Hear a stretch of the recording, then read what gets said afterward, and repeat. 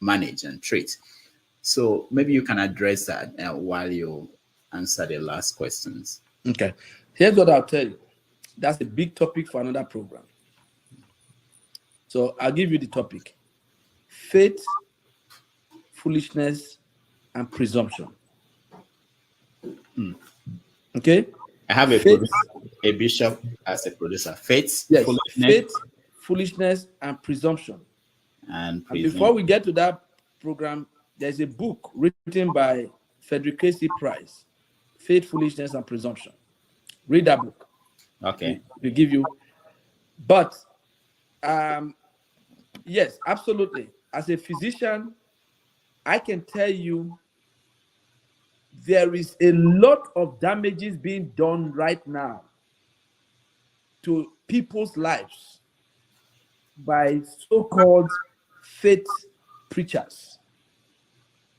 And I am the first to tell you, as a doctor, I am absolutely upset about the effect of some of these things now. There's so much of denial. You have people who won't check their blood pressure. And when they come to my clinic, I check it, and their blood pressure is 200 and something over 120. What do you think comes out from their mouth? Blood of Jesus. I refuse it in Jesus' name. I reject it in Jesus' name. I reject it. Okay? Blood of Jesus. I reject it in Jesus' name. The guy is going to have a stroke next week. And before you know it, he's either paralyzed or he dies. Why? Because he went to a program, somebody told him, throw away all your medicine. But you know what I tell people? Believe it. I love faith. And I am a strong believer in faith. I'm a word of faith guy. But Dr. Damages, I just took my amlodipine. I just took it this morning with my losartan. And I'm careful to tell people. I don't like to lie to people. You're wearing glasses now, Dr. Damages, right? I wasn't wearing it some years back. You don't have faith. That's why you're still wearing glasses, you know. How can you be wearing glasses? Now, without it, I can see three of you on the screen. I don't know which one is talking. And so what I sometimes look at, when I look at the people who tell somebody to throw away your medicine, sometimes the preacher who is telling you he's wearing glasses. So you see sometimes, my brother, on one side, Dan, I agree with you. There has been a lot of manipulation of people. But that also, in everything, there's abuse. But abuse does not completely eradicate the right thing. There's still the right thing. But there are people who, of course, abuse it. The church in Nigeria, let me tell you, my brother, if the people in Nigeria don't go to church the way they are going, I don't know how they would have survived. Have you been to Nigeria recently? You ask yourself, how do people survive in this country? But for me, I don't really blame. Let me tell you, I'm a little bit on the other side of the fence. If you stay in Nigeria and go to church, you will go to church more than them, because some of them, the only thing they can, the only thing the only place they can survive is church, because you have no salary to eat. I mean, you have nothing. I mean, you are talking about going to doctor. It's not who has medicine that will go to doctor. You go to the hospital, they say make you drop deposit. How much is deposit? But Bishop, is that not the problem why Nigeria is on the floor? Because the religious people keep giving us this false hope instead of telling them to at least protest for their liberty. They tell you, don't worry, like you are saying, God will come down, and God never came down.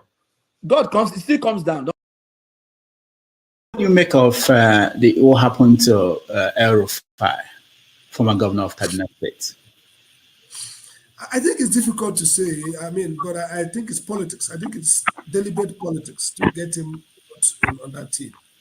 El-Rufai had met with me before the election and told me that both Atiku and Tinubu wanted him to be on the team, but he wouldn't work for government again. That he has, He has worked for many years as minister, DGBPE, 8 years as governor, and truly he was doing a PhD program at in Dutch University. And actually, I came to discuss his project with him. I believe that he would not take the office, but I was surprised that he was nominated. He was rumored for chief of staff to secretary of government, and he took this. So the first question is, maybe I shouldn't have accepted the office. Second point is, maybe he should have been nominated. I mean, people in Nigeria mistake leadership. They look at technical competence. Okay, brilliant architect, good, strong policy issues, very strong profile as Minister of Interior in terms of dealing with difficult issues, but lacks the central political skill to build community. He's my friend. I worked with him before. If you look at the history of Kaduna, he made it worse clearly politically. That's not about that. I mean, he may have done some development projects, but essentially, if 8 years couldn't be put together, Nigeria is a is radical pluralism. It's a country that from 1960, even before 1960, have had very tough, great ethnic religious fault lines, have had moments of flare-outs, even burnt out, if you like. So one critical skill to be a minister of Nigeria must be that capacity to not to make matter worse, to inclusive, to generate harmony instead of disharmony. So whether his style or his personality or his ideas, if as governor he has that level of greater level of division, those who believe in him radically and many who don't want him. And if you look at Kaduna, the bloodletting, if you look at some of the tweets around Boko Haram, or even the things he said about Jonathan government, as a friend, as somebody I support, if I was going to be the president, I would nominate him. Because you see, I think he would come with Nigeria is at a point where security and national cohesion should be the central thing, because you have to have a country when you talk about whether it's going to be Ministry of Power or Ministry of Petroleum or Ministry of anything. So I think that it's surprising he took the job. It's also surprising that those who gave him the job blocked him, in my view, because the Senate doesn't have, it's a cop-out. The idea of security blocking is actually a cop-out. It's deliberately designed not to confirm him. And it shows to me that the parts of Tinubu's presidential politics could be very intriguing and could be bloody going forward. This is just a foretaste of the level of, level of conspiracy, level of maneuvering that we might see as we continue in this journey. Interesting, but avoidable, basically. That there is Biafran government in exile, and they opened an office in Maryland or Washington, D.C., somewhere around Maryland this week or last week. And so what do you make of that? They are who they are. I'm sure nobody recognizes them. But the landlord or landlady whom they are paying rent to will be happy to collect the rent. But look, my view is this. Self-determination is Article 1 of the International Covenant on Civil and Political Rights. It's Article 1 of the International Covenant on Economic, Social, and Cultural Rights. It's, I believe, Article 21 of the African Charter on Human and People's Rights, which, by the way, is domestic law in Nigeria. And the National Human Rights Commission Act, as amended, mandates Nigeria to protect the rights recognized in all of these documents that I've just mentioned. As long as people are articulating about self-determination in a way that does not involve violence or advocacy for killing anyone, I will defend those rights. The one where I diverge from any such advocacy is where people begin to advocate for killing, for war, for violence. That's where I disagree. But if somebody wants to call themselves the government of masquerade of Mao Republic in exile, I will defend the person. I have no problems doing that. What if they impose sit at home? Like we have another one coming up for 3 weeks that was announced by Simon Eba. what is the best reaction to that situation? You know, I think the situation with sit-at-home is a little complex. Yeah. Obviously, the sit-at-home is imposing a lot of hardship on our people. And the idea, and this is part of what I'm saying, the idea of, sit-at-home, people have a right to withdraw their habitual allegiance from any authority. That's part of protest. But that has to be voluntary. So when you're going around shooting people because they say we will not sit at home, or because they are day workers who will not have anything to eat, and they are trying to go and survive, and you're shooting them and killing them or desecrating them, that's a different thing. That's not sit at home. That is violence. And that is condemnable, and every one of us has to condemn it, and everyone has to work against that. But you see the problem here. Having said all of this, if government had authority, and if government was relevant to the people, you will not be having an idiot like Simon Ekpa sitting in Finland with a wife who is white from Finland, telling Nigerians what to do. It is because these politicians in our part of the country have failed our people and failed themselves that imbeciles like Simon Ekpa will be doing what they are doing, and people are even noticing them. So I do think, having said everything about sit-at-home that I find disagreeable, it should also teach us something, that what the currency you deal in as a politician, as a political leader, is authority. It's not coercion. You're not going to shoot people into listening to you if you're not performing. But when you perform, people will not listen to somebody else because they will trust you. That, I think, is the lesson. So that colors. Let him talk, I beg, Rudolph. All right, one man. Ayo says. All right. So thank you, Ayo, and thank you, Rudolph, for having me. I only really came on really because of Franklin, who I'm hopeful to address, and I hope I have the space to address him. And I want to ask you a question, Franklin, and I want you to address it. So I don't want to hear what Voltaire has to say. I don't want to hear what Jorgen Habermas or I'm asking you. You've already set the backdrop with all of the books you've used to line your backstage, so we know what you're projecting. So I'm asking you frontally, not Achebe, not Voltaire, not Confucius, you. So I'm painting you a scenario, because really what's led us to this space is a guy called Chinedu Rosevivor, and I only call him Chinedu Rosevivor because that was on his campaign poster when he wanted to be senator just as early as 2019. Anybody can Google it, you see it's all over the internet. So this conversation really comes into play because a guy called Chinedu Rosevivor, who cannot speak a lick of the Yoruba language, he is aspiring to be the governor of Lagos State. And that doesn't sit with the culture.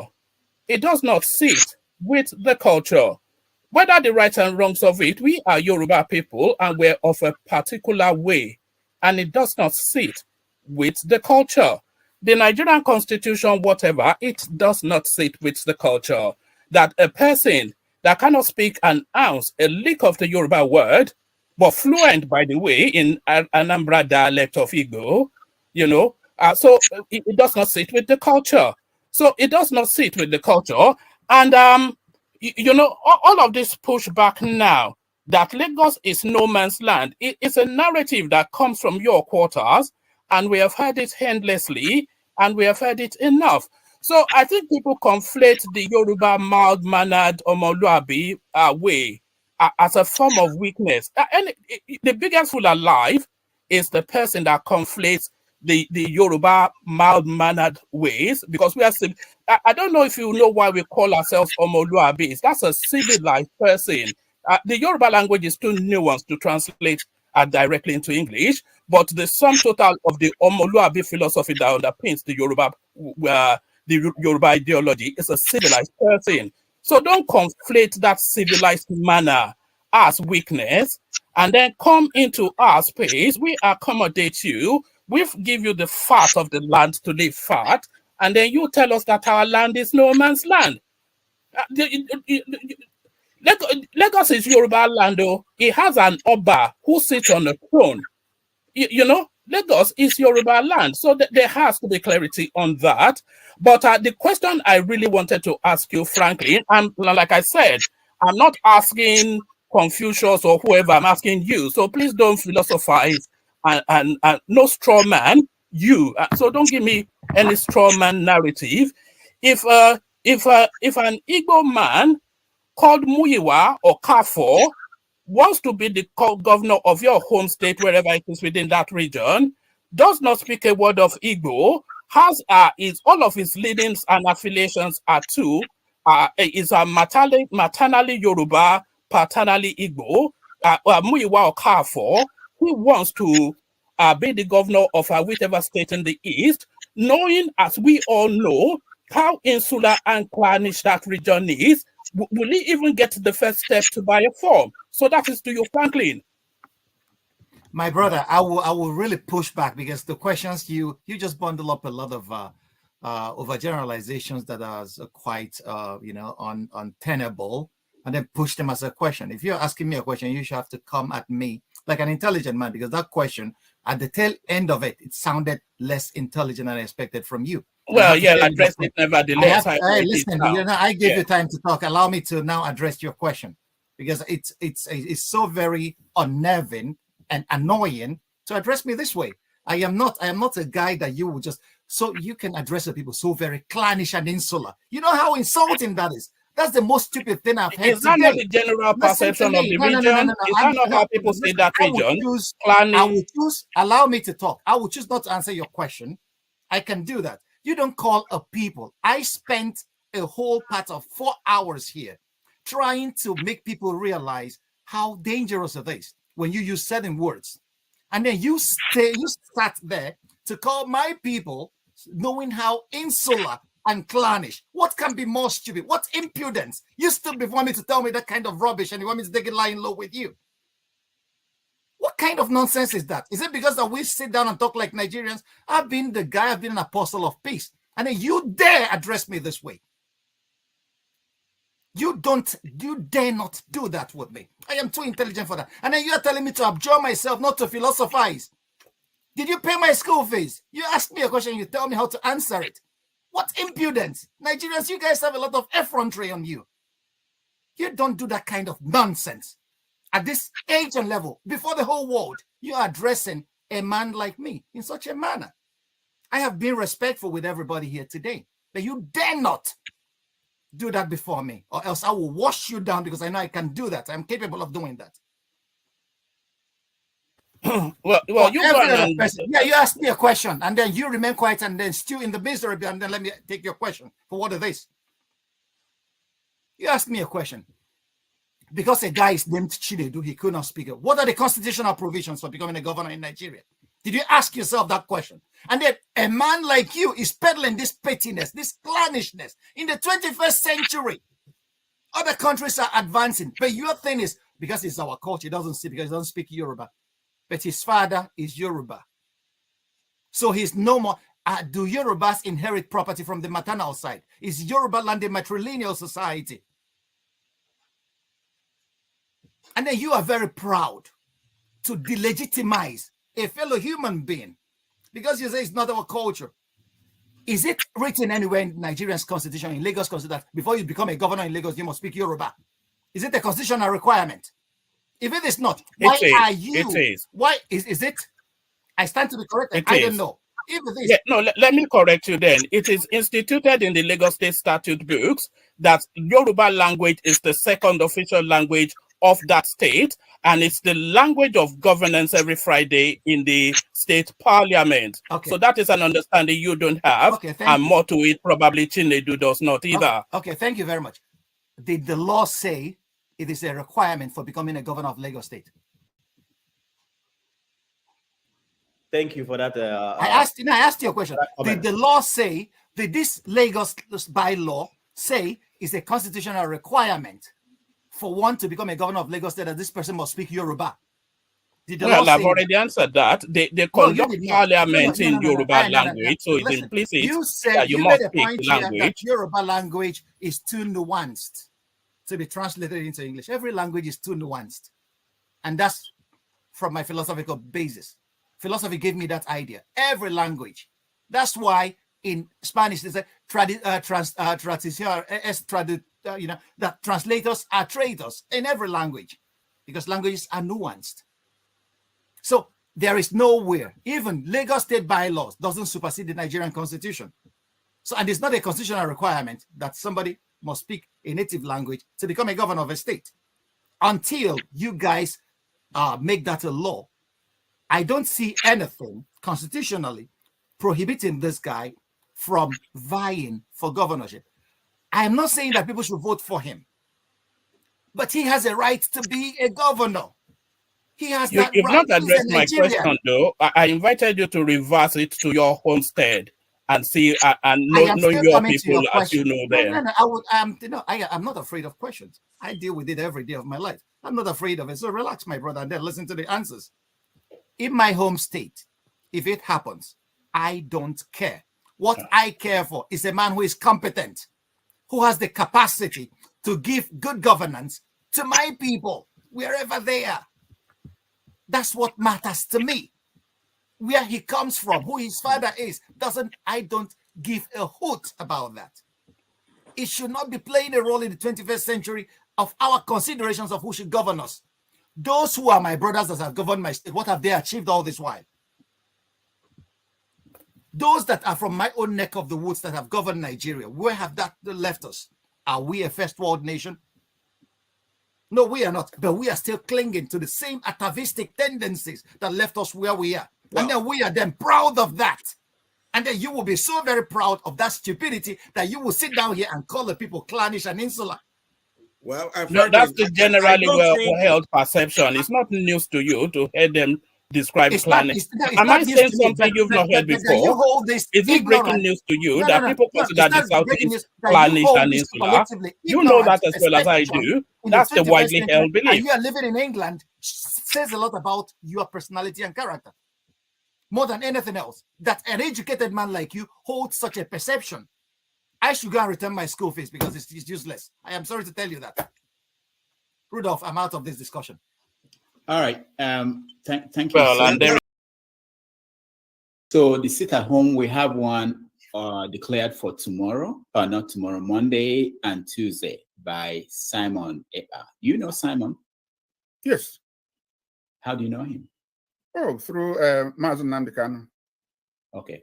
Have you been in touch with him? Is he speaking on behalf of, no, not on behalf of you or anybody, but what is the position of the World Igbo Congress to the position that he's taken in the Igbo situation on the election, in this coming election in Nigeria? The position that who is taking, Simon, yeah, which is that there shouldn't be election. Let me say upfront that World Igbo Congress does not support no election in Igbo land. But World Igbo Congress actively is even promoting election in Igbo land. Let me say that I have even had opportunity to communicate with Simon on certain issues, especially the impact of this sit at home in Igbo land. First of all, I even communicated with him a certain meticulous study. You know, I am an academician, and therefore we don't work with sentiments, we work with empirical data. We have a document, the Southeast economy, the cost of insecurity and sit-at-home protest on the business environment. We have a first copy, one of it already published, and developed and published by Dev East Foundation Limited. It's a non-profit organization. They did empirical studies and they have data to show how the sit-at-home has been impacting Igbo land. There are so many things connected to that. It erodes confidence in the economy of the Southeast. It generates potential loss of the foreign direct investment, which also includes remittances coming into Igbo land. Very soon, the entire Igbo land, they owe about 412 billion naira. They are struggling to pay back, and they're not finding it funny at all. And the sit at home is helping to pull that back and make it impossible for these states to become viable enough to follow or carry out other programs that they've set up for themselves. And they also lead to sit-at-homes, lead to collapse of businesses in Igbo land. And that increases poverty. Increase in poverty, that is when transporters, farmers, traders, and so on can no longer make ends meet. These are all the impact. And therefore, I've communicated with him that saying the sit down at home is impacting us economically.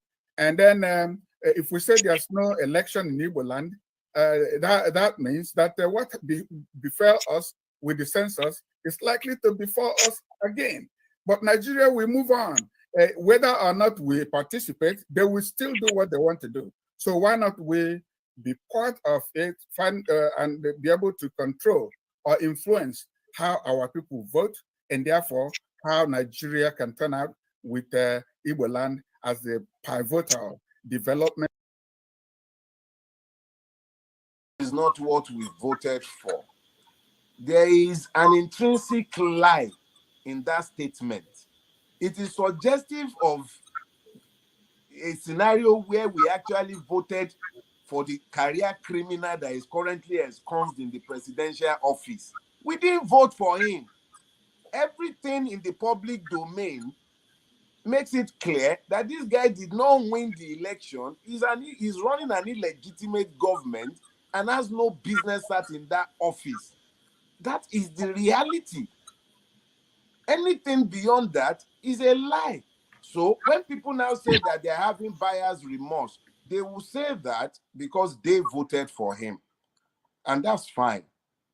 He has now revealed himself to them. They can have their buyer's remorse. But what about those of us who not only did not vote for him, we knew all along that this man was going to be evil and that he's bad for everybody. And we warned everyone. And people listened. They fought to make sure he did not emerge. And this man has proceeded to force himself into the office, and he is proceeding to corrupt every strata of that same society. So if some people are having buyer's remorse, they can discuss their buyer's remorse. I'm actually not too keen. So somebody said he was misled. They defrauded him into supporting APC.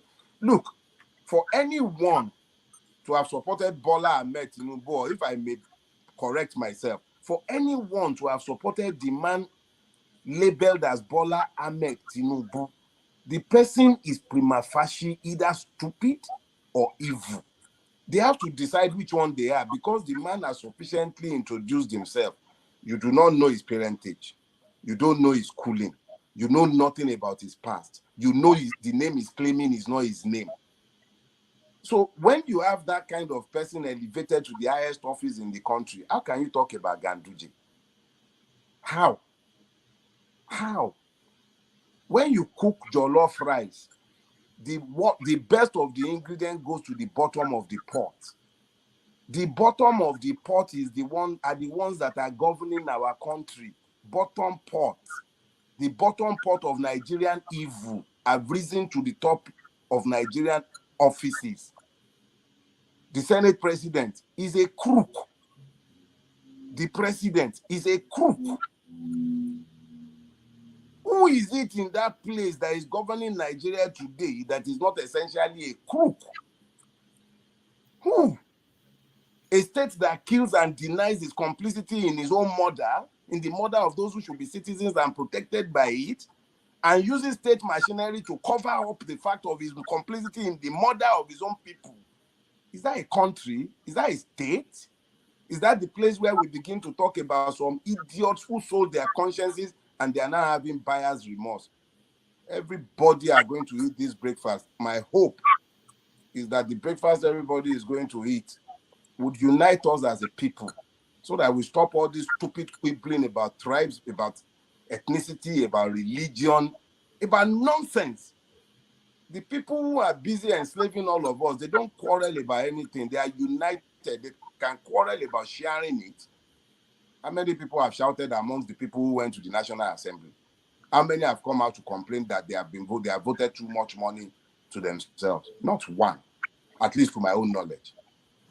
So why do we, the people, continue to divide ourselves and then strengthen the chains binding us?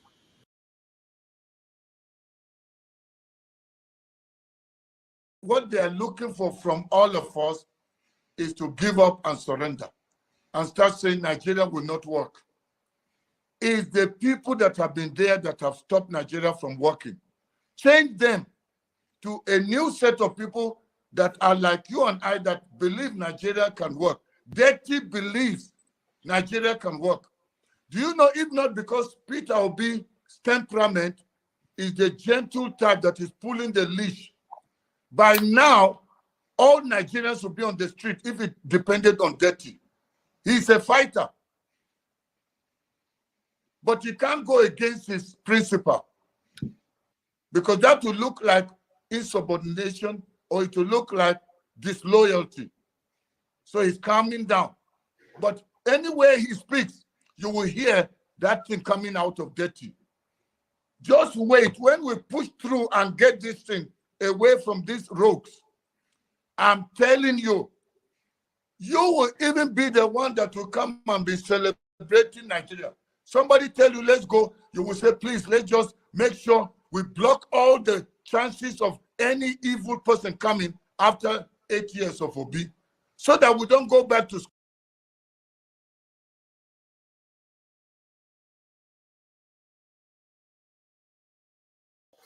I don't know. I don't know if some of you saw a video of one guy that climbed. I think it's a water tank, a tall water tank or whatever, a tower, and dropped from there and died. Just committed suicide. When we are sick, we go to hospital, we take care of our body, but we don't take care of our mind. Some of us, to get out of situation, they smoke Igbo. Some people engage in sex. Some people drink. That's why we deal with our stress, our emotions, saying things that bug us. Our mind is, it has to be treated. And the people criticize the church a lot, but they don't know what they do for people. They take care of their, I don't know if you have seen any church people that commit suicide. They don't. You have your work. When you are stressed or whatever, when you want to get away, you go to your work and just do your work. You get away from it. But these people are suffering. They don't know where to go. They go to treat their emotion. They go to church and they give them hope. Just like people engage in dope, some people engage in hope. They are basically the same thing. We have people who say hope. So they give them, what they need on Sunday. They give them their medicine on Sunday. Some go on Wednesday and get them, the Wednesday one, the midweek one. But it carries them, it carries them along. They have hope. They keep living. They keep trying. So that's what the church, does. What Christianity, Christianity or whatever, or religion, what it does to, for people. So if you don't understand it, you have problem. Because you yourself, you engage in so many other things to get your mind, steady. Anyway, but some of these people, people that sell this hope. Some of them, they have the issues themselves. They have their own problems. Some people they live, they want people to worship them. They are lacking in so many things. They live on that.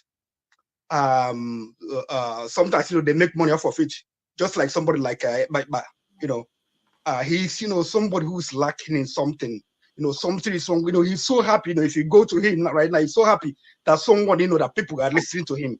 That people obeying him. Narcissists. That's the kind of people. Some people sadist. That's the kind of people they are. They're happy when other people are hurting. It makes them happy. People obey them. So that's we have those kind of people. That's what is happening in Igbo land right now. I've been saying this. Nnamdi Kanu, no matter people like him or people obey him, I'm not, because anybody who I believe that is not smart enough, you have an issue. You are in another land. You know about Africa. You know about Omar Diko. You are smart. You're telling people, that Buhari is Jubril. You don't have evidence. You keep perpetuating this lie. But Jubril, you reverse his picture. His ear, where he had problem in the left ear, it goes to the right ear. You tell people, yeah, see, I'm telling you, the other Buhari, it was in the left. You keep telling these people this. You are smart. You are leading people. How can you be this dumb and you are leading people?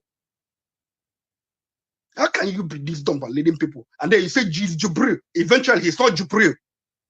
These people, they don't know. They are not critical thinkers. They don't think. Right now, what we have is an administration that that they hate Igbos. They want the downfall of Igbos. That's the people you have right now. And also the world, has converged. We have Ukraine. We have economic meltdown. Nobody's listening to whatever it is happening to Africa. This is not the right time to engage in all this, killing, just killing your own people for the world to live. Then nobody's paying attention. You're gonna be killing your people. All of them will die. Nobody will come to your aid. So you are just wasting your time. You have to be to find out what is happening right now. What do we do right now? Is it good to for us to make some concession for this struggle? And then maybe later, Nnamdi Kanu will not come out. Buhari will not release it. No matter what you do, these are Igbo haters. They will not release Nnamdi Kanu. Why not wait for another 6 months or whatever? 3-4 months, Buhari will be out of power. We know that in the next government that will come will release Nnamdi Kanu, no matter what. Not even if Peter Obi, Tinubu, what's his name, Atiku. Only person I know that will not release Nnamdi Kanu, probably if you want. But we know that if these people they will release Nnamdi Kanu. So no, why not wait? Why do you keep inflicting pain on your people still? Even during the World War, if in America, if they're fighting during the Christmas, they had a Christmas truce so that people will celebrate Christmas. But during Christmas period, when you know that that's the height of celebration for your people, you lock them down. You lock them down. What kind of person are you? Are you strong better than you? Are you a devil's apprentice? These people that they see their hope. They see majority of Southeasterners, they've seen hope in Peter Obi. And you want to deny them this hope. Just because you want to, feel that people respect you, that people listen to you, because of what you are lacking in yourself. You are lacking. Psychologically, you are not all right. Something is wrong with you. You need to see a psychiatrist. You need to take your medication. Stop killing people in the Southeast. Many people have died. People don't go to hospital because you call people, baby, you send a message in the East. They have to plan so that you will not be on Monday. So that people are sick. They pray to God that they don't get sick on Monday. What are you inflicting to people? Go to other struggles. Colombia, the facts, they fought. They were killing their own people. They got tired. Nigeria, well, nobody is coming to your aid. Get that into your heart. Biafrans, people are IPOB members.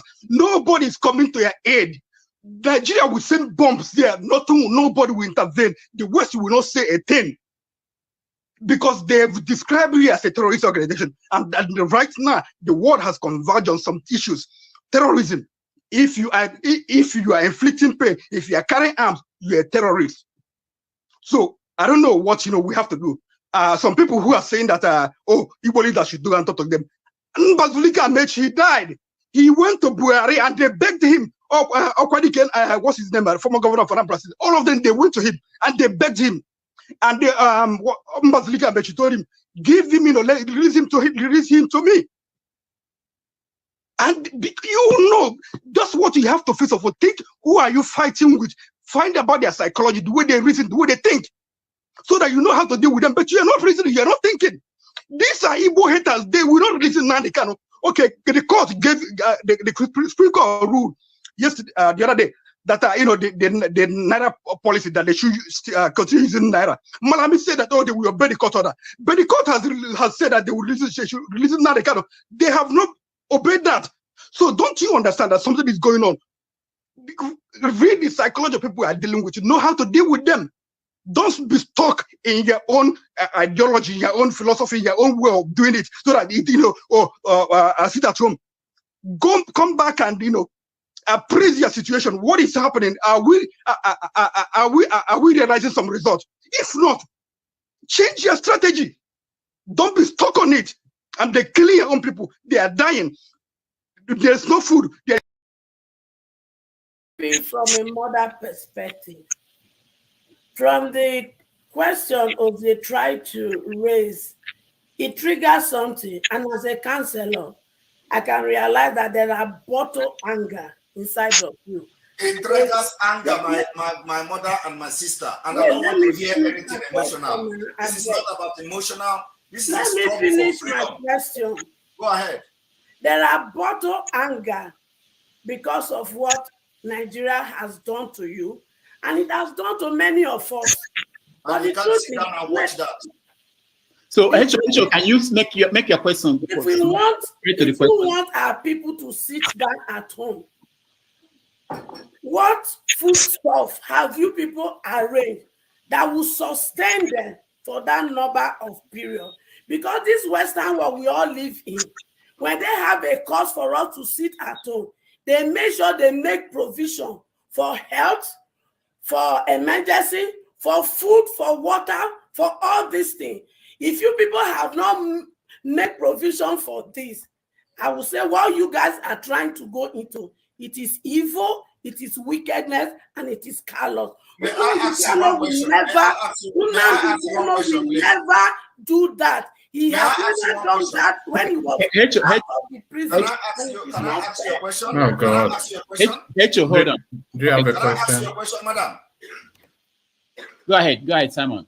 What country are you? Which country are you?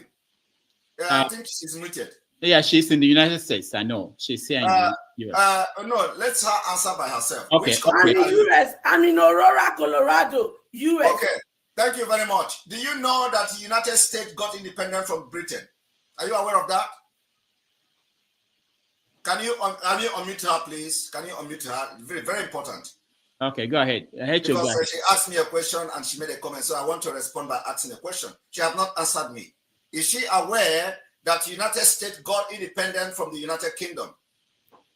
United States forced the India to take over their land. That is the history of So am I wrong when I say that the United States got independent from the United Kingdom? Are you saying that I'm wrong? The question I'm asking you, I'm not saying don't I know the question you ask. Can you answer me? What provision have you made to feed them for 5 years to stay at home? A lot of them feed for the asked your question.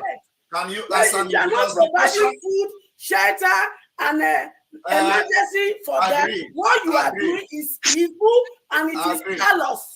Agreed. You are going to your question. Your answer will address what you are saying. I come from Delta State, so notice I far from now. I know, but you stand in the United States. You provide food for them. Provide water, everything they need so that they can sit comfortably and obey your dictatorship. Thank you.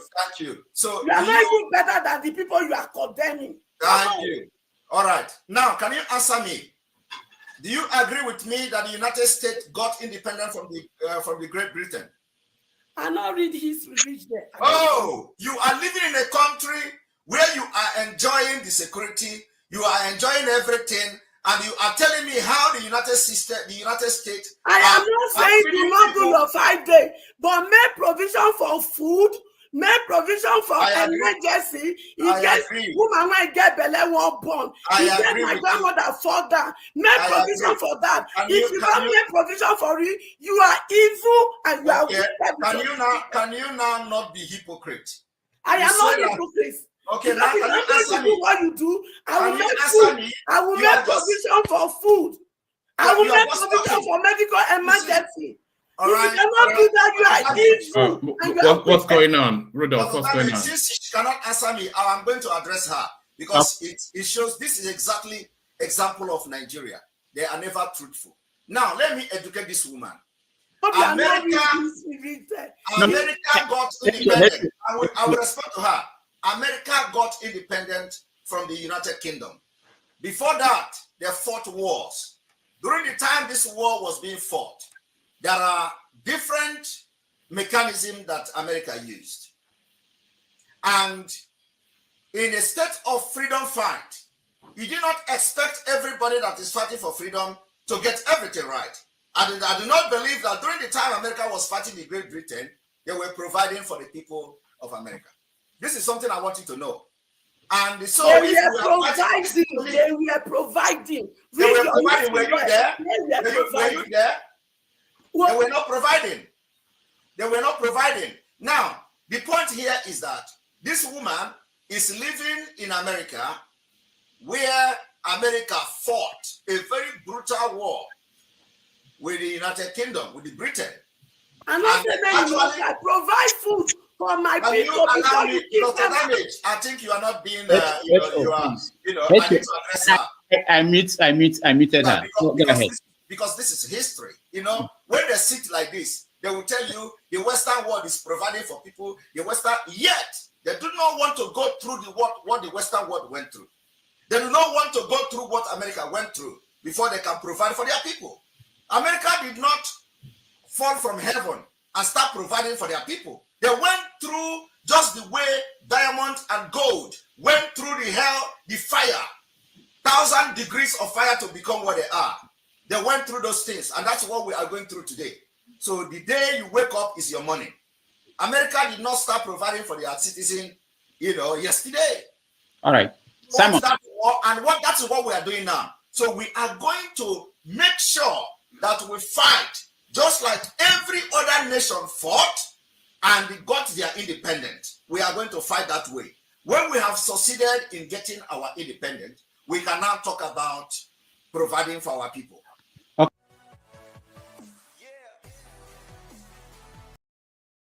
That this hasn't always been part of the Nigerian psyche. I think it's something that the military introduced into the Nigerian psyche after the Civil War.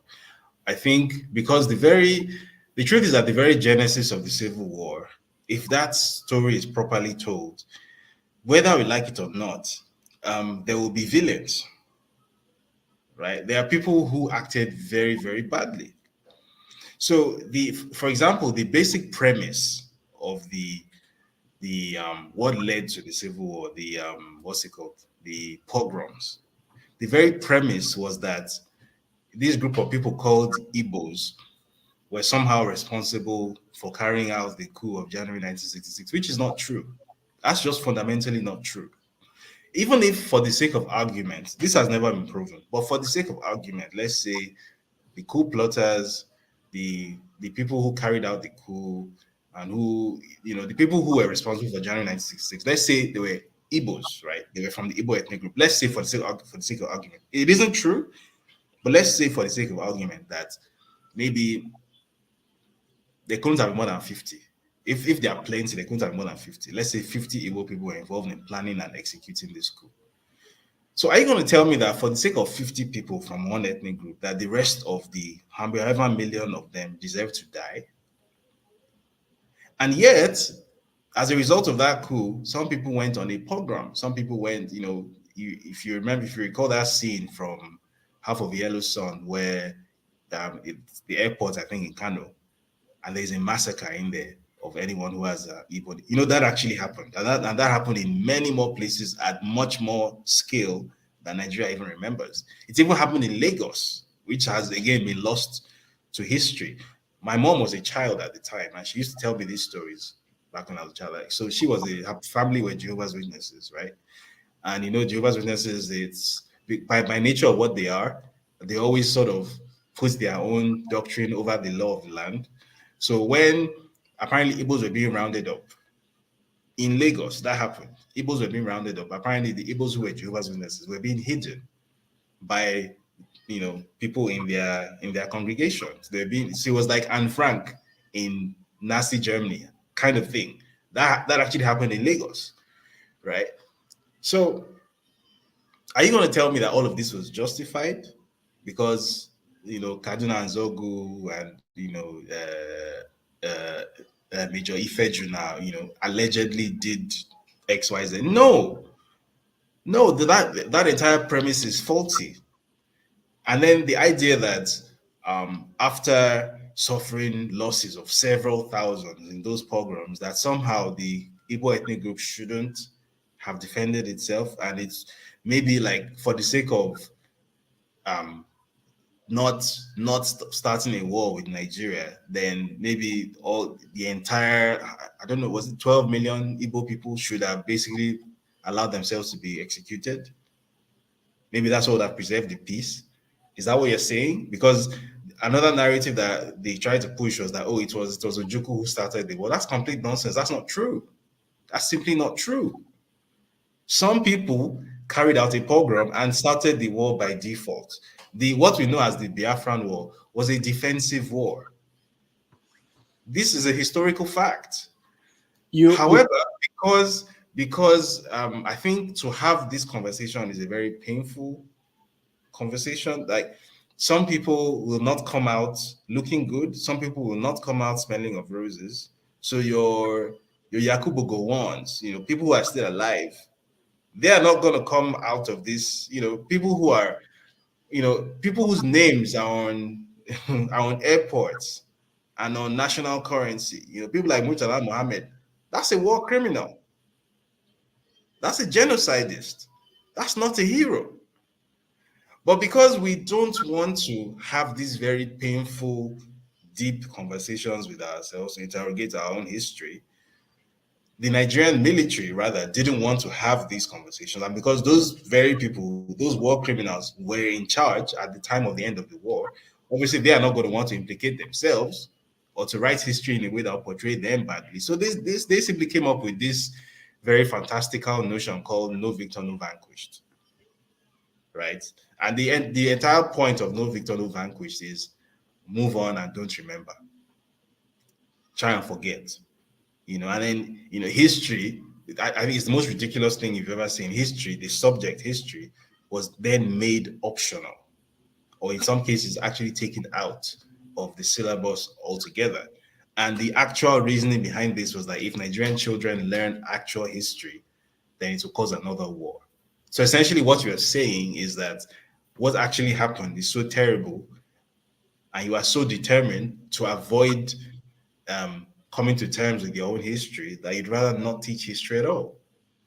And that just strikes me as a very interesting way of dealing with issues. So, for example, if, let's say, Germany decided to adopt the same approach after the Second World War, what would we think about that? Because we know that Germany is responsible for the murder of 6 million Jews, as well as gypsies and blacks and homosexuals and whatnot. We know that the total number of dead people in World War II, which was started by Germany, exceeded 80 million people.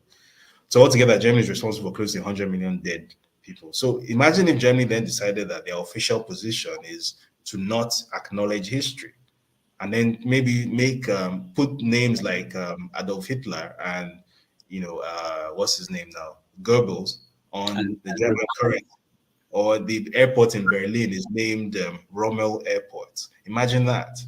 But that's what we've done in Nigeria, because we are the Nigerian military rather was so determined not to acknowledge the truth. And I'll just make it close with this, that one very unfortunate thing about soldiers is they're trained to see themselves as almost omnipotent. So soldiers don't acknowledge that certain things are bigger than them. So a soldier believes that because I'm holding a gun and because I'm in power, I'm in charge, I can make you do what I want because I'm holding a gun, and you will be coerced to do it. That means that I can alter the flow of history. I can alter even the way things are remembered. I can alter people's memories of their own lived experiences because I'm pointing a gun at them. Soldiers believe that. But obviously you don't have that. Nobody has that power, right? Except you are God. Nobody has that power. So obviously all that has happened over the intervening, how many years? 60, thereabout 50, 60 years, is that these things haven't been forgotten. The people who went through these things as children, they're still alive. They're still alive. That generation who went to survive the Biafran War as kids, they're still alive.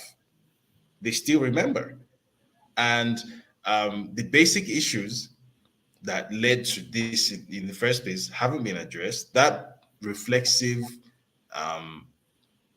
anti-Igbo energy, which sometimes spills over into violence, it's still there. I mean, we haven't had a Biafran war level occurrence since then, but we've had issues like the Kaduna riots in 2001 that I referenced earlier, which it always, even though the target is Christian, it always seems to somehow degenerate into specifically targeting that particular ethnic group somehow. So obviously there's a problem here that hasn't been addressed, but it's the elephant in the room that nobody wants to look at. So that's, I guess, what people like me are trying to, well, that's what I tried to spotlight when I put out this essay. I think it was on Biafran Remembrance Day in 2019 that I first put it out. That, hey, this is what the situation is, and look, whether you like it or not, we're going to need to have this conversation. Otherwise, or whether you like it or not, all your Nnamdi Kanus and your Simon Ekpas, they didn't come out of nowhere, right? There's something that they tapped into, and that thing is real, and you can't wish it away. You can't. The people who are sort of tapping into that seam of anger with them, you can't tell them that they're stupid or that they, that their history is worth less than yours. So they don't have a right to remember their own history. They don't have a right to feel their own pain, and they don't have a right to react to their own perceived injustice. You can't tell them that. So that's what I set out to achieve with that essay.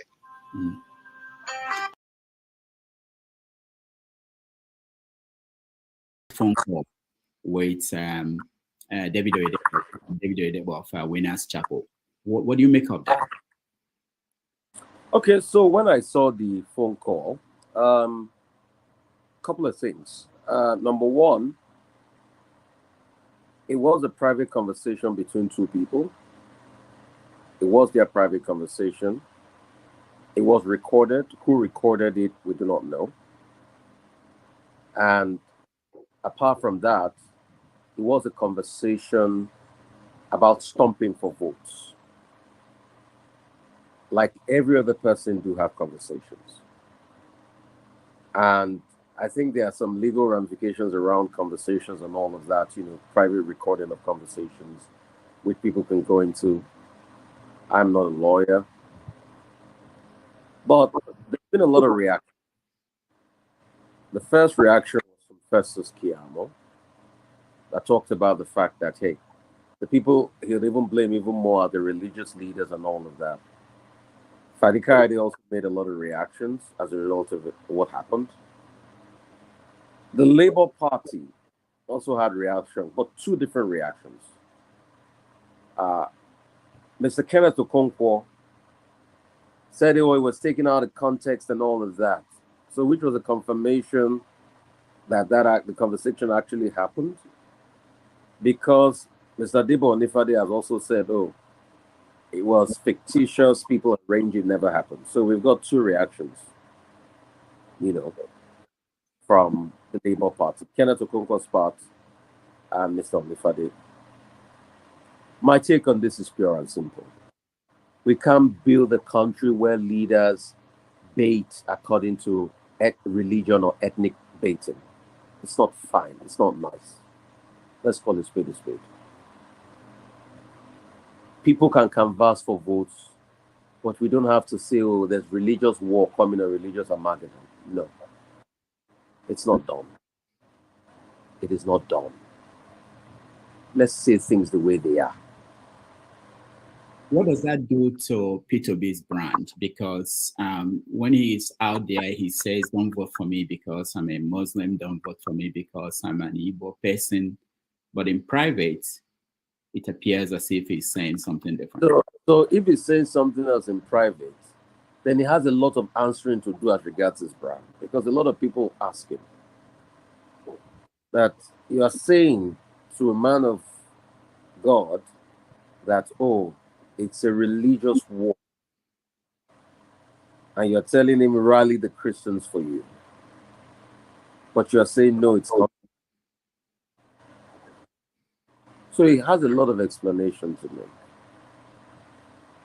Well, what would he's dismissed the audio, but also, if they dismiss the audio, a lot of people too are also saying want to have forensic proof that it didn't happen before you can say it didn't happen. But based on what was heard there, I think on other newspaper sites, I think FIG or something, took it through deep wear to see that if they were deep fakes, and the result came out that said there were no deep fakes. No, the fact that the newspaper reached out to Peter Obi's campaign and they did not respond, reached out to Oyedepo and they you didn't respond before now. So it's as pure as simple as that. We cannot have a country where leaders that ought to speak against religious tension and religious baiting are the ones saying, oh, there's a religious war going on. Rally for me because of the religious war. No, we can't have that. Right. Question of what has Obi done in the public space to change Nigerian politics. Let me put it this way. Obi is the first Nigerian politician to make it clear to the Nigerian people in the last 24 years that they are the most important piece in nation building. Other people have attempted in different ways, but they might have been swallowed up by different reasons or might be obscured by different things. But what happened with Peter Obi was that the man came at the right time. He was the right man, but the time was also ready for him. Time will not allow me to deal with all the reasons why he was the right man, but I'll deal with some of them and then explain how it has affected the political landscape. Peter Obi comes from the disadvantaged, institutionally disadvantaged. Those the Nigerian state have used as the proving ground for his many evils against the people of Nigeria. Those are the people from whom Peter Obi came, the Igbos. The Igbo people of Nigeria have been the proving ground for every one of Nigeria's evils until they have experimented and completed his usage against the Igbos, normalized it by using the hatred of other nationalities against the Igbos to normalize that evil, and then begin to extend the same evil beyond the ethnic line into class line, because it was always about class. It was never about ethnicity. But it was hidden behind ethnicity because it found acceptance in a larger pool of humanity. So, a member of the institutionally disadvantaged rose as a champion of all, because every Nigerian have become marginalized and disadvantaged by Nigeria. So, his candidacy found resonance in those who were earlier referred to as the North, as though they do not exist as humanity. The people of Kaduna, Southern Kaduna, the Bauchi people who had long been silenced and who had lost their voices. The people of Borno, vast parts of Borno, parts of the Plateau, Nasarawa, Taraba, Benue, places that were once blithely referred to as though they had no, they didn't have identity. And then it came at a time when the hubris of the Nigerian ruining crash had led it to believe that the politicization of religion had been matured to the point where they could blithely declare that Muslim ticket is the way to go. They aroused the passions of those for whom religion was a matter of ethnic identity, the Northern Muslims. Religion is not just religion for the Northern Muslim because it is rooted in their history.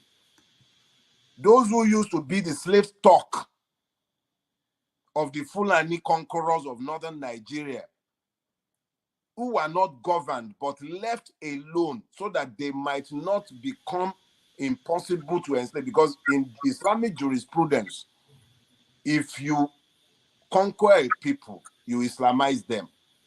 If you Islamize them, you cannot enslave them.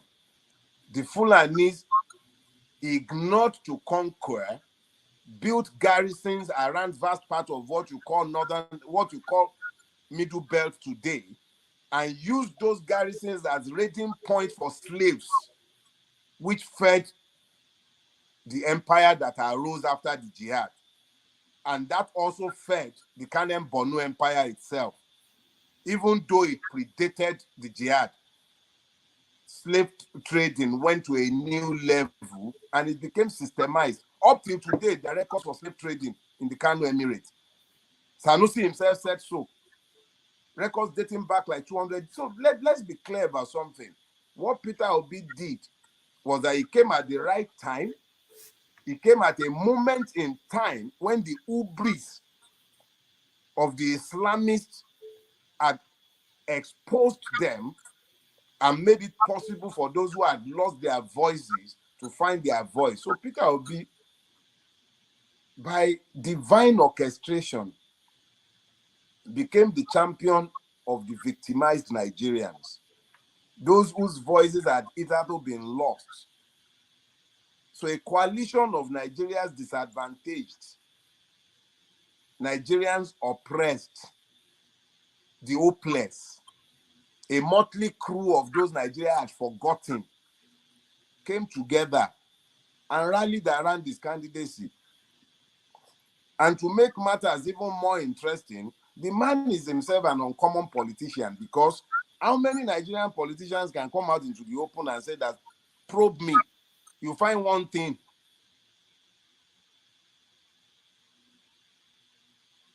Propaganda that anybody might throw around. How come nobody has managed to trace one of those cobbles into his pocket? So, I'm not a saint. I don't expect to find a saint on this part of life. Maybe by the time we've translated. I'm no saint. I do a lot of things I shouldn't be doing, but I don't steal anybody's money. I don't know what else Peter Obi does or does not do. I don't know who he is in his personal space. But the man has proven in his public space that he can be trusted. And Nigerians saw that and gravitated towards it. You cannot say the same for any other member of the Nigerian ruling class. His enemies succeeded him in office as governor. His enemies. He even enthroned one himself with his own hand. Willie the drunk. What has happened? How many of them have brought out anything to stick on him, like stealing? How many?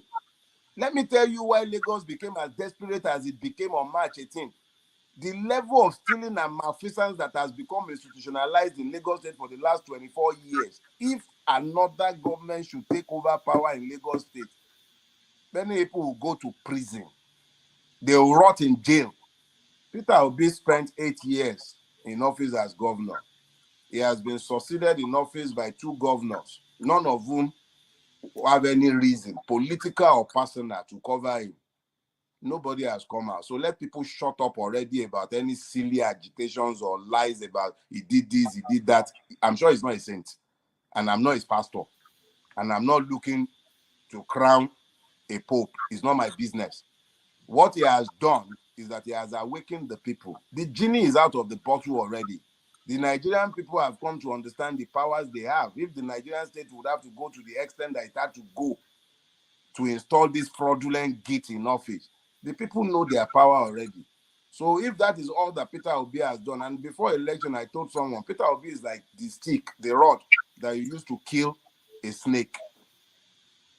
Whether the rod survives the ordeal or not does not concern you. The purpose of the rod is the destruction and death of the snake. Peter Obi has surpassed and exceeded his purpose already. He has awakened the people. I now know the power that they have. What we do with where we are going forward is on us. There are no Voltrons anywhere. He has served his purpose and he's still serving his purpose by remaining steadfast in the cause of this pursuit of justice. I'm sure they would have offered him 1,001 incentives to abandon this, and I'm aware they did. And the man has stood steadfast. Let me quote him in one of his retorts to one of the bunches of miscreants who have been seeking to press him into stopping. Over my dead body. So please, there are several of us who have resolved that madness in Nigeria will only be normalized over our dead bodies. We will carry no guns, we will throw no stones, but we refuse to normalize evil, and we will not keep quiet. She dead me. We died before we were battered. If we didn't die in the womb, we will never be battered. A day will come when we have to be battered to the next stage. That's what you call death. If it comes, let it come when it comes. But let it be said that we died for truth. That is where that man is standing today, and that's where a lot of us are standing. So those who are in doubt of where they are standing and who think that they can buy their way into the books of history, let them have a rethink.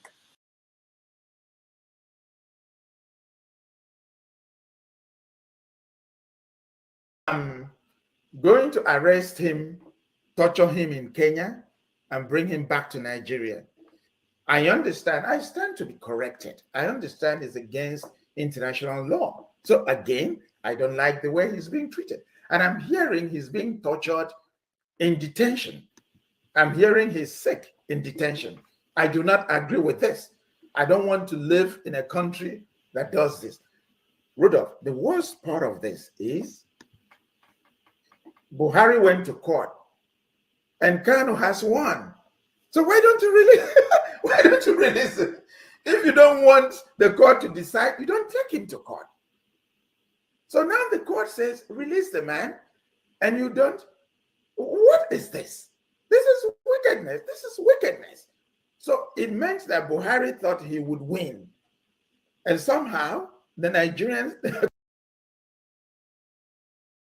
Another from another person who is Igbo weighing in on the upcoming election and get your take on that.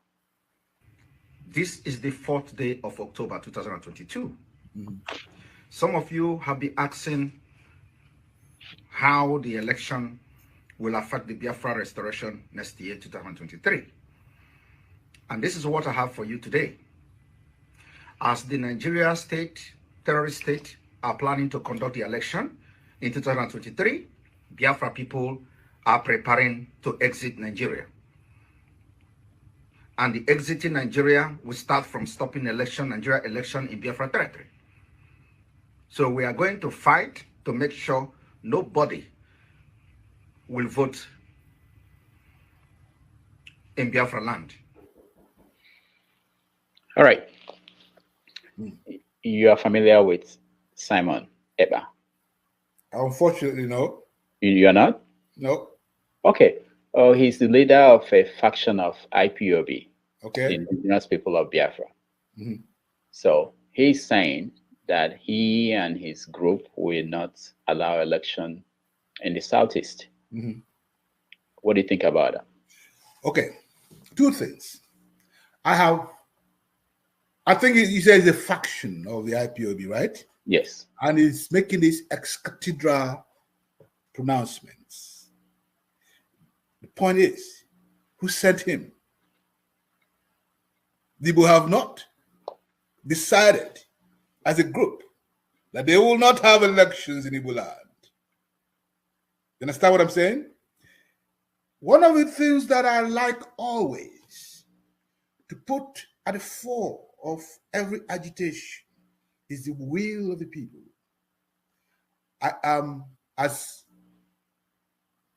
Igbo, as the next person, I am against the injustice that have been meted to the Igbo as a people.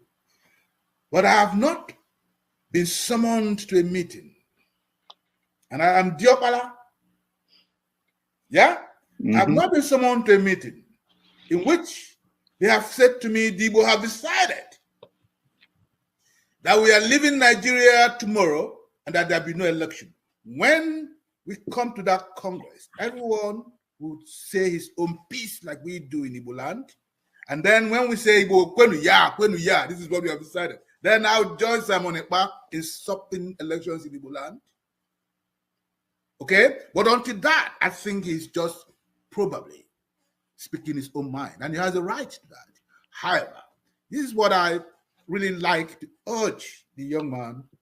I want him to put his ears close to the ground and he will hear the sounds of the rustle of the ants. They who put their ears on the ground will sadly hear the rustle of the ants. The ants are telling us a different story today. The Igbo are saying, come, let us see the end of this situation. Let us see if there is a need for plan B. We know that in Igbo land, that you cannot sustain an agitation unless there is community involvement. Otherwise, the Igbo would send you behind the backyard and send you to Igwenga. You go on a long journey. Yeah, that's how we do it. Okay, so I want them to understand that there are also counter forces in Igbo land, unless the Igbo agree that these counter forces in Igbo land are as active, okay, and can be activated, and can actually very easily be activated because the federal nature of Igbo society gives each town autonomy to act, invokes the leadership of the actual leadership of each town, okay, who are often hidden behind the shield of all this noise. They come out and say, end this matter. That's when we see people act, and they will act. People have actually said, let us watch what happens. I know that there are so many meetings around Igbo land dealing with this question of how do we respond to these elections. In my view, from what I've heard, most Igbo are prepared to give, okay, this process a chance until they can no longer give it a chance. So I don't think that this threat should be taken. I mean, I'm not saying don't take it seriously, but I don't think that it can threaten the solid foundation of Igbo capacity to act when they choose to act.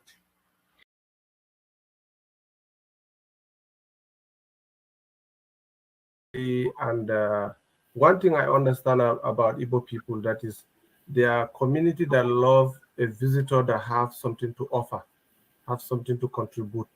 So they love people who come into their communities and support their livelihood, more especially when you are a professional.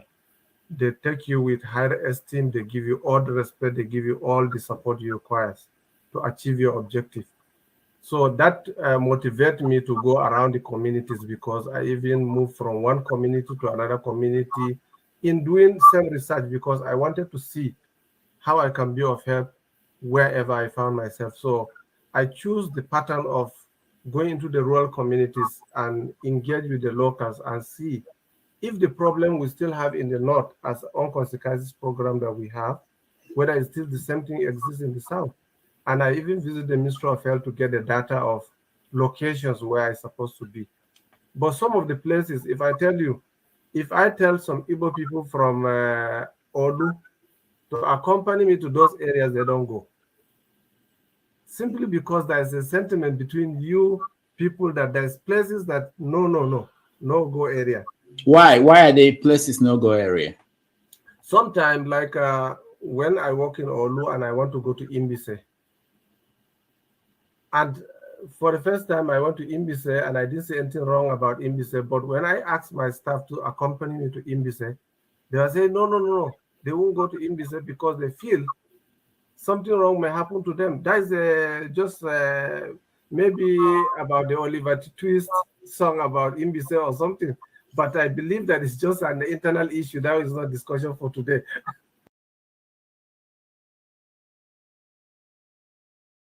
Is contemporary society. Thanks.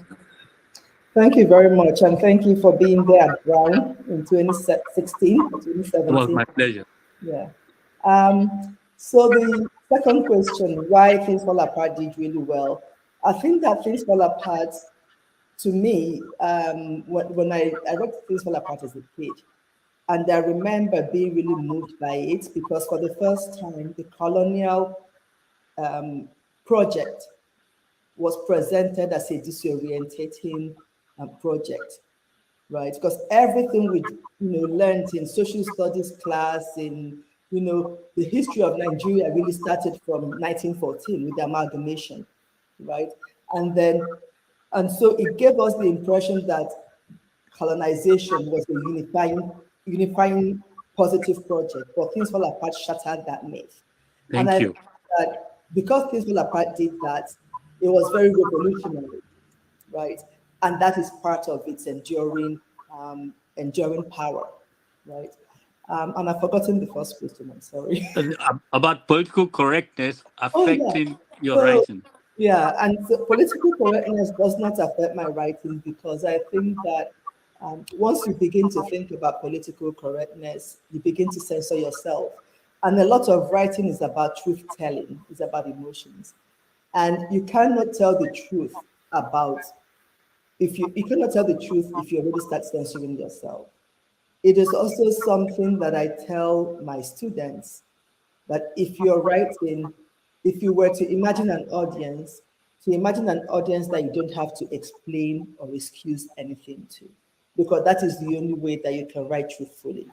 That's the only way you can write a work with heart. You can't begin to think about whether or not you're offending somebody, whether or not you are writing the right things. You know, then it becomes propaganda, right? A lot of writing, I've said this before, a lot of writing comes from the heart because it's your passion that rules the writing. And if you start censoring yourself, you already start putting barriers. Thank you for joining us in 2023 on 90 Minutes Africa and Have Your Say 247. We thank all our guests, panelists, financial supporters, and viewers throughout the year. There were so many of you who shared their thoughts with us. Over 2 million hours of views, no be small thing. We appreciate you all.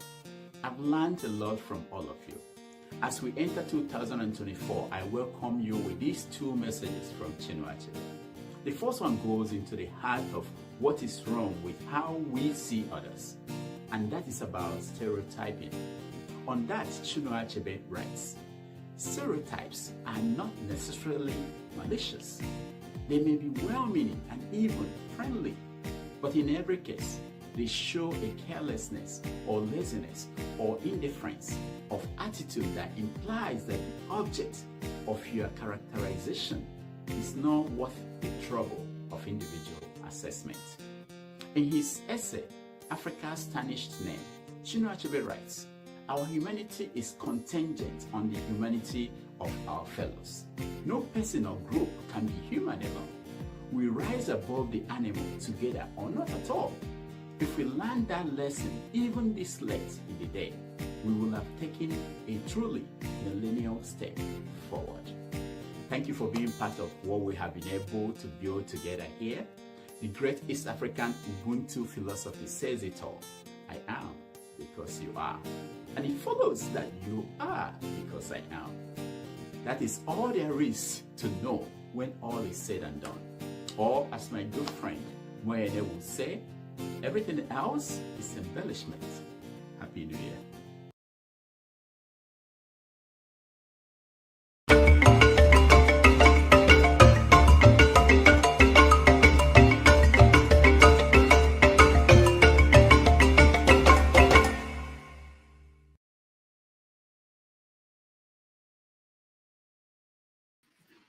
Welcome, everybody. This is the last day of 2023. We are live here in New York City.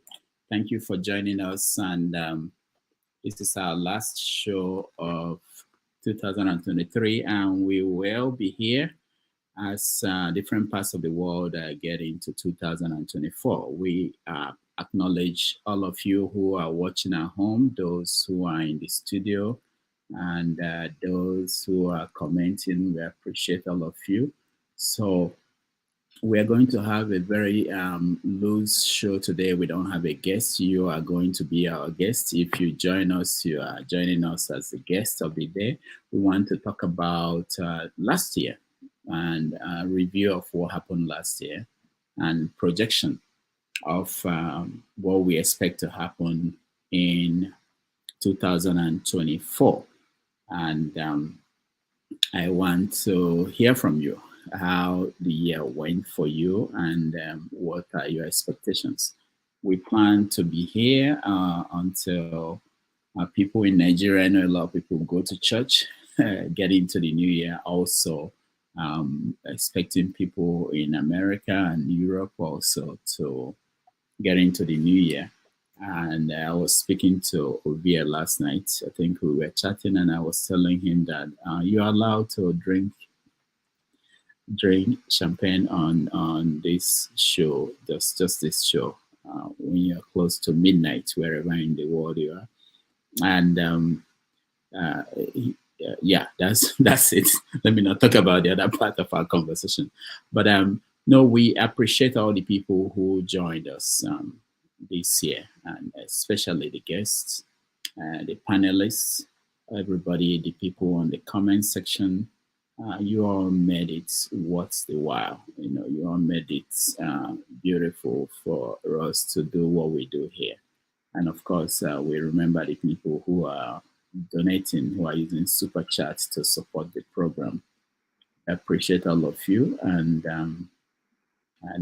hopefully next year we do well to present better programming for you. So let me see. I think some people are in the studio, but their cameras are not on to join us. So please turn on your camera if you want us to bring you up to the screen. All right. So you can see Mazi Prince. How are you? Good morning, Dr. Rudolph. I am fine, and thank you for the presentation. It actually took me aback. I cannot remember those sessions, how it went. And we are here. We're looking forward to 2024. Yeah. Yes, and you are in California. I remember San Diego? Nah, I am in San Francisco. San Francisco area. Yeah.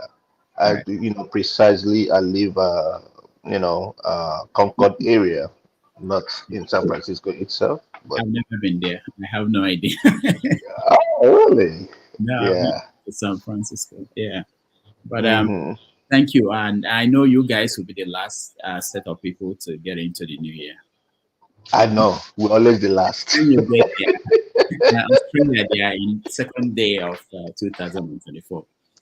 Yes. Yeah. Yes. So, good morning, Dr. CM. CM, thank you so much for joining us.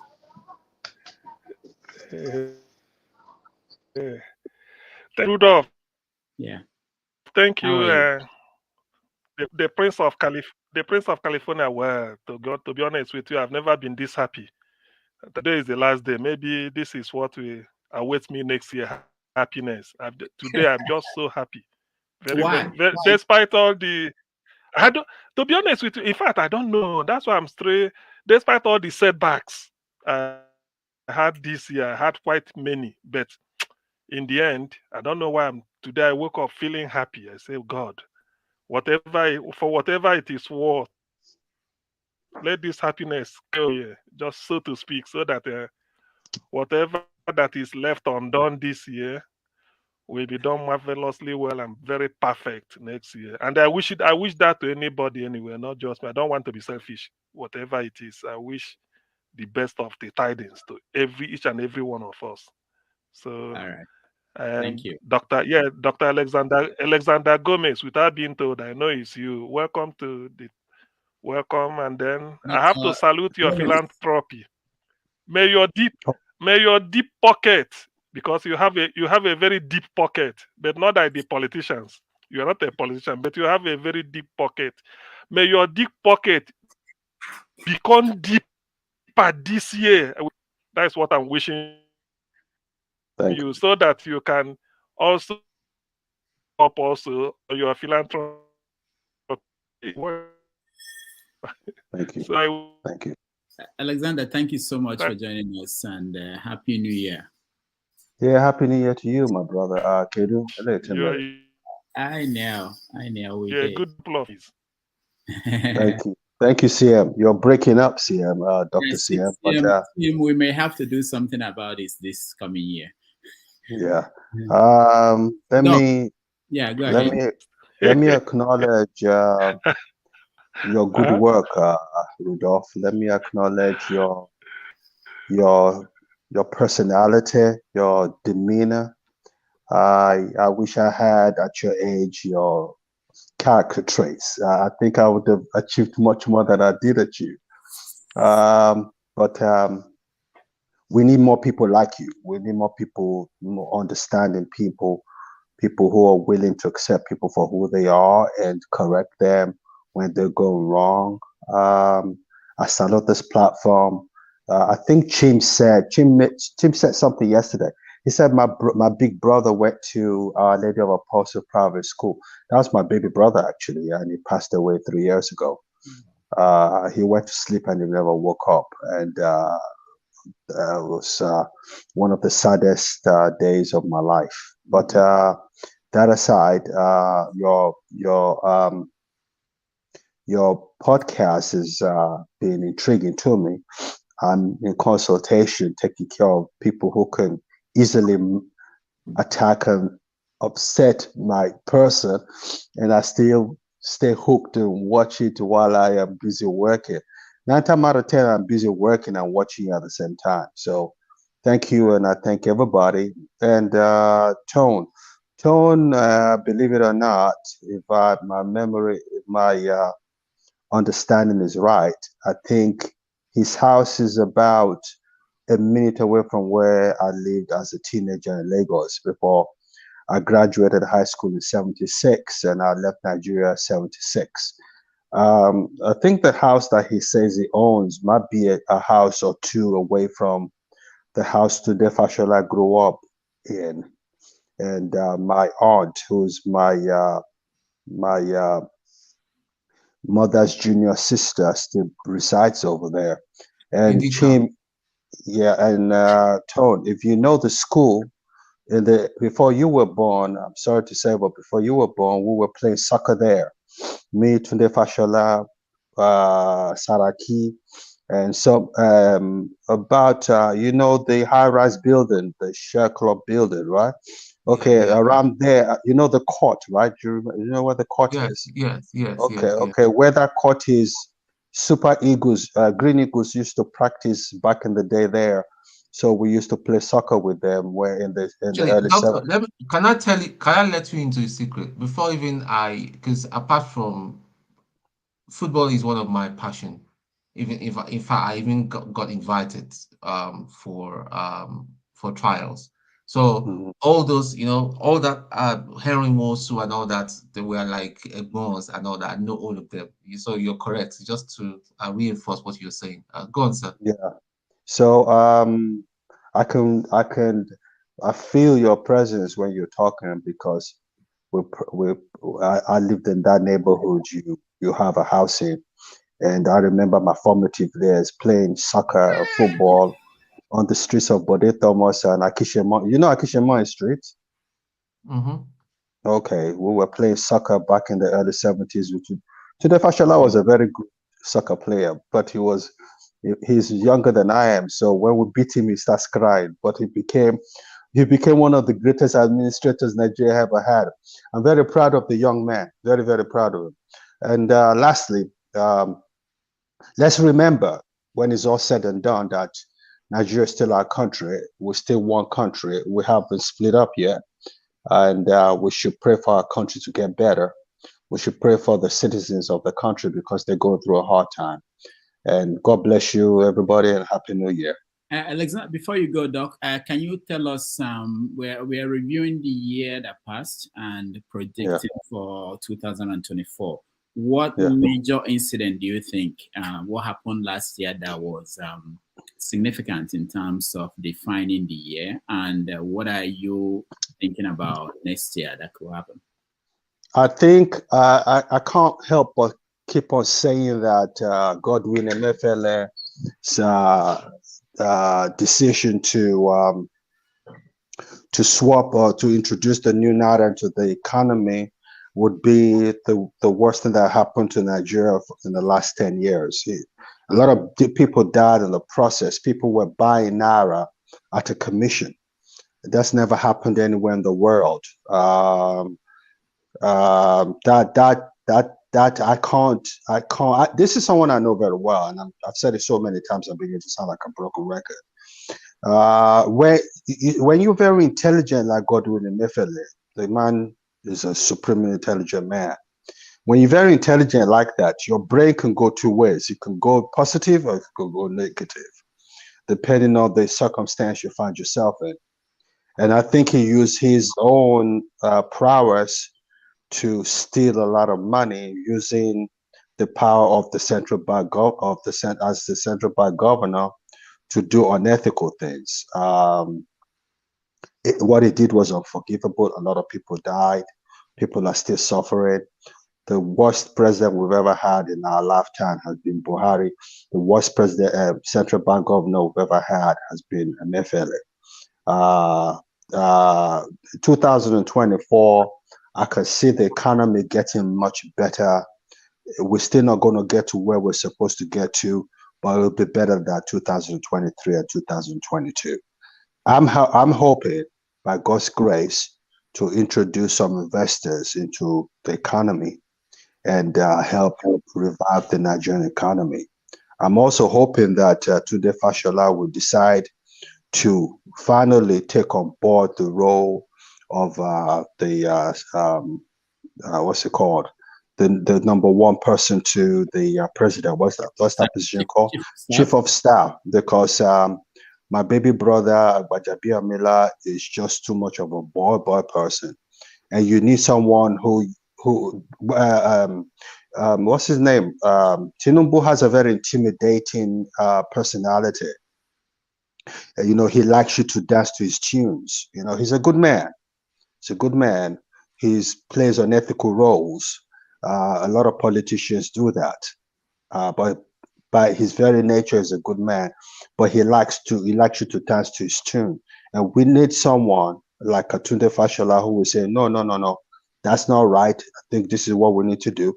But Gbajabiamila is not that kind of person. He's a yes man. Whatever you say, Egbo is day in Igbo, in Yoruba. Whatever you say, we will do. We don't need that kind of chief of staff. We need a person who would sit down with the president and say, this policy will not help the country. This is what we need to do. I think Tunde Fashola is the only one that can do that. And I'm praying that in the next 2 years, he would have rested enough to go back into government and take his rightful position. Because whether you like it or not, whether you're a fan of his or not, in the last 10 years, he's been, in my opinion, the best administrator we've had in Nigeria. So let's hope that happens. Gbajabiamila is not cutting it for me, and he will never cut it for me because he just doesn't have the capacity to hold that position as chief of staff. That's a very, very powerful position. And I know personally, because I know that space very well, that Tunde Fashola and Remi Tinubu don't see eye to eye. So I know that one. But I hope they be able to put their differences aside and let us have the interest of the greatest black country in the world at heart. You know, I knew Nigeria. I say this with a lot of pride. I knew Nigeria in London, Rudolph, your own London, where we go to Sesuji in the 70s. We were treated like Arabs. And you meet a white girl in a nightclub and she just wants to talk to you because you're a Nigerian. What happened to that? I mean, I want that back. I don't think we're gonna get that in my lifetime anymore, but we have the potential to still be the greatest black country in the world. So, Rudolph, thank you for having me. Thank you, everybody, and let's hope for a better 2024. Thanks a lot. Thank you, Doc. Thank you so much. All right, let's go to Mazi Prince. What do you remember from 2023, a story that stood out for you, and what are your projections for 2024? So pretty much 2023, the story that actually stood up for me would be mostly the revelations through David Hundeyin, when I believe when all those stuff were being revealed about certain persons. I think at some point there was a time that even Gist Lover, I'm somebody that I hardly believe stories until I see evidences, facts, and evidences. Gist Lover, nobody knows who Gist Lover is, but I don't know. I don't know. He has certain things that he kind of like publishes, and those things happens to be fact, and it comes to pass that those things happened and not that. I think that was prior to the elections, and also it was also a time when everyone is doing their kind of candidate shopping and all that. Of a truth, to tell you the truth, I was actually leaning towards uh, PDP as a party. I said probably they will be in a better chance to take it from the APC, but then um, Peter Obi came in, and when I read most things about Peter Obi, I started doing some research. You know, when he was governor in Anambra State, I was pretty much at at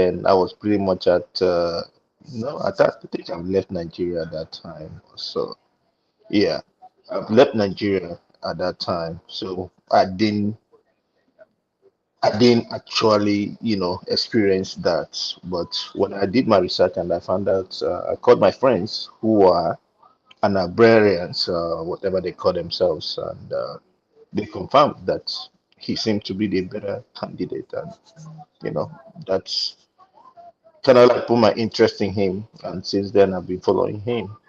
Yeah. 2024, what could be better? What could be better is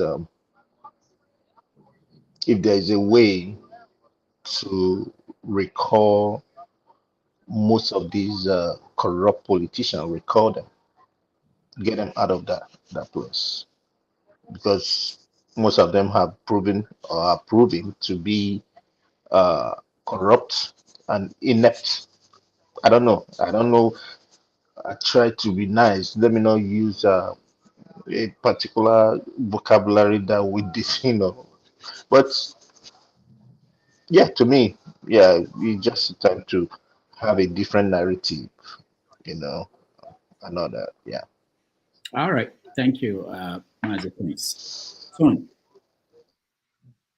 Hi, hello everybody again. 2023 has been it's been a wild ride for me. There's been the highs and the lows and all that. The expectations that I had from certain people or certain arm of the government it's really impacted me. And when I say expectation, I would mention specifically as to the judiciary. I thought the judiciary were going to be a stand-up um, um, agency of the government that would speak the truth, at least, that would lean towards the truth. And they turned out to be the worst. They were the worst disappointment that we even experienced, worse than even the politicians, and it really got to me. And I've been asking myself, how did we find ourselves where we are? Now we have IPOB, we have a lot of bigotry that's going on, and to me that is it's very, very concerning. And I think if we can deal with our ethnic differences, and we will begin to make progress. Never have, since my adult life, never have I known it to be as bad as this, where certain tribe is called out, everything, it's all spun to be to be Igbo and all that. You talk about fake products, people will say, yeah, it's Igbo people, it's about products, it's this, it's that. Come on, you know?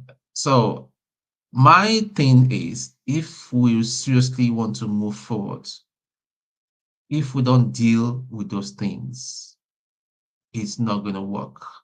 I mean, we've seen what's happened in Plato. It's hard surrendering. And it's not the first time, because everybody is just crying right now. The latest one that happened in Plato. But how about the ones that happened about a year ago, 2 years ago?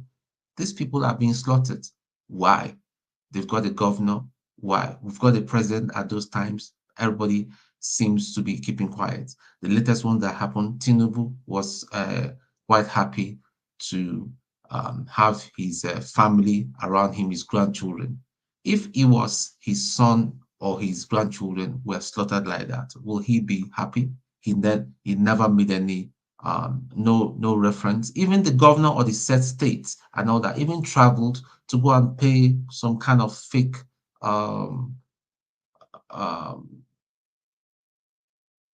whatever you call it, I don't know what word I would call it, and all that to Tinubu. So that is just the problem. And we'll be saying love, that we should love ourselves. Without, if you do not see the other person as as a human being first, and all that, there's nothing we can do. Bigotry now has become the concerns. People like one man would come and lie, and his platform is a tissue of lies. That is why that man, I do not respect him, and I will never ever respect him until he changes. He will spin things. He will these are people do not just sit down and say, okay, what I'm doing right now, in 10 years time, 20 years time, the upcoming generation are going to watch it. What are they going to say? Because we are creating history for the coming generation. I mean, Dr. Rudolph, what you're doing right now is amazing. This channel is amazing. And why it's amazing is that you're creating history. You're telling the truth. You're allowing people to speak their truth. While some people are speaking their truth, some people are speaking their lies and calling them the truth. Right now, the coming generation are going to be taught that this election was not rigged. There was some certain people from one part of the country are graduate. Simon Ekpa is sitting in Finland telling people to go and die. You're calling out Peter Obi that he oversaw when he was a governor, that he oversaw the killings and the dumping of bodies in the river. What kind of thing? What kind of country have we become? Akeredolu is dead. People are rejoicing and trying to call out the wife that she's Igbo, and yet they were married for over 40 years happily. The man has never come to tell us that they have problems. Even if they have problems, it's none of our own business.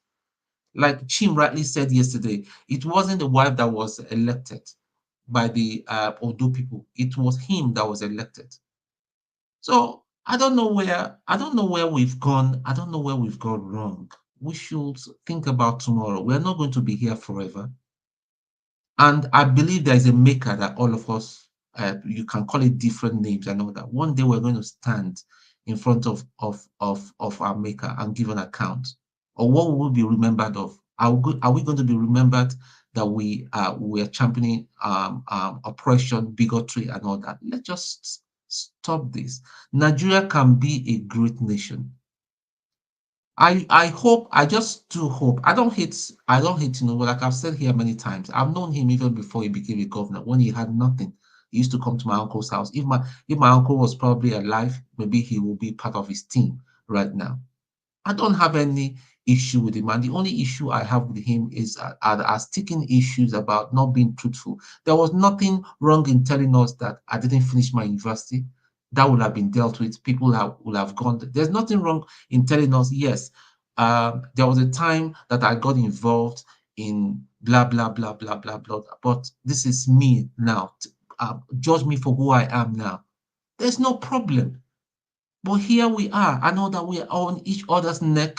Igbos are against Igbos. Yorubas are against some Yorubas. You're calling some body Omwale, this was, it's not, we're not going to move forward. So 2024, let's come together as a family.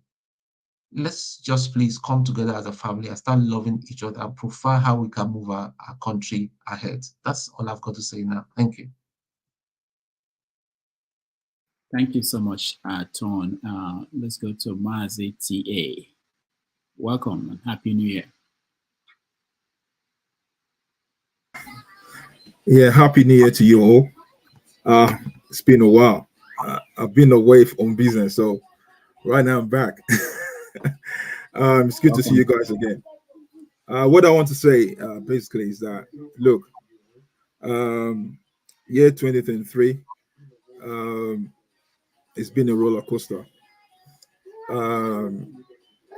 The one thing for me is that in 2023 is that the country never, went into anarchy, people killing each other and stuff like that, which happened, if you look at what happened in Sudan, now, till date, they're still feeling the pain. Look at what happened in Syria. Till date, they're still feeling the pain. Look at what happened in Libya. Till date, they're still feeling the pain. So I'm grateful and I'm happy that I've got a home to go to. I've got a place to go to. Sometimes I was just thinking that, imagine we're all at the, in the Western world. Imagine that there's kind of conflict and they say, look, guys, all blacks, how? We want you out. What's going to happen? It has happened before in Germany, where a lot of, what's it called? The Jews were being persecuted, and if you remember back in the days as well, right here, even in UK, it's on the board there. It says, look, Irish, blacks, and dogs are not allowed into the pub. Those days are tough. But we thank God that now for the free movement. As a black man, I can move around, and that's why we need to be able to be appreciative of what we've got in Nigeria. A lot of people are suffering in Nigeria, no doubt.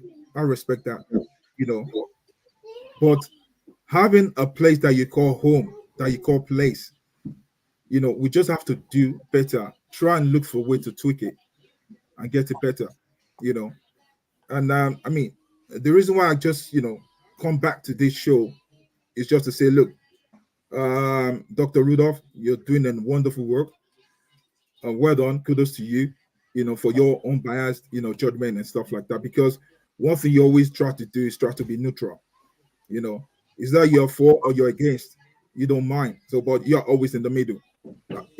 I respect that. Now, year 2024, my resolution. First of all, I've been praying, to be honest. I've been praying that, look, Kanu should be released. That's number one. No matter what. See, if you look at what people are going through, and if you look at what people are saying, okay, being segregated one way or the other, I always believe in justice. If the court says, leave this guy, let him go, then let him go. If you've got something on him, then try him. If you're going to give him whatever years, but look, at this stage, I believe the guy should be, set free and let him be. Just been locked up for a few years now. I mean, it's really unfair. That's what I feel. Then I've been praying as well that, look, and I've always said on this show that, look, be it either Igbo, Yoruba, Hausa, unity, goes a long way. Where we come together, you understand, as one, it goes a long way. We can build things together. We have bad elements of people in each region. So we should not be saying that, okay, XYZ region is this or that. We should move away from that now. Let us try and work together and move along. And if you have a separatist that wants to go, do it through the right channel. Let's start from the local government. Let's try and revive the local government. Let people start championing their cause through that. The local government, they've got a lot of powers, but a lot of people don't know. You could recall your senators. You could recall your House of Rep. So through that means, I believe it's give and take. And that's why you see someone like Tinubu looking at, okay, what's the best way to win this election? Let me team up with the people of the North. You know, so all these things in the House, if they go through, you know, a referendum and say, look, we want to break away, and they win that, then it goes. We've done it here in UK, you know, where Scotland was trying to break away, and they tried, and the vote was kind of against them. It was like 55-40, 45 or something, or 60-40, either about, you know. So going forward, please, I always believe in love. Love one another. You know, if you're dying on the bed and you need a transplant, you're not going to say, I don't want, is that a Yoruba kidney, or is that Igbo kidney, or Hausa kidney? You understand? You're just going to say, get me the bloody kidney and let me live. You know, someone, Akere Dolu, that lost his life of recent, is a man I respected so much. My condolences go to his family. You know, it's a man that speaks the word and action it. These days, yeah, we've got a lot of people that they speak the word, but they can't action it. You see a lot of people, they say, look, with this is what's going to happen. But back it up. No, they can't back it up. But they know how to speak the words. They know how to rouse the people and say, look, you go forward. Die, you know, riot and go there. But I believe this time around, that love, I believed in that love. Jesus Christ died for us. I'm a Christian, and I will say that, look, Jesus Christ died for us because of the love he had for us, that he has for us. For God so, you know, so loved the world, he gave his only begotten son, that whosoever believeth in him will not perish but have everlasting life. And that's why I always be that advocacy of love. I'm not saying I'm perfect, don't get me wrong. I've got my own doings as well. TA, my Yoruba brother, sorry, can you please speak to the current issues? What is happening in Plateau and Taraba? Please speak to that. I want to hear from you. Olumide, this is New Year. We're Don't ignore that. You speak to the current issues. Olumide, let me look on your tone. You can do that. I'm never going to change, New Year or no New Year. Okay, I'll remain myself. Speak to the current issues. Olumide, I'm about to drop the mic now. So show love for the people of Plateau. For the people show love. See, definitely. Look, my brother, the people of Plateau, yeah, I feel what they're going through. It's not fair that people apart from showing them love, how best can the government address what is happening to them now? Olumide, we're going to come there. I don't want to stay too long because you are a big man in APC. Tell it to them. Who? You. Hell no. Hell, this guy. No. I'm not APC. I'm not PDP. I'm not a politician, and I've never been in politics. You understand? The only politics I did back then was when I was in higher institution, which I was the social director. You know, but apart from that, look, my life is get jiggy with it. You understand? But look, ever since I find Christ here, my life has been turned around for good, and that's why I've always been that advocacy of love. And that's why I said that, look, don't get me wrong. People of the middle belt are not finding it funny. They can't get jiggy. Let me finish. Let me finish. Look, because I don't want to stay too long, because I just had to come around and say, look, what you guys are doing here is so good. I respect that. Everybody have got their own opinions. But look, election has gone. But boy, you need to... Oh, Lord. When I say needs to, I'm trying to translate. I say you just chill out, you know. And when you guys speak Igbo here, please translate it so that people can hear. It's very important. I learned some things here. FOC number 4, you know. I learned that from this show. You understand? So, guys, please, there's a lot of people that want to understand what you're saying. So, look, I might have got some feelings. I might have been, you know, whatever. Please, guys, like I said before, I'm not interrupting you. I'm not interrupting you. The name you took, the Mazi you took, what do you think the Mazi means? The Mazi means that someone that's lost his father. You understand? I've lost my father. No, Mazi is Mr. Mazi is Mr. Okay. It's a simple thing. Okay, yeah, fine. Thank you. Because when I did the research on it, He said someone that lost his father and stuff like that. But I've lost my father, and that's why I chose it. But even if it's missed anyway, I love the name. That's why I love it. Huh? You're qualified. God bless you. God bless you. No, because look, guys, yeah, one thing you guys should know. Let me tell you one thing here. One thing you guys should know. The people at the top, they don't look at ethnicity. Please bear that in mind. Those people at the top of the food chain, they don't look at ethnicity. It's what you've got in your pocket. It's what you've got in your bank. You understand? So, guys, let's not fight with each other. You understand? Let us love one another. Yeah? All right. Thank you, guys. Thank you. Mr. Rudolph, I'm going to leave the show. I just come to appreciate the show, to say thank you for giving me the opportunity. Thank you very much, guys. I love you all. CM, I love you too, my brother. This is New Year. Don't be looking at the color of my hair at the bottom, yeah? Please, forget that, yeah? So, guys, love you. Ovie, love you as well. Peace out. Tony Ton, love you as well. Olumide, Electricity, I love you. And my very good friend, the one that anchors the show, what's his name again? Forefathers, yeah. Love you all, guys. Thank you. Thank you for giving me the opportunity. Peace out. Thank you. Thank you. Thank you so much. Ovie, Mazi Ovie, host of All Na Politics. Okay, I just want to make sure you didn't change your name again. I don't know, Rudolph. I'm nervous. I don't know why. Is it because I know how to talk for like a couple of weeks now. Where have you been, Ovie? Exactly. For a couple of weeks now, I've retrieved. I'm taking inventory. I'm just going through the books I read before, people that I've listened to. Just pretty much going back, just be on myself and drive around the country. I was in San Diego. I was in Vegas, Nevada. I was in New Mexico. I'm everywhere. I'm still on the road. So it's. So where are you now? I'm in the place called the Colony. Which is what state? The Colony, somewhere in Texas. Oh, okay. You are going back. I thought you ran away from Texas. Oh yeah, no. The life in California is not for street people. It's not for paycheck to paycheck people. It's not for poor people. Don't start. Don't start. Leave it for us like that. We like it. We love it. Now only California, I know that they sell weather on Amber Beach, and they are selling it very expensive because that's the only thing they have. And that's well, not story for another day. So I've not really talked to do a lot of talking. So maybe this is why I'm nervous in a way. So it's a new year, maybe.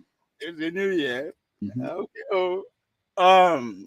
You were so where are we? Where were we? Where we were? I want to know what your take on the last year, major stories you can remember or you think are important, and the projections for next year. Is it just restricted to Nigeria, or I'm a nomadic animal. I'm everywhere, so a lot happened. I think first of all, 2023, as far as Nigeria is concerned, man of the year for me is the president, Bola Ahmed Tinubu. I think history will remember him in a very unique way.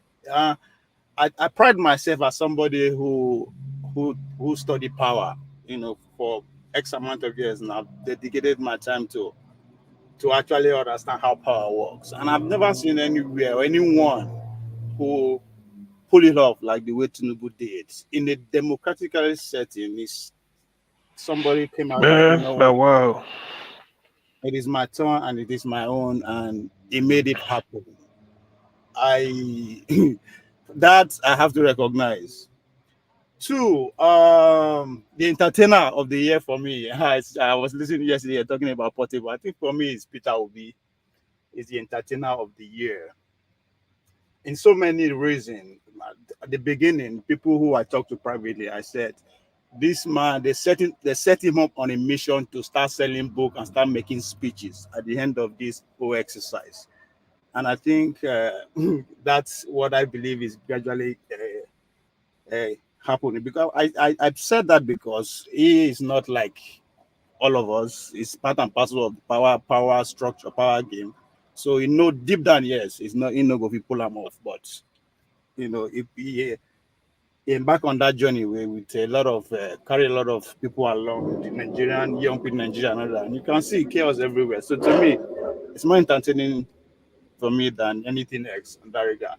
Biggest losers to me in 2023, I would say the IPOP movement and the elite of the Southeast, specifically including you, Rudolph and CM, who also occupied the intellectual echelon of the elites of the Southeast. I think you guys took eye off the board. The board for me is in Nnamdi Kanu.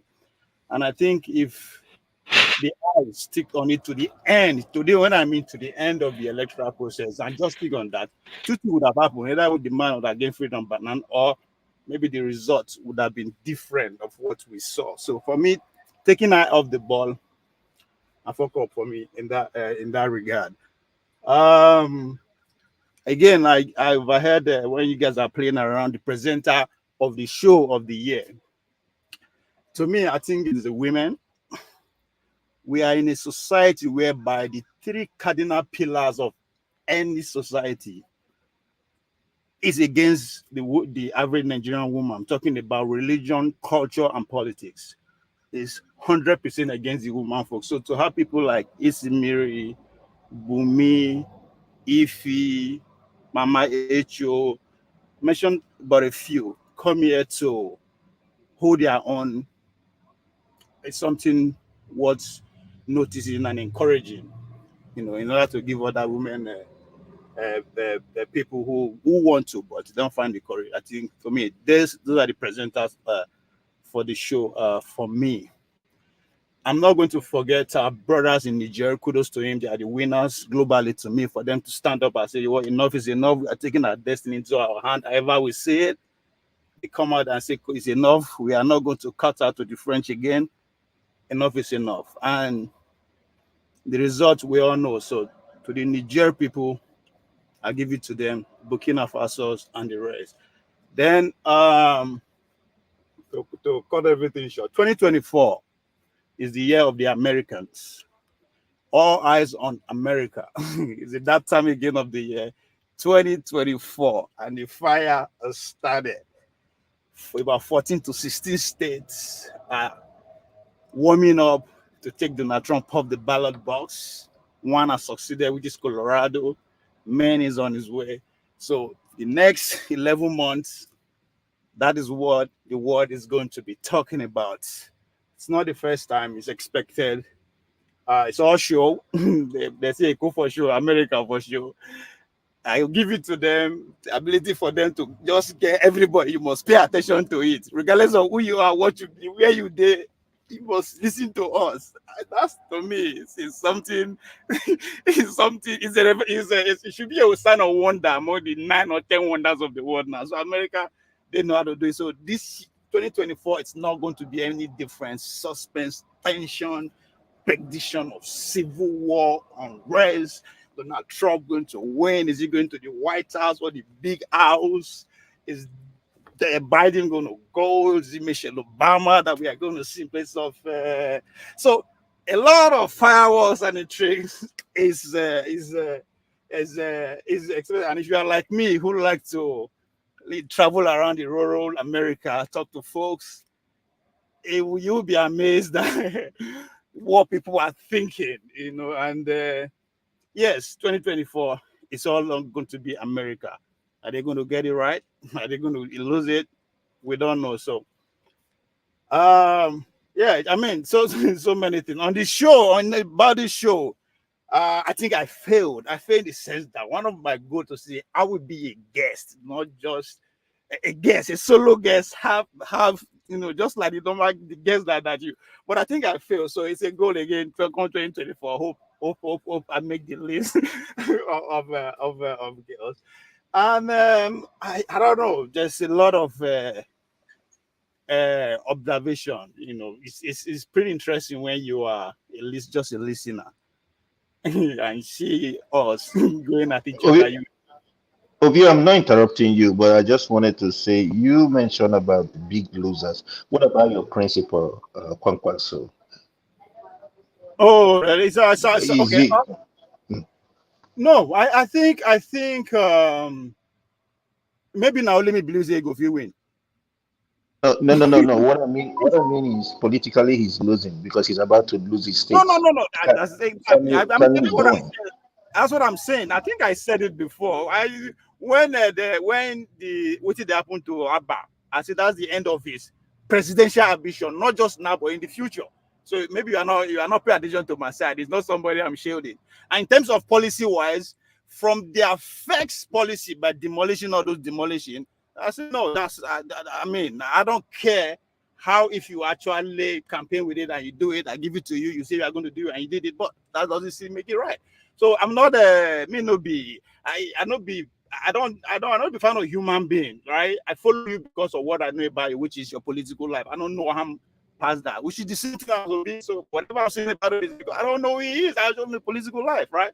So him being a loser, I think we don't agree on that one. Sis. As I said, now let me believe say go if you win, right? So that's where I see. That's how I see that is a concourse of a thing. I'll be shocked. I don't see how he's going to gather that momentum that he gathered. I don't see how he wants it to happen.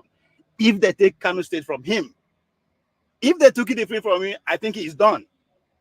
That's my as of today.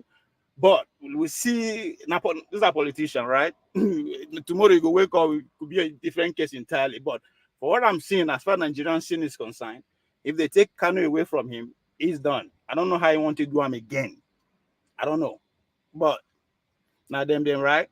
So now from to round it up, my observation from the guests, from us, the everyday hosts, from the hosts, from the chat and everything. I said that, and I think maybe that's my whole summary in this. I'm cutting between to say there's no hope. Or there's hope. There's no hope in the sense that the next 3 generations are already here. So you can predict what the next 70 years is going to, 60 years is going to be like. Because the people, we are already here. And the kind of conversation we are having, there's no hope. There's no hope. But again, I don't rule out another civil war. I don't rule out state disruption between now and 2026. So if that happens, maybe hope there will be hope from there. But for the people who are alive today, the generation who are ruling, those that will take over power from them, the next, or to the last one, nothing. We're not going to get it because the world is decoupling commercial wide. The world has changed. No longer is changing. Because all our analysis, we are not factoring the revolution that we are in now, which is the AI, the power dimension. The 2 most important bill in American history that was passed about CHIP Act and higher intervention. Just so much that has scaled the ship that we are not in the scheme of things as a nation. Our neighbors can do without us as it is now. So if I look from that, there's no hope. But again, as I said, I'm sitting young from Nigeria. I don't know what led to the civil war. So I don't know if the things that led to civil war, if the things that are happening now, okay, maybe if the civil war happening, I believe we need to go that far because our elites are some of the dumbest elites I have seen around the world. Because I don't think there's anywhere in the world where there's a group of elites who have so much money that they don't have a playground for themselves. Forget about married people now. Because that is my summary of driving from Vegas to California. That is just a playground for the rich. Because all the investment while they see there, those investments are not making profit. But they put them there for a reason. That's their playground. So I never see any elite in Nigeria that you cannot conquer a street, not a village, not a state, a street that everything is working as far to in 2024 standard. So just no hope if I see it from that angle. But again, if we decide to go the civil war route again, maybe something will come up. But as it is now, Obi, my annoyance with you is that you came to California. You didn't even give me feet to let me know. I would have brought you to San Francisco to see how we live. Hmm? San To Francisco, see, where half yes, of I the would have. half of the residents are homeless. You please. Look your little, look your little, look your little, look your little, look your Ajegule is little better than homeless. San Francisco. Ajegule No, is no, no, cheaper than no, San Francisco. no. Ajegule. They cleared it up. They cleared it up even They clear it before for the. one day for Xi Jinping. No, One no, day no, no. for They Xi cleared it. Jinping. No, no, no. They cleared it up, and it's been up. It's just the reason why the most of them are homeless is because one, they have shelters for them, they have homes for them, but they don't want to go in there because they are kind of like opposed to being searched, for drugs. They feel that when they're on the streets, they get access to their drugs. They do what they do and all that stuff. That's one thing with Prince, that. Yeah. So that one. don't generalize it. Don't No, that one. generalize it that they are Okay, homeless. They are not homeless. Rudolph, give us 1 minute. Let's talk about this because it actually summarizes even what Mr. Alexander experience is too. I listen to that when they talk. Let's forget about the Mhm. homeless. Let's talk about general things that we all can relate to the economy. Okay, so the economy of California is booming. Number one, you might think it's expensive. It's not expensive, especially if we are the highly paid. You know that. Here minimum wage is those in the McDonald and all that. Those ones are $20 and all that. That's what they get. Other ones you could go from 30 to This 50. is first. You are Um, you No, are no, not. no. Hold on.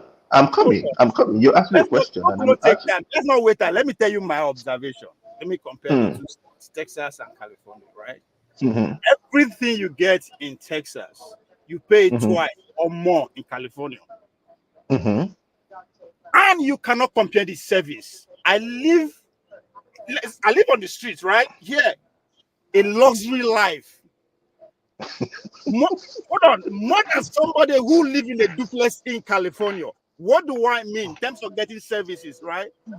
Let's take gas station, for instance, which is what everybody can relate to in America. Gas stations in Texas are competing with not just restaurants, they are competing with supermarkets, they are competing with hotels. In terms of services, free of charge. The only thing you can get in gas station in California is gas and get the fuck out. You can't even you can't Wait, even find a place to pee.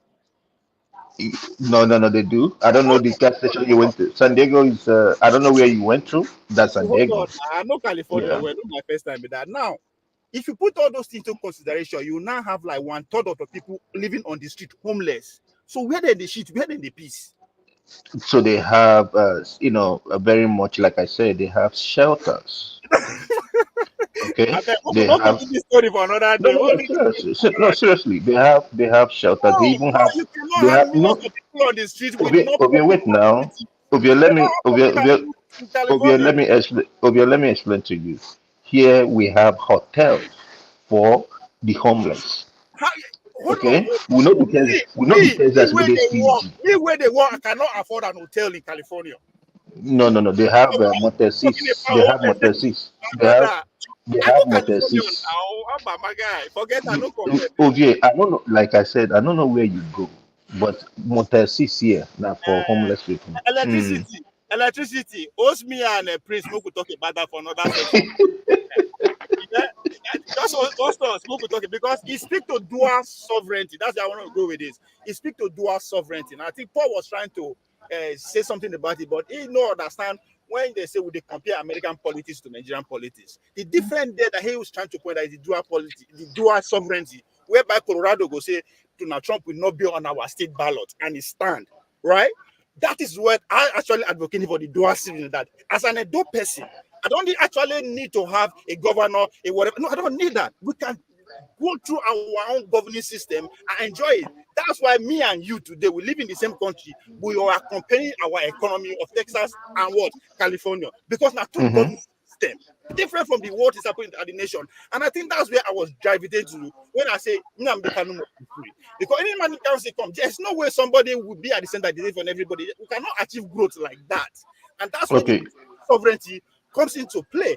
And what is happening to Donald Trump is not new. If you go back to election of 1860 of Abraham Lincoln was not on the ballot paper in almost all the southern states. Because Ovie don't they go? Ovie, you don't the waka they go. You don't the waka they go. We are not know.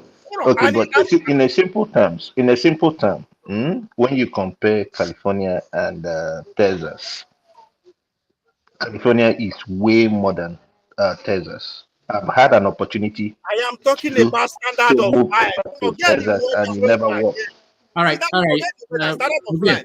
So Hold on, yeah. guys. We will get back to America. Let's get everybody to weigh in first on Nigeria. So let's go to electricity.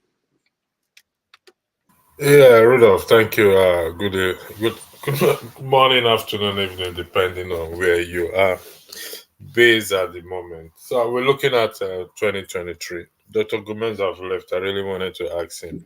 Until I was listening to him when I joined the broadcast, I thought I really need to ask him some certain things. He said, and I also recognize the places he mentioned in Lagos State, Akishimo in Body Thomas, because I went to Surulere Secondary School off Body Thomas there.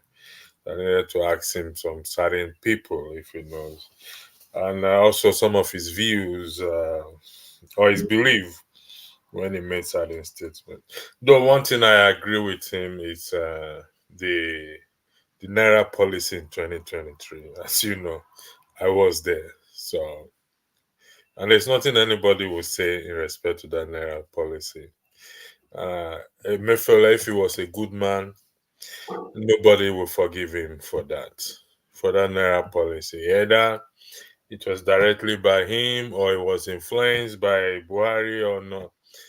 Nobody will ever forgive him in that regards because, like I said, I was close to changing my flight because I was looking for Naira to travel from Delta State to Lagos State, not to travel outside the country, within the country, because the flight was already booked.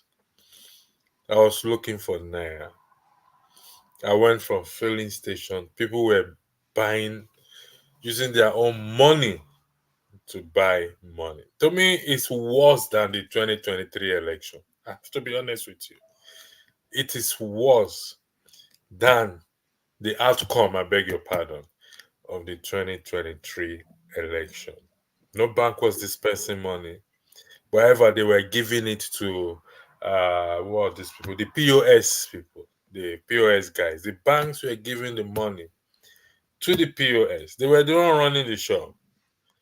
And I want to collect 70,000 naira. You will not charge me 20,000 naira. You will not give me 50,000 naira. Which work did you do for me? Which contract did we sign? That is, I hope in his quiet moments. But here is one of the things I start to reason. If the Naira policy was made to punish Tinubu by himself, if it was made to punish Tinubu or so that it doesn't get into power by himself and Buhari, how did he not get into power? So, whatever game it is, I don't know. But a lot of people suffer. The common man is the one that suffered most.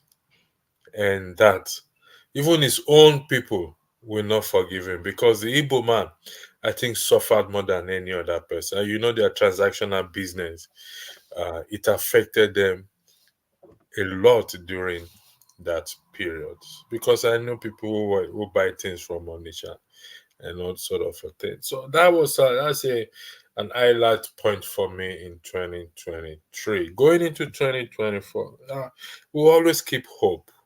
We must not dismiss hope. If you follow this morning broadcast that we did, the four lepers, their situation is hopeless, completely hopeless. They are reject of the society, but still they did not give up hope. It's very difficult to see hope in this in this present situation. But I believe we will do something.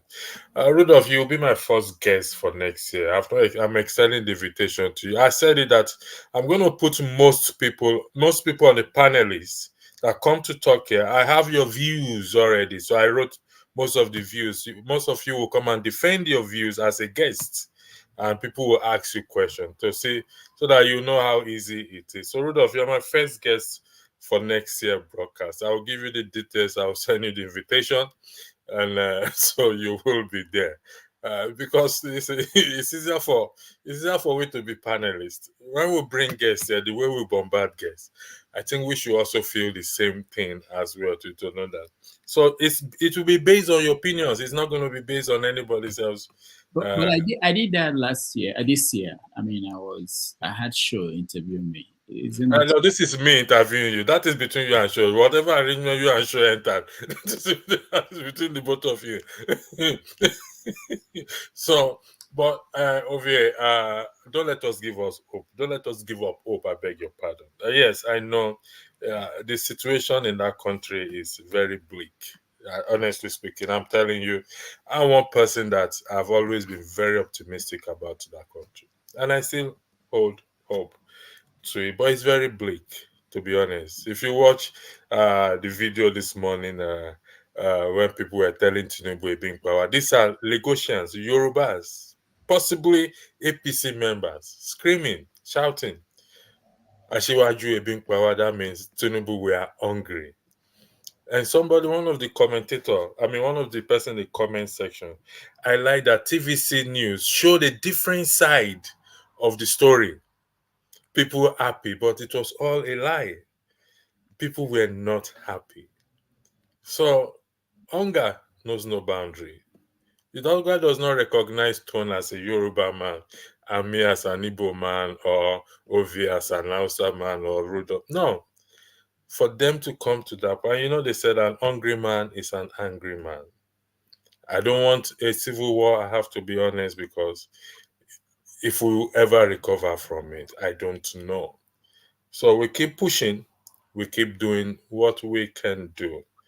I've asked 2 people already as a panelist. They've chickened out because they are good in talking, but they don't want to come and sit on the hot seat for people to ask them questions. They've already chickened out. It's all right.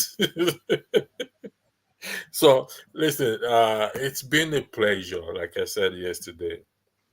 I'm not happy because I've not seen the dream that I wish for to happen. I mean, but I still hold on to the same message that I hold on that T mentioned about recalling all these officers. It's up to the people, the masses, to do that. And we will do it. We'll get there. All right. Thank you very much, Dr. Rudolph. I yield the floor back to you. All right. Thank you, Electricity. Let's go to Olumide. Thank you, Rodolph. And good day to the fellow panelists.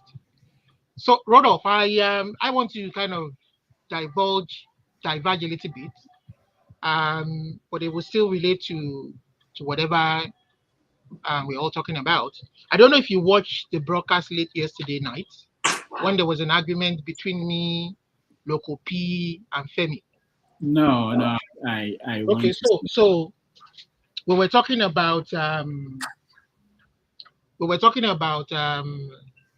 Akere Dolu's. There was a difference between what Loco P highlighted and what I thought he should reflect. Hello. One moment. All right. Steph, welcome to the show. Thank you, Bishop. Good morning.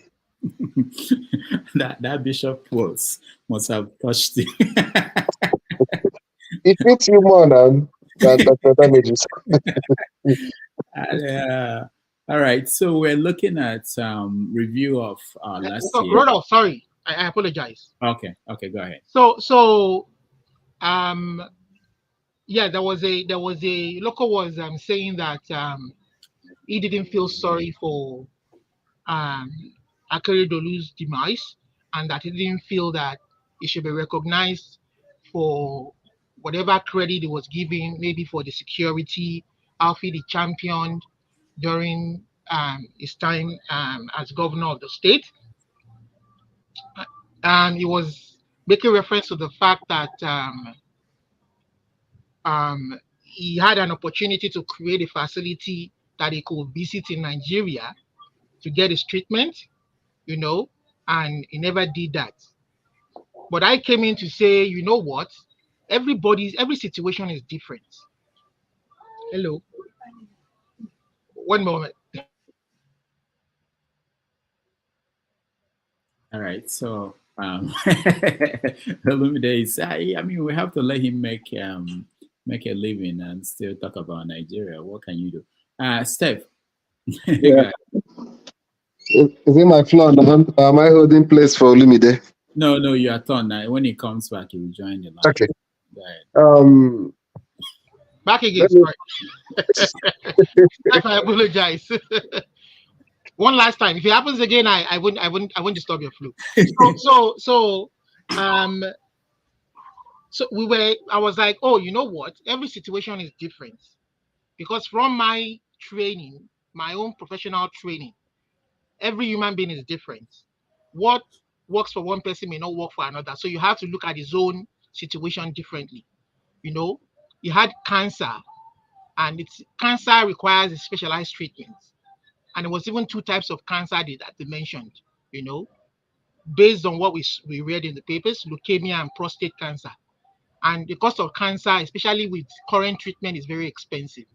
It may not be available in Nigeria, you understand? And it has to go out.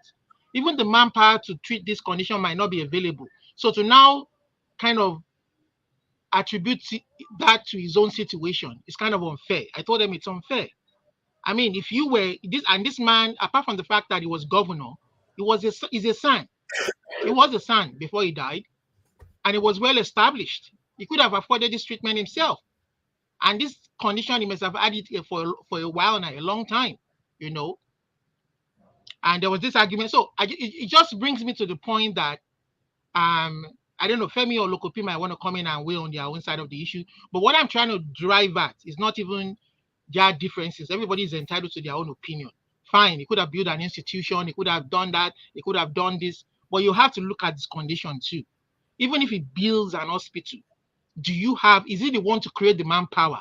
Is he the one to, you know, bring the latest drug treatments? There are institutions responsible for different things. All of our institutions have collapsed. So we see, that's why look at what happened in Plateau now. It's an eye-opener. When we say people or a profession, somebody should be competent in what they do, you should be able to make a decision for yourself. You should be able to make a decision, you know, without, you don't have to. For instance, there are situations where if you're well trained in your profession and you show leadership, you show competence, there are certain things that the president doesn't have to tell you to do before you carry it out. The president will rely on your expertise as a commanding officer of a heavy formation or the army to say, you know what should we be doing in this instance? Have you secured? How you secure, how you do it is left to that guy who is trained in that. The president of the country is not necessarily trained in that particular area. In the healthcare sector too now, I mean, it's true. When some people say, you know what, the people themselves are corrupt.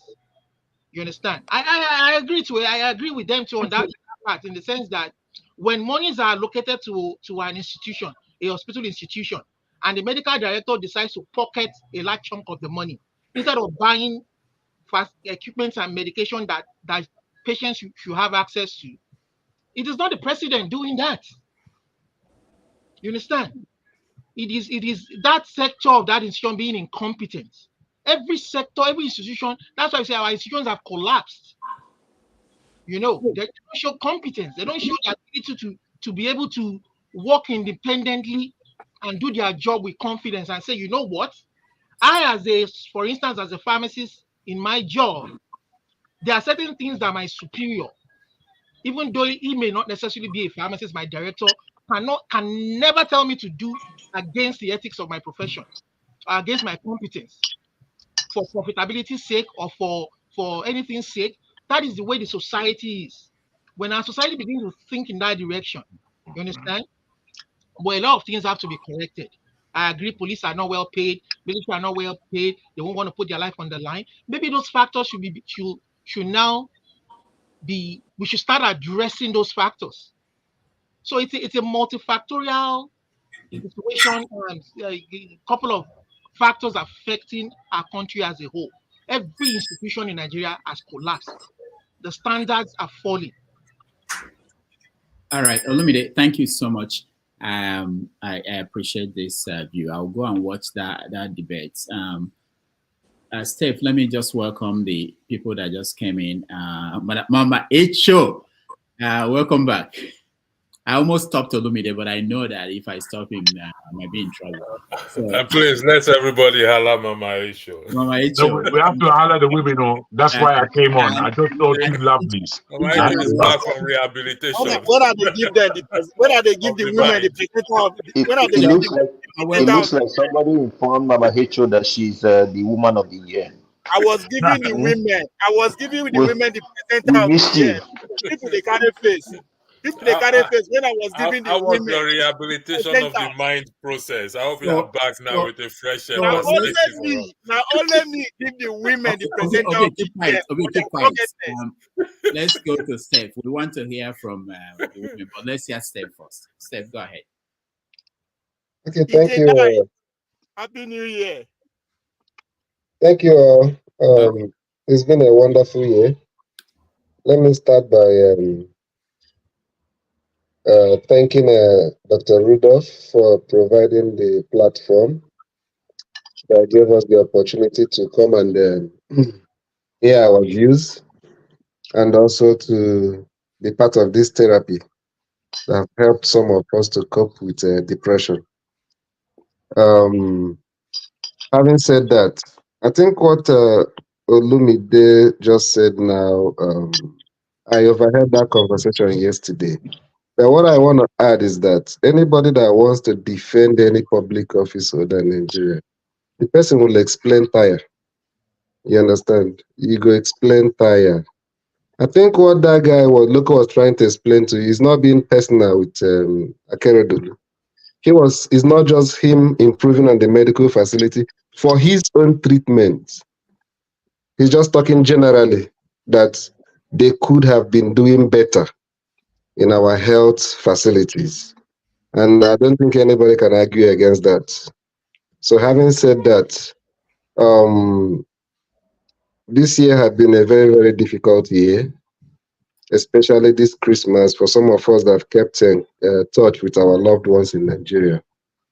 But the most important thing is that, as usual, we have survived it, and we are looking forward to 2024. And I will plead with us not to lose hope with Nigeria. Even as illegitimate as this government is, let us not just be thinking of how about regime change in 2027 or whenever. We should also devise means of holding them accountable and helping them to do better. Because anything in any area they're able to improve the life of our people, even though I believe it's an illegitimate government, it's still for the benefit of our people. Let's not just keep watching and maybe hoping that they will continue to fail. No matter any good thing they will be able to pressure them to do by mistake, it's still going to help and make our people's life easier a little bit while we work towards the ultimate goal. So I want to commend every one of us for the love we have for our country. Let us not despair, and let nothing stop us from doing our very best to effect changes in our own little ways in the country. Thank you all. I look forward to working with everybody in 2024, even as we continue to plan and strategize. May God bless all of us.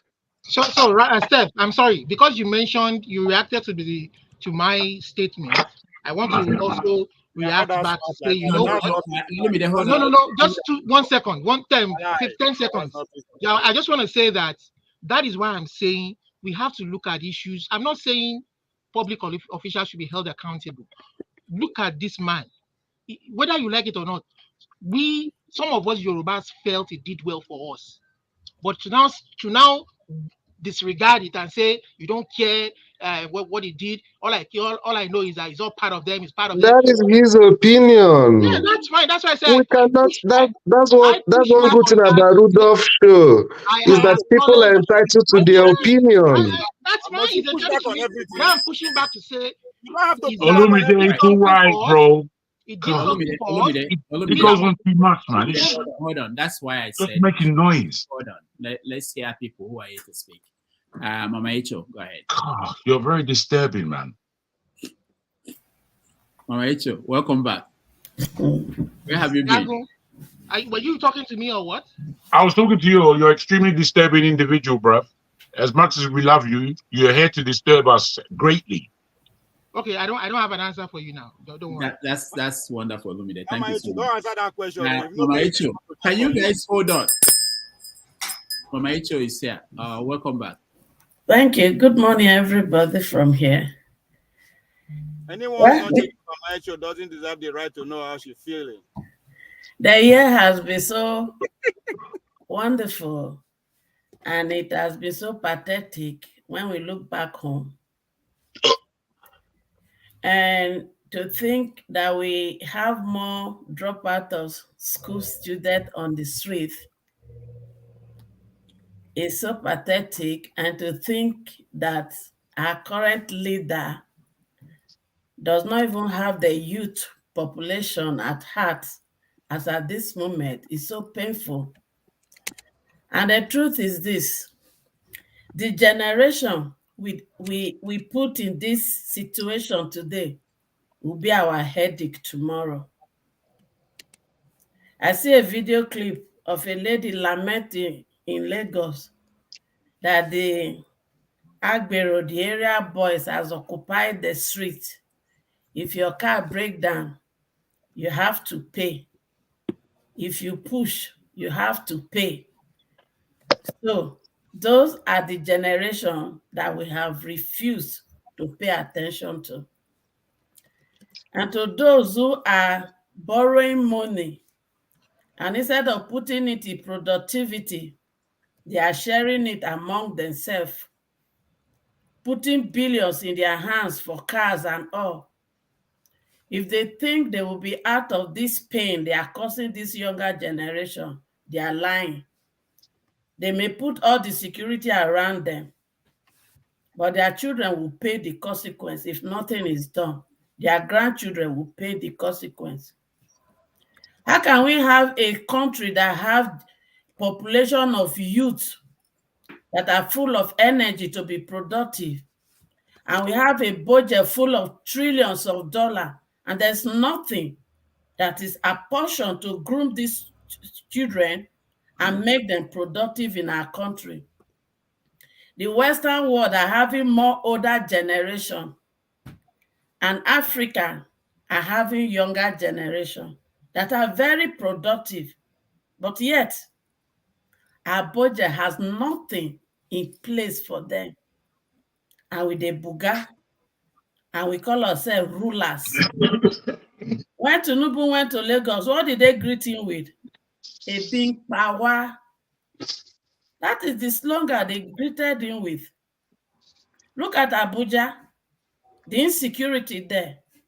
Who are those perpetuating it? The same younger generation we forgot, and we allow them to drop out of school.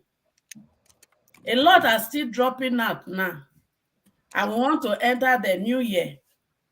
Tinubu came into power and said he has nothing about education, and the university should generate money for themselves, and they should give him, they should remit 40% of that money to the federal account.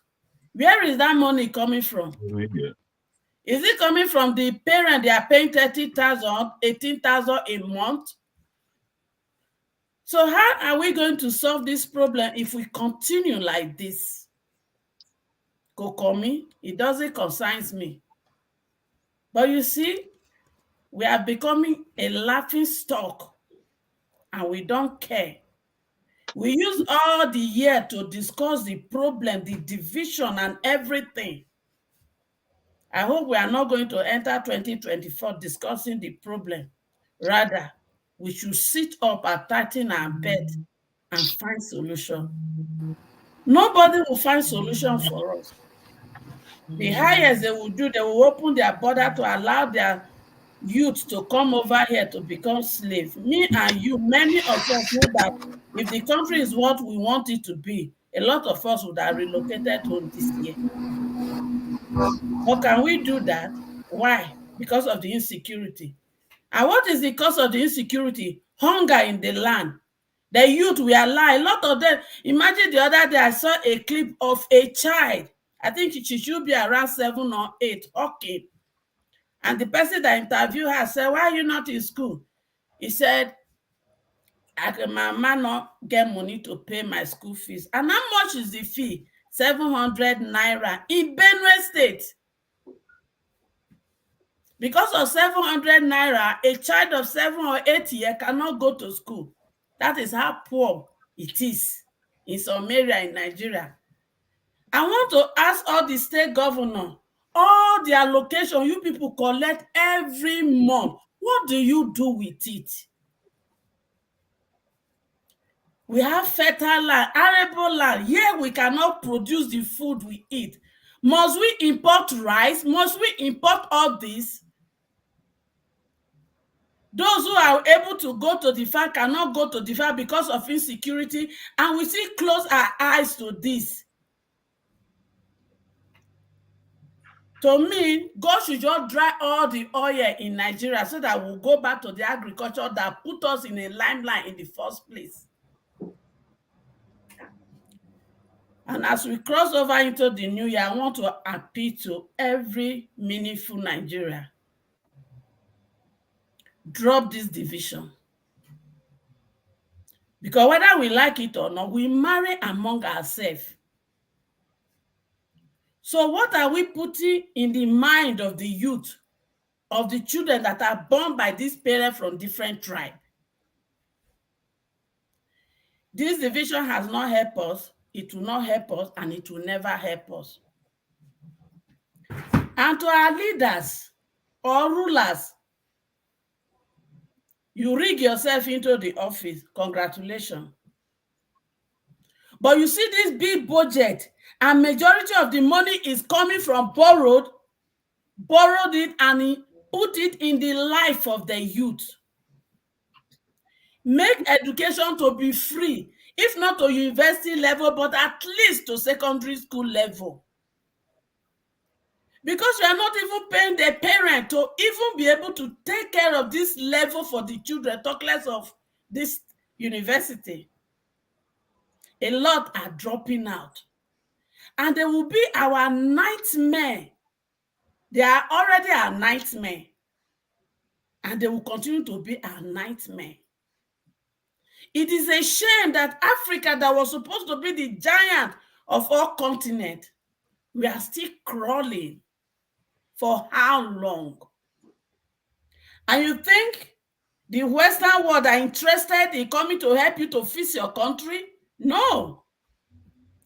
Until we become until Chinese enter the country and take dominion of everything, then we will not become slave in our own country.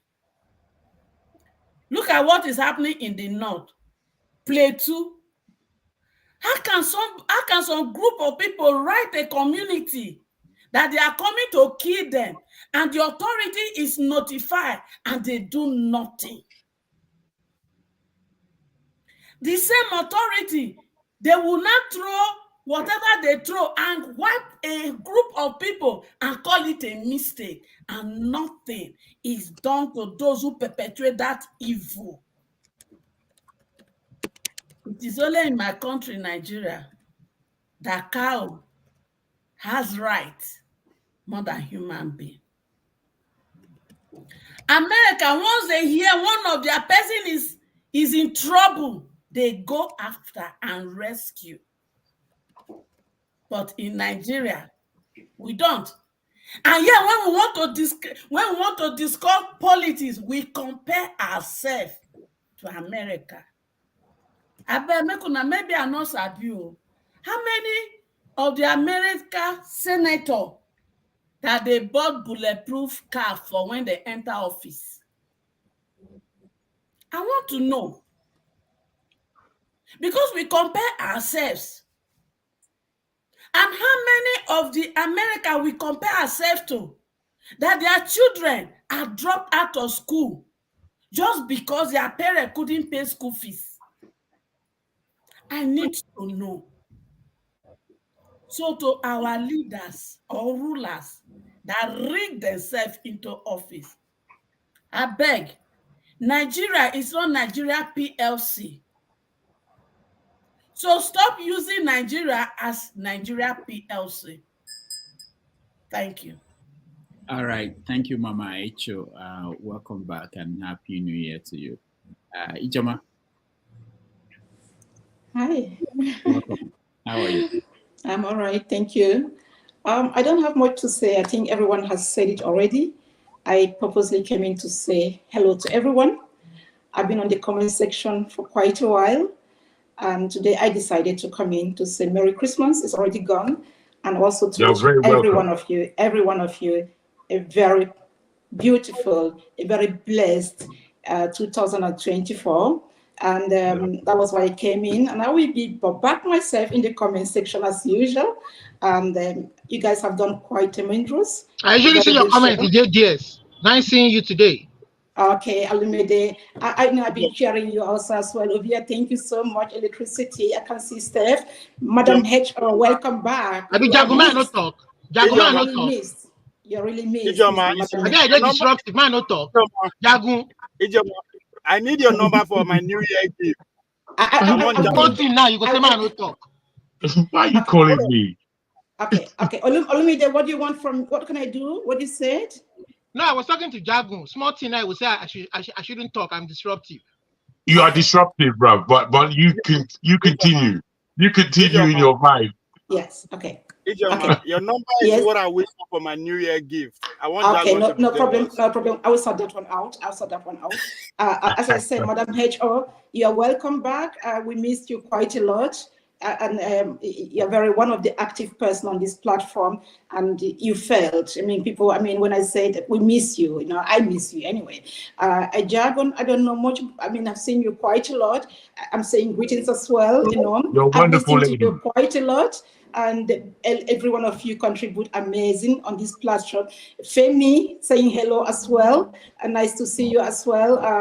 And John Abba is the man of the year anyway.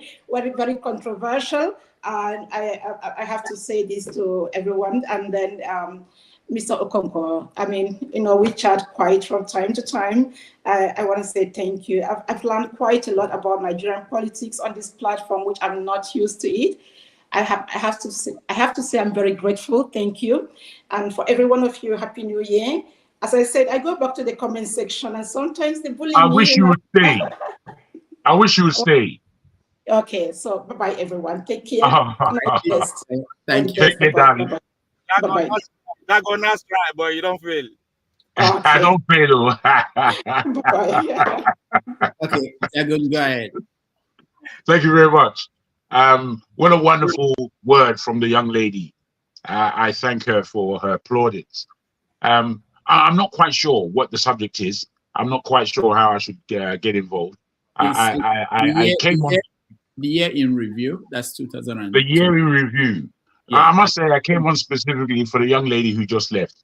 Okay. But it seems like my man Ovier, don't pass me anyhow, silly man. Anyway, the year in review. I think we've said quite a lot. For a reason. Ovier, bad boy. My review was as it was kind of yesterday, man.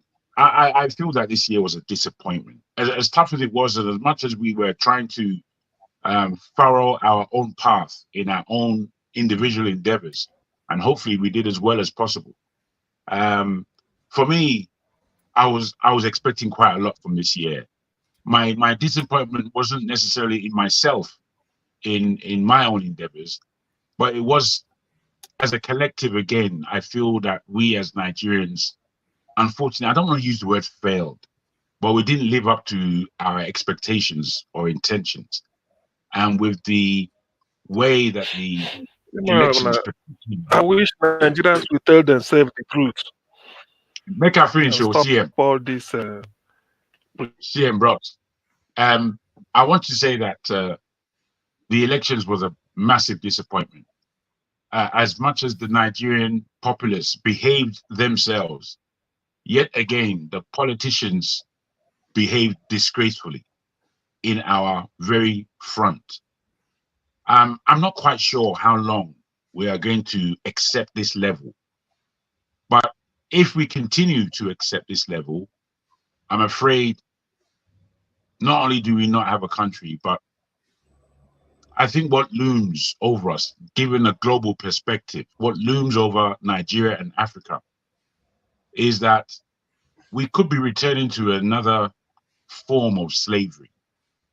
And our freedoms are already shorn by the politicians of Nigeria, to be further shorn by the one world government that is proceeding regardless. I don't think we're going to be able to handle that again. So in review, I don't want to speak about anything more particular than the elections themselves and the mire that it now brings us into, and the further mistakes that the present government is making. Ours really is to fight back. And I wonder if we are organized in order to make a fight back worthwhile. I'll leave it there. All right, thank you, Jagun. Femi, welcome. I've not seen you in a while. Yeah, remember what I told you? I'm cooking, and of course, you're still going to end up being one of my first guests. It's part of what we're putting together. Some of us are putting together as our own contribution, so that it doesn't look as though all we do is complain, without trying to play our own parts as well. First of all, I want to say real quick that the way there's this facial expression that you have, Dr. Damages, whenever someone interrupts, it's priceless. I don't know what it is, but it's priceless. It's almost like it speaks a lot, but that's on the side. It's also interesting to know that a platform like yours can provide an avenue for us to matchmake. That's interesting as well. In addition, I wanted to give the award for the Economy Reporter of the Year to Ngozika, because of the kind of things that she updates us on that's happening live when in terms of the amount of yam, especially because typically she updates us on yam. I think that's her favorite food. But in any case, just a quick roundup.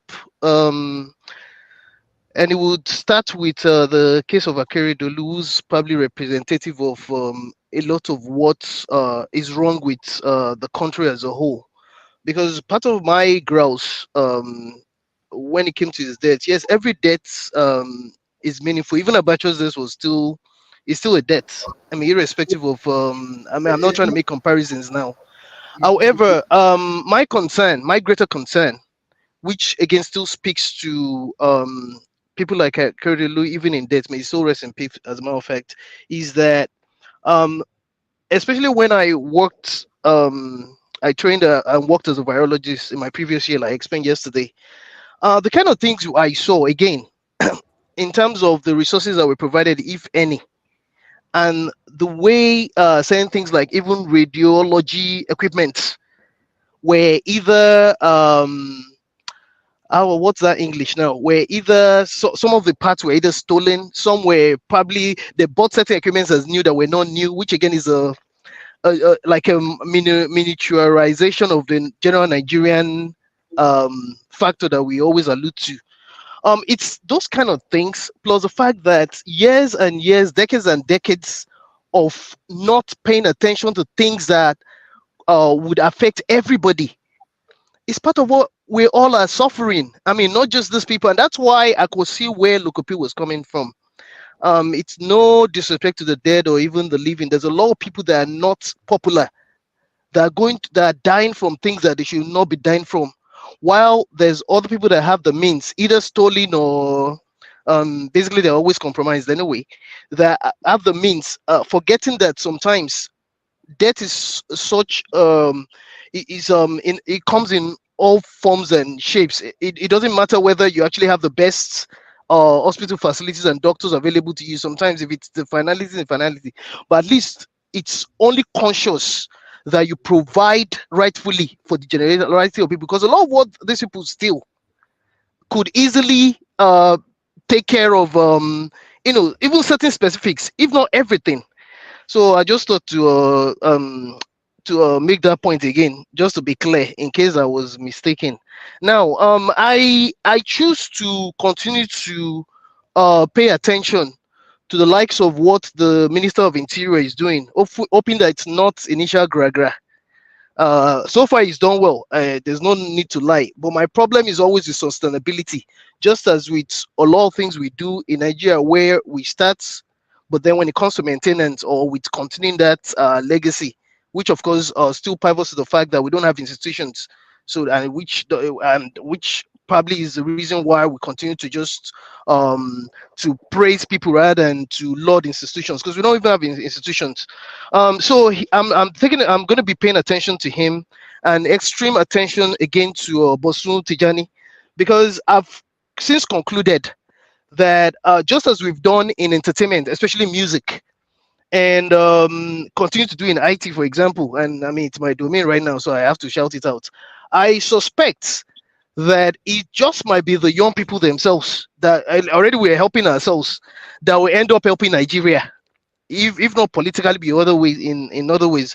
So the other thing I thought I might want to add was just a personal reach out to you. I think I sent a text to you about 2 weeks ago, Dr. Damages, and I still intend to speak to you. I know you don't have time, so I mean, you have your own lives, you have so many other things. People, I don't even know how you do that. I'm pretty sure you get a lot of calls from all over the world, probably even from mass. So I'm going to keep it short when I eventually try to seek audience with you. And it speaks to the fact that I look forward to programming on your platform that would be kind of like streamed in such a way that people will respect, everybody will respect each other, in terms of let's make it look more like, I'm guilty of it sometimes too, even yesterday I was guilty of that too. Let's make it look more, for lack of another word, more professional, because sometimes truly, if any of us has a chance to go back and rewatch some of the episodes, you're not going to be proud of the feedback, if you're being honest, sometimes. So I just thought it would be nice if we can actually be a lot more what failed me, but you get where I'm coming from, and I'll keep you at that for now. Thank you. All right, thank you so much, Femi, and let's talk later. Ngozika.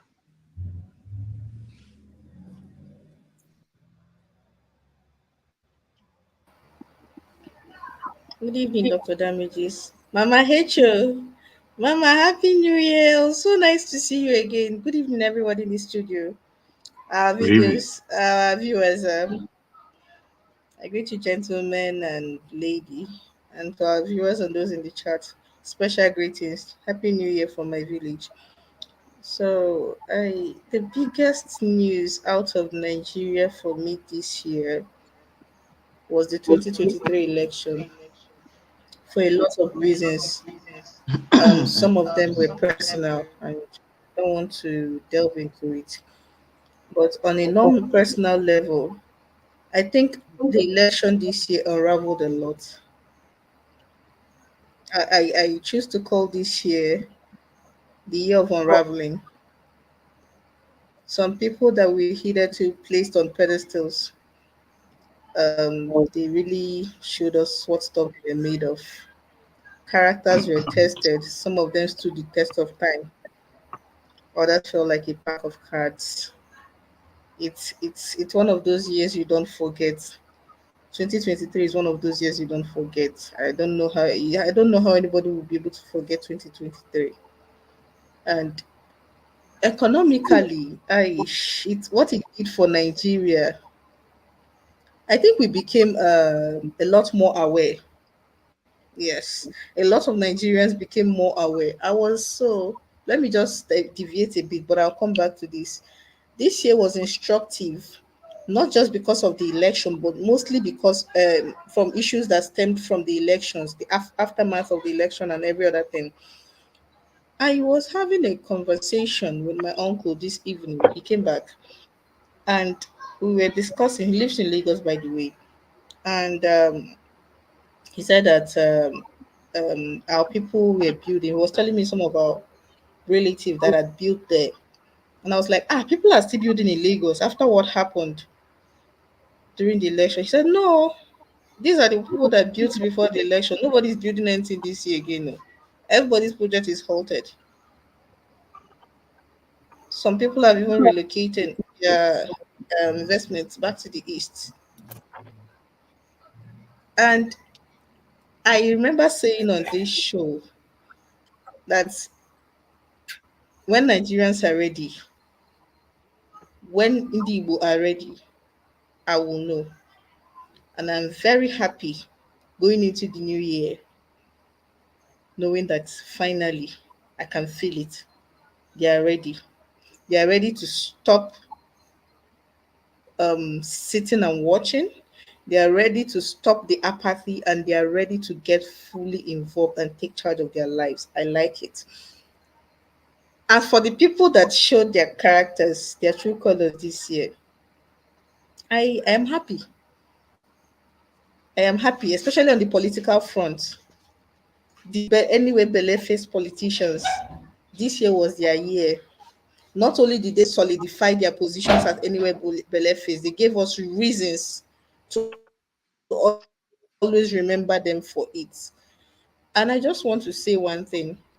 Going into next year, I don't have expectations. I said this on this show when Tinubu was sworn in. Somebody told me I'm full of negativity. What do you expect? Like, really? What do you people expect? I said it here. I remember that comment. The person came at me and said, "Who? Which right thinking man will be with this lady? She's full of negativity." I remember the comment. I said it here. What do you expect? You plant oranges and you expect apples. How? It is not negativity. It is not rocket science. I am not expecting anything positive from the government next year, and next year is tomorrow. I am not. I know that my salvation will come from me and every other Nigerians, nothing from the government. I am not expecting anything from them. And for those that are expecting anything, you really need to get your head out of the clouds and then touch grass. Come outside and touch grass more. I'll leave it at that for now. All right. Thank you, Mozika. And I think the next person is Jonava. Yeah, Jonava, you're next. It's always a engage when it comes to minority, but I will always keep my head up, square my shoulder, and look onto the author and the finisher of our faith. It's been a wonderful year. Many Nigerians are getting involved in politics and their awareness. And I also use this opportunity to thank Dr. Rudy and so many of the panelists and those on the chat and the viewer that the change start with all of us, turning the mirror on ourselves. The better society you are looking for is not in any other person than you. And if we all start that, in the next few years, we're all going to say we have started a journey that will turn our country around. But I also want to appeal to those that get involved in Nigerian politics for the first time and are quickly giving up, to encourage them to stay for the cause. Change is not easy, and change comes with price. And I believe that as we all express our view and our concern on Nigerian issue or other issue around the world.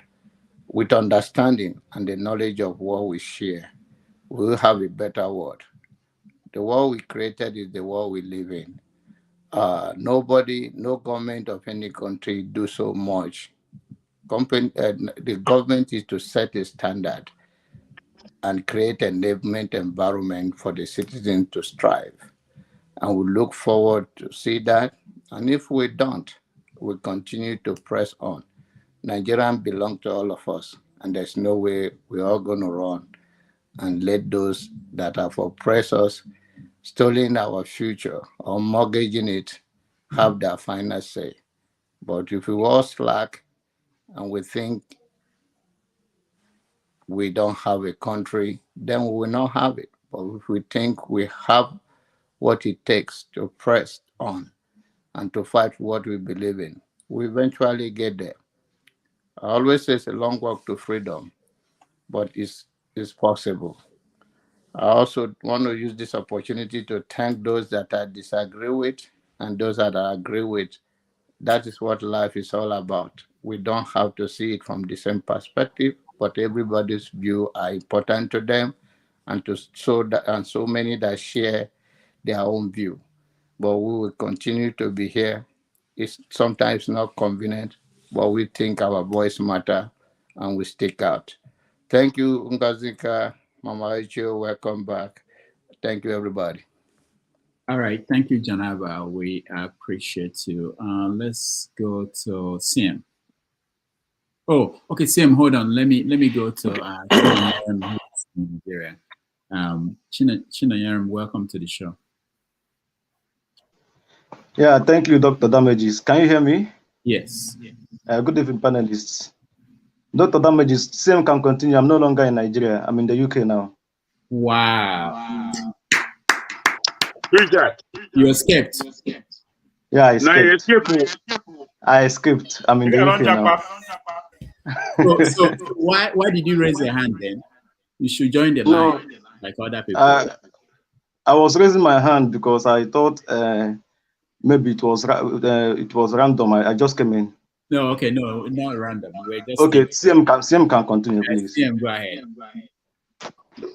Before CM continues, Jagun, do you know the meaning of Amadioha? Amadioha.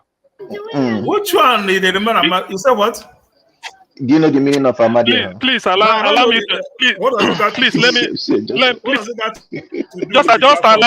Just allow me say my turn, please. For whatever it is worth. Let me say what I want to say. With my cola, I'm going to pray for you with cola. All right. Before you say what you want, sorry.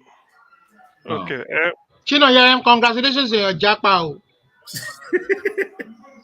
Please, can you guys stop? Let's hear us here. Even on New Year's, that means no stop, no ban, no stop. That's how we go flow. They go till midnight. Yeah, CM, go ahead.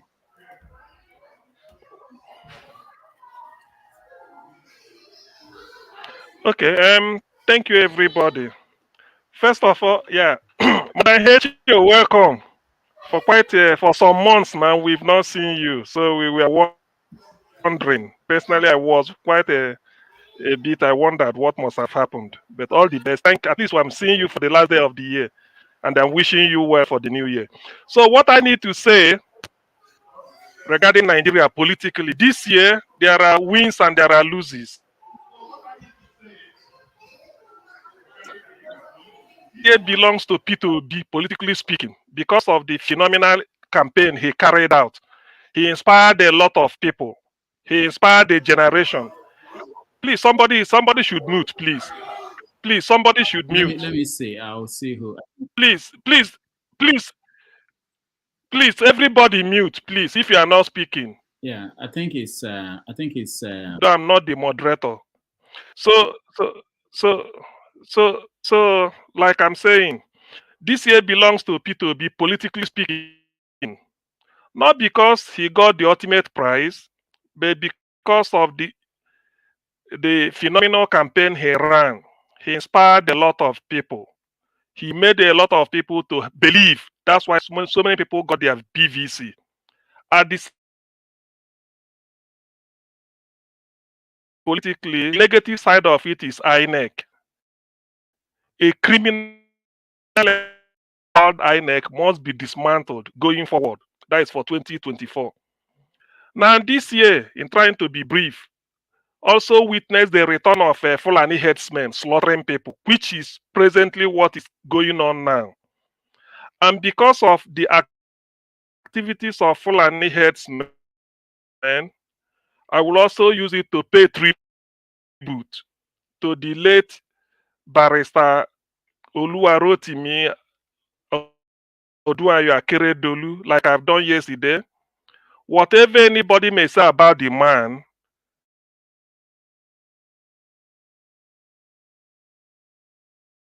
the South Republic, the Yorubas are no longer refugees in Benin Republic because of Akeredolu. He stood up when it mattered. Yes, he may not balance the budget, he may not have provided jobs so much, and then going to his last days, all the controversies surrounding handover and no handover. Well, those ones are still negatives, but nothing, nothing matters much than when your people needed you over life and death, and you stood up for them. The Agbekoyas came to him to tell him that they can't go to the farm to earn a living. He stood up. He stood up to the shenanigans of Malami, the Attorney General,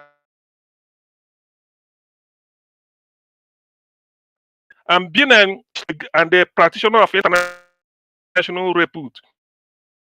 The Yorubas we do him when it mattered most. Before then, Fulani headsmen were Fashoranti Afenifere leader. Akeredolu said over his dead body, he can never stand it. Igboho is another person I need to salute, because sometimes we take care of this needs of the stomach better than that of our fellow human being. So to that, because of the return of Fulani headsmen, I doff my heart for Akeredolu. He's a fighter. If such person is the president, he can never withstand all this nonsense the Fulani headsmen are doing up and down the country. Akeredolu won't withstand it. He will face squarely, and wherever he is, he's a hero he is my hero. Now this year, let's also have a little God smiled on Nigeria. In the field of sports, Victor Osimhen became the African Footballer of the Year. Victor Osimhen Island won under-17 for Nigeria. I think so, either 2013 or 2015. I can't remember. He's from Edo State. He plays for Napoli Football Club of Italy, and for Napoli,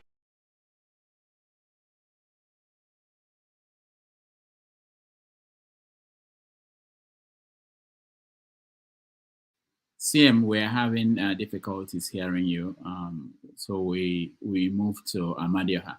Maybe if you do well, Amadioha could help you solve your problem. Amadioha, go ahead. Okay. I'm here. Mazi Prince, if I know the meaning, I know the meaning. So there's nothing you do with me, and I don't like the name. I want to say hi to Mama Echo. CM is still trying to speak, but his connection is not good. As I said yesterday, we are talking about Akeredolu, we should all be remember for something, either negative or positive. If every one of us here that used to be in this program, either I said the truth, we are everybody that there to us that see us community platform have asked about my HO. So what that woman so many times? Where is he? Even people that have not seen him before, they only had the voice. They don't hear that voice anymore whenever I turn on my channel. So they ask about her.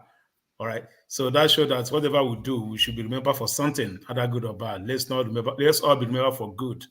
As everybody's remember Akeredolu for the Amoteku, the defense, let's all remember for good, not for bad. That on the side, as I yesterday, we have to give Dr. Damages the kudos. He has brought everybody together, giving us voices. Most of us don't have that voice outside. They may answer big names here. They will go outside, we don't have that voices. But right now, I have given some of us voices. Somebody said yesterday in the platform in this comment section that this show saved him from depression. We don't see. Somebody said that yesterday. This show brought him out of depression, and that is a therapist in there. It's therapist for most of us, but no one understands. So we should give him the man of the year. He has saved so many souls and brought so many people out from their comfort zone, and some of them that think that they know it all. There are some people that know more than them. We all know where we all started. We all know each other here, so we have seen it how it goes. So I also tell Ovie is here, Jonaba is here. Let's invite the damages to Texas. Let's take care of him. Let's show him how we parole here, how you party in Texas. You know, Texas have been hosting a lot of Nigerians community heavily for the past 2-3 years now. The movement of Nigeria to Texas is high. You know, so many, the nightlife, everything, they have taken it over from the Black Americans or every other ethnic group in Texas. Nigerians are taking over. So you should come and experience what we are experiencing. So secondly, I want to thank everybody. Let's not to talk. I just hope next year we not come here to talk. Let's start having solutions. I say yesterday, let's start bringing solutions in. We have spoken a lot. We have spoken a lot for a year. Keep on spoken. It's time for solution, either in or out, as I said. So that's my own point here. It's time for solution for us to move forward and take the platform to a different level. Support it, take it as our own. It doesn't belong to the damages. So the damages, you see electricity is telling him today, you're going to put him on the hot seat. That shows that it doesn't belong to him anymore. Anybody can come here and say, you're going to put the damage on the hot seat. So show her people on the hot seat. He said that for sure. Now this is my own turn. So show that it doesn't belong to him anymore. He may be the founder, but I tell you, it doesn't belong to him. So, and all of us should put hands together to see, are going to make this platform a talk of, everyone want to come here to view it, come here to express yourself. Everyone come here to talk the way you feel. And that's what my own point. Next year, I wish next year we all should speak in one mind. In a family, there must be a difference. It takes time to come together. So we cannot expect everybody to speak one umbrella. All of us have to speak in different we are from different region, different ethnic group, different, even we that are Igbos. We don't understand all our languages. We have different languages. All right. So because of when you're not even Igbo, you're not from Nigeria. So that last year we have already experimented many things, see how we can put it better. I mean, this coming year will be a better year for us. And in Nigeria, where we come from, I tell you guys, the level in Nigeria is that sleep, wake up, continue life. Sleep, wake up, continue life. They have no hope. You see, the hope is no more there. So what they offer, any day the rice is 70,000, they will buy. 100,000 they will buy. They will chop, continue life. Any day die come, they will die.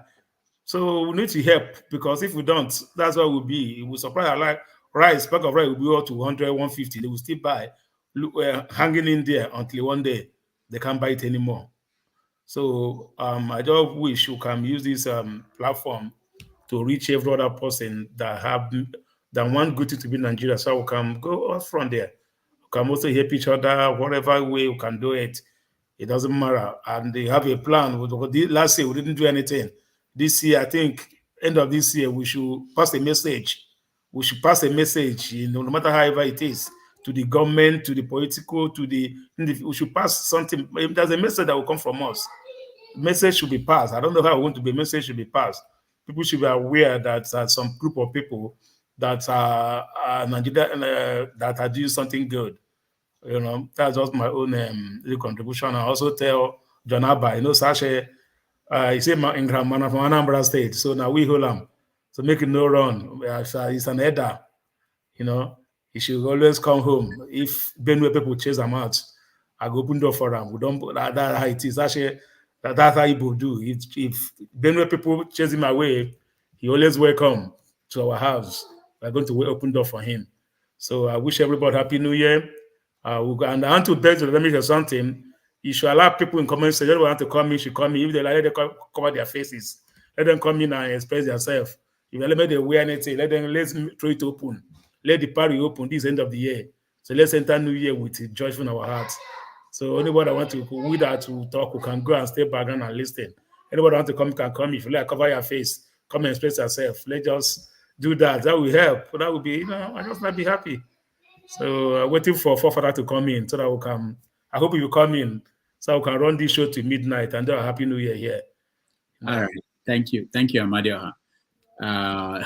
Chim. Hi, Dr. Rudolph. Compliments again, and pleased to be here.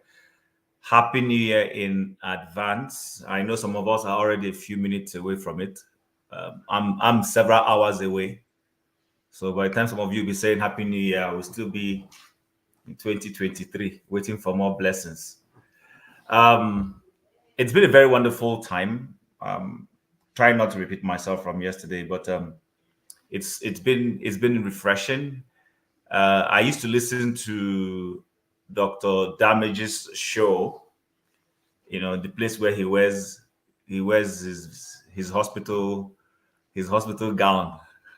I enjoyed it, and I've been watching from Nigeria. Actually, I started reading before social media became this diversified.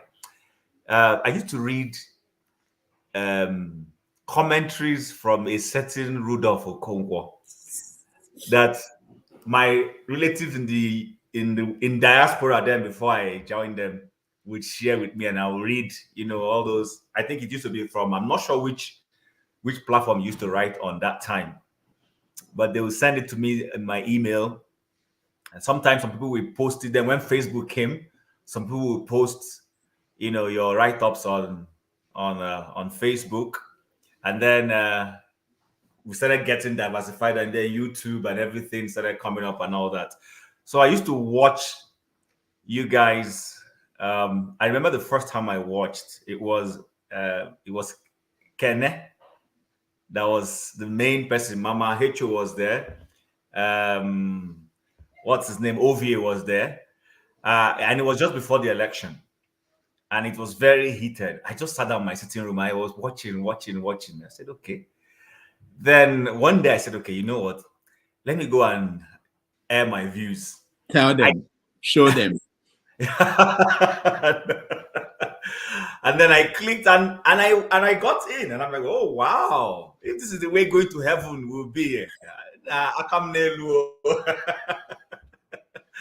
And then I came in and then I got hooked on. And like I rightly said yesterday, usually on Saturdays, because of time zone issues on Sundays, when it's 12 and all that in the UK, it's early morning here in Calgary, Canada, and we have to go to church and all that. So sometimes, which is why I usually join this program on Sundays late. But on Saturdays, for the last 1 year, I decided not to do anything cramped Saturday. So I didn't go for any weddings.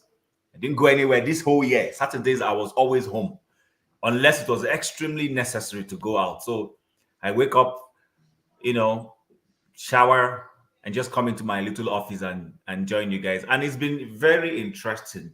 Like I've argued, people have said we come here, we talk. I think it was KJ that said last week, this is a talk shop. And there's nothing wrong in talking. Talking is therapeutic. Like Amadio rightly said, there are people, even those who are listening and sometimes, giving us a hard time, calling us out, giving us, and all those things. If we're not here, there will be nobody for them on that comment section to pick on. So, I think there was a day I really got pissed off with comments, and I wanted to go in there and just go and punch people, and then somebody just said, hey, do you know that if you guys are not here, these guys won't have anything to talk about?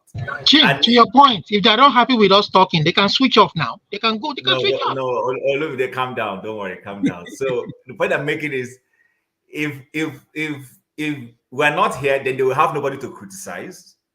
And if they are not there, we will have nobody to be talking to. We'll just be talking to ourselves. So I think, and the same thing with leadership. Although my philosophy has always been that leadership should be done in the right way. I long before I got to the level where I was, I had been a student of. In fact, if you come to my shelf, I have more leadership books than marketing, which I practice, or communication. I have more leadership books. I've read a lot of leadership books, and there's just something about leadership. There, someone says everything rises and falls on leadership. And it's my prayer and my hope that the Nigerian leaders, some of the things we say here, that some of them will take it up and be sober. You know, we don't come, I don't take, in fact, if you know me, I'm one person who heavily Nigerian oriented. You know, I like to say, when I get to any place and I meet Nigerians, it doesn't matter whether they're my ethnic group or from any other group, automatically they become my brother. You know, so, and I think what we do here, we're not just talking, we're airing our views, so that we'll see how our country can get better. Incidentally, the election didn't go the way many people expected, but I will tell you guys one honest truth. I left a certain, I know many of them might be listening, one of my previous employers. So we form alumni when everybody leaves. And then that alumni, we have a WhatsApp alumni where we come and converse and discuss. And during that election, I told them that Tinubu was going to be Nigeria's president. And people were like, no, those who are against Tinubu said, God forbid that. And I said, you can't forbid it. They said, why? Why are you saying that? I said, listen, if this man has won his party's nomination and they didn't stop him, I said, nobody's going to stop him. I said, the only thing that will stop this man is God.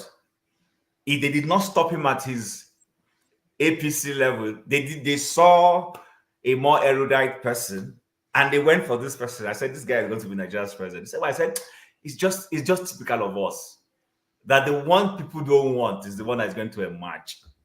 And it's actually because of our attitude and the way we go about things.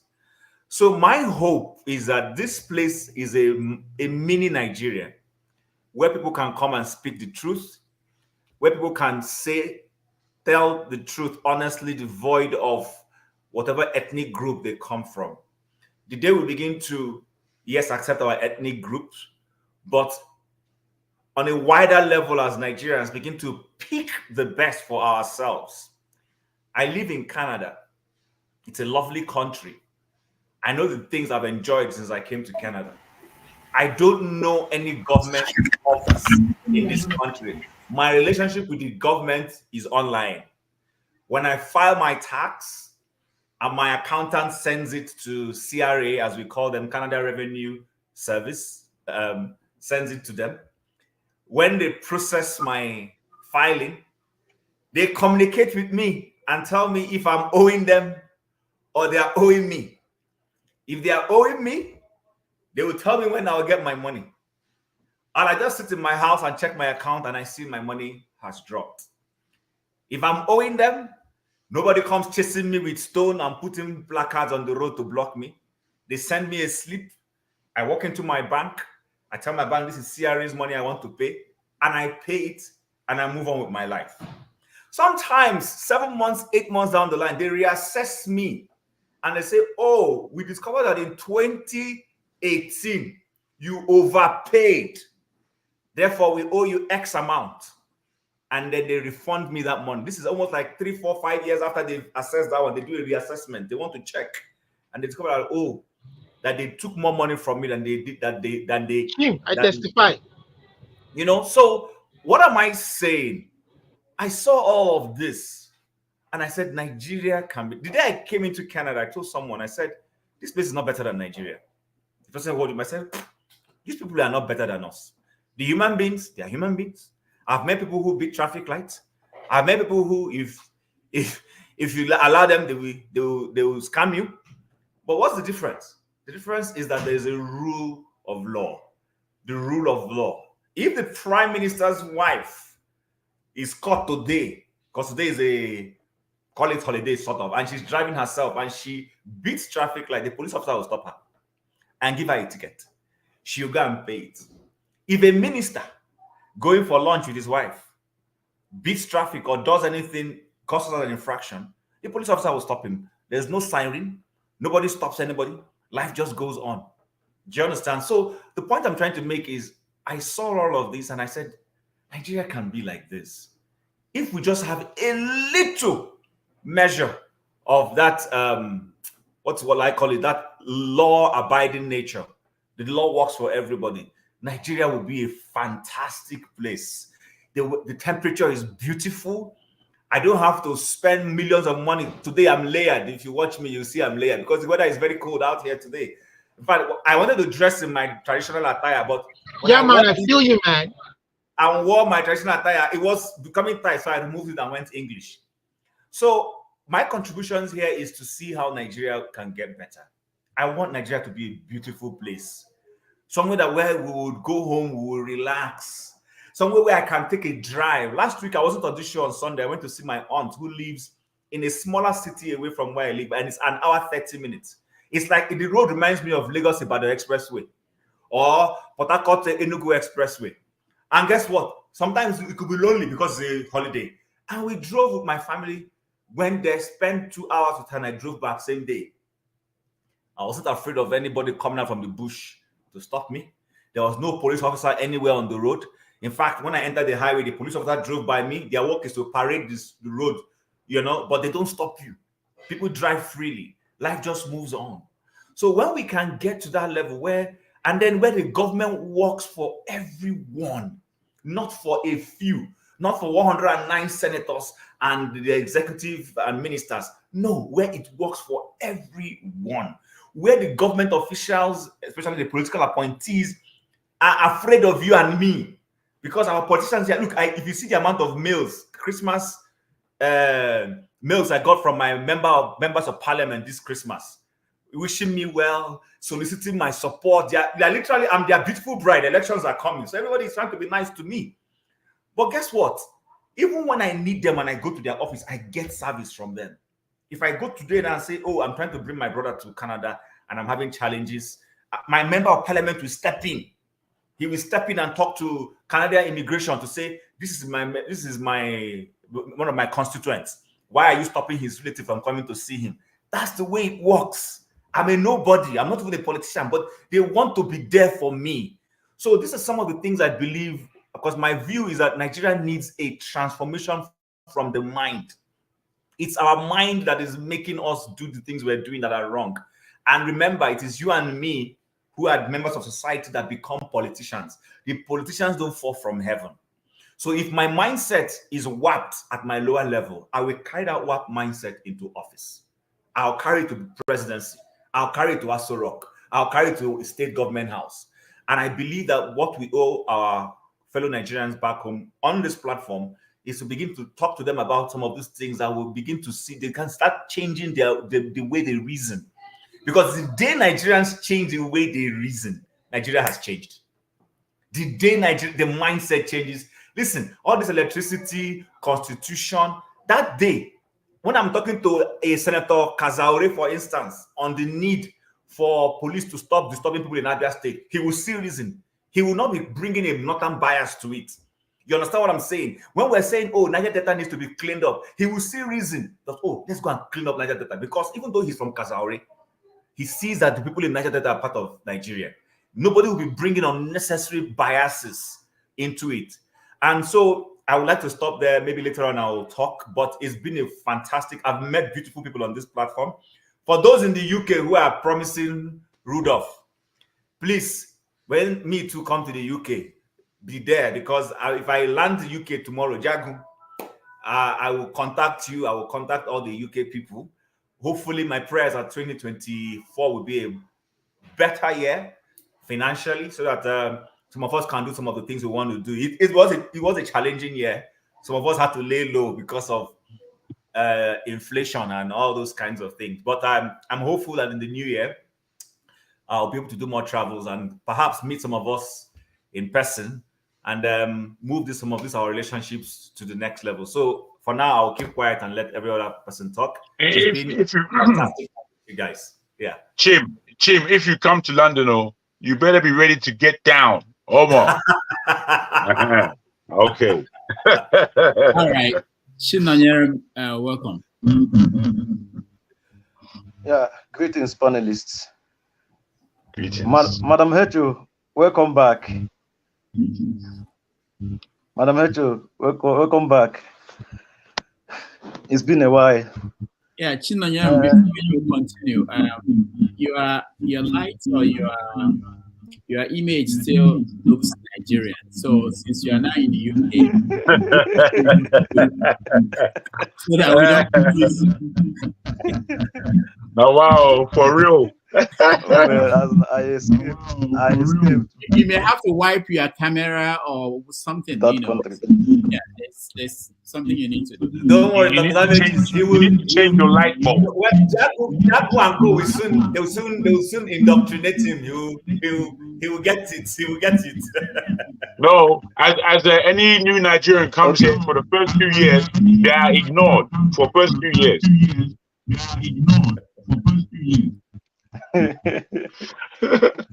Okay. First of all, I think it's worthy to note that I started joining this the panel because of Ngozika. Ngozika really motivated me because I was like, I watched Dr. Damages for more than 4 years, but I never joined the panel because I thought my network was too bad. But I started seeing Ngozika join frequently. I was like, if Ngozika is in Nigeria and can join, why can't I? That was what motivated me. That was what enforced my will to start joining the panel. So I thank Ngozika for that. Then before I left Nigeria, I came to the conclusion after an introspective examination of what's happened in the country. I came to the conclusion that what Jean-Paul Sartre, a French philosopher, wrote in his book, Existentialism is a Humanism. He said that the first principle of existentialism is that it places the entire burden of your existence squarely on your shoulder. There's nothing like predetermination, there's nothing like God. That is the kind of mentality any person that wants to survive Nigeria should have. You should know that there is not like government. You have to protect yourself. You have to provide everything for yourself. If not, you can't succeed. You can never succeed in that country. That place is just what it's nothing to write home about. You must face your responsibility as whatever burden that life places on you. Just hold this squarely on your shoulder. Don't think that the government will do this or that for you. Whatever you want, just try your best to get it your way. It shouldn't be that way, but that's the situation we found ourselves. It's too bad. You have to provide every single thing for yourself. And you pay task after providing every single thing for yourself. And the task will be embezzled. That's what Nigeria is. So that's what I just want to say. Anybody in Nigeria should just face whatever you think you want to do it on your own. Don't ever depend on that government. Nigeria will never work. I've said this before. I've come to the conclusion that Nigeria can never work under this present dispensation. It can never work. Chinonyer, let's just ask you a few questions. You just left. What is the biggest shock you've experienced, being abroad and compared to Nigeria? I just arrived. I've not really. I just arrived 2 days ago. I came here 2 days ago. Okay, so I understand why your camera is missing. Forgive me for taking issues. I came here 2 days ago. 2 days ago. So you've not looked outside the window. I've been out for like twice now. So. Have they taken light where you are? No. All right, so you are just 2 days ago, so we can't even. There's no way to begin to question you. Yeah. Congrats. Thank you. Yeah. Anybody can ask. Anybody. Is the new Chino, mine is not a question, but I just want to congratulate you for having the courage. And pretty much UK is a great place to be in. The only advice I would put on there is just make sure you focus on what you came for. Try to associate with few people that you can, that will lead you through the right path. And if you decide to stay, stay. It's a better place, you know. Yeah, that's all I can say for now. All right. So, I just want to say, so I'm sorry. I just want to say that congratulations on leaving Nigeria, a shithole country, for your new country. You understand? So, but if you ever have the opportunity, you're a very young man. If you ever have the opportunity of living UK, I understand it might be difficult getting citizenship there, or even aspiring to the highest position that you want to be in life in that UK because of their own policies there. You want to move to Canada or maybe US, where you can be anything you want to be. Feel free, okay? Yeah, think about it. I'm not trying to pressure you now, but you know, if you ever feel UK is not really home that you want to be, you understand? But you've taken the first good step. I wish you all the best. Yeah, congratulations, Tinele. I also want to use this opportunity to empathize with Nigeria for another loss of a great opportunity to be a better country. And I pray that we're going to start getting it right this year, so that we can begin to turn the tide around. Having said that, Dr. Rudolph, I think I'll be watching from the YouTube so that we may give more other people more chance to come into the panel. Thank you. Thank you so much. So, Doctor, let me say a few words as well, if you will. So, Chineyurim, I don't know whether to cry or to laugh, but all I'll just say is, as much as we say Nigeria is what it is. I mean, let's be clear on that. But there's a couple of why you won't cry?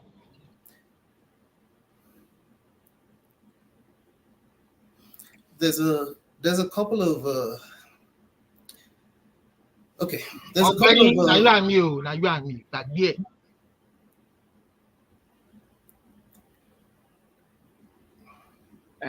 Go ahead, Femi. We have to, it's the end of the year. We have to get to the new year with Olumide. We have to somehow get to the new year with him. But go ahead, Femi. Go ahead. So there's a couple of things I'll be showing when I officially start my my gig, right? And part of it will show you how, as much as we kind of like laud ourselves when we actually do escape in truth, to be honest, you see a lot of those Nigerians that spent time abroad that are actually doing amazingly well in Nigeria now. They're going to tell you the opposite. So it's going to be interesting. I mean, the kind of things, the kind of guys I'll be bringing up, especially again with respect to the fact that it's going to be domiciled in the IT space. But just a couple of words to Chineyurim. Again, part of what I was going to say has already been said.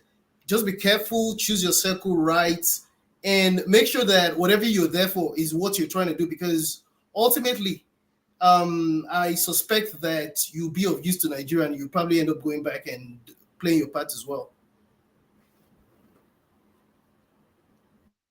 All right, thank you.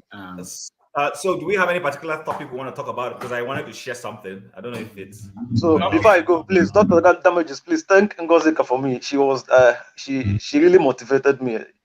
She, her presence here. Congratulations on your jackpot. God will run out for you, go run out for the rest of us. Oh my goodness. You know, the funny thing, Ngozika was the one that said after the election will determine what she will do next. Yeah, so, he did. But then, I didn't want to talk about it on a public forum, but he did. Mama H knows a bit of the story. He did. Oh, okay. On a really personal level. All right. So we I've not said anything. I think. No, hold on. Master Prince, I thought you spoke. Can we go to?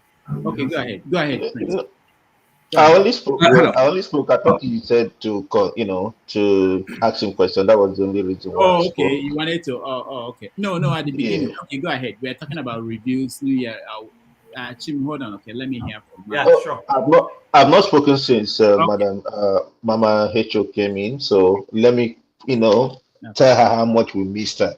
Okay, Mama Hecho, we actually missed you. I'm not gonna tell you lies, and most of us asked about you and all that, and it's good to know that you are doing perfectly well. It's not easy. It's not easy, and life gives us lemon, and we make lemonade. It gives us orange, we make orange juice and all that. In all, I refuse to say pray for Nigeria because we prayed for 60 something years and nothing is going on. The only thing is help those you can help and in any little way that you can. Like I tell them these days, somebody called me this morning and said, "Oh, you said you were gonna do New Year for us." I said, "What? What are you talking about? At 1 a.m. Do what? New Year? I'm sorry. How old are you again?" She said she's 30 something years old. I said, "I'm sorry. It's a disappointment for you calling me and asking me to do New Year for you. I don't know what it means. I'm not in it."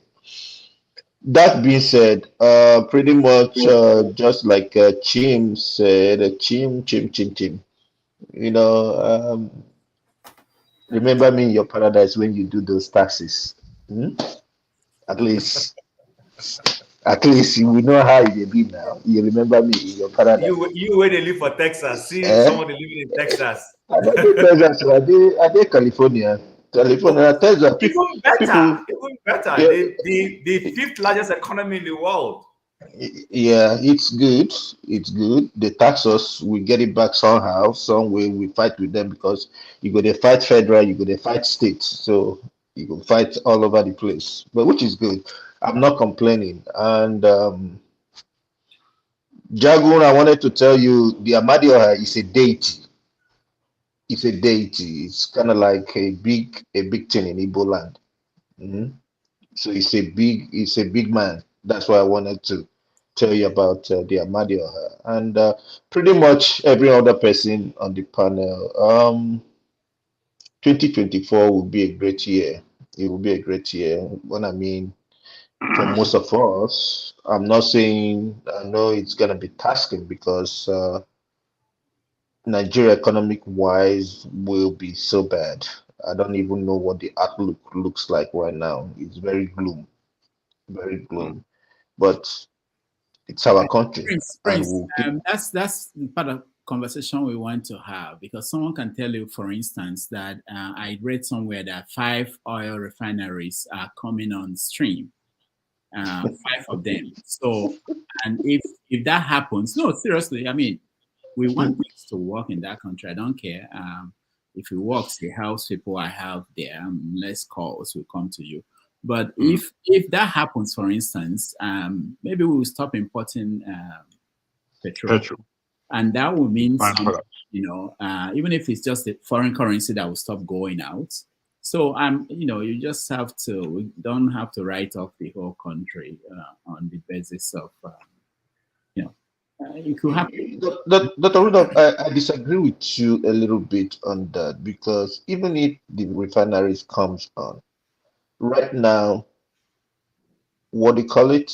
The subsidy is gone, and whatever they're gonna refine, they will also refine it based on international price. Yeah, I know the whole story about it. I used to value energy, but the point is if you want to actually argue it, there's cost in importing and exporting, so that cost will not be part of it. So somehow it's going to be better for you to refine in your country than to import. But anyway, let's leave that. It will be better, and also remember that most of the crude oil that we are gonna be producing is on debt. We owe. We owe. Most Africa. I didn't hear you well. Oh, okay. So most of the production of crude that we'll be doing 2024 will be used to pay debts that we've already collected. Yeah, but the point is that if we don't do this, we will still pay debt. So in any case, it's a positive thing. Anyway, hold on. Let's get other people involved in Yes. So for me, in a general sense, if the government really wants to do something that will be very drastic, first start with NNPC, take out Mele Kyari, take him out of that place. He's long overdue. Put in new administrators. You know, those are the places we need to have a change, and things will happen. But if we still have those people, I don't know. But it is what it is. I'm hopeful, I'm hopeful, and hopefully, like you said, let things work. The less calls we will get, and the better it will be for all of us, so that we'll go enjoy after we don't pay our bills here. We'll go enjoy some more now. Let me say we're going to think about brothers I and would like to sisters in contribute Nigeria. later on when every other person. Yeah, let me get to other people then. I just want Oti, Shegun, and then I can come back to you. Tone, yeah, okay. All right, Oti, go ahead. Hello, good evening, everyone. Yes, Madam Hecho, it's good to see you. Even though the time you were very active on this platform, I was never part of it, but I was, of course, I was listening at the background. Welcome back. I liked what Ngozika said. I just have to kind of recall. She made a quite useful observation in her charismatic basic common sense.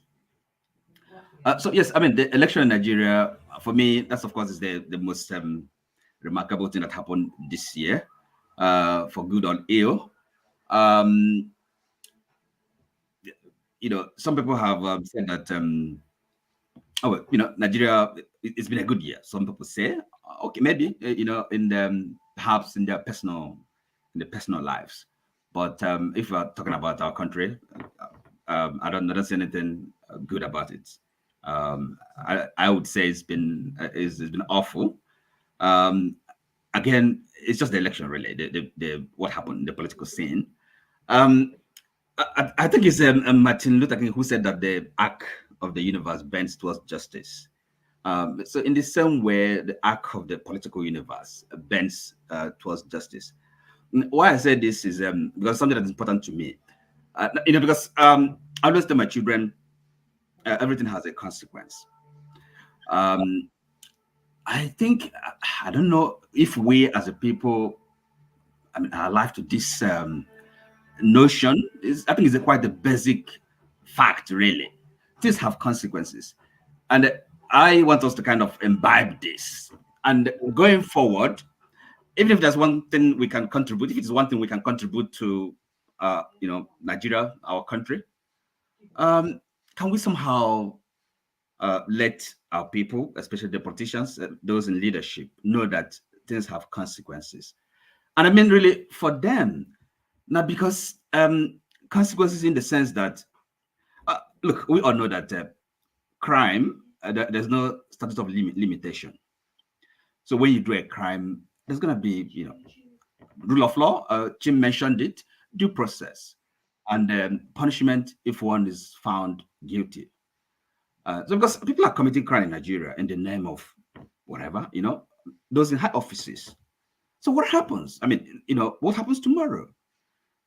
So I think we really should come alive to this possibility, and maybe, I don't know how to make it widely, generally known that there will be a reckoning.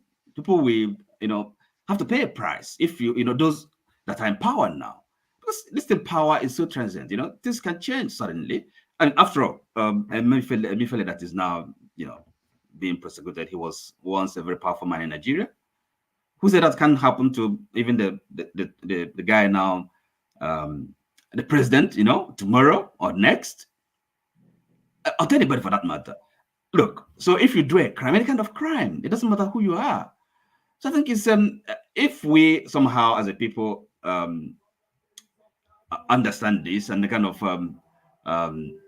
live with that, things may change. Things will definitely change, because all this we're hoping, of saying that people, the Nigerians are going to change their attitude and therefore things will change that way.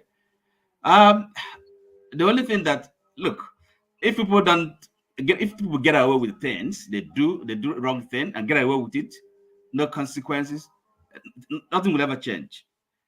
And that's where the rule of law comes in. Jim talks about it. What's the rule of law? I mean, again, things having consequences. When you do something, you really have to kind of accept, pay a price when you're called upon to do so. So that's, to me, is both our current situation and going forward. This sense of accountability. That's we have to be responsible, be held to account for whatever we do, both in our private and public lives. That's, to me, should be a very important lesson to draw and to live by. So that's all I have to say at this moment. Thank you so much. Let's go to Femi. Can I skip you? Do you have something to add? Yeah. Okay. Shegun, welcome to the show. Good evening, everyone. I hope you can hear me clearly. Yeah, we can hear you. It's been nice, to be on this platform again. Greetings, Doctor. It's been a while. I just wanted to be part of the last show of the year. Thank you so much. We miss you, especially at the election. You were very key in helping us. The blood was very hot that time, and the hopes were very high. Unfortunately, it was dashed, but we're still here, been listening at the background. So, first thing first is greetings to everyone. Mama Echo, greetings to you and everyone. Thank you, Doctor, for creating this platform to enable communications, at least. Even though we've not met ourselves here, somehow it feels like a family, so which is a good thing. So I'll just pick on various points. I wanted to join yesterday, but somehow I didn't have the chance. So first, just to talk a bit about Man of the Year, I just pick on that. For me, I think the Man of the Year is Peter Obi. And for the simple reason is, if you look at previous elections, there's always been clamor for a third force. No matter how strong the clamor is, by the time the election result comes out, you see that the third force did not even get up to 200,000. Or Peter Obi got close to it. Even though at first when he started, I was just thinking, well, if he gets 4 million votes, that's an encouragement. But it was almost there before we were cheated out, in my own opinion. But so for being a very strong contender, and he has given hope. Things don't change like that. They take gradual step to state. So maybe next time, if we try, we may be able to get what we want as a people. So I'll give that to him. And that also leads me to say that the highlight for the year is actually the election, because people had hopes. People, in my own opinion, participated. And we hope that something good will come in, but never came back in. INEC was the low point of last year, just for the simple reason of just tweaking something in the system and allowing somebody else to take advantage of the procedure. I think that will just be what I would say. Looking forward into 2024, personally for Nigeria, I don't see sign of something encouraging. So, I mean, if you Yorubas will say the sign of a good Sunday is probably your Friday before or Saturday before. Really, I'm not seeing anything encouraging from this government to say that we're really looking forward to a hopeful one. But we must all live on hope. So one thing I hope, which you have said, is that I hope refineries start producing in Nigeria. I only hope. And why I keep stressing on hope is because we've had Dangote commissioned very early in the year, and this is the last day of the year, and one drop of product hasn't come out from that place. We've had Port Harcourt refinery mechanically completed. I link that to what they call technically defeat of the Boko Haram, which is also a way that the government just comes to lie to us. But again, in all of this, I'm just still hoping that refineries work in 2024, and the spiral effect of that would be probably less pressure on foreign reserve or foreign currency for demand for that, and hopefully that also spiral into the economy. That's just what I hope for. But apart from that, we'll just take the day as it comes, also adding our voices to situations. Lastly, what I would want to say is just to touch back on the Plateau crisis. My heart goes out to the people. I grew up in Bauchi, so Plateau is just next door neighbor. I knew how it was everybody's desire, to be in Jos, which was the coldest part of Nigeria as far as I'm concerned, very peaceful. But if you cast your mind back, Jos itself, the main town, had a period when there was crisis. Even though now we don't see that and we hope it's gone. But the Plateau crisis in the villages, unfortunately, this is, in my own opinion, is not going to be the last one because the government is not doing anything. And then yesterday there were arguments about military capabilities. While I agree that the military capacity is quietly, stretched, I may agree that they do not have capacity to prevent, but I don't agree that they do not have capacity to investigate and prosecute and catch the people that have been involved. Because if you listen to the victims, some of them keep saying, we know these people, we know their names.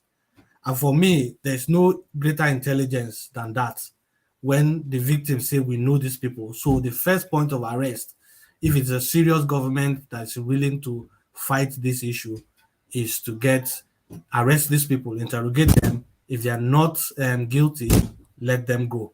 But we've not seen that, which points to the fact that there is no political will to really stop that fight there. So in my own opinion, what they need to do is the people need to arm themselves and protect themselves. They need to arm themselves and protect themselves. I think that's the only way it is. Forefathers argues that if people arm themselves, there will be chaos. My argument is there no chaos already? What we have, is it different from, it's chaos. So I rather be in a chaos where I am defending myself than be in a chaos where I'm being slaughtered. So again, they should take a cue from Amotekun. They should assemble themselves wherever they need to do and defend themselves. And maybe the government will take them more serious and do what they need to do. But apart from that, we commensurate with them. We know it's a difficult position to be in, but that's Nigeria. It goes back to my opinion that the way Nigeria is currently constituted, it's going to be difficult for it to work. So that's just my one kobo. I said I should chime in so that I can tick the register that I was part of the last episode. And then I wish everybody a prosperous 2024, and hopefully things get better as we all keep discussing and doing things in our own way. So thank you for the opportunity, Dr. Damages. Thank you, Shegun. Before you go, can you go into this controversy? Who is our best panelist? You see, yesterday when you were having this argument, I was going to say forefathers. Now, not just because of the amount of attacks he's received on this place and he's withstand his ground. But yesterday, when he went off about military capabilities and he wasn't just giving in to people trying to protect themselves, I was tempted to withdraw back. But again, who else would I give it to? Just concede to forefathers. All right. Thank you so much. Thank you. So you can put me at the backstage. I'll just keep watching. Okay. All right. Thanks. Tone, you're next. Amadio, had you? I thought you spoke. I'm not sure. Did you? Yeah, Amadio had it. Tone. After Tone, we come back to Chim. Mama H.O. first and Tim. Chim, go ahead. Okay. Hi. Yeah. We keep talking about refinery. I would like to view it from the global scene. As you and I may be aware, you live outside Africa. Europe and America, if Canada as well, I don't know much about Canada, are talking about electric cars and even hydrogen cars. And we're still talking about oil. Dubai that has so much oil and all that are reinvesting. What have we done with the money? It's the same money we made. We made as much money, if not more than Dubai. And look at what Dubai has done with it. So even if we even have some more money, some more thing coming in to Nigeria, this present gang of criminals will squander it. Tinubu is a career criminal. He's a good person. When you meet him, he's a lovely person, you know, very, very robust character, you know, like Dr. Gomez rightly said earlier. I know that. But the man is an evil genius. So I don't expect anything. I don't expect anything to be better. Nigerians are not going to be better off. They're just it's going to go. The money is going to go within his criminal organization and gang. Nothing is going to happen. Nothing. It's not going to change anything. You know. And furthermore, what was I just trying to gather my thoughts? The refinery we're talking about, it's all news. Everything this government has told us when we put it under the lights to fact check it, it turns out to be lies. So why will I believe something about refinery and all this? All lies. If you ask me where we should be putting our money into, its cottage industry, getting small businesses up and running, because that's what drives the economy. Paying the soldiers very well, providing better training for soldiers, retiring useless commanders that in the army, the air force, and the navy are just there, pot belly and all that, carrying swagger stick and all that. They don't have no idea, and that's how we can start moving forward. It's not about it's not like forefathers would say. It's not about recruiting millions and millions. When you recruit, and then who are they going to recruit? They're going to recruit more terrorists, and all they'll be concerned is how to go and suppress people in the east or anywhere that anybody that opposes them. So the thing is, APC is the worst thing that's ever happened to Nigeria, unfortunately. So I don't see any difference. It's not going to make any difference. And besides, I don't believe all the news about the cock and bull stories. I'll call it cock and bull stories about refinery or no refinery, as if some dollars will start running down from the sky. Nothing is happening until we get back. And Tinubu again, since he became a president, why don't he go to the southeast and to show people that he's the president for the whole nation? He's so scared. Look at even Lagos. Look at the way he was flanked by they were armed to the teeth. What is he scared of? I thought he said he built Lagos, and Lagos is his playground. Why didn't he do a walk? Come out of that bloody SUV, the bulletproof SUV, and walk through that street and show us that he's got nothing to hide.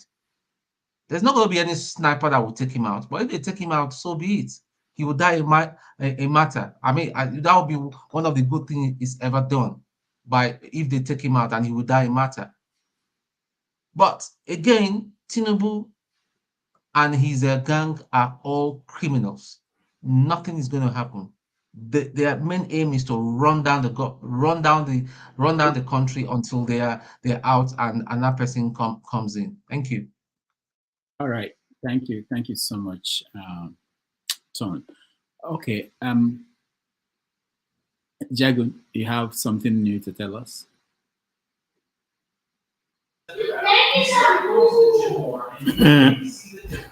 Amadio, yeah. You just spoke. No, I've not spoken since I came back. My second missionary journey, I have not spoken.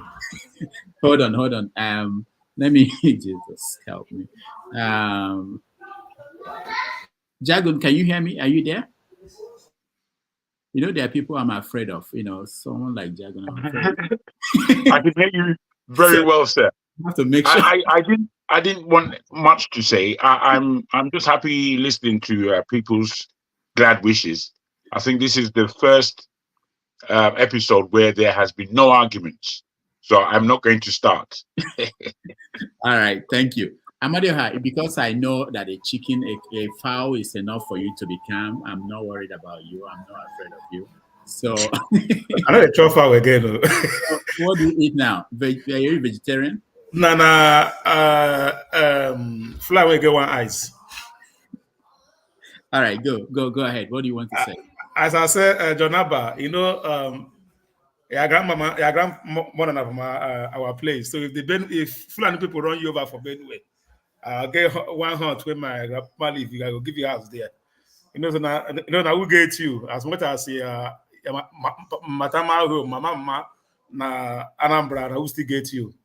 So, in respect of what Tone just said, we all know that even though the refineries come in place, start functioning, we all know Nigeria, what goes up doesn't come down. With transportation come down, with things come down, that's what we're talking about. Everything that goes up to Nigeria can never come down again. A loaf of bread can never come down. Nothing comes down. It only goes up. So if the whole refinery start working, all right, is still the same people that are going to gain, not the poor masses. But poor masses will still buy the same. Everything will still be the same. There's nothing going to change. All the money is going to go to their pocket. They're going to loot it all. The people in the street won't see anything. The transportation fare will go up. Everything will still go up. We all know how Nigeria work. So I just pray, let him if you work, you know work. People are going out of gas can, all those stuff. We are still talking about petroleum on this, but it doesn't change how the masses live in Nigeria. Things will still be up there. So that's just my own little contribution. Me just be here and be listening, like Jogu said. All right. Thank you. Thank you. So I'm moving on to Janaba. My brother. Thank you, Mother. You say you take one fly with one eye now. So when I'm coming, I will come with it. And then I thought you don't graduate to even take a cow. I don't know. You are going down. No, but I say something. There's something we the gods eat, something that is not, it can't be found. All right. Just like we went for a bride price in somewhere in those states, they asked us for 10 naira for the bride price. And all of us are having big, heavy money. Like everyone have 1,000. You know, they say what they just want $10, 10 naira. We start looking for 10 naira. That was difficult. So that's how it is.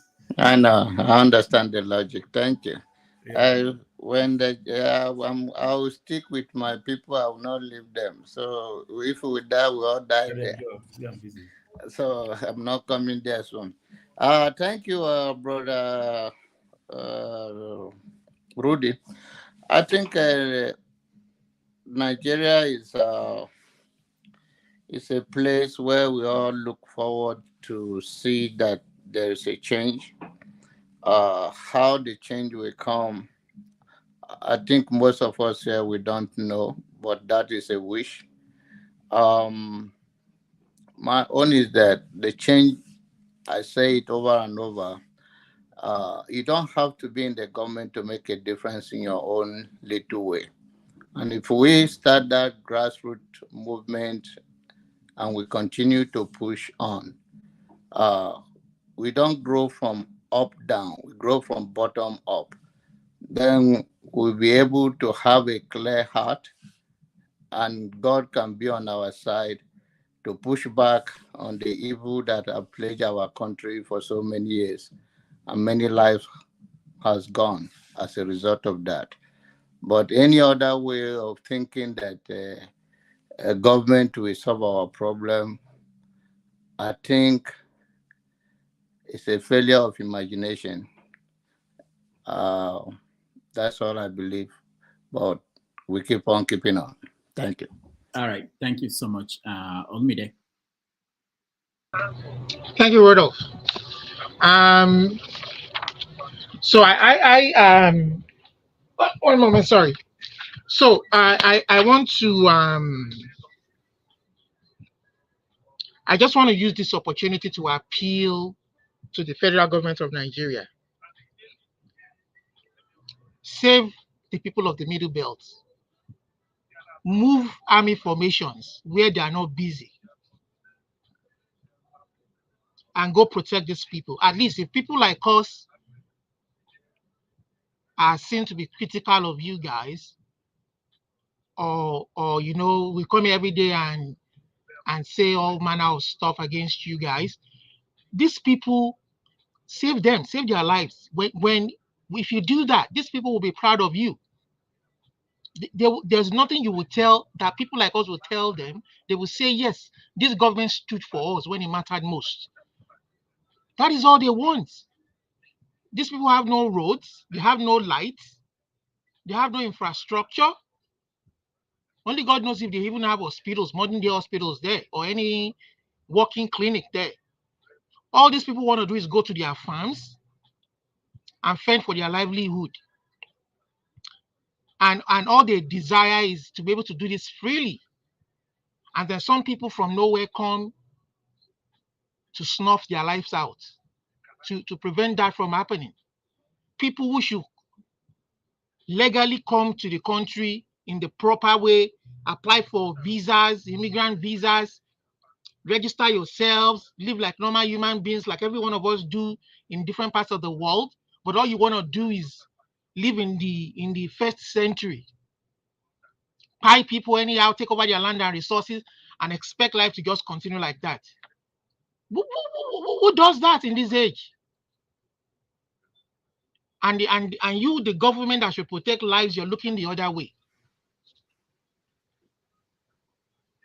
And you say you're not a shit. And when we say you're a shit old country, you say we are insulting you. That's the definition of a shit old. Nothing works. And then you give all manner of excuses. Incompetence at every level, military, healthcare institutions, and what have you.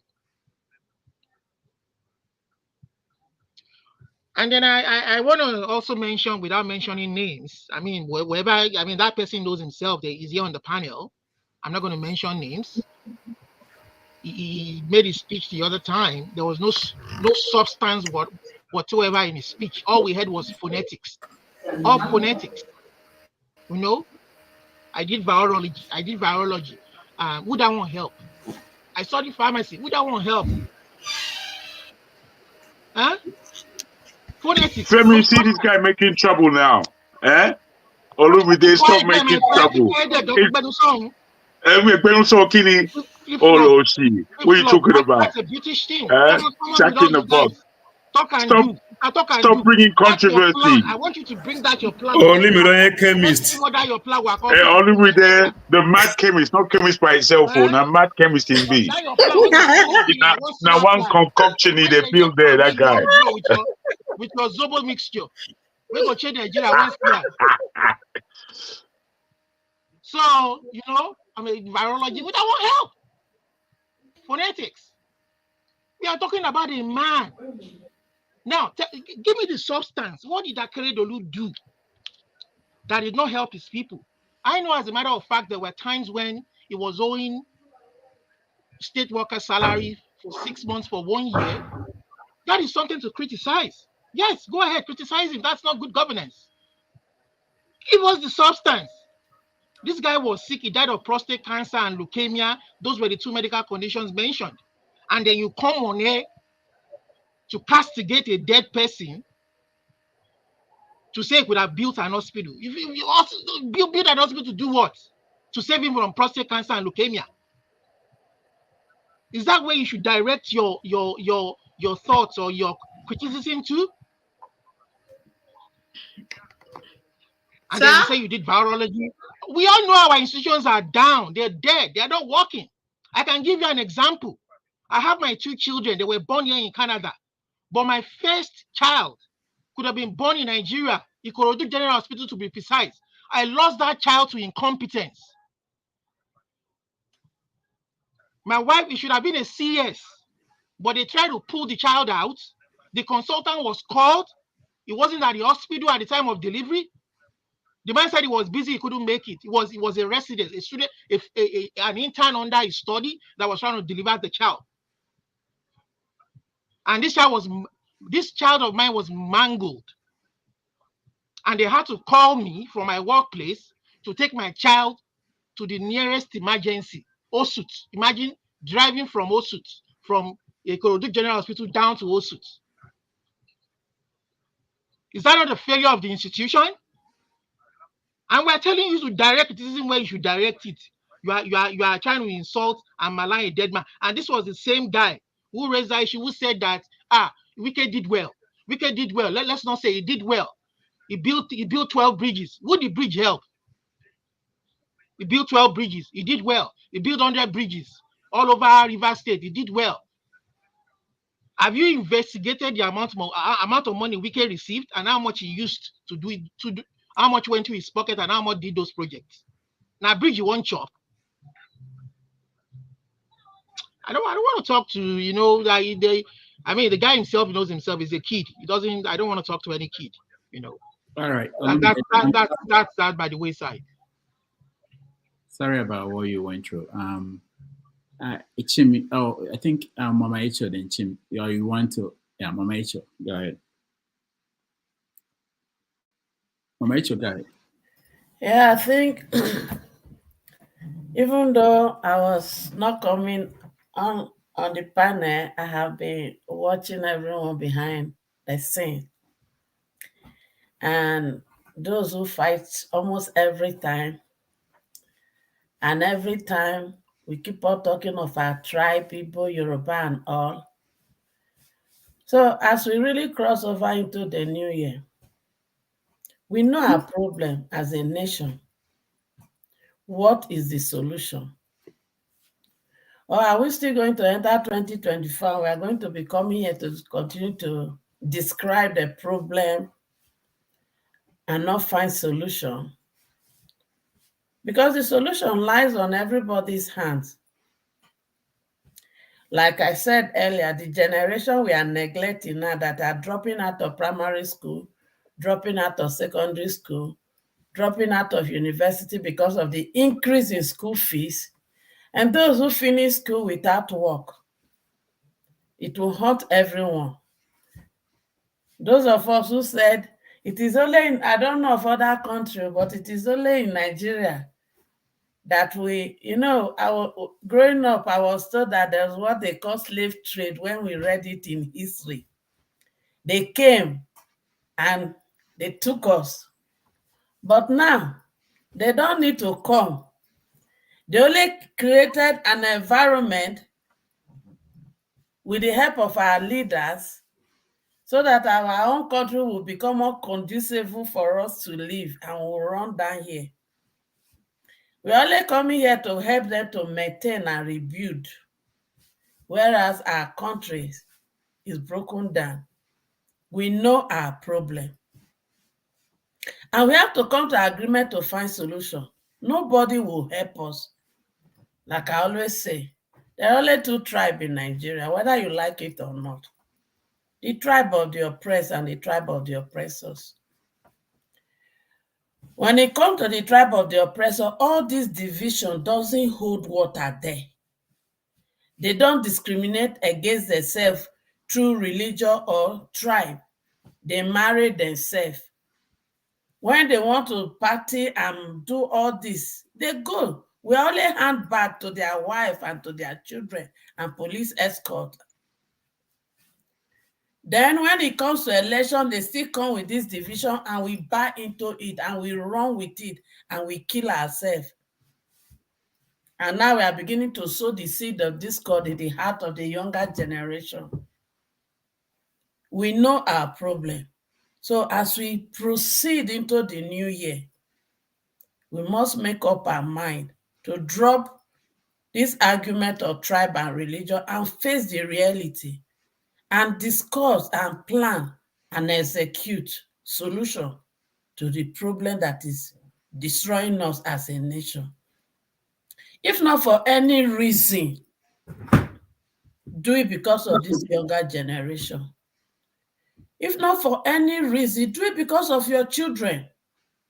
If not for any reason, do it because a time will come when our bones are no longer strong enough to cope with this region we are in, and we want to relocate back home to our good weather. But that will not happen if we don't fix the problem. Thank you. All right. Thank you so much, Mama Echo. Chim. Yeah, thank you, Rudolph. And Mama Hecho, nice to make your acquaintance. Incidentally, you were not here all the time when I joined, but I learned you were a very, very insightful contributor. And from your last, just immediate speech now, clearly shows it. A few things I want to contribute to. One, the major thing I want to talk about is in the course of the week, I had a conversation with OT and electricity. We were talking about our expectations on our the current opposition leader. So I'll dwell more on that. But before I go into that issue, first and foremost, Olumide, sorry to learn of your loss when it happened. I'm sure it was many years ago, but nonetheless, let me just commiserate with you. Now, to the issue of Akeredolu, like I rightly cited yesterday, if we look at, the man was a man of many parts. So like I usually tell people, when someone passes on, he's a total person with different stages of life. Some might not be very palatable. I remember when the Queen of England died and people were mourning, there were people rejoicing in some other parts of the world. And in the forum where I belonged to, people were like, why? I said, well, she was a mother to some people, but to some other people, she disrupted their civilization. So you can't choose and pick. When it comes to Akeredolu, like I rightly said yesterday, and my position hasn't changed, but what I want to mention is this. When people talk about our leaders and their failings, this is me speaking. Personally, Akeredolu cannot fix the entire problems of Ondo State, but he can begin to take steps to do things for which he will be remembered, and I'm sure he did a couple. Now, on the issue of healthcare, maybe it wasn't part of his core goals, but what people are saying is that our leaders need to start thinking beyond their time in government, and beyond the fact that when they're in government, perhaps because of the fact that they're in government, not that they're stealing now, let's forget about stealing, but let's say genuinely resources that go to him.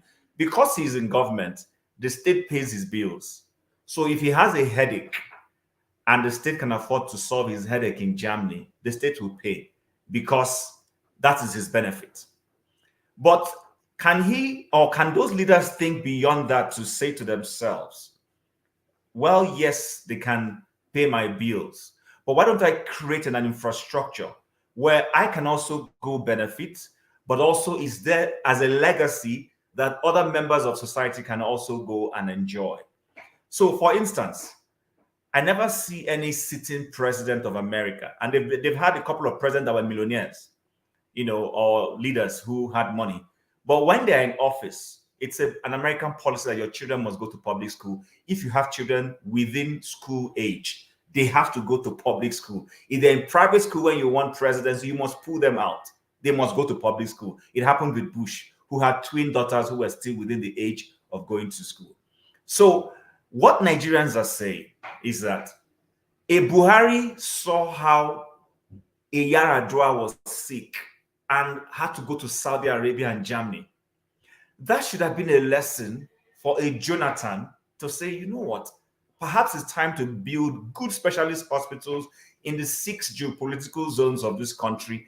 Let's fund it so that our people can go there for treatment. And then we as VIPs, if we take ill, we go there.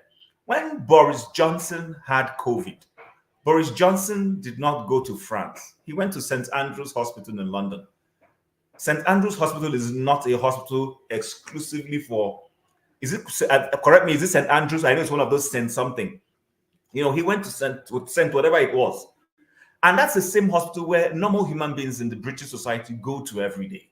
So what people are saying is this: if our leaders are long-term thinking, they will create an infrastructure that because you know what, there's something about lifestyle, because at the level where they are, their lifestyle also makes them vulnerable to certain sicknesses. It's just the truth because of the way they eat, the way they go about their lives. So if they are forward thinking, they will create that infrastructure where if they have headache, have prostrate, have whatever it is they have, they can walk in and receive treatment.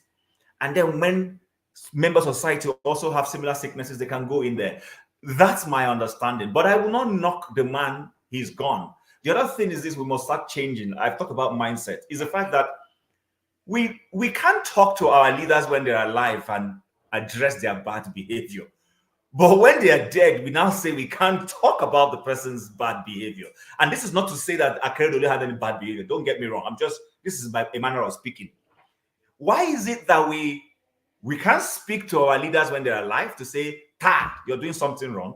And then when the man dies, we're now also told we can't speak about that bad behavior. Where is this culture coming from? So that's why I said we need to change our mindset. But that's not to say that Akeredolu is a fantastic person. This is my own view. Others may hold their own views. The only part where I knock him, and I've said it yesterday, I don't want to over-repeat myself, but for those who didn't hear me, is in the issue of not handing over to his deputy when it was obvious that his sickness would not allow him conduct himself as governor anymore. That's the only place I felt he created a little infra. Otherwise, other than that, he wasn't controversial. He did his job. He had a nice effort trying to solve the crisis in terms of the headers and farmers thing with Amoteku. He was in the forefront of that struggle. So I was just going to leave that. Now, talking about the conversation I said I had with OT and electricity. So Obi has done well. I can't knock him. He has done what he needs to do. But there is more to do. If he says he wants to be a veritable opposition for the Nigerian government, that's fine. And that's okay. What I want to see is, I don't want to see a situation where Obi is knocking government, predominantly the executive, but he has members of his political party who are senators and members of the House of Representatives. In a nation where people are struggling to eke out a living, and those characters go to the National Assembly and they're collecting prayers. We all know what this prayer means. And they are collecting Prado jeeps. We know what these Prado jeeps are. So I want to see a correlation between what he's saying and the way he's talking to you. I know they're adults. Like I said, I know we're not running a parliamentary system of government where he is part of parliament and is able to rein a leash on his members. I know, I understand that. But I also want to see a situation where the Labour Party organizes itself very well. Go in there, go in with a common front. When things are not going well in the House, not necessarily because if they oppose, it will make the majority of evil men there not do what they want to do. But let them begin to express and make Nigerians see that perhaps, because the thing about life is this: the person who wanted you to woo them and marry them is the one who will present a photo so that if you're not enjoying where you are, you say, if I had married this person, it would have been better. So the political parties are like suitors, or let's say, suitors. Let me use that expression. If they go there and they are behaving like APC, then there is nothing special about them that will make Nigerians say, okay, we should have had Labour. So if you're going there and you're collecting prayer, then how are you any better from the people who we have always known to be prayer takers from time immemorial? So right now, what I'm seeing is a bunch of people who rode on so-called obedient movement to get into Senate, to get into a Federal House of Representatives, and they're just replicating the same thing that Nigerians have been crying about. So, but I believe that in Obi, beyond criticizing the government and all that, he should start calling his own members to behave themselves. Somebody just mentioned EFF in South Africa. Thank you very much, Ugochukwu. I watched the South African Parliament.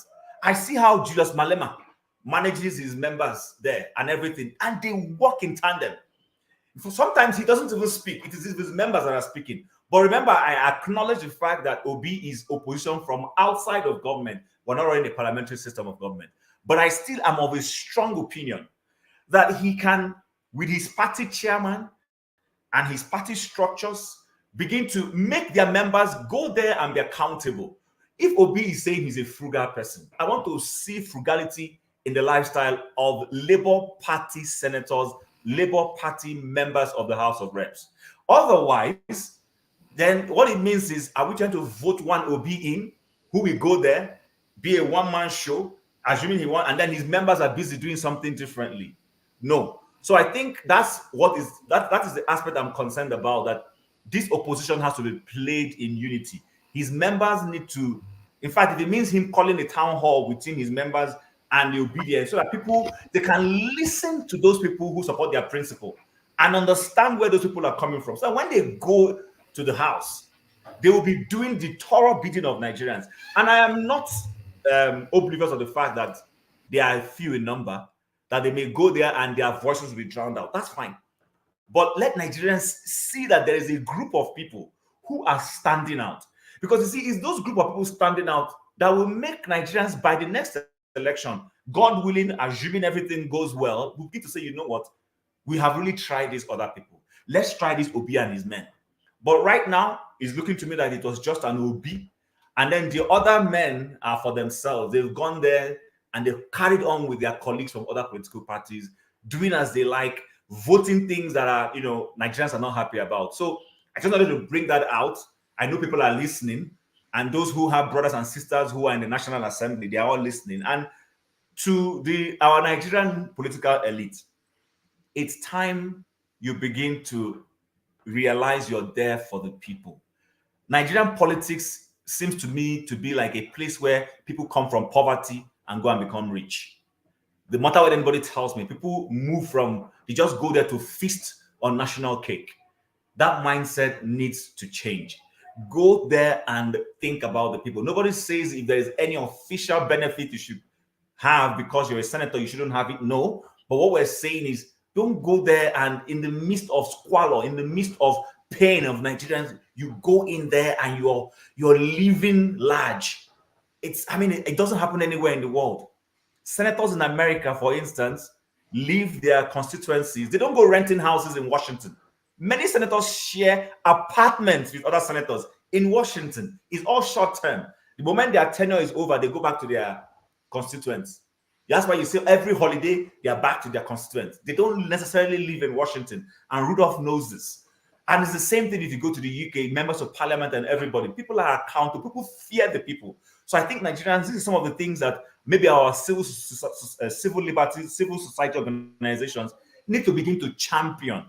They need to start championing this accountability and making our senators, our governors, and everybody be more accountable to the people. Because if we don't do that, then like Mama Hecho said, we will keep running around in circles. We'll keep coming back here every year to come and complain. I don't want to complain, but I want, if I identify an issue, I give my perspective of how I feel that thing can be resolved. I think the opposition can go there and make sacrifices. And if they make that sacrifices very well, trust me, barring any electoral mago anywhere, you will see that people will begin to precipitate towards them and say, you know what, let's try these people for a change. I just wanted to contribute that. Thanks.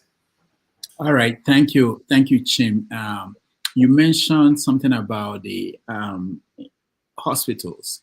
Let me play a video of a conversation I had with the director of Aso Rock Hospital early in the Buhari's administration to shed some light on that issue.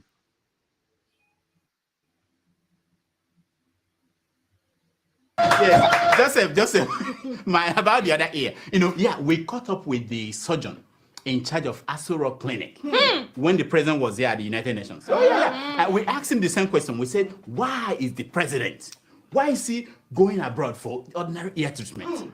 Here is his answer. The head of surgery department, Dr. Danjuma Kauba.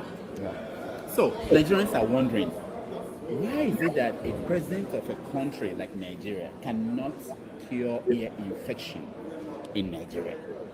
It's something that is simple, clear to Nigerians. They don't understand this. You are running the surgery department. Can you help Nigerians understand why?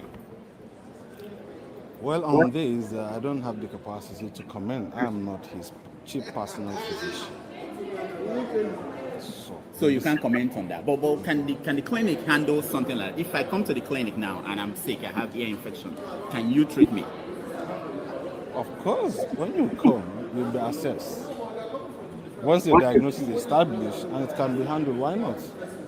So do you know anything about the budget of that clinic? How much is it? We see a lot of figures in the media. We get confused. Some billions and billions. What is the budget of that clinic? I might not quote it precisely, but I think, about 2.something billion was budgeted for the hospital. And do you think it's enough to take care of the needs of the presidency? You see, there is a lot of things people don't understand. Recently, in the media, the hospital was carried as, we ran out of drugs, we can't offer services, despite the fact that about 2.something billion was budgeted for the hospital. As I speak with you right now, not a dime has been released to the hospital. It may interest you that even the recurrent for the hospital has been, by mistake or by whatever, has been matched to the capital budget. So State House Medical Center don't even have recurrent budget to run the day-to-day affairs of the hospital. Is there another hospital for the president, even any other hospital other than this one, that has no money released? No. So if the wife of the president or anybody in the presidency is sick now, you may not have the required medical tools to treat the No, of course, measures have been taken to ameliorate the situation. Yes. But as I speak with you, the impression people have, so amount of money was released, State House Medical Center, people expect things to go, you understand, the way the money is. But that is not the case. All right. So that was the former medical chief surgeon, I think, at the clinic that was talking. And in private, he also mentioned two issues that is most people may not know why our elected officials don't go abroad. The first one is they are afraid that all of you will bribe the nurses and and the nurses will get rid of them. That's one. I don't know how you can solve that one. They are afraid that all of you get to know what they are suffering from. They're afraid of Ferreira. Yeah. So they are afraid of that. And then, those are the big. It's not that there are no hospitals in Nigeria that can take care of these people. It's just this fear that some of these people who might be brought in to treat them will leak the information about what they are suffering from or their medical record, and also that somebody might pay somebody to. So Rudolph, it boils down to the fact that they are guilty of something. Oh, why not? When you are afraid of somebody, it means there's something you have done to that person that you are afraid of the person. It's it's simple logic.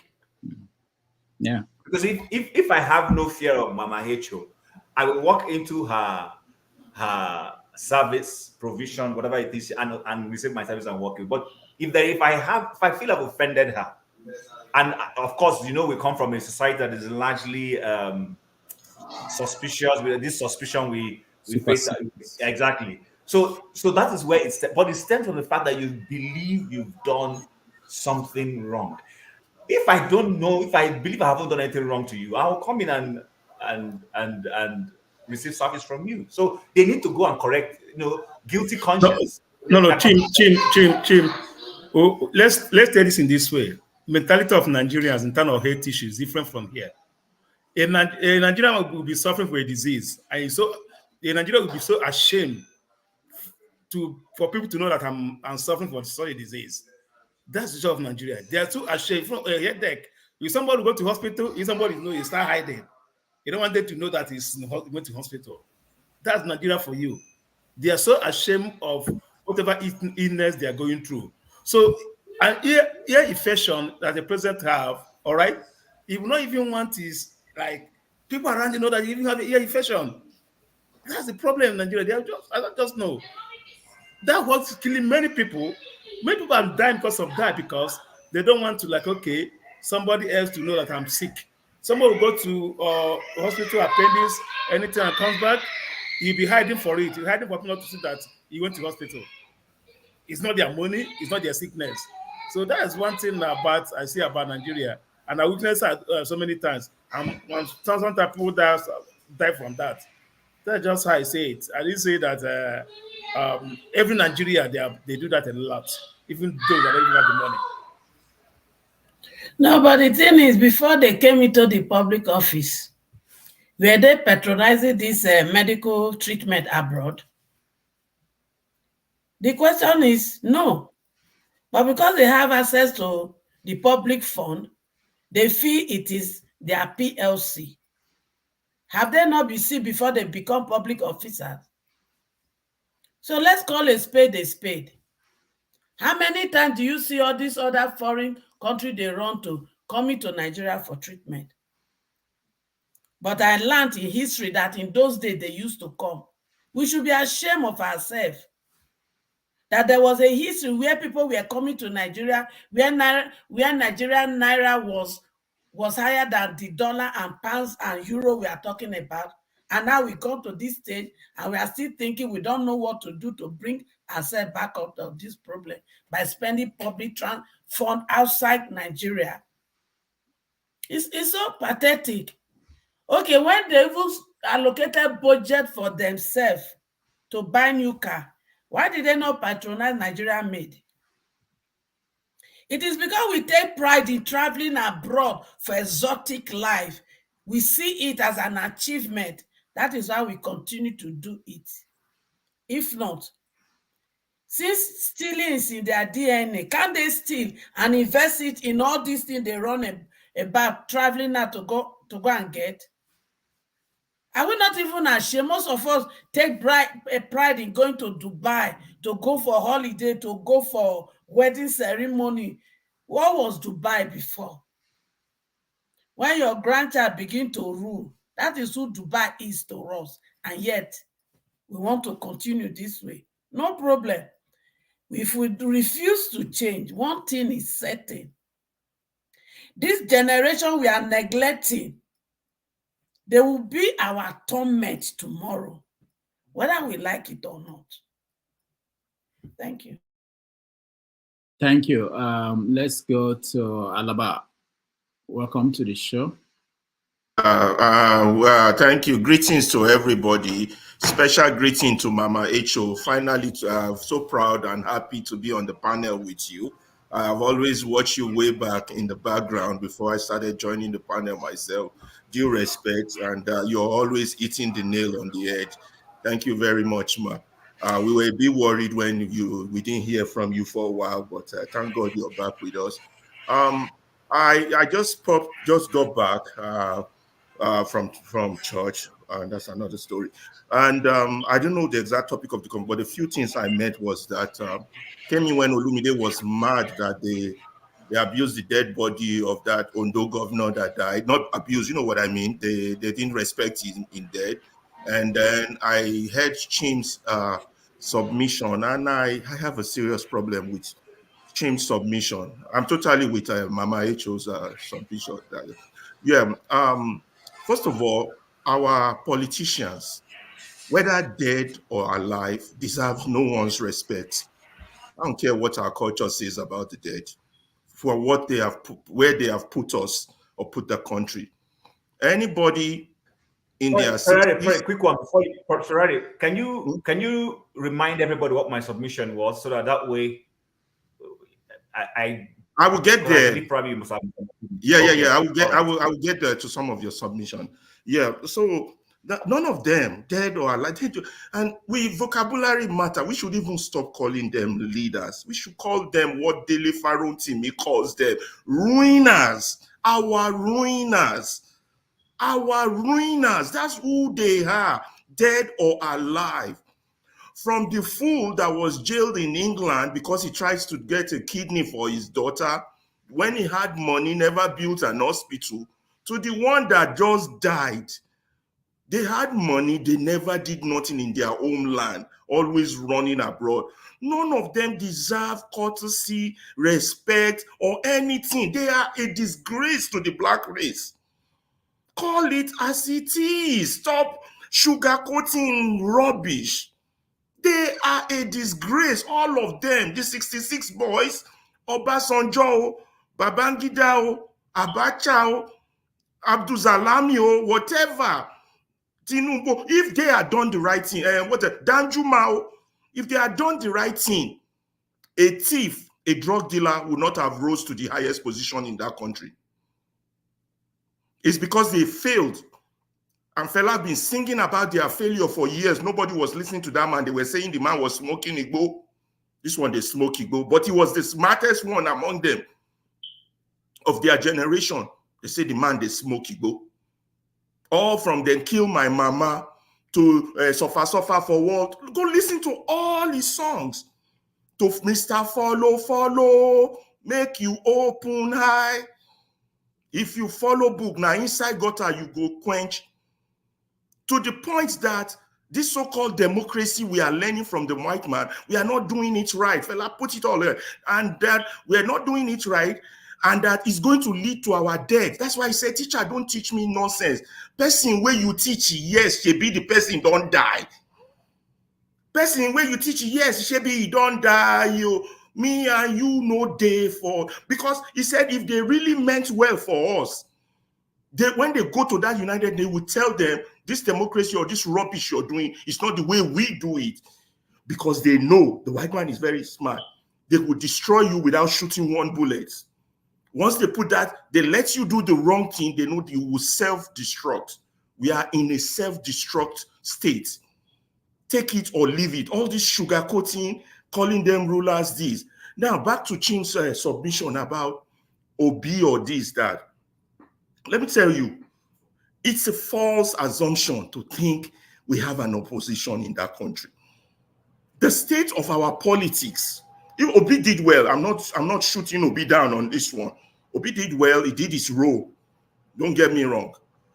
It's a false assumption to think that we have a politics. What was it I wanted to say? It's a false assumption for us to be thinking that currently we have a political opposition. You see, first of all, we don't have, hold on. First of all, we don't have a political opposition because the way all our people are thinking, our politicians and everybody participating in politics, that the white man has killed an elephant and we all should just bring our knife to the table and share the national cake. That is not how you build a nation. That is not how you do democracy, and that is not how you do politics. That's a self-destruct tonic. Self-destruct tonic. And the people who are teaching us this thing, they don't tell us. And we continue to imbibe this thing and pass it from one generation to another. Oyibo no gree tell army, say army no fit take over. For England, though, army no fit take over. They don't tell us these things. Now we practicing politics of barbarism, barbaric politics, whereby we share money. The only logical reason for going to politics is to go become rich, to go behave the Omo Ojo Rolari, go there, make your money, and that's it. That's not the purpose. And we are set up structure for this purpose, to capture resources. Huge failure. So call it what it is. There's no opposition. Even the Labour Party is not an opposition party. It's structurally weak. It's divided within itself. It has no political ideology that can actually transmute the nation. The only reason people galvanize around Obi is that they see a possibility of a change, and the people are urging for a change. They want a change, and they need anybody who can give them that change. But the party was not ready. So the only mistake I think Obi made was that to resign back. He should have turned everything into a movement to conscientize the nation. the nation has a need for us to have a revolution of the mind. A revolution of the mind. That this nation belongs to us, and whatever belongs to you, you cannot treat it like trash. You cannot destroy it.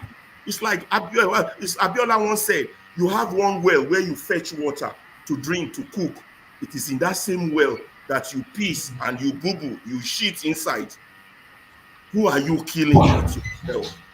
That is the story of our nation. Until we get all our people there, until we get every mind in Nigeria there, all this talk of get along to get along, all this talk about opposition will do this will do that. That's why I participate in this, and that's why I'm begging Dr. Damages that this medium needs to get bigger and expand and get into the houses of Nigeria, so that we start this conscientization of the mind, the revolution of the mind. Once our mind change, that this thing belongs to us, then we'll be able to fight. A lot of people were mad with the masses that they didn't come out after they were cheated, because they're not there. They've been traumatized. Traumatized people don't act on their own behalf. They react to their trauma. You guys got to understand where we are. It is this misdiagnosis of our situation that keeps leading us go back, go back, go back. But I have a message for those who are ruining us. Those who are ruining us for the sake of their own selfish pay. This what is happening to the likes of Danjuma and Gowon now, who cooperated with those who ruined us back then. Is what will happen to them. It's going to touch them. But we have to keep talking, keep educating, and keep blocking people who have myopic views from expressing their views, people who have poisonous views. Once they say it, we come against their view with a counter argument that is more intellectually superior than what they are saying. It is essential. That way people are learning. Children who are being kicked out of school are listening. Someone somewhere is watching this thing. Someone will pick what Mama Echo just said. Somebody will learn. We can make a Mandela out of these children if we keep talking the right language, the right message. Not all this pacify. I'm a pastor, let us pacify. Let us get along. They're not calling a spade a spade. Kó bàjẹ́ fún gbogbo àwọn tó ti ruin Nigeria lókù àti láàyè. They're foolish people. These are not people you should call honorable. They don't deserve it. So solution, conversation should always be focused more on solution. I have to run now because they are calling me. Sorry, can I ask a simple, quick question? Yes. Okay, right. So, okay. Well, yes, I'm happy you're kind of focused on solutions, and that's really that's my position as well. Actually, I would say that I've listened enough. You know, we've spoken on this panel throughout the year. It's a lot of speeches and talks. So hopefully next year we shall all be looking forward to practical projects, solutions, practical actions we can take. So now the question for you is this: apart from you mentioned conscientization, our people back home, right? That's what we can do. Other than that, is there anything else? Because it's again there's something else. Apart from sensitization, let's take something concrete. That's what I'm something concrete. Let's take for example. We have, whether we all like it or not, we have to financially contribute and get a diaspora media. Let me tell you why we need a diaspora media. Look at the killing that just happened in Plateau.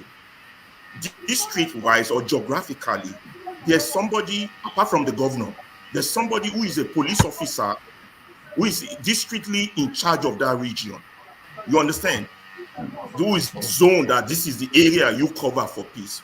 When things like this happen, if we have a diaspora media, we are right on that person's face with camera and say, this is your zone. You are responsible for this. Why you let this happen? Why you didn't do this? Why you didn't call for backup? Why you didn't do that? We put that person to shame through the media. That's concrete action. Okay, that's fine. I think as I will add to that in support of what you're saying. Actually, there's what is called there's international justice, So because such acts is almost genocidal, OT, don't go there. Don't go there. That's why international people are not going to solve our problem. Okay. I know where you're going. Don't even land. Okay. They don't look. They want us in this state. This is good for them. This is business for them. They No, get but things it's not part of what we can do. You know, it's kind of, it's also like escalation, and of course, you know, internationalizing and making it more visible, right? Yeah, we make it more visible. So it's not Yes, we part of got to it, you know, make their even if evil more whether visible, something but not comes to out of it count or on not. them. We got to do this ourselves. Yes, that's what I'm They saying. won't Yes, tell your story for you. They won't tell your story. No. Let me give you a You good. know, Let that's me what I'm give you a saying. We good. get the story. Oti, listen. Let me give you a good example. Since all this Nigerian crisis started since the election, I always go to Yahoo News. When I click my computer, Yahoo News is always the first thing I read. There's this annoying piece that's always published by Yahoo News from Bloomberg. If anybody go and check this thing, I'm telling you, Bloomberg News. It's usually will have 1 or 2 Nigerians, and that article will be edited by a white man. Bloomberg News, I don't know who they are, who is sponsoring them. They never say anything positive on behalf of the masses. Let me give you a good example. The killing of those 140 people in Plateau. I opened the page that day and I was reading it. It's usually about 2 minutes, 3 minutes. Do you know what they said in the article? They said the people were killed because of global warming. Oh boy, I just weak. Global warming. I weak because of, I'm not making this shit up. You guys go be checking this thing out. The people were killed because of global warming. Global warming has been causing crisis between the people and thereby making issue of the farming land. I was like, oh my God. You guys check it out. The narrative. You don't count on them. We got to do this ourselves. And all the time they were the election, they were just pro-government. Bloomberg News, Yahoo News, it's always there. You see, go read an article about what they write today about Nigeria. I think Ferrari, the issue is the person who wrote I think the person who wrote that piece, it was a poorly written piece. I know where the person is going to. Yes, I agree with you. But what the person is trying to feed into is to say, this person is an apostle of global warming. So they're trying to say that global warming has created a situation where there isn't enough water, there isn't enough whatever. It's and a senseless story that has no bearing on our life. And those are the people telling our story. That's where we have problem. We can't leave those people to tell our story. We got to tell our own story. That's why we need the diaspora media. If we all have to contribute 10,000 to build this thing, dollars. That's all I have to say. They're calling me upstairs. Any more questions before I run? In terms of I don't know, maybe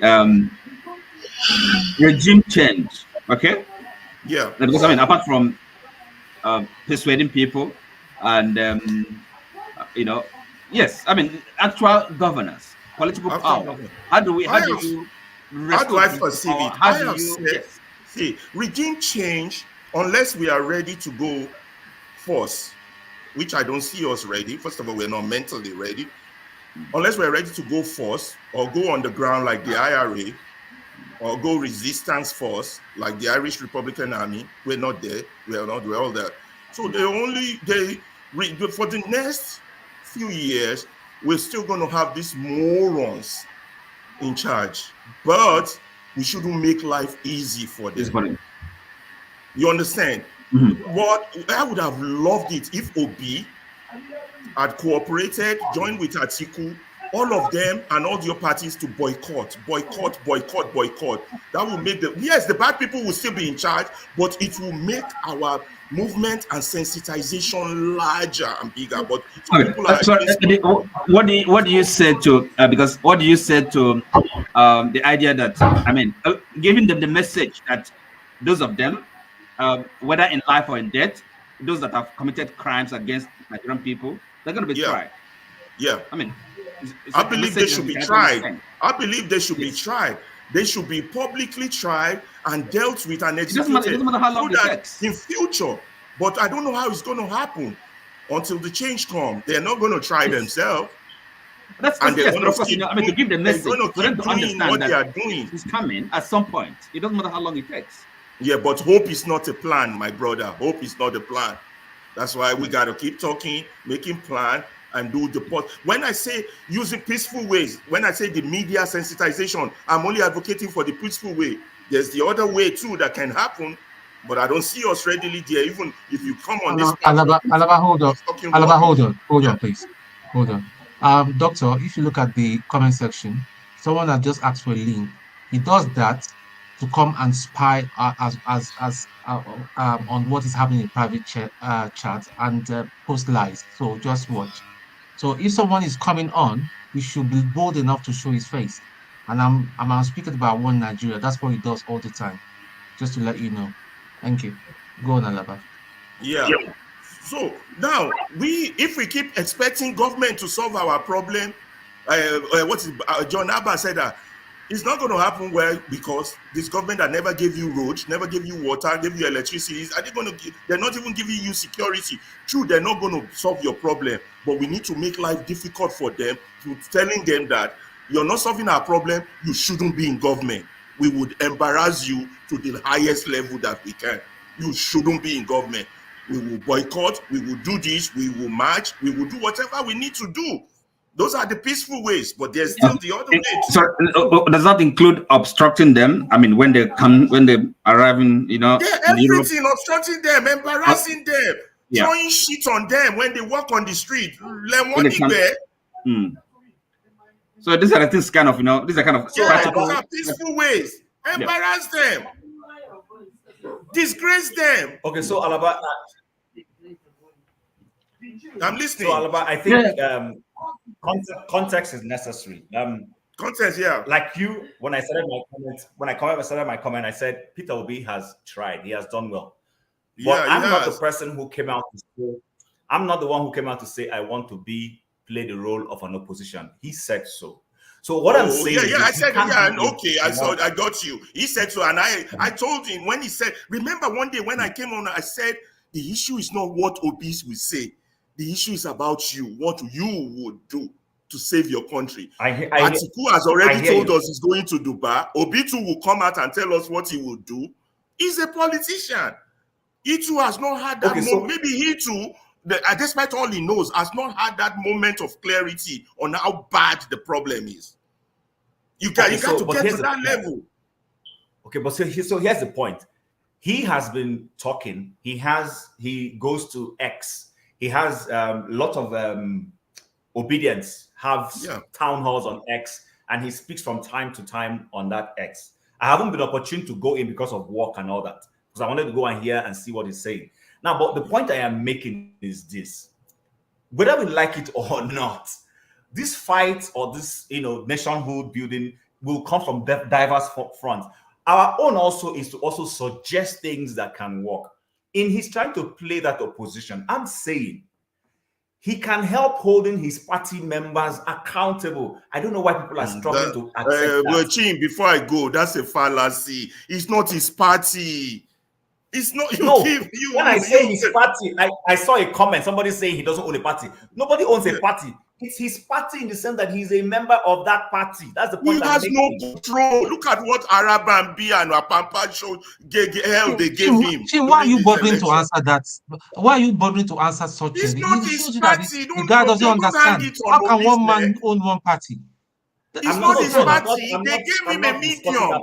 Now, what he now should have done is use his followership to leave that. I would have left that party. I would have left that party with my people. That would be wrong. That would be wrong. Yeah, I would leave. If I were Obi, I'm not Obi, but if I were Obi and I have that level of followership and dedication of followership, I would leave the Labour Party, start a total new movement or a total new party. Just leave them. You got to look at the historical perspective.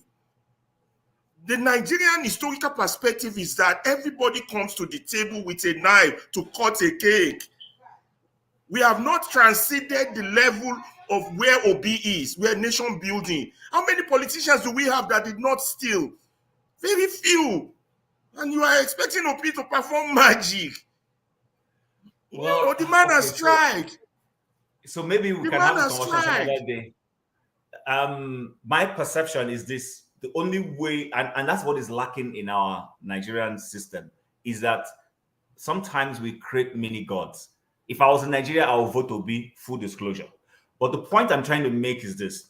You can't help a man get better in political discussion without some once in a while either criticizing or making suggestions. We can't just keep if the likes dwelling of in this, Obi want to help realm, Nigeria. in this realm of he has done, he's a Nigerian. Yeah, if they want to keep helping, they need to create a media that will push their messages into people's home.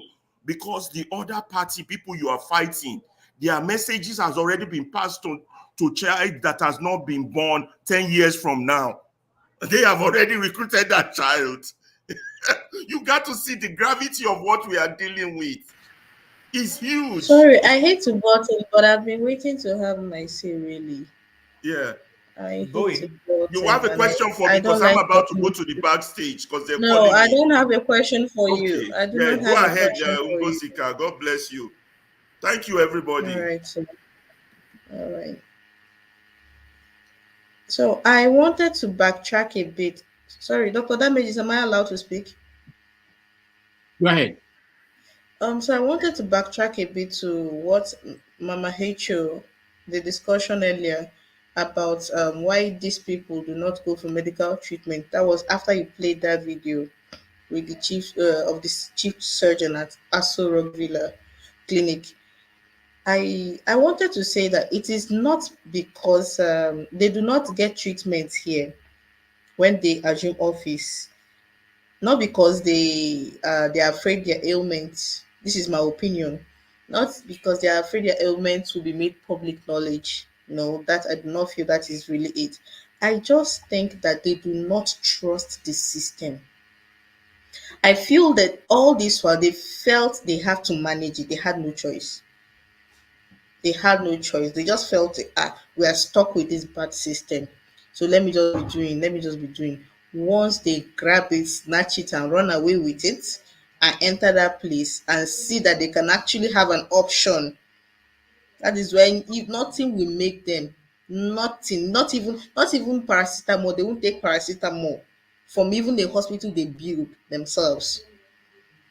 They won't take paracetamol from even a hospital they built themselves because they do not trust the system. And you know why they do not trust the system? They expect everything to be as fraudulent as they are.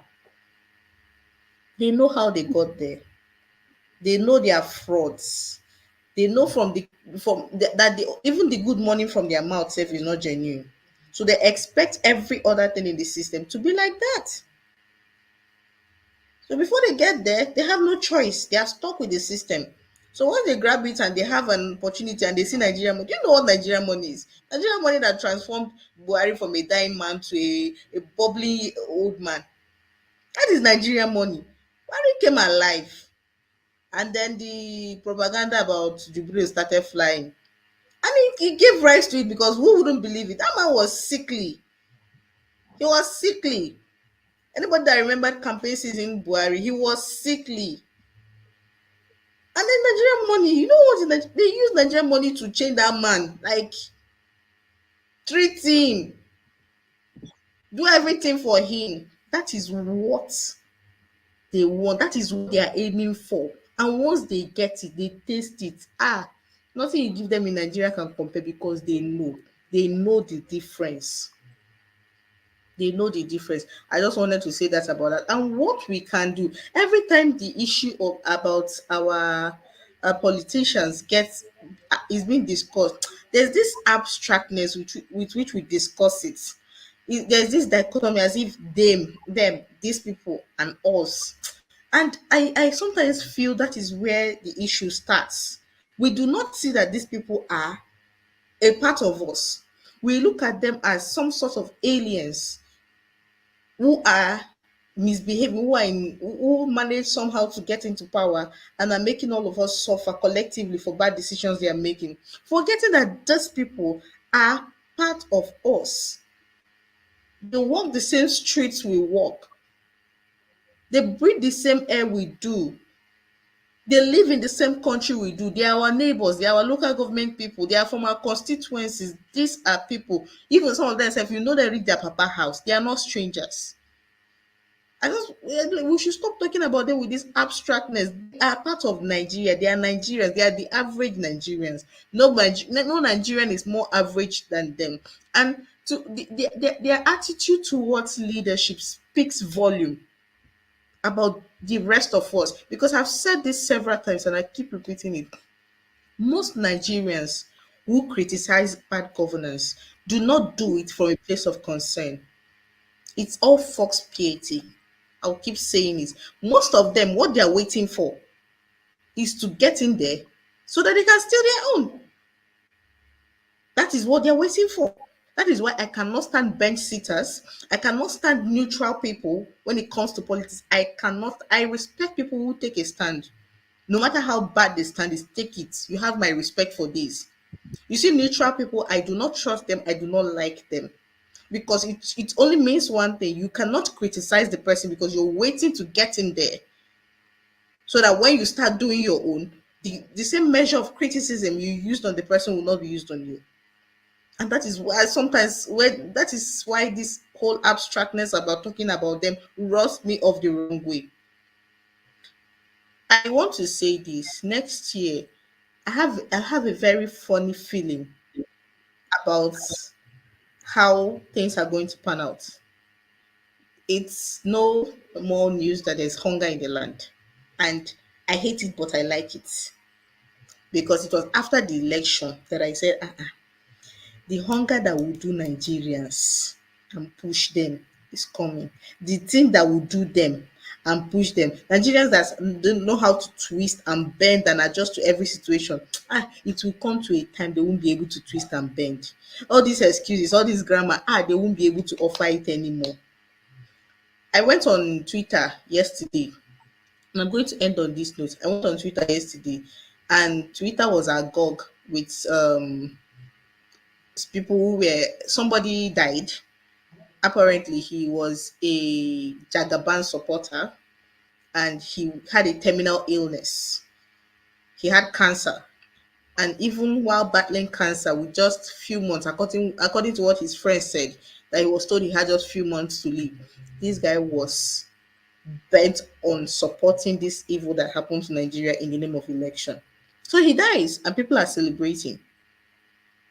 People are celebrating, and some no good Nigerians are telling them, you should not celebrate because where he is now, you'll be there soon. Well, if any politician dies today, I will drink one bottle on top of their head. I'm going to die you. When I die, do the same. No, Gozika, what do you normally drink? What kind of? I am a wine person. Okay. But you say one bottle. I was thinking one bottle. I will drink one bottle of wine, one bottle of water. I'm a wine person. I don't do beer. If I must do beer, it's on rare occasions, and I have just one brand. But I'm usually a wine person. So I'll drink one bottle on top of the person, and if the person's grave, I'm going to jump on it and I'm going to dance. I don't care. We are going to you know that you're telling me, we are celebrating that somebody has died. You know you're going to will you stay in this world till the end of time? Won't you also die? No, this whitewashing and abstractness and neutrality, it is not helping. It is why it seems we keep talking eternally and nothing is happening. Because at the end of the day, you will not see. Ngozika, hold on. I think I read that story. I don't think it's quite right. Check it again. I think it's PDP. It was a PDP supporter, the guy that died. No, I did not say he's an APC member. I said he was a Jagaban supporter. No. I did not say he was APC. No, I think it's with PDP actually. Check again anyway.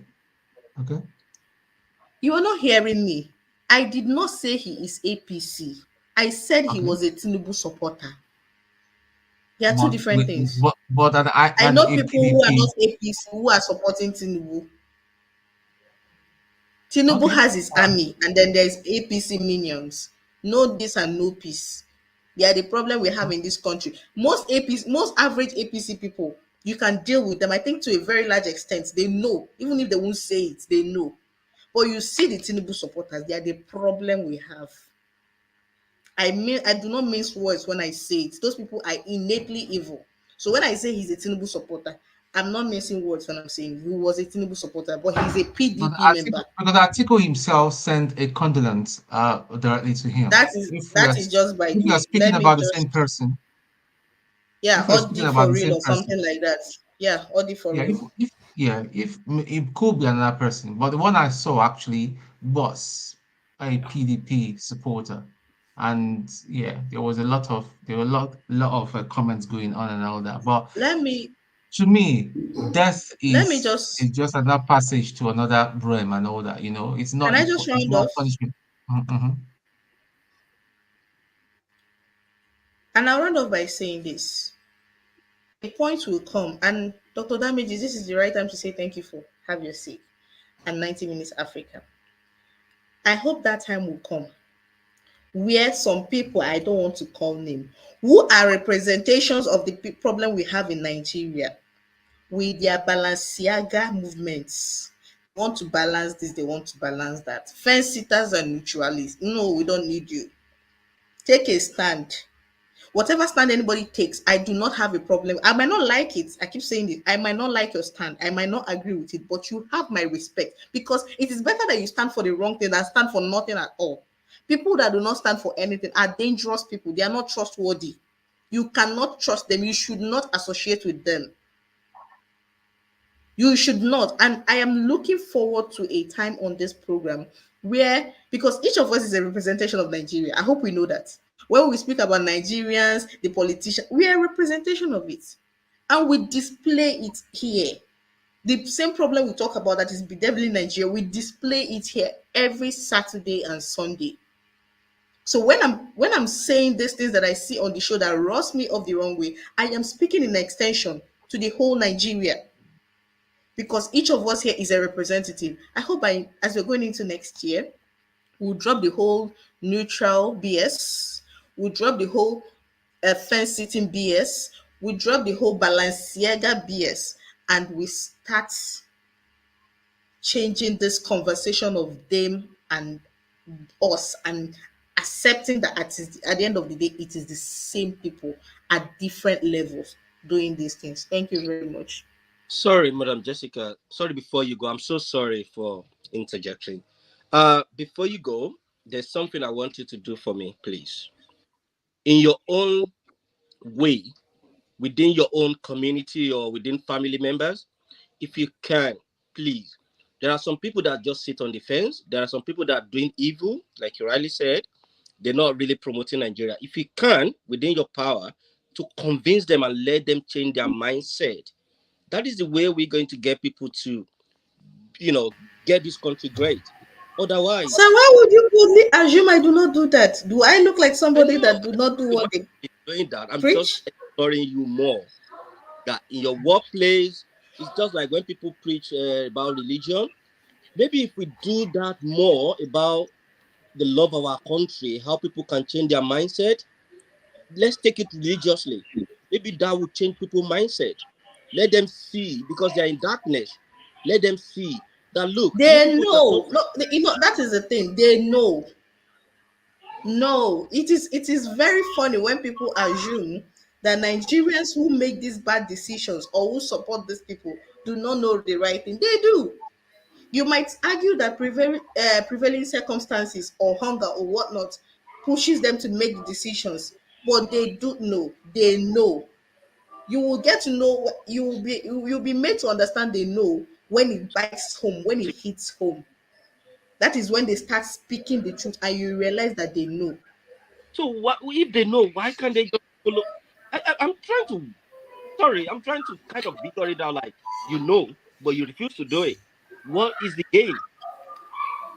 Do we like to just continue to be in perpetual darkness or perpetual poverty or the way we are suffering? If they know, why can't we all just say, look, enough is enough? We have more than They enough can't numbers. because of various interests.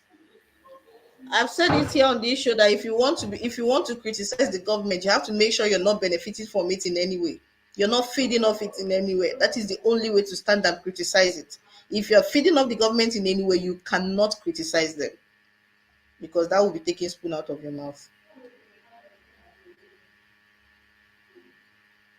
Anyway, thank you for being here.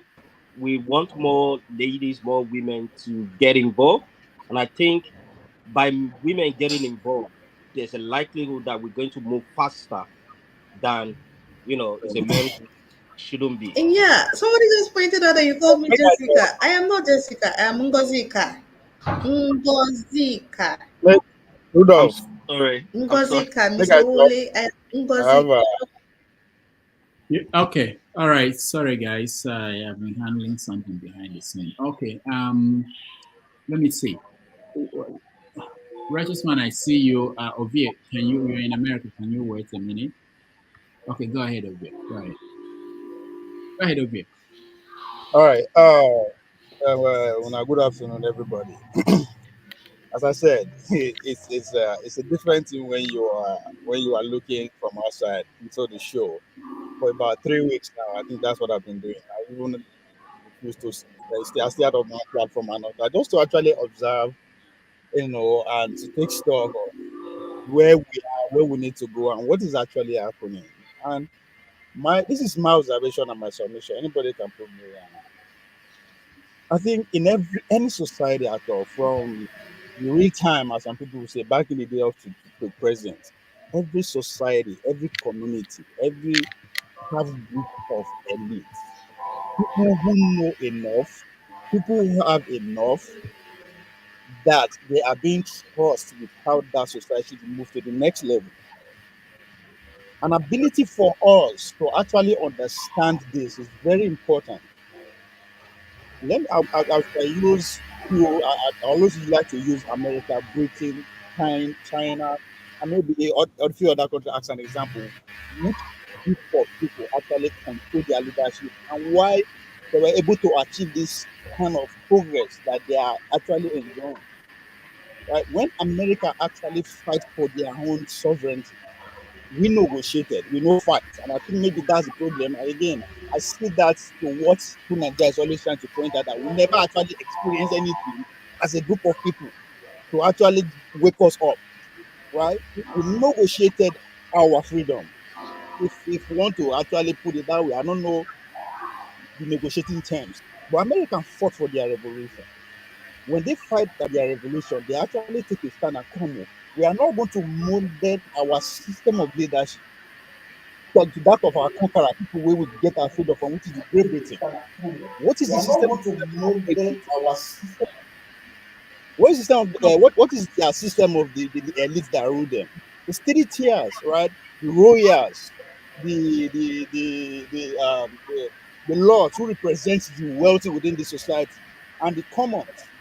That is where they select their leadership. That's how the society is governed up to today. If you're working for them, that's a different thing. America refused to take that route. I remember I can say, you know what? We are not going to deliver our power from them, but from the people. Hence, the individual sovereignty. If you want to understand what that means, how important individual sovereignty is, pay attention to what is happening in our Trump. The same country that the constitution banned him to contest to run to the president of the country. Some states say, you know what, we don't even want term. We don't want our states to vote for him. That's very important. That's the power of dual sovereignty. It doesn't have to be in all development, but you can see we become president. And I think that's where we are lacking. Who are those people in charge of our power structure? Before Bola Tinubu election, I'll debate anybody from this. It was solely in the military elite's hand. They use every other person along the way. Even when they're in office with their uniform physically, even after they left, up to Buhari, the military guys are the forefront of leadership. The same thing Egypt. Because when the Egyptian revolution started, the success of that is to break that rank. Because even up to today, a military style of leadership, they recruit their personnel from local to federal level from the military. The coming of Tinubu changed that game. And I want us to pay attention to that. As we speak, Bola Tinubu not just represent the politician, It represents the credential elite. So it's the combination of the credential elite and the business elite that are in charge of things in Nigeria today. Because if you look, the military guy went after Obi and Atiku.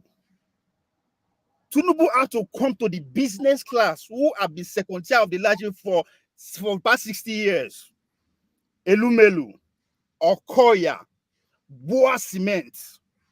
So if you pay attention, how Bola Tinubu they will see, for the first time, this group of people are happy because they have succeeded in taking that #1 space where the military leadership they occupy.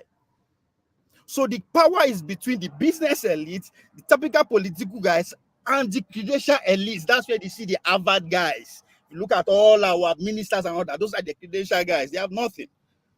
So we should pay attention to this group of people. I promise Nigerian today, if we boycott Boa Cement, Dangote, and all these guys, I swear to God, something will happen for Nigeria. Is either they come after us or they will begin fight between themselves.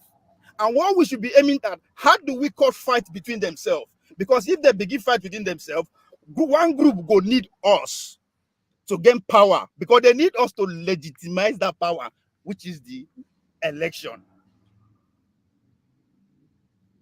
So we should know who to hit, where to fight. Dual sovereignty is very important. Again, I keep using my state as an Edo. My daily life should not depend on who occupies Abuja. It doesn't work anywhere. We have not reached the standard whereby we have anywhere in Africa, even those during the kingdom. I don't think they are up to 50 million or 100 millions. That we now say, okay, group of people will make life better for all of us. We are as the planet stands today. Now only Chinese people have that experience.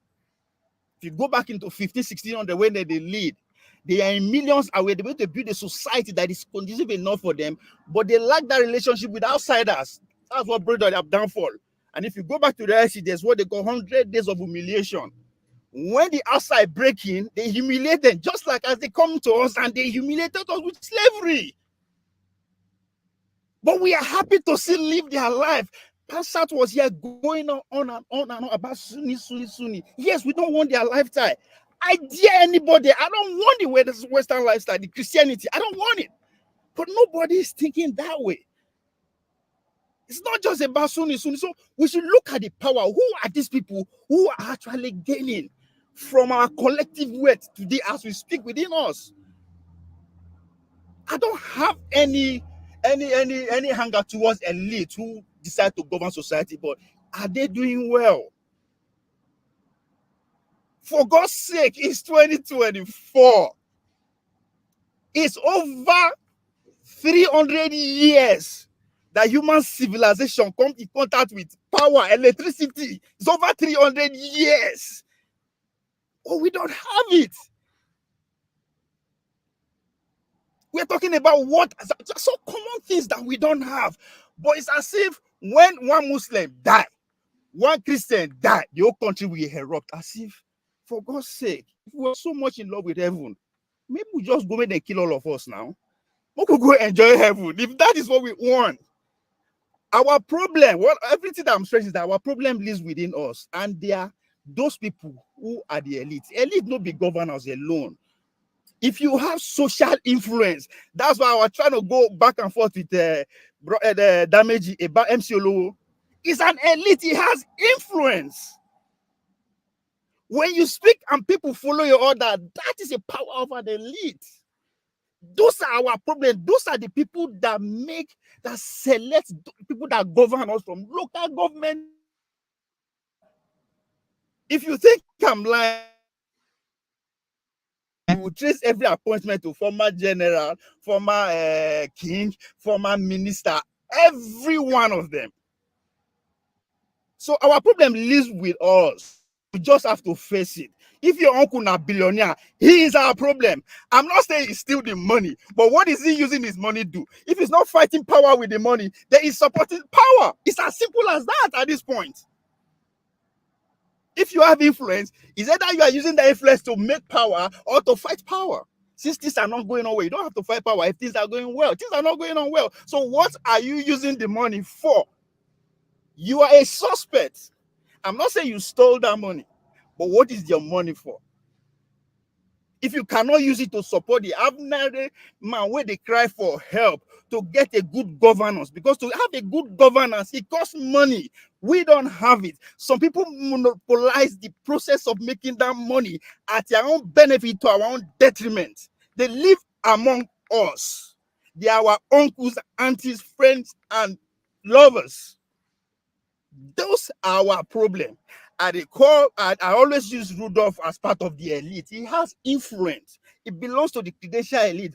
Forget the fact that they can also claim, it can also fit into the journalist hierarchy. He is part of our problem because we are still in darkness until we get things right. These are our problem. People who are well informed. What are you doing with the information you have? It is not about what you know, but what you can do with what you know. So are you using to keep supporting the power structure? Or you are ready to come on the field with the likes of Nnamdi Kanu, the Showores, and go at it? Because again, I'm still waiting for anybody to come and prove me wrong. For the past 30 years, I have not seen anybody that conscientized Nigeria like Nnamdi Kanu. That guy has sowed a seed in generation that will be here for the next 40 years. Earlier, I was telling to Dr. Dameji that the next 60 years is gloomy. Nothing is going to change. Why? Because everybody that will be alive in the next 60 years, they're already here. We don't dare here. So show me the signs. Show me the sign. From our conversation to our fight, we fight ourselves. That's another bizarrety that I noticed from 2023. Me and you, they fight ourselves. As if you beat me, Nigeria will change. If I beat you, Nigeria will change. So what's the point? Ovie, sorry, if I may, I don't think that's correct. This whole we assume a lot of things. We keep saying we fight ourselves. The Republicans and Democrats are fighting themselves. The members of Labour Party and Conservative are fighting themselves. Sorry, hold on, just hear me out. In every society, incidentally, following modern political system at least, and that's not to say that in our local days, our people are not fighting. There is always conflict in every society. What happens is how the conflict is addressed or resolved. So I refuse to accept that thing that they have narrowed us down, that we're so tribalistic. No, in every society there's always a tribe. The Republican Party is a tribe. The Democratic Party is a tribe. Today in the globe, there's a polar system between those who are for climate change and believe that fossil fuels should not be and all that. So I don't need to point that out. All right, let me respond to that. Right, you said Democrats and Republicans are fighting, which is great. Democracy itself is built on fight, communication. We have to be able to exchange words. That is all democracy is all about. That we have to fight. The question is that what are we fighting over? The Democrats are fighting for way of life. The Republicans are also fighting the common. No, we have to go hardcore. What? Capitalists. That is their fight. What? Chima, me and you, they fight here. What will they fight for? The first day when me and you go at each other, what do you fight for? Personal trivial issues. That's what I'm saying. I'm not saying we have to fight. We are human beings. But what are we fighting for? If you go off this platform, stay 2 weeks, listen to us. If we did 7 hours, 5 hours now to go after our personalities, religions, those things will not give us light. That's what I'm saying. All right. Let's fight over policies. Thank you. Fight over why we have this democracy. Let's fight over why we don't get military. Let's fight over, yes, Bola Tinubu is good enough, but the system that brought it is not good enough. Let's fight over that the Obi doesn't have the capacity over himself. People are leading. Let's fight over issues and see if we are going to have and see if our leaders, if our elite, we go, because I want us a situation after we finish from here, our billionaires will go home and have a sleepless night. Not me and you going and having a sleepless night over what we fight for. Let Rudolph go home and call his colleagues, his friends, and high places and say, come on, these guys are up to something I don't understand. They are no longer cursing themselves out. Instead, they are saying, "Come, that contract where they give $10 cousin, mo could know how to do it." That is the fight that we give our elite, put them on their toes. Not say, "Oh, Chima, baby, Chima, na stupid man for following Obi." You don't get sense that so you want to follow to your life. You be Christian. That's what we do. That's what we do. All right. How does that contribute to the fact that we don't have light? Me insulting you. How does that give us light? Or if we insult Dangote, not just insulting him, but start to break his business practices down. How come he's monopolizing this? That means he has to take a law from the State House of Assembly, Federal House of Assembly. Who are those people who are lobbying for him? These are the things we should be talking about. Obi, thank you. Thank you so much. Wait, no rhyme. That's not the point, right? Obi, thank you. Well, let's get other voices involved in the conversation. Well, after your flagship and local. Thank you. I'm not going to take about. I just, I listen to everyone. Thank you, Mr. J, Salaba, and the other lady, Mr. Totti. Now, I think where we can start I've identified one problem with us Nigeria is religion. If we can take these into our different religion and let people see why the country needs to be great, where it needs to work for everyone in terms of the infrastructure, in terms of, not everybody going to be rich, but even in the country where we are, the diaspora, you can tell that an average person will be able to at least feed himself. You have a roof over your head, one way or the other. It might not be as big as Mr. Roof Dove house, but at least with your means, you'll be able to survive. But in Nigerian situation, you'll see someone who build a mansion. Did he say my house? I wasn't paying attention. Did he say what? You never know if you have his spine on your house. Mansion. Did he say my house? Yeah. I wasn't paying attention. Did he say what? It's a very big one. Well, why not? If you work for it and you have the money, why not? But what I'm trying to say is, when you look at Nigeria, somebody will build a gigantic mansion, but the road that leads to that mansion, nothing to write home about. Whereas in this country, you have your tap, the water, electricity there. Basic amenities of life is there. You go to the supermarket, you wouldn't know either someone is a consultant or is a cleaner. You buy bread, the same price. You buy milk. You feel yourself. You want to go and eat in a 5-star restaurant. It's your own choice. So now, back to what I'm saying. I think the number one problem we have is our religiousness. We are not godly. When you look at our place of worship, millions of people will be there. And then you ask yourself, where does this crime come from? It makes me think that is something wrong with my brain, or am I the one not seeing properly? Because you ask yourself, what are the pastors or the imams or the people at these religious centers? What are they preaching? Have they forgotten that the Jesus we all followed had I've never heard that Jesus had donkeys. I've never had many houses. But he chose not to. He humbled himself to the point that the Pharisees or those who captured him, they don't even know who he was. They have to go through Judas to give him a kick before they can. Now, why? I don't know. Maybe if we can reorientate or change our mindset about which God are we actually serving, maybe that will make us to be like, okay, I have to be accountable. I have to be transparent with my dealings. Like Ovie said, if my uncle is a billionaire, but he's ripping people off as a result of the money he's getting to become a billionaire, but he's using the money to kind of send me to school and abroad, it's not working right. We all have to kind of pull the plug in our eye. By then, we'll start to get it right. But if we continue to say we are religious, but we are not godly in our dealings, we'll continue to deceive ourselves to eternity. And that is why I keep saying, when people watch this Stamped from the Beginning, it's a documentary on Netflix, it kind of makes me wondering, why is black people, are we cursed? Are we actually a beast that we cannot do anything right? Despite the fact that we have the hands of our slave masters in our problem, we still haven't let go. They haven't let go. And if you look at it, before they used to come to Africa, capture all the slaves. Sorry, just give me 1 minute. Capture all the slaves. Now we go, they build the embassies. We pay to be enslaved.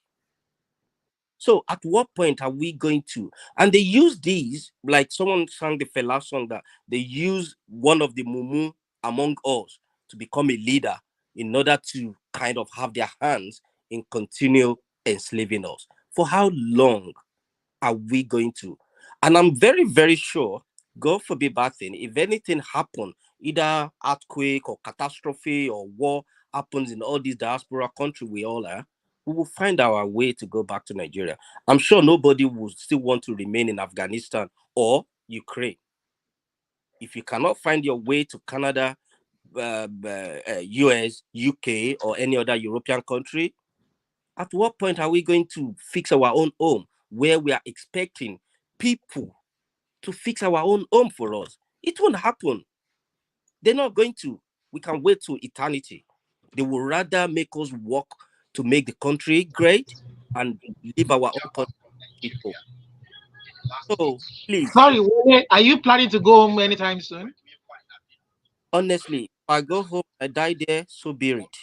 Huh? I'm going to live with war, but if I go home and I die well. All right, hold on. Thank you, Wale. We go to flagship. I'm hearing echo from someone. I don't know who, but let me just mention a few things. I also want us to have a conversation about. I want to have an idea about what you guys think about the guests that we have had in this year, and also what dream guests we are looking forward to.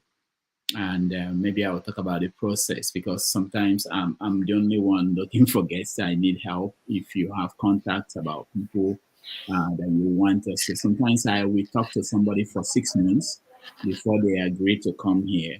I'm in touch with the senator Natasha, who was here, and she became a senator now. I've been trying to talk to her to see if I can book her.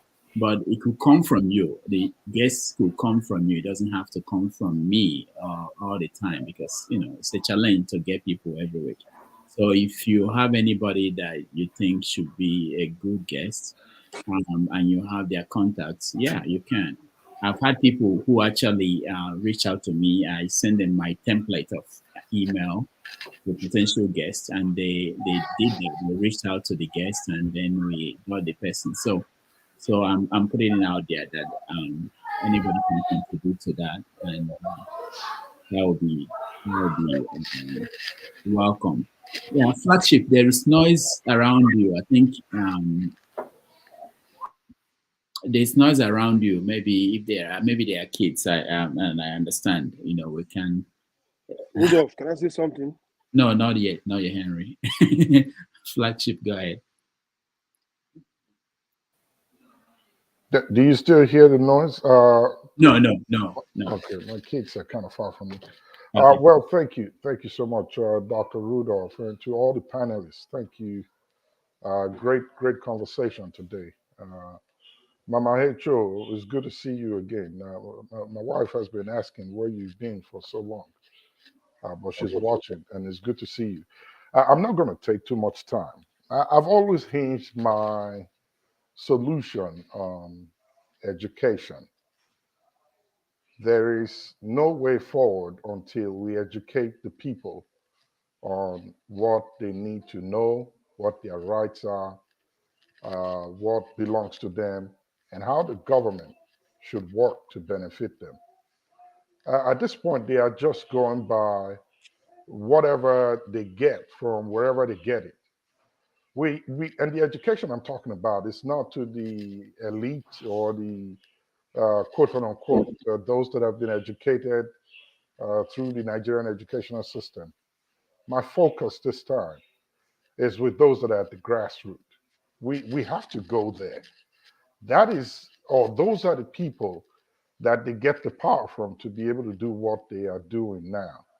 Remember back in the day, I'm not sure how many of you noticed this, many years ago, there used to be the herdsmen, when they come around, our guards, and those that do petty trades around us who are from the north.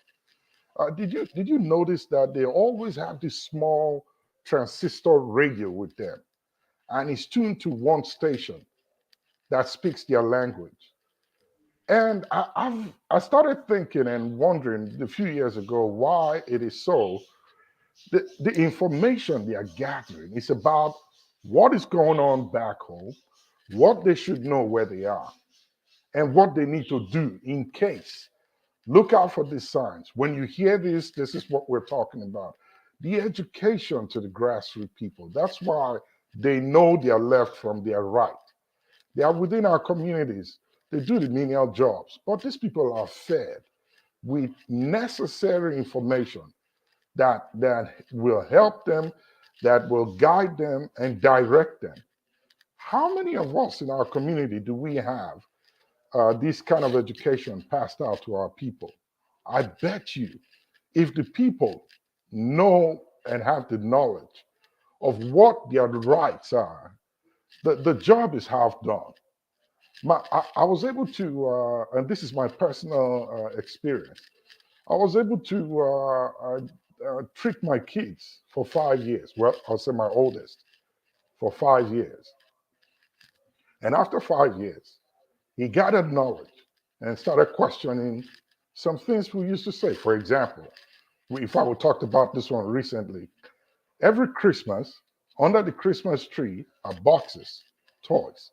And by Christmas morning, when he comes down to open it up, he would always ask, where did this come from? And I'll say Santa came at night. So I think it was at 3 or 4, he started putting a cookie and a glass of milk by the fireplace. And I'll wake up at night and eat it and drink it. And by morning, he'll be like, oh, wow, Santa came. I said, yes.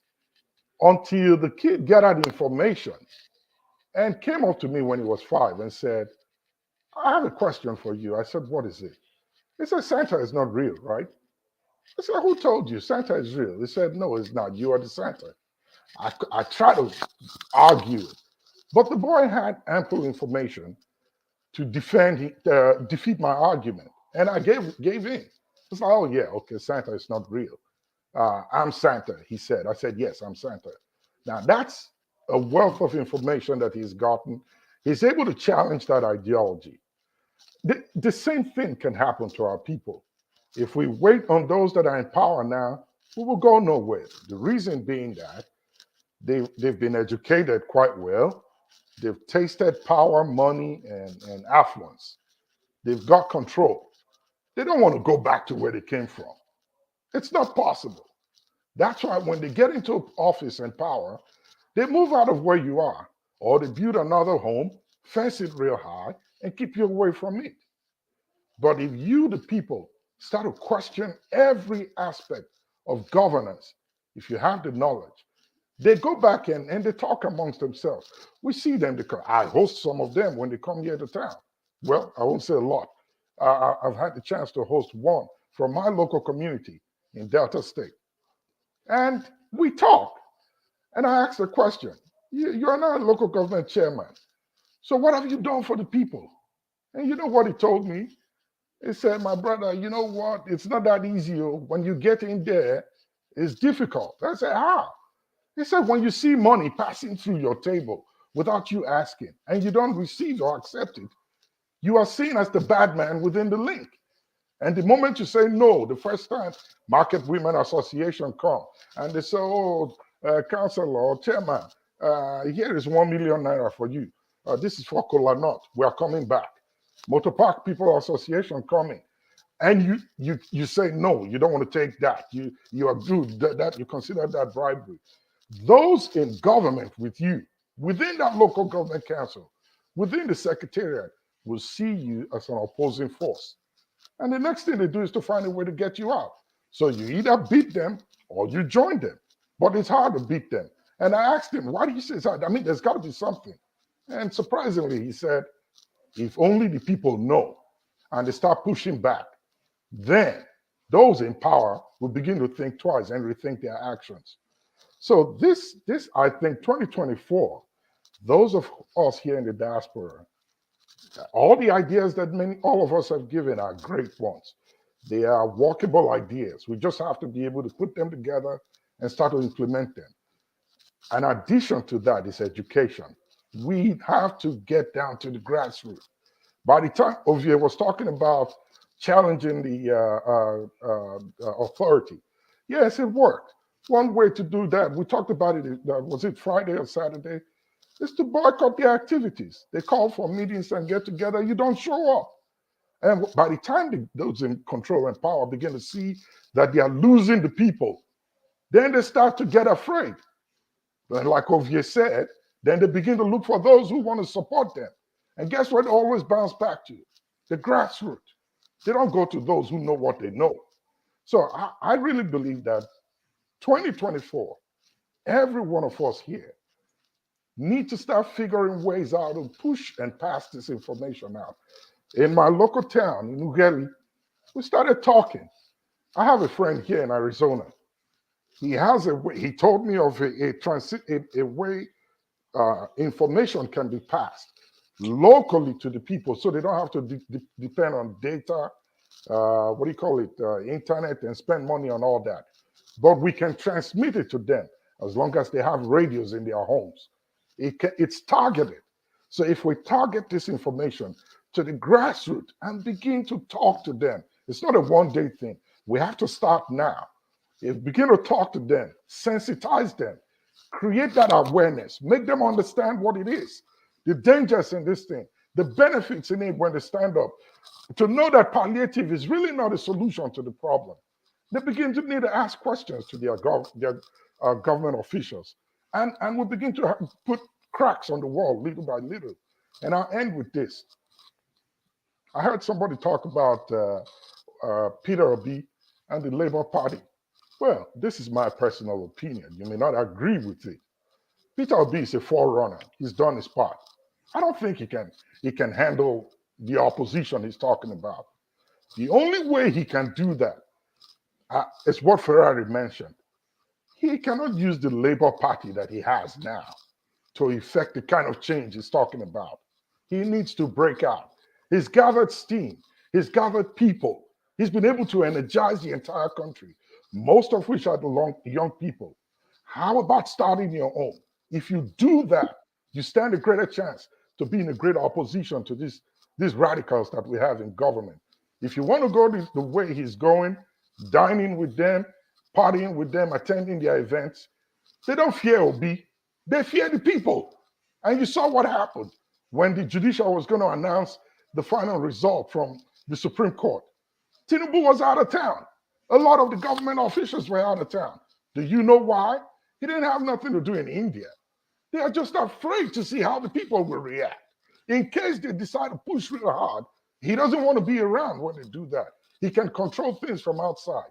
That's because they know the power that is in the hands of the people. But we lost it, unfortunately. We stayed calm. When they got the news that, oh, well, it has been announced, the country is calm, the people are relaxed. They came back and they're doing what they're doing to us now. We cannot blame them. If we think we want to wait till 2026 to start gathering steam, start educating the people, start taking actions on all these great ideas that we have, we will not be able to do anything come 2027. We need to start now. We need to educate. The people need to start getting awareness to know what their rights are. And maybe then we can crack the foundation and bring this whole building down and start all over again. Thank you. Wow.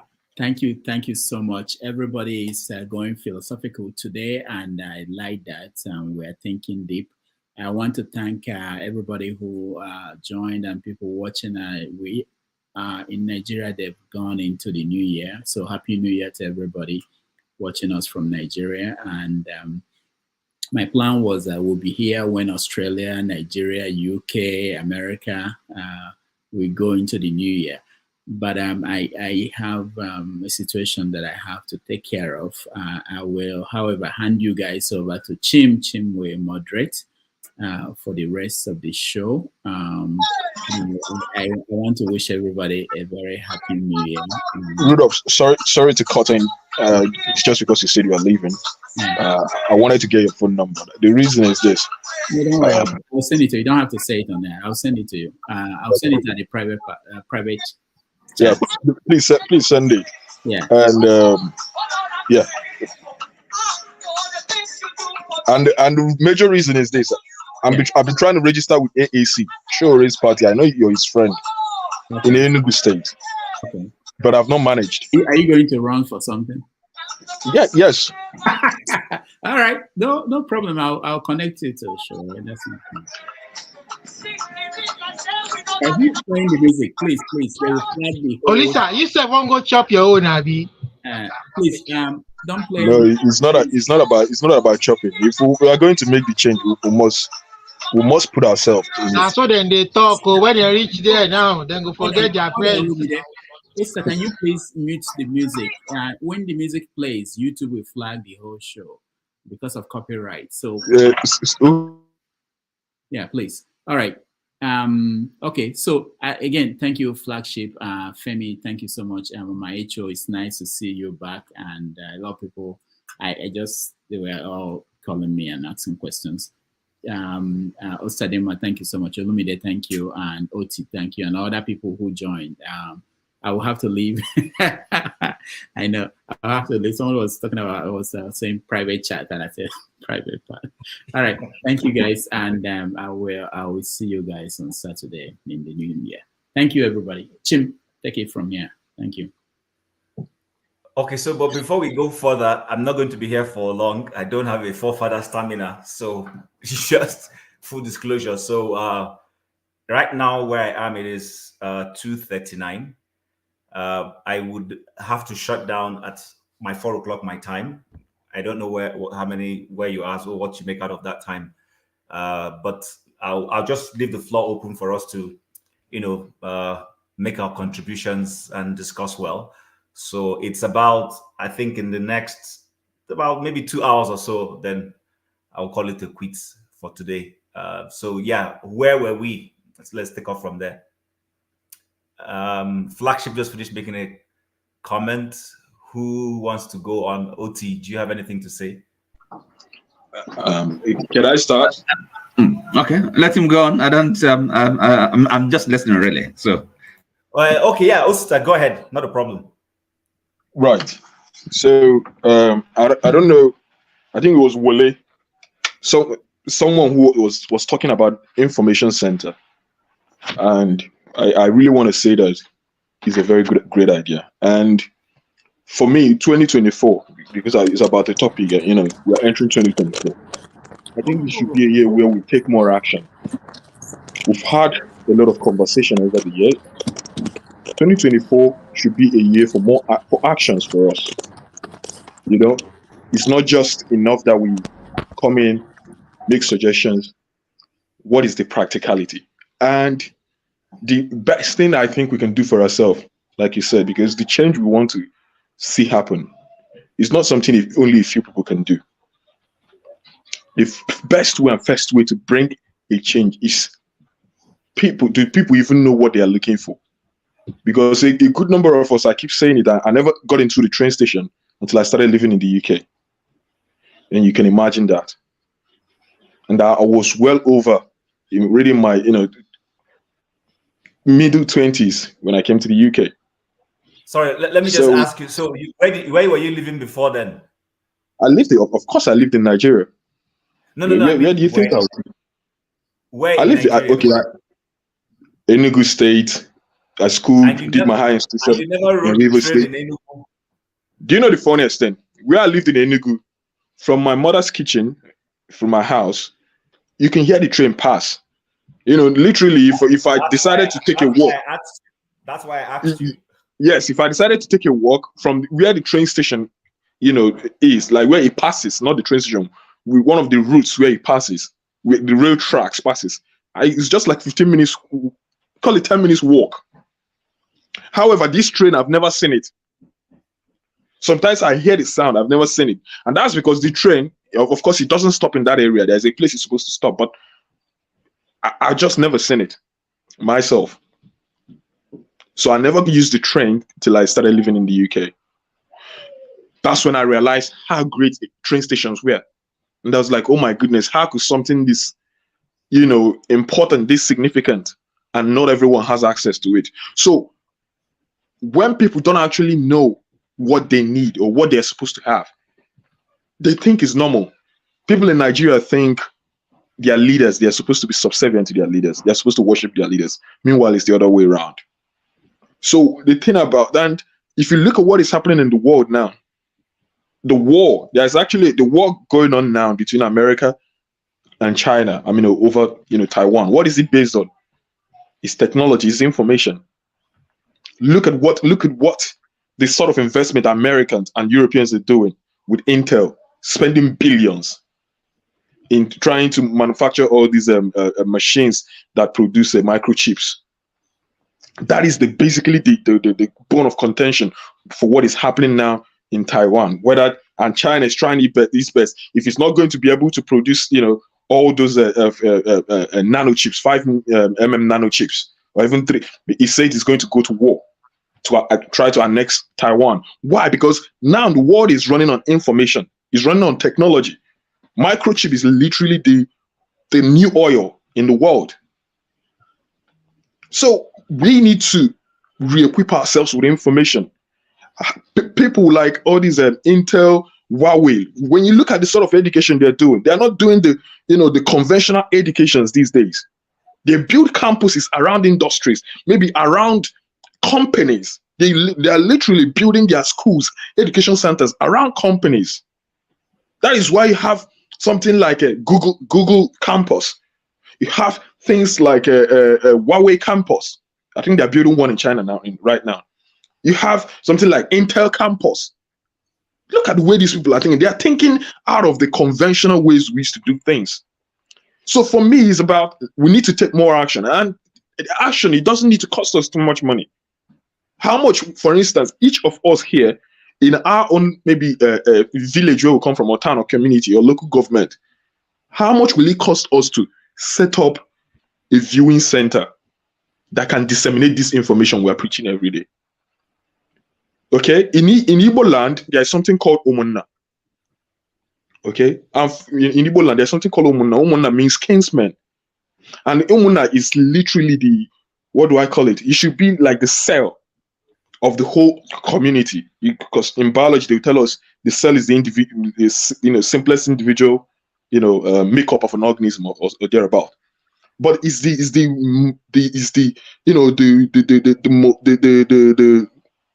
beginning of the community.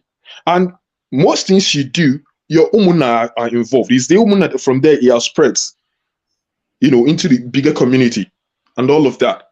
We can start by singling out maybe from each Umunna, like now in my own community, I'm from Usude, we have plenty, in the villages, we have different Umunnas. You can start by trying to reach out, communicating with those Umunnas. Maybe one person per head that represent those Umunna. Maybe once in 2 weeks or once in 3 weeks, you have a meeting, go on Zoom call. There is a lot of them. There is hardly a chance that somewhere from one Umunna that someone doesn't stay in the diaspora. So we need to start building this community, start singling it out. From there, we start disseminating this information. I'm more of we need to go and start building information centers. It won't cost them, most of us, anything. 300,000 naira can set up a good information center with loudspeakers where people can just come and sit down. Doing that would benefit a lot of people than going to build mansion in the village where there is no water. They're going to build mansion in a village where there is no security. Because a lot of us now are running away from going home. Some of us, someone like myself, I would have wanted to relocate back to Nigeria next year. But my dear, if I think of my family, I'm not a single man. I've got family. Even if I'm willing to risk my own life there. But can I take that decision for my own child who is not up to 18 years old, who don't want to take that risk? What about my wife who wouldn't want to, put herself in such danger? Then if something then happens to me, how do they start? How will they fare? Who will look after them?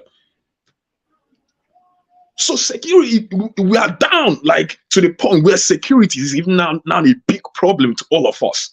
That is you, because when you won't carry, see, Nigeria don't change you. Before, if you get confidence, carry that your car where you hustle money from overseas, go drive. Now, if you go try them, I'm talking about Southeast, they kidnap people for 2 million naira, 500,000 naira. Someone will kill you just for 500,000 naira. So you're no longer even safe.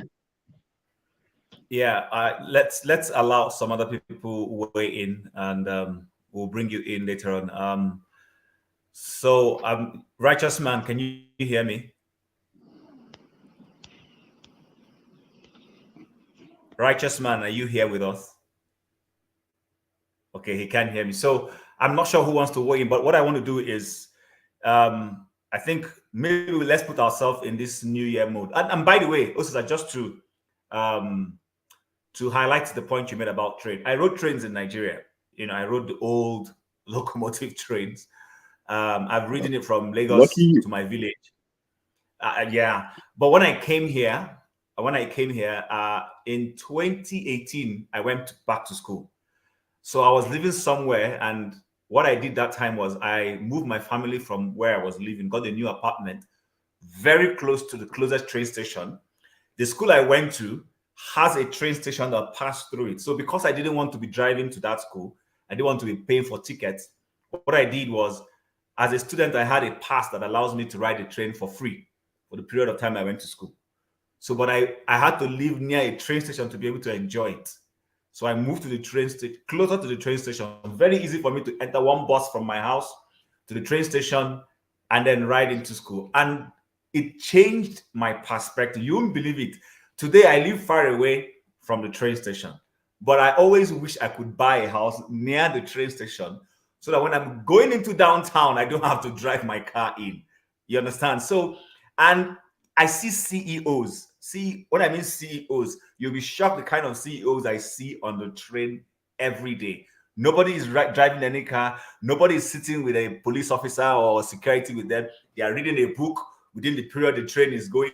They get to their stop bus, their train station. They come down, they walk down. And that's the entire downtown of Calgary. The train passes through it just to make it easy. So I appreciate where you're coming from, and it's something. My brother, let me even just drop one thing, just a second. Do you know the level of our stupidity and naivety has compounded it to a point where people think having securities attached to them is now a demonstration of their affluence? I'm saying it because I know somebody, I have people who do it, who want to prove to you that they've arrived, their arrival mentality. I know someone who used to who used to do like struggle a lot when he was living in Malaysia. Then all of a sudden he came back to Nigeria. The first year he came back, he was moving around with 2 mobile police. Now you can imagine that. We can go on and on and on. Let's let other people wait. So I'm not sure who wants to. It's a business strategy. Okay, it's a business strategy in Nigeria. Ovie, let Wale talk. I'll come to you. Go ahead, Wale. The floor is yours. Thank you. So I'm timing you for 3. I'll give you 3 minutes. So your time starts now. Okay. Oh God, where can I start? I think with information, let's start. Honestly, Chim, you can tell Mr. Rudolph that from 2024, well, from tomorrow, maybe every single one of us should start thinking of how we're going to have this information center built in our communities. However, we're going to support them, it's something we can, discuss. And again, I keep saying, when I look at the numbers of people in our religious centers, why can pastors or the evangelists or the imams or the ustaz or those there, why can't they, say all these things we are saying that information? Maybe if they have someone in the or in the mosque that have been, is that how they live? Let people come and talk. Let people open their eyes. You see, look, train, like you rightly said, I enjoy riding it. My house is very close to train station. I park my car there and I just enjoy the ride. listen to your music. It makes you, I don't know how to describe it. Why can't we have it? They find me. That is sometimes when I look at our billionaires, why can't they make investment on that? Put the barriers there. Put someone to, the chips and pin and to open the barriers. Pay online. Get the cash. Put this thing as technology. And it can be done. But, I think we can start. We can start. Honestly, I'm part of that progressive Nigeria, because when Nigerian is great, that is where we can take our children there. That is where we can take our family there. We can go on holiday. If we try to stay in our block, fine. I want to go to my country without anybody restricting me from going. I don't want to go to my country. I won't be able to. And that is one thing I want us to propagate, if we can, in every Nigerian section we might find ourselves. Let's try to open people's eyes and ears to say, look, all these things are not done by ghosts, but done by aliens. They are constructed by human beings. We can do it. We are so blessed. We don't have earthquake. We don't have or Hurricane Katrina. We don't have a mudslide. We don't have all these traditions. The human thing that we can build: roads, electricity, infrastructure, train. We can do it. We just have to have that mindset. But like we all know, there are so many people who are just waiting for their own turn. When they benefit from the corruption, they call it connect. But when it's not working, they call it corruption. So I ask myself, and I've said it to myself, I'm not going to be part of that corruption. I'm okay with the little I have. I'm okay with, once I have a good health, I can go to work and live within my means. And if I can do that, like that doctor that was asked about it's just not being honest, being economical with truth. But if he sees himself as someone who is ready to move Nigeria forward, he will stay. But we are all scared of dying, but we want to go to heaven. I don't know how that's going to be possible. I rest my case. Yeah. But Thank you, Wale.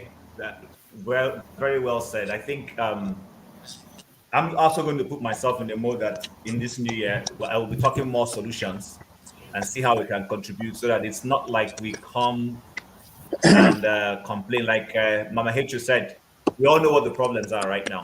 It's to come up with solutions that will lead to solving it, so that people don't think that, especially, it's easy as human beings for you to just see all the problems. Sometimes not because you are being negative, but it's just that that's what is looking steady you in the face. So, but it takes a different thinking heart to wear a different thinking heart to begin to think about how to navigate and solve the problems. So, Mazi Ovie, you were trying to say something. Yes, it's about solution, right? I don't know all these people that live in poor country. For America now, homeless people and poor people like me, they enter train everywhere with the smell. The train go dey smell. No, but Ovie, that the American psychology about, Ovie, America is a different ball game. America was not designed for train. America now big cars, so we can understand the North American mindset. Well, yeah, no mind me, Joy. It also depends on the way the states, the neighborhood, and where the train pass. On train, they pass rich neighborhood, and they take them just the way you were saying that CEO they enter. So I just want go to New York, everybody enter. So I just want to bring a little bit of fun to it. Yes, talking about solution, right? The guy that has the good voice, as they say, the radio voice. I forgot the name. If you are hearing me, please forgive me. Yes, you agree with me on how to, in terms of temporary solution, on how to go after the right. And you talk about organize, you talk about people, and that's where solution comes in. Two parts here. Yeah, what's the direction of the discussion? I don't know. I just popped in. Sorry about that. The government, like, are you serious? You need to mute. Oh, wow. Anyway, the leaders don't just fear people; they fear organize people. If you are not organized, they are not scared of you because they can easily dismantle you now. If you are organized, they are scared. And the easiest way to actually educate people in mass is if you organize them. How do we come into play, we that live in diaspora, right? It's hard time we put our money where our mouth is. How do we coordinate 10% of what we send home to start supporting projects, to start supporting organization, to start creating movements that we can leverage on in the future when the time arrives? Now, so these politicians, they work. Tinubu na prime example. You understand? We might not like them, but there's something we should learn from them. They are organized when they need to be, regardless of their differences. And I think that's the approach we need to. Right? That's why I say Nnamdi Kanu is fighting for succession. I might not agree with him. I'm fighting for dual sovereignty. He might not agree with me. But guess what? It will take us coming together to achieve anything meaningful for both sides. So organize, we should find a way. In a way, not it doesn't have to be in a large donation or in a millions of people. You and me and you, if we just come together, come to say, come, that village, you get one guy where they think different. For instance, he's thinking different from the other politicians. How do we build his community around him because he doesn't have money? How do we start deliberately supporting some projects that we can use him as the face so that when the time comes, it can easily be rallied around that person? So it doesn't have to be a very large, but small. Those that live in Los Angeles, we know how to do our end of year party now. If people where they live for India won't come together now, so you know now that one to number, everything will happen, right? So in that, we need to start channeling our resources to such organization to start building that grassroots movement. Because guess what? If Tinubu come out 2027, in go best of all send money go villages first. You understand? And if that villager no get choice, he no knows anybody there where they think about them. What do you think he or she is going to do? So that's why when that guy was talking about his friend in Ugeli, when he in Chama go say, Chama, once you don't reach them, you no get choice, you have to play along. That is because there is no movement. The people are not enlightened enough that he can go back to support him. Because now vote, for him to be there now vote, either you have the money or you have the vote, right? So if you don't want to play the game, that means you have a backup. What is your backup? If the people are not your backup, you don't have a backup. Back to those people who get money in our presence, right? If you don't use the money to support the current power structure and you refuse to support the people, they will come for you. What is happening in Lagos is just political wit on. There's nothing because they know. Why they develop small houses. They develop multi-million structure because what? Is that the owners of those structure, they are supporting their opponents or they refuse to support them when they needed their money. So tell your neighbor where get money. If you don't want to support the people's project, they will come for you. And if they come for you, we can't even help you, even if we want to. Just like what is happening in Lagos. We want to, but we can't because we are not organized. So, in order for her to support those individuals in power currently who want to act different from the normal way, we have to give them assurance that we have a grassroots people that will come for him because at the end of the day, they will still have to go and vote. So, within diasporas, how we should find a way to come $1 every week is something to send to one community. Yes. Okay, so Ovie, I hear you. Quick question just for you so that before I move to the next person. So say, let me bring it down to Pidgin. As you bring Pidgin, enter the conversation. No rap for Pidgin. Say our people, plenty people now money than they look for. If I go Christmas now, if elder they greet me for village, it go first they look my hand. It go first they look waiting I bring come. How one take change that mindset? When we say you go change them so that those same people where you don't already identify, say them Tinubu, then the people then they go to, and those people know say then they bring something for them. I make then their loyalty they strong to those power structures. How you want to compete with them such that you go change that mindset? My obvious more. My just my expecting here. Now, make no, hold on, you go come. Hold yes, on, my just hold on. Let go OVA to Hold answer. on. Okay, I've did this thing of the saying. Amadia, hold on. He wants to say something. When he's done, you will Okay. come in. Hold on. Now, Let him finish. Ovie, go ahead. They say information is power, right? And they still go ahead to say that in the age of information that we have today, ignorant is a choice, right? For our people to still be this ignorant, it is our fault, right? So we have to educate them. That's why a part of the donation, money not be to buy food, is to identify people that can carry out that job of educating people. They are called community activists. Barack Obama is one of them. When he finished from Harvard, he goes sit down for Chicago. Nobody saying they share money, but they educate them why you need to think this way, why you need to act like this, why you need to support that person where they send money go that market rather than send money to your uncle make it a chop. So education, and it's a continual process. Now the adults be that. Again, we have to find a way to influence our private school. Thank God our government school don't die. I'm not celebrating it. But we should also look to see how can we take advantage of a government institution that is dying.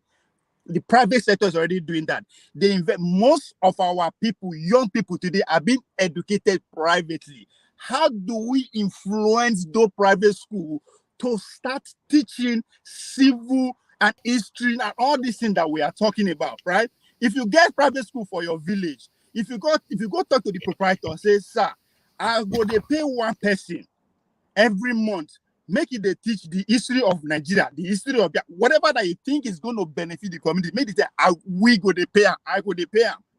You might not see the result now, but guess what? 10, 15 years from now, those people will start thinking different from the way me and you are thinking that we are concerned about. So directly attack the elders by investing in people to go educate them, or go into the schools, private schools. We have influence over them. Because the school, they're the community. Today now they are not even flourishing because of insecurity. You understand? Everybody has a role. What is their role? What is their civic role? It's not just to clear gutter. How much are you investing to educate the people for civil education? Because national orientation agency, they fail, we cannot rely on them. It's that time we start holding our carpenters, our shoe shiner. Hold on, our carpenter, our shoe shiner, our caracella. Madam, how much you go feed they bring? Make we take the educate people for inside community. That's our job at this point. Everybody has to do it. It is our collective job. We have to, we not get, but we have to find a way to collect for individually, because not be every time we collect to the tie road. We have to invest in the people. We are all miseducated. If you want them to vote for Obi 2037, you have to start educating them why they should, not why him. Why the voting for Obi is very important. Let's hear someone Those else. are civic education that we have to invest in. Thank you. Okay, let's hear somebody else. Amadia, you wanted to chip in 3 minutes, please. Yeah, let me chip in with because this in the obvious saying, we did the experiment and they didn't work. Ovie used to say something here that after election, we'll be here dragging. The politicians are planning for the next election. That is what we normally say, that after election, we hear, hey, 27, they already mastered it already.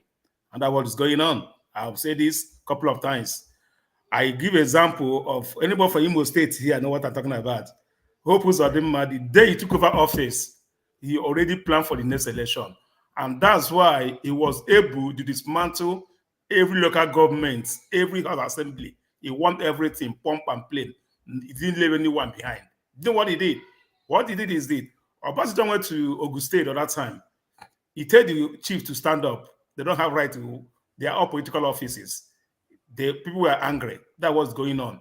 Every in Imo, every chief in the whole Imo state, their staff of office are being given by the governor. Any day you said you are not loyal to the governor again, you take a staff office off. So all of them are loyal to the governor or to the village head, which is the president general of the whole village. They all belong to the same group. So in that, no matter the money we pump in, no matter the money we pump in, all those politicians will say, yeah, that minute, they will just call the whole chief in the whole of local government, put them in a party, that is it. They will cancel everything you have, the money you are pumping. They will cancel it in just in a minute. All those political calculators, they will cancel it in a minute.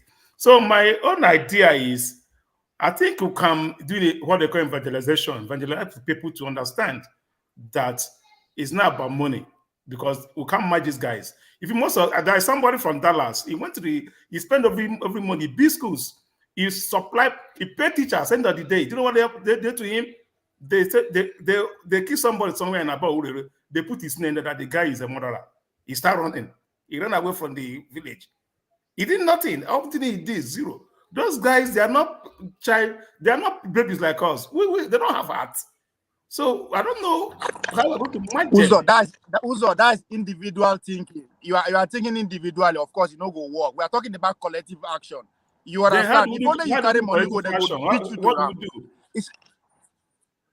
If only you carry money, go, your money no go match anything. You are talking about government, right? No, I'm not telling you. Invest in what will benefit the people. No, I didn't so limit. I said we will do this thing.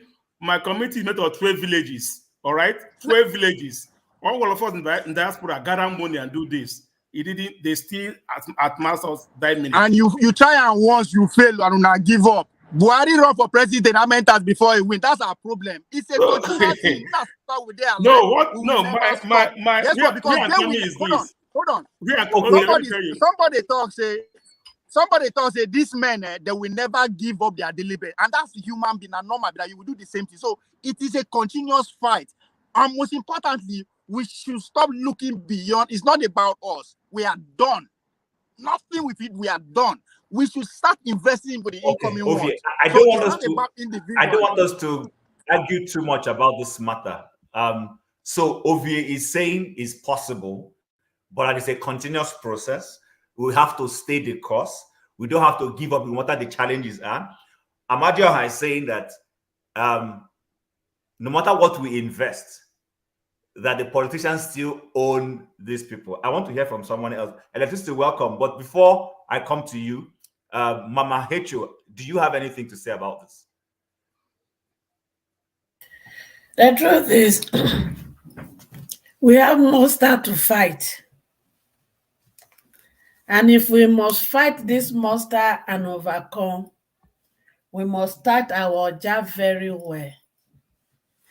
And just like everybody says, information is the key. But how do we pass information to people who are hungry and they want to eat, to listen to us? Because if we don't take care of this hunger, it is the people that take care of their 2 minutes hunger that they will listen to. Yeah. So while we are thinking of putting this information in their hand, we should also think of creating avenue for them to earn a living. I don't make palliative of rice, because if you give person rice today, you've not solved the problem. But if you give the person source of making money to buy rice, you've empowered the person. So while we are thinking of information, we should also think of what do we do collectively to begin to create opportunity for these people in their locality. Thank you. Okay, Mama thank you, Mama Hecho, well done for that submission. Yeah. Electricity, do you want to say anything before I move to Ngozi and then come down? No, it's a question to Amadio. It's a very straightforward question. Mm-hmm. Your argument is, let me summarize it in one word, it is not possible. ever. Is that your argument?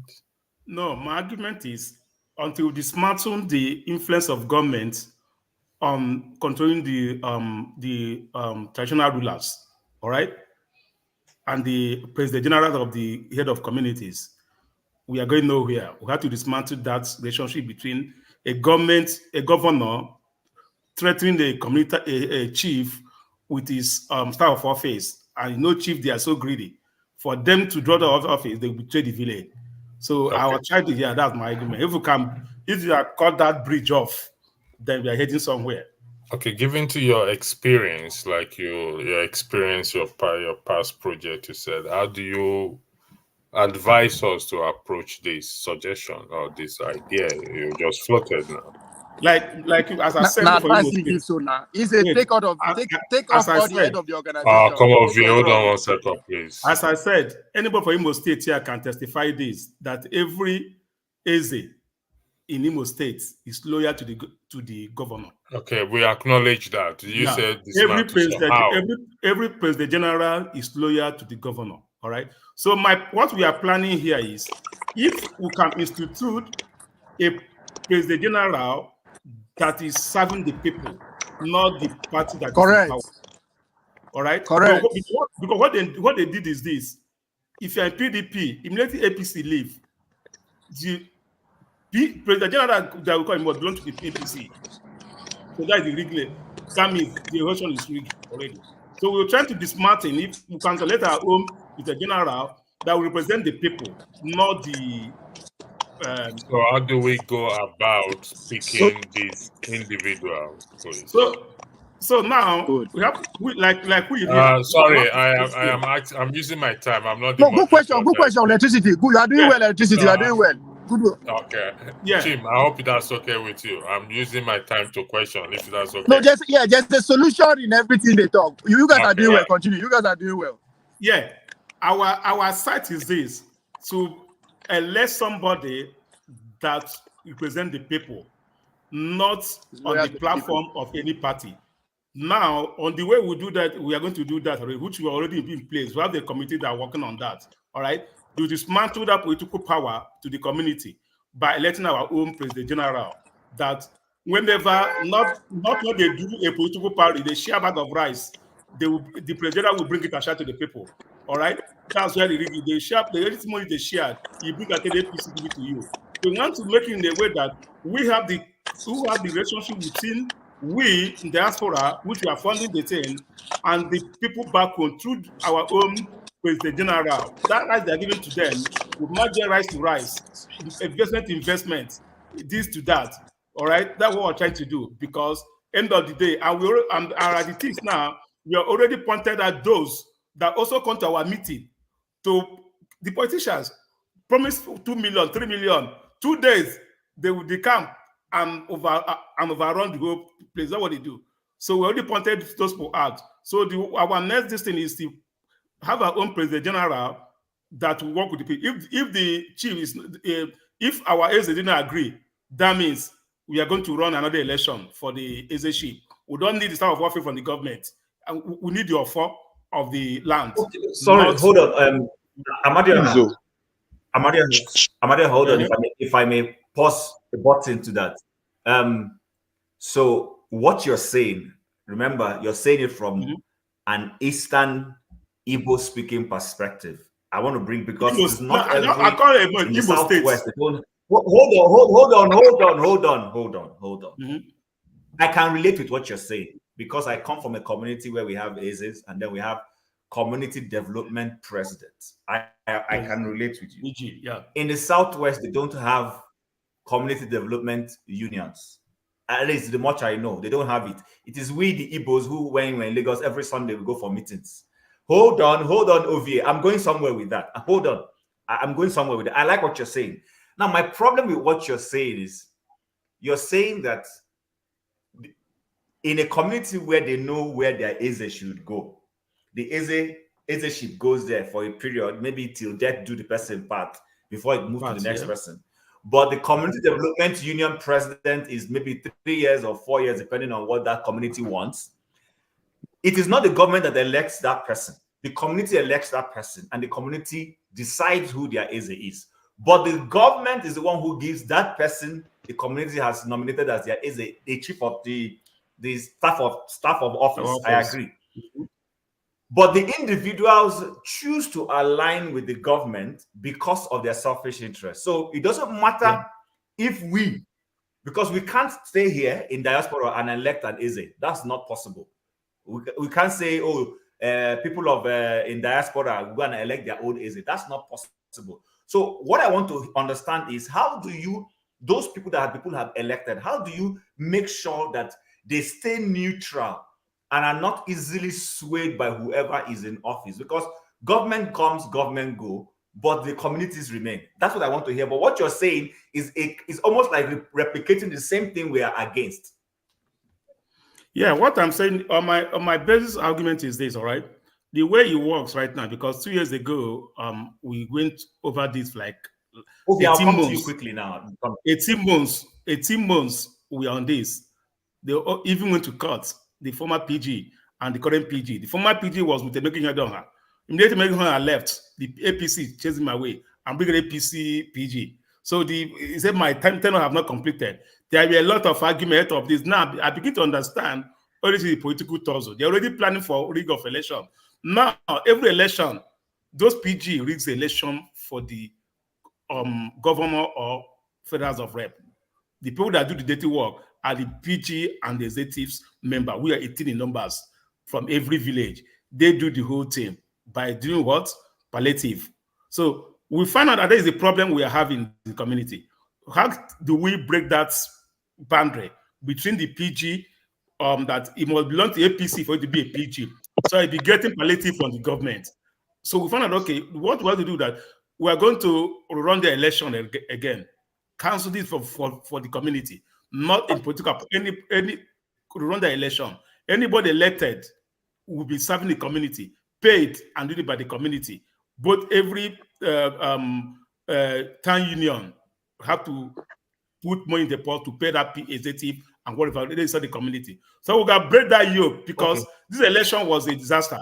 We got to break that boundary. Okay. So that's let me go to Ovie before I move. Before I go to Ngosika. Ovie, what were you trying to chip in on this matter? Yeah, thank you, Electricity, for going deeper with those questions. And now to support what Uzo is trying to say, now experiments. Look at it though. First of all, disagreement is saying no go work, right? He now break it down. Why he say no go work? Because he study how the power structure they work for Imo states, for where he come from, right? You understand how powerful those local organizers, those local community power with them get, especially their leader. Now he's not suggesting that we should find a way to look for a loyalist to be head of those community leaders. Now Chim is saying that yes, that's a good way, but those people are easily compromised. You are right. That is why we have to start thinking like the CIA.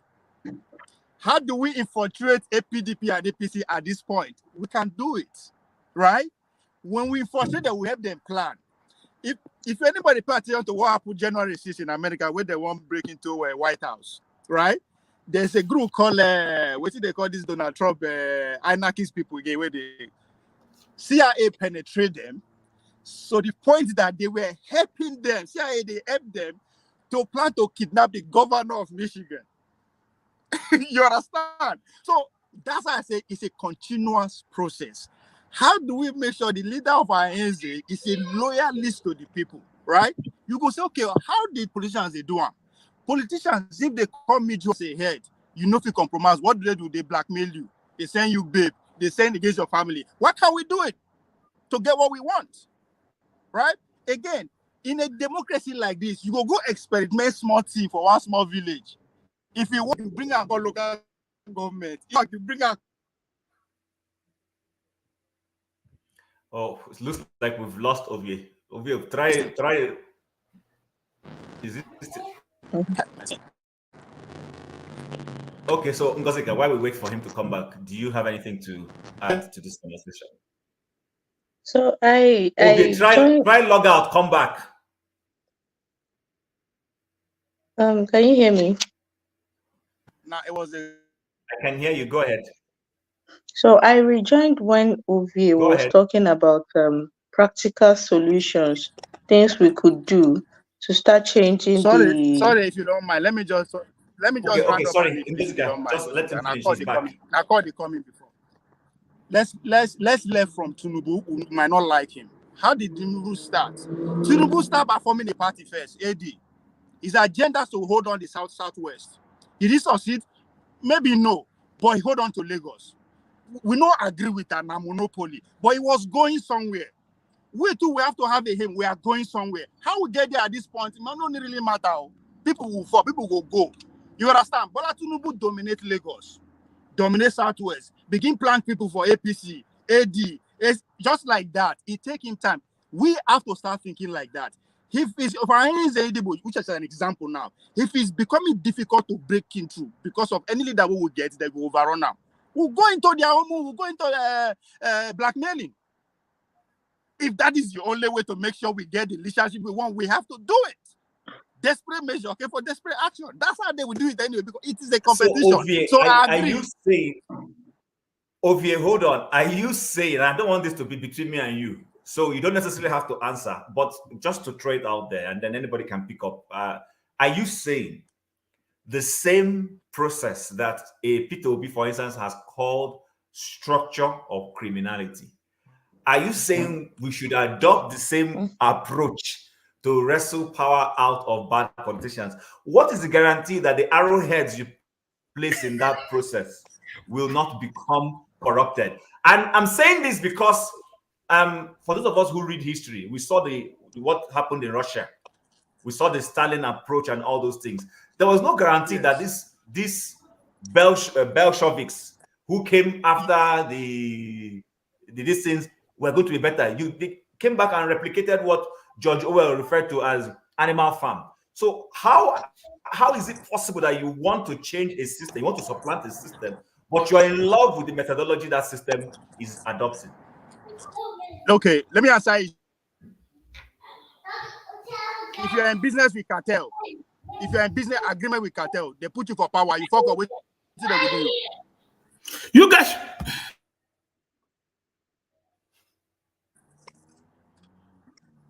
Cartel, and you fuck up, what will you do? Anybody when we give power a fuck up, we treat terms for an example for next time. We have to add, if you fuck up, we treat your fuck up, and then the consequences, wait for next time so that nobody else will try it. Everything is on all the right, table. no problem. Let's go to Gosika. We'll come back to you so that we don't it's not only a few of us talking. Gosika, what do you have to say?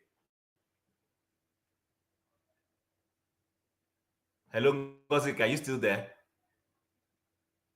Okay, I think her system has frozen. Yeah, can I go now?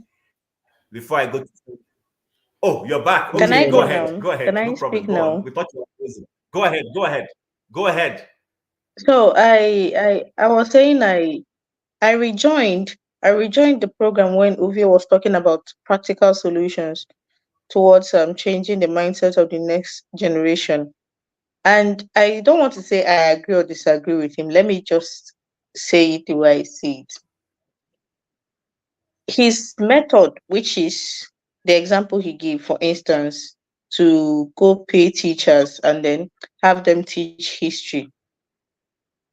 I saw the angle Amadioha was coming from, because somebody has recounted a personal experience to me at the archives, how they tried to change the pattern. He said he went to primary school in his village, and it was the foundation he had, and he believed it was a firm foundation, gotten him how far it got him in life.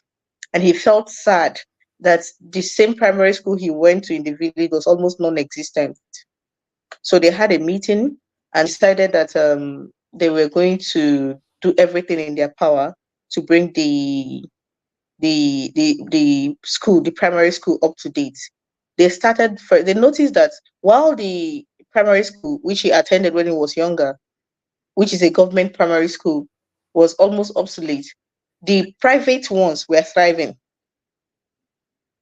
So teachers will be sent for the government primary school, and then nothing will happen. Some of them will just stay a day for the term, and then the next time they don't come back. Coppers posted there would not stay. And then the private schools were thriving, and then the teachers were moving from the government's primary school to the private school. So what did they do? They wrote a petition to the Commissioner of Education that they don't want a private school in their community. That the only basic education they want in their community was a government primary school. And they forced private school out. And then they started giving incentives to any copper that was posted to the village, including accommodation. As a matter of fact, he said in his family house, he gave out his room to 2 coppers so that they could stay and not pay anything. They were making the lives of any teachers in there. They would, in addition to whatever you're paid, they have an extra amount they add at the end of every month from the community to say thank you for staying. So I understand exactly where Ovio is coming with that, and I understand why Amadio had pushed back initially. But I want to say this: when we talk about personal approaches to Nigeria's problem, it's not hard. It's not hard. It's why I said I do not like people who do not have a stand. All this will be easy if people picked a stand and stuck to it. What you have are people with no scruples, no morals, no standing, anywhere below face. That is the problem we have. If you have people who believed in a cause and stayed the process, we would be here talking about all this, because if you believed in something to that extent, you'll be ready to fight for it till the very end.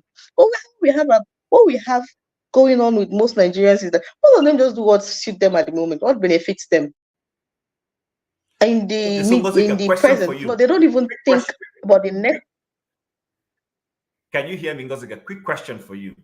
So this face belly, this easy change of course and taking the easy way out, how do we address it? How do we get, I'm not saying that we're going to solve it totally, but I'm saying how do we begin to make progress in making people to stand for something, have scruples, like you rightly said, without necessarily having to say, okay, I mean, my community elected our president general this on the 26th. I'm hoping he is not an APC or Labour Party, that he is there to work for the people. But if he can attract government of Labour Party to do things for my community, yes. Not that he will suddenly now become an advocate for that party, even though Labour Party is the government in my state. So my question is, how do you address that fundamental thing that makes people easily shift? Consequences in capital letters. And I hate this thing Nigerians do. When something happens, somebody makes a bad decision and the effects comes biting. You see people, and when they start suffering for the effect, you see people make excuses for and people like me that I believe, I have said it on this program. So I believe in holding political grudges.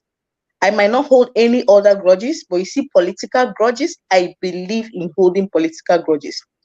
The reason people will make bad decisions and put our collective destinies into a pit is because we do not hold political grudges. People should start suffering the consequences of their decisions, political decisions at least. Why political decisions? Because it does not just affect them and their immediate families. By extension, it affects all of us. So if you're going to be making a stupid decision that is going to affect me for the rest of my life, I am going to hold you to account. I'm going to hold it against you. I do not care. I am going to hold it against you. And any consequences that come with it, I am not going to feel sorry for you. I'm not going to say sorry. I'm not going to do anything to make the consequences any easy for you. I believe the only way to make people pick a stand and stay the course is by knowing that, oh, if you don't do this, or if you deviate from this, this is what you suffer, and nobody's going to help you out. Okay. That is the only way for me. I don't know about any other person.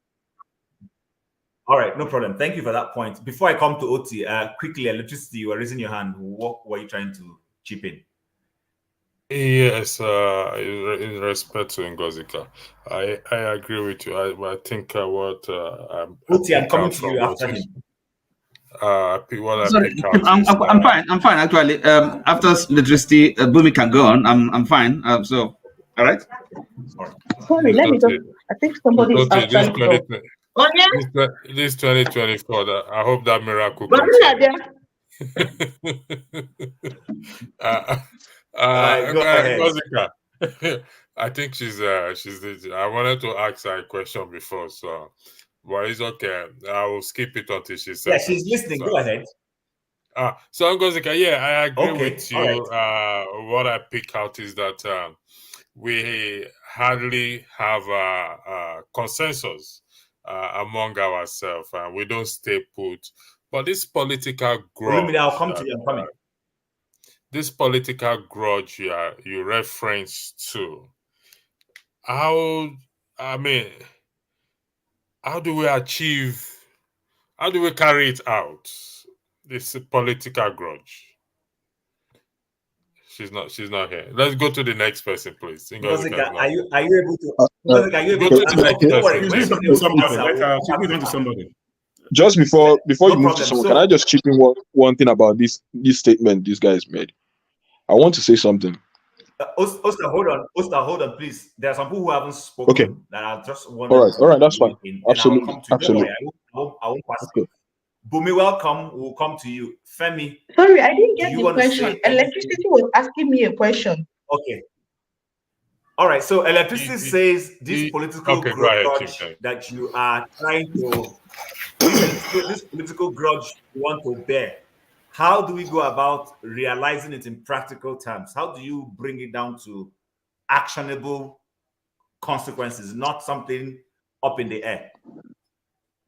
So I'll give you a very simple example, really simple example. And exactly, what exactly is this political grudge? I think we need to define it because people are allowed to vote who they want to vote for. We must be careful about that. So go ahead. So political grudge to me, and whenever I say these things, I say to me, the person no go use their definition, spoil my own. You are free to understand anything the way you want us to understand, and this is me. I am my own dictionary when I talk about these things. So we are clear on that. When I say I keep political grudges, I've been doing that since 2019, because I worked as an election observer in 2019, and then in 2023, I worked as an ad hoc staff. It was in 2019 that my eyes opened to Nigerian politics, and I started keeping grudges. And when I say I keep grudges, I judge you by the political decisions you make. You were informed, it's not my business. You were not informed, it's not my business. You were deceived, it's not my business. I judge you by it. Because I believe that if you're voting somebody or if you're campaigning for somebody, you need to be convinced of the cause for which they are contesting for. So if you are telling me, oh, I did not know he was going to be like this, and you're telling me, oh, look at what he said, oh, he got in there and started doing something else, I can understand that. If you're telling me, oh, he came for interviews, he came for town hall meetings, he was interviewed and he was saying all the right things, he did all the right things, so I don't know what happened, he flipped on us, I can understand that. But using this last election as an example, you saw people that did not want to talk to you. The only time they came out, the man was doing whatever bothered him. Bala blue, town hall different from, do you want me to dance? Do you love me? And you are making excuses for him. Telling us it's not the body that matters, it's a comb in his head and he's doing nonsense. I will hold you for every wrong policy he implements. For every single thing that goes wrong, I will remember it and will say, this person is not a bad person. So when I see you, you asked how we're going to bring it down. But when I see you going through something, and I'm not praying you go through something, you might be doing better than me. That is fine. That is really cool. But if I see you going through something as a result of the bad leadership, hello, can anybody hear me? We can hear you. Oh, we can hear you. Go ahead. Or something. Can anybody hear me? Go ahead. We can hear you. So I'm saying that where I bring it down, I have defined the political grudge now. So I'm now talking about how we can apply it practicably, as in real time.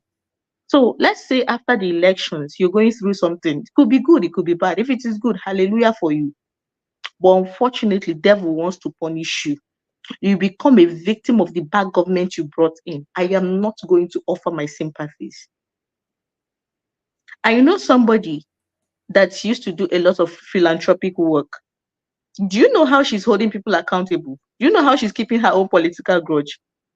If you ask her for help now, the first thing she asks is, who did you support in the last election? Straight up. And before she But asks you, she has checked your social media handles. I can lie to you. No, hold on, but No, because she has checked your social media handles. Wait, she has checked your social media handles. And if she does not see anything, she will tell you you're neutral. She will tell you a neutral, and she does not do neutrals. I don't either, because I've said it. Neutral people are dangerous people. They are worse than people that take the wrong stand. So if you make a bad political decision and it is affecting me and it comes to affect you too, God will punish you. Because even sorry, I won't tell you. I will even be piling prayer on your head that it multiply. Whatever is doing, you will multiply.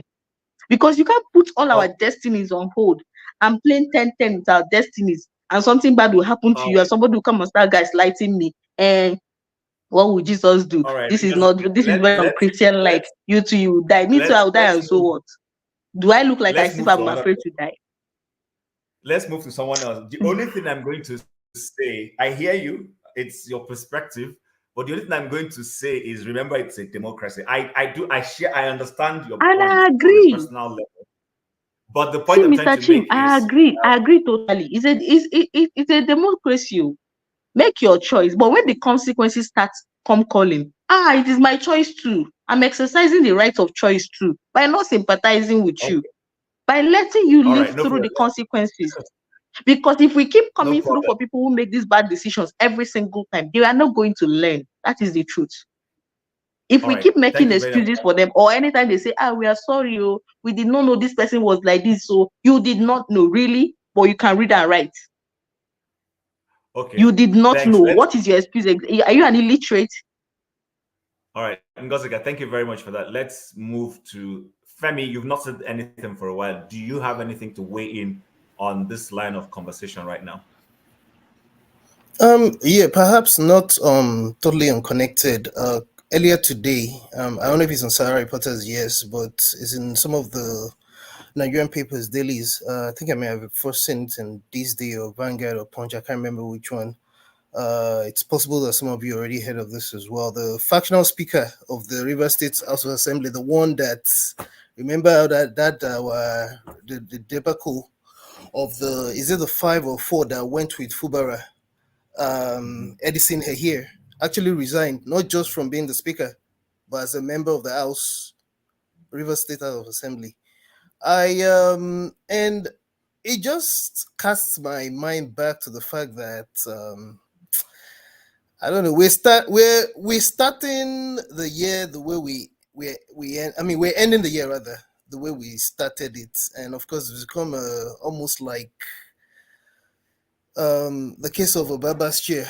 We're just moving around, but no, I mean, is it quick question as you continue. Any reason on why he resigned? If you listen to across board, because me, I don't mind listening across board to different media sources. It doesn't matter whether I agree with them or not. That is just me. In the last couple of weeks, probably even in the last 2 months, even down to the 2 times that Tinubu intervened in courts, which again is an anomaly, because that shouldn't be the case. There's a judiciary, there's a process. But anyway, there were feelers that even certain elders and certain, because everything is factionalized in Nigeria in any case, and Fubara happens to be the first governor in a long time, as I've come to realize, that's of the Izon stock. Right. Yeah, of the Izon stock, Izon stock. So apparently the elders and a lot of people that were backing him, and that, look, if all the unfolding politics that preceded him and those that were countering each other, a la Wike, what he did to who was the governor that made him a commissioner now? And you know the way reverse politics has been, Amechi. just like a lot of Amechi and all that. I mean, it's also always been a case of whoever once the Godfather puts the Godson in power, just like again like happens in other parts of Nigeria. Then the Godson now it becomes a problem because the Godson doesn't want to be controlled and all that. So the elders were actually angry. A lot of Ijaw elders were actually angry already, and apparently there were simmering disagreements amongst his own loyalists, people that stood by him, including this particular lawmaker, for example. So after we actually risked our lives to stay the course, that now because you're scared that something might happen, because of course he denied it. You're scared that something might happen if you don't kowtow to whatever you were made to sign. Then I might as well give way. So those feelers were already in play. I mean, there were already signs that there was already problems amongst people that were supporting him. So that's what seems to have happened. I'm not saying for certain that's what's happening, but there were feelers. So that's what I suspect may have caused that guy to resign. So I thought go ahead. You were going to say something. You go on. Go ahead. Not a problem. Go on. I thought you were done. I thought I lied that because Nigerian problems sometimes when you're still managing to use Panadol for one. Of course, every country has their own issues. Don't get me wrong, but this is our own country we're talking about as it stands. While you're still busy using Panadol to treat headache, all of a sudden, so one might develop what's it called instantly. You're still treating headache, so that is a vibe really. We only wish that most of the vibe was. I'm sorry, Alexis. No, it's okay. I mean, thank you for bringing that up. Personally, when I'm done here, I'm going to go check and find out what's going on. But it's kind of surprising. It fits into the narrative. Yeah, Electricity, I'll come to you before I go to Olumide. It fits into the narrative of staying the course. So I'm actually happy you even brought it up. So we're talking solutions. How do we stay the course? How do we change, the way people think? And what I still want to understand is the man could have stepped, if he's under pressure to step down and speak, fine. But why is he even now relinquishing his seat entirely? Is another, I guess, something. Can I even say something? Even the governor is going. Governor going to APC. Chim, can I even say something? Can I even say something? Because I know we it's a good thing that we keep talking about solution, even though we elected people or selected whatever, whichever word or phrase you want to choose. People to actually be there to solve problems. Of course, we're not supposed to sit back, despite the fact that we have elected or selected or unelected leaders in power. However, my own is it's not all of us that have power to. Some of us can. I mean, I know people talk about the fact that we just make noise. People make noise. Everybody makes noise, whether at the dinner table at home or whatever. It doesn't matter. You're still going to discuss. However, my own if there's anything like New Year's resolution, which I don't really believe in, is I'll do my own beats, my own way. Although I know it's best if you can have people come together, but look. See, sometimes it's just best to just do your beat. Your beats might actually help, which is the story of the guy from Mandela. If you go read about how the tech revolution in Nigeria came to be. So perhaps if other sectors as well can have that happen, maybe eventually there will be a conglomeration of people that have been able to help certain aspects of Nigeria. Because look, me, I am just that's my own beat when it comes to solutions. It doesn't stop me from. Please, can you give me 15 minutes, 60 seconds? I wanted to chip in something about the real life application of that thing I mentioned, grudges. I just 1 minute, and I won't speak more than that. Yes, I will. I will make it quick. All right, go ahead. I will make it quick. Just for context, so that you understand that sometimes, making people suffer consequences for their decisions, right? A couple of months ago, I was working as a research assistant for my friend at the archives, Enugu archives. There is this guy, an archivist, that has been on her case since 2018. He's bullied her. He's tried to extort her, and when she did not succumb, the guy made an enemy out of her. She came back for research in 2020 and he persisted. And she made a report to Abuja. Abuja took it up and gave him a query. Now he was angry about the query. If he had any sense, he would have stayed away from her. This happened in 2020 when they gave him the query for his constant harassment of researchers. It was even worse if he discovered you were a foreign researcher, a foreign student, or if you came from outside the country to do research. It was worse. The guy will openly tell you that you don't know where you are. If you don't bring money, nothing for you. Oga produce materials for researchers. He'll be dragging his feet. He won't. He'll make sure the whole day is wasted. And when you try to say something, and he and his clique, they had this whole cartel. So my friend comes back in 2023 this year for her doctoral research. This guy, not knowing the kind of person that God be kind and faithful. We share same ideals when it comes to this kind of things. So she's avoiding the guy, knowing that they have history. She's reported him to Abuja, and Abuja had given him query. She's avoiding him, but for some funny reason, and this is how most people behave, because they know at the end of the day, there are people that will come and plead on their behalf when their bad decisions catches up with them. He keeps on, at every little turn, he's trying to drop comments, even banging the door on her, and then God finally catch him. Simple, excuse me, I want to pass. Simple. Inside the search room in the archive, my friend wanted to move from her reading table to the archivist table to ask about a document she was working on. This guy was standing in her way. She said, please, excuse me, twice. He stood there. The third time she called his name, please step out. Step out of the way. I want to pass. The guy fled up, called her all sorts of names, including prostitutes. Please step out of the way. I want to pass. I'm getting feedback. Called her all sorts of names, including prostitutes. I'm getting feedback. Go ahead. Go ahead. I've muted. That was local. Go ahead.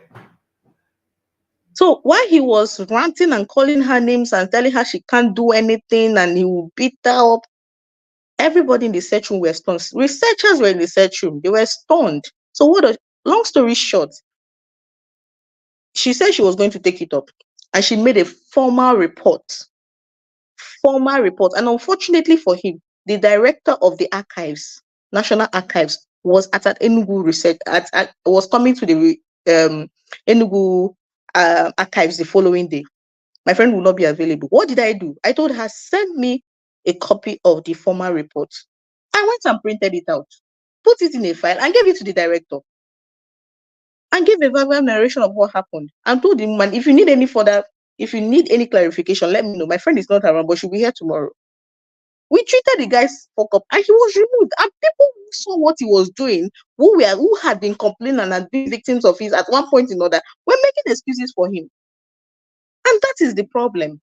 But once they removed him, he was removed. He was removed and sent to another place where he will not be able to do that rubbish, because the place he was sent to now, he won't be able to extort and bully people. This is how you make people face consequences for bad decisions, because this was his working environment. But he chose to bully and extort people, and everybody took it lying down. And one person decided to make him face the consequences for his bad decisions and choices. And look how it turned out. Everybody is at peace. So that is one practical application of making people face consequences for their actions. Thank you.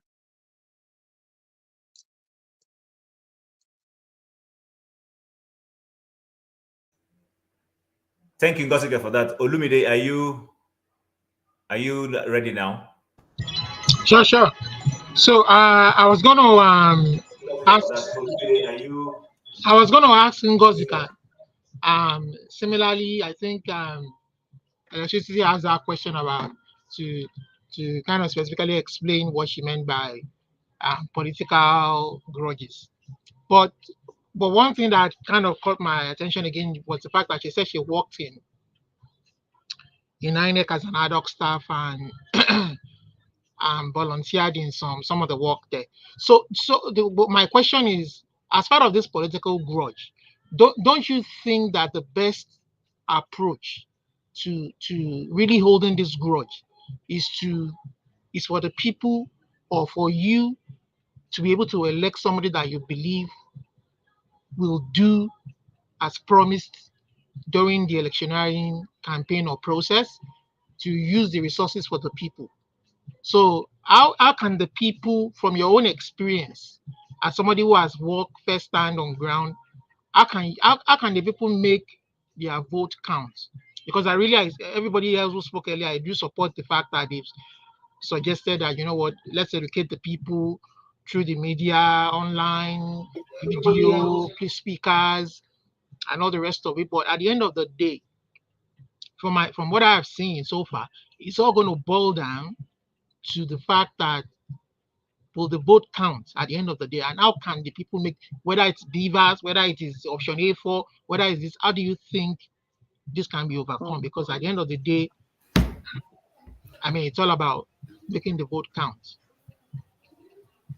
Ngozi, I don't know Do I if this answer is that a, or? wait, let me say something. I don't know if this is a political grudges. Something happened in the last election, all right? Because we are also monitoring the election. Are you asking a question? Yeah, answer because the people haven't question. spoken.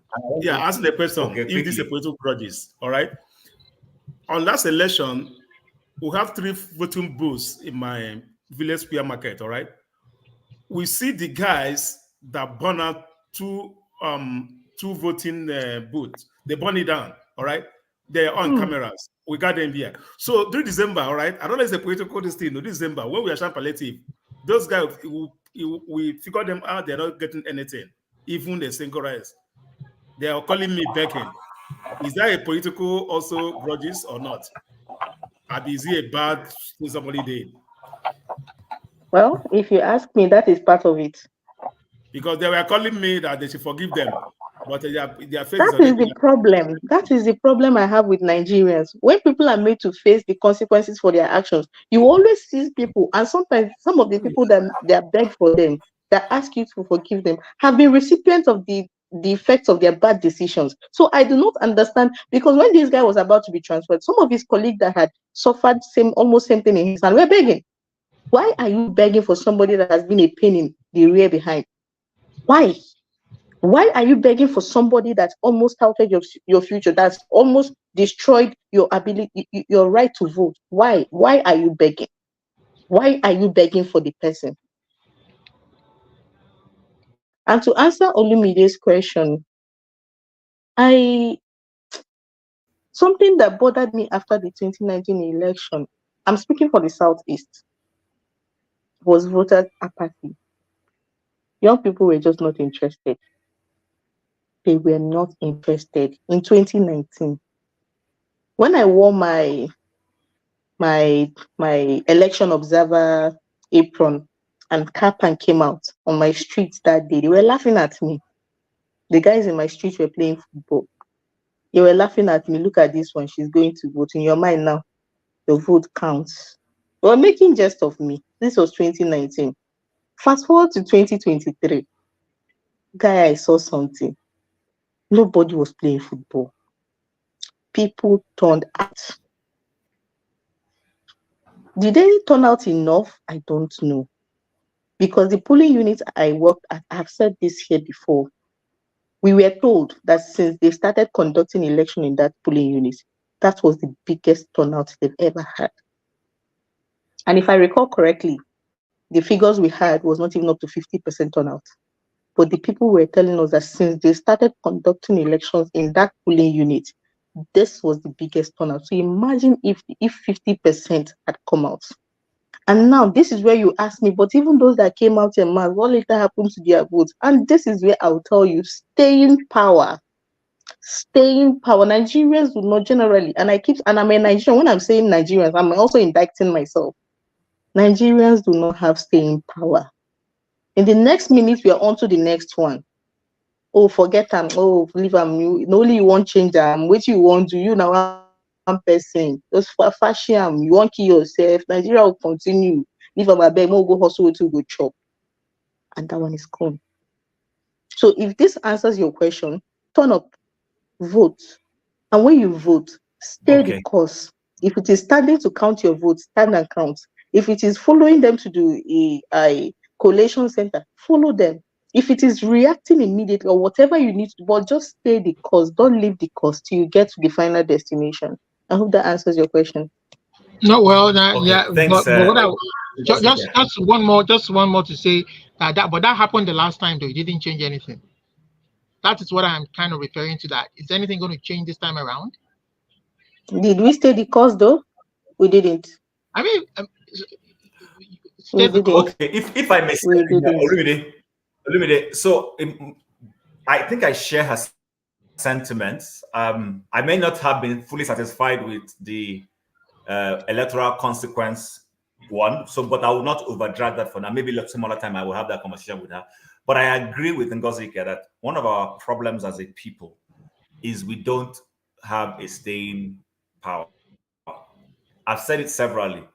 As much as people might say the 2015 election also had its own issues, but to be fair, to an extent, yes, Buhari won that election. But the Nigerians continue with the staying power to say, okay, now that, and I know the response I'm going to get is that the election in 2019 was also rigged. But if you go and look at it, holistically, you discover that Nigerians don't seem to have this staying power. But I won't belabor that. Bumi hasn't said anything. Bumi, before you come in and go on, I'm going to hand over proceedings to electricity before I leave. He will take it off from there. Then, Bumi, floor is yours. What do you have to say? Where are you going to? I'm local. My wife says that I haven't watched a movie with her in a long time. She want to go chop. You want me to leave me? Where are you going to? I tell her, say we are discussing issues. We go ahead. If you don't go ahead, this man will overshadow you. They will bring in a new conversation. Go eat a place with Jare. Mind them. Okay, more of us run now. Good day, Hello, everyone. Bumi. Yeah, can you guys hear me? Yes, we can. Go ahead. Okay. I hope it's not loud because it's 1 minute till New Year's, so there are lots of fireworks, so I'm sorry if it's loud from my end.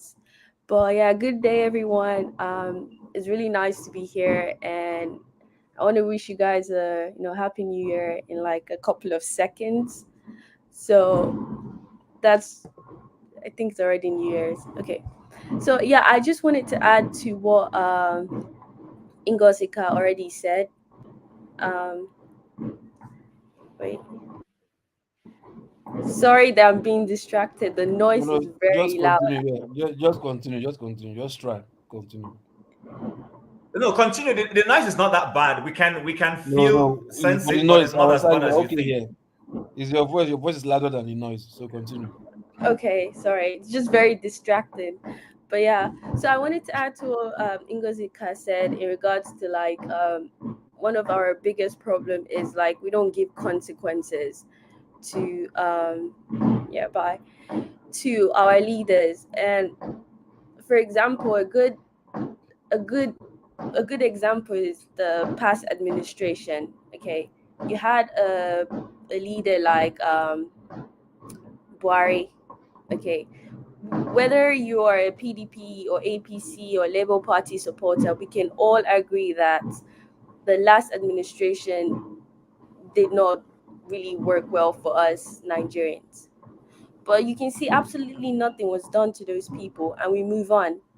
So nothing really stops this new administration to do the same thing, because they know if they steal all the money, nothing's gonna happen. So I do think that we really need to focus on showing consequences, that if you fail to like provide and deliver for the people, that you will reap those consequences. And also we don't follow, it's like I was recently watching I think a couple of months ago or weeks ago of a protest, and they were protesting about some gay right issue that I think Tinubu signed.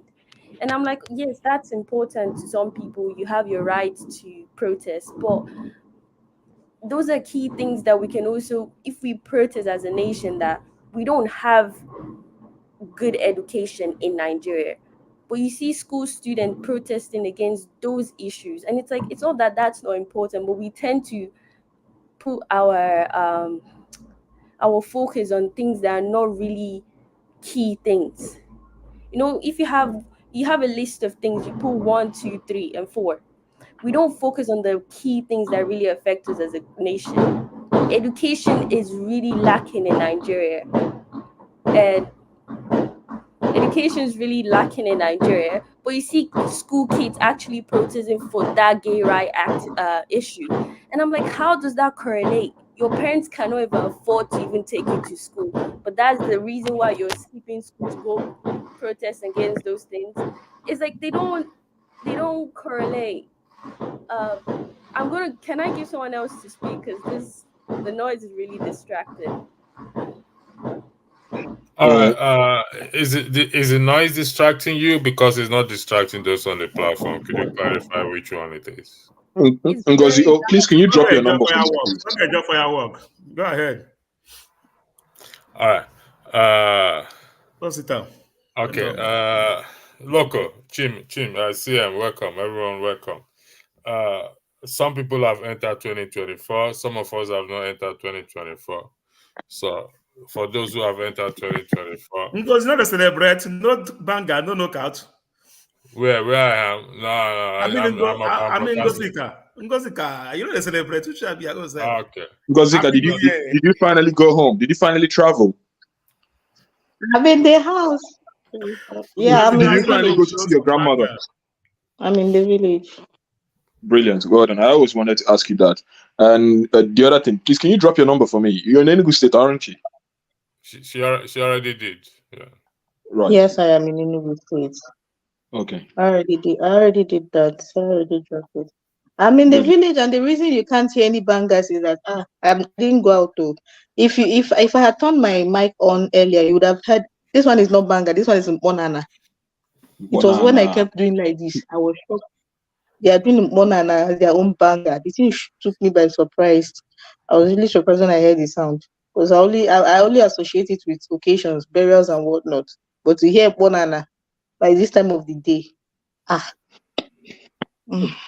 Okay, quickly. I just want electricity. If you allow me, I just want to respond to a few things. Just give me 1 second first. Let's. I want us to know what direction we're going to go for the next few hours, so that we can go around.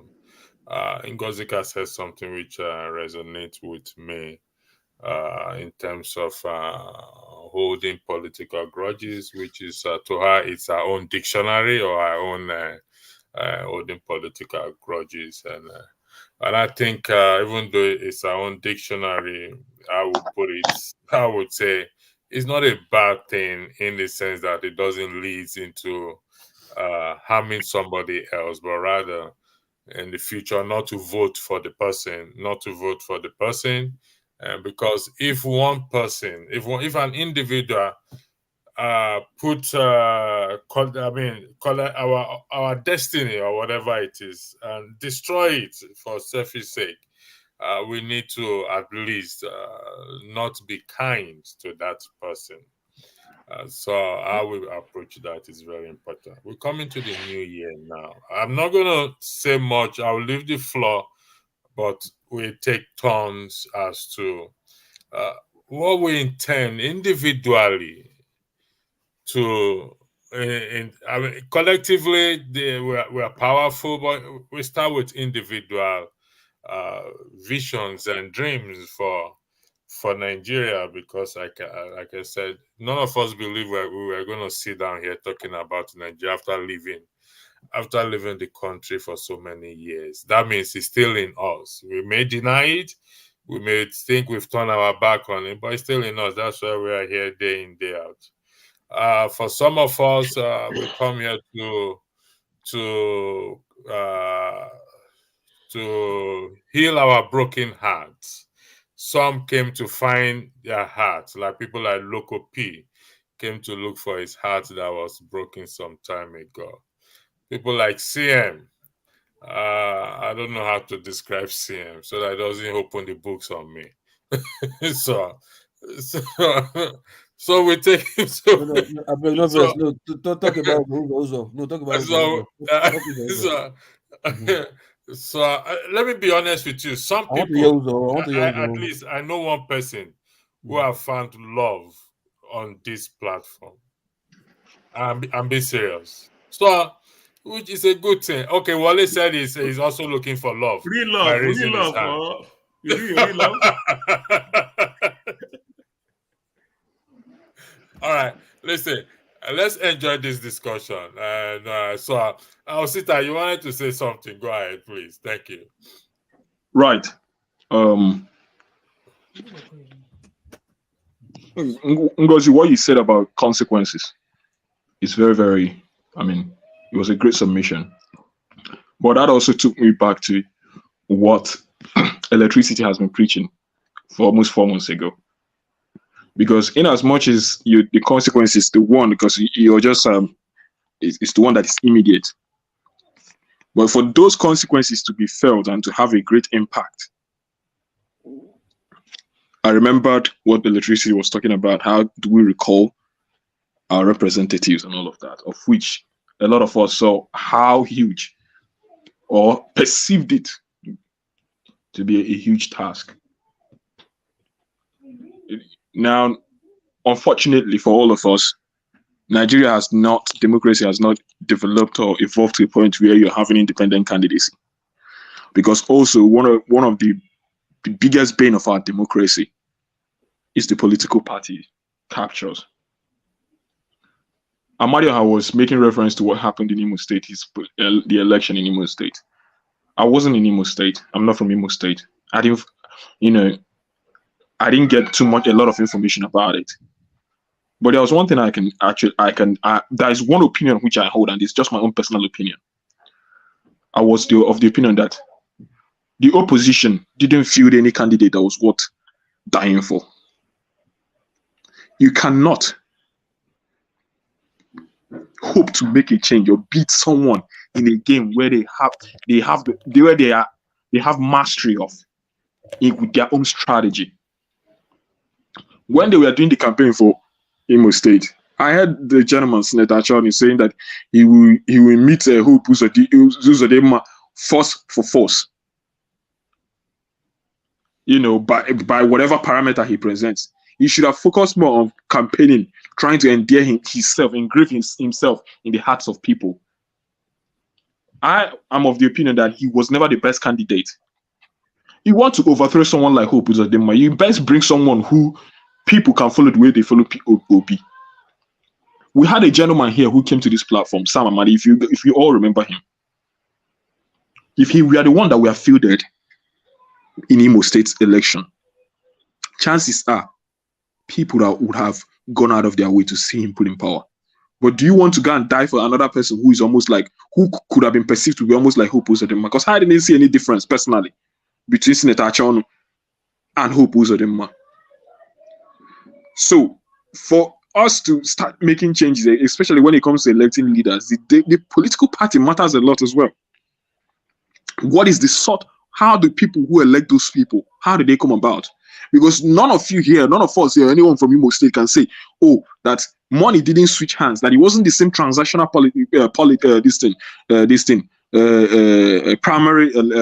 primaries that happened even in Labour Party. Okay? Which calls me to action to say, which is also why I interrogate. If any of us had even listened to maybe Peter Obi on his last meeting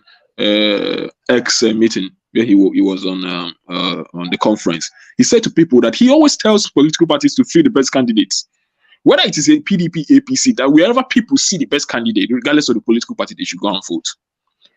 Now, I was just trying to say, just oppose what happened in Imo State, in reference to what Amadio has said. It didn't just fail because of the chiefs. It also failed because when people look at the candidates presented before them, I say, we say Hope Uzodinma is bad. What is the difference between him and Achon? Let us stay with the devil we know. That is one area. Then I'll now go back to the second thing I wanted to talk about. Hold on 1 second. I highlighted something. Whatever we do or we say in terms of next year strategies we plan, you see this issue of INEC. it's very important. Whatever strategy. I mean, Ngozika, you volunteer for INEC or work for INEC as and you know how important it is to push for an immediate change. INEC is not independent as they claim to be. They are not independent. And well, I've always, for those of us in diaspora, some of us don't even participate in politics. However, we do see how their politics. I've only voted once. And I consciously said I am going to vote. And the reason why I went to vote is when I participated in the what do you call this, census. I think that was 2 years. When CM, the last census, was it 2 years ago or 3 years ago? I think it was 2 years ago. I was a census. No, I think it's not 2006. Yeah, I was a I think census it's officer. That was when I actually appreciate census, to be honest.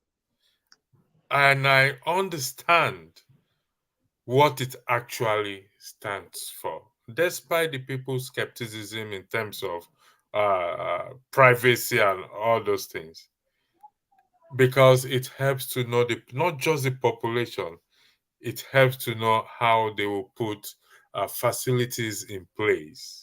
If they need to expand a place, if they need to depopulate the population or increase it, and putting amenities in place.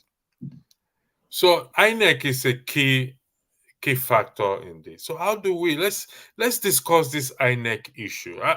Let's discuss this INEC issue right now, because coming next year, we will have. If I may come in. Yeah, hold on, CM, you come in. If okay, CM, let's go around to make it even. I know Sita was speaking before, but I want us to discuss this INEC issue. Okay, so Ngozika, we'll start from you, then we go to who is this? No. Let Rosita finish first. Let Rosita finish first. Let everybody finish before you start, James. Okay, all right. Rosita, finish your submission then before we go into this, please. Make it snappy, please. Well, I've not even had my say on that anyway. But continue, Sita. Okay, Loco, you wait. I banned you till we come to the next program. Right. We'll find out. Go ahead, Osita. Jazzman. You be the Jazzman. But unfortunately, it's just there were a lot of things I wanted to pick on what Amadio has said. To be honest, when he was talking, I was just waiting to come back to him. Now, I'm from Enugu State. Now, I don't know how this so-called president general of a community is selected, because I thought that in a community you have councillors that represent community in the local government level, isn't it? And let me push back. In Imo State, it's not that the general PG in every community. Yeah. So I think we also have the same thing here, but they call them chairman. Yeah, I got chairman. Community chairman. Community chairman, yeah. Okay, community chairman, yeah. Yes, all right. But this community chairman, this particular one you're talking about, is just within the community. It doesn't involve maybe even the local government, does it? Let me tell you, like they are not paid by local government. My local government makes up about 30-something communities. All right, each community have their chairman. Guys, I'm so sorry. I'm going back to this because I'm trying to understand that structure. Because you know, some of us have been away from. Even when we are in Nigeria, we know they really go village like that. Okay, listen. Each community have one chairman, and each chairman will make up the council. All right. Now they make it mandatory for you to be the chairman. It must be the member of APC. Come back again. Now you're confusing me more, please, guys. Please forgive me for trying to understand this, please. We have about 38 communities. All right. So each that 38 communities have one chairman or PG. All right. So all those chairmen will make up the council. Now they make. See, Amada, slow down. Let me just get this. let me just start from the local government. Mm-hmm. Because after local government, communities make up a local government, isn't it? Yes. Towns, I mean, towns as communities. Okay. Yes. Isn't it?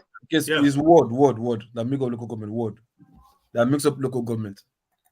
And communities guys, are under guys, ward. people are confusing me. technically, I'm really trying to understand this thing. Not joke. Let me tell you how it works. All right. In my place now, all right, in my local government, we will have 38 communities. Each community has about 13 villages that make up the community.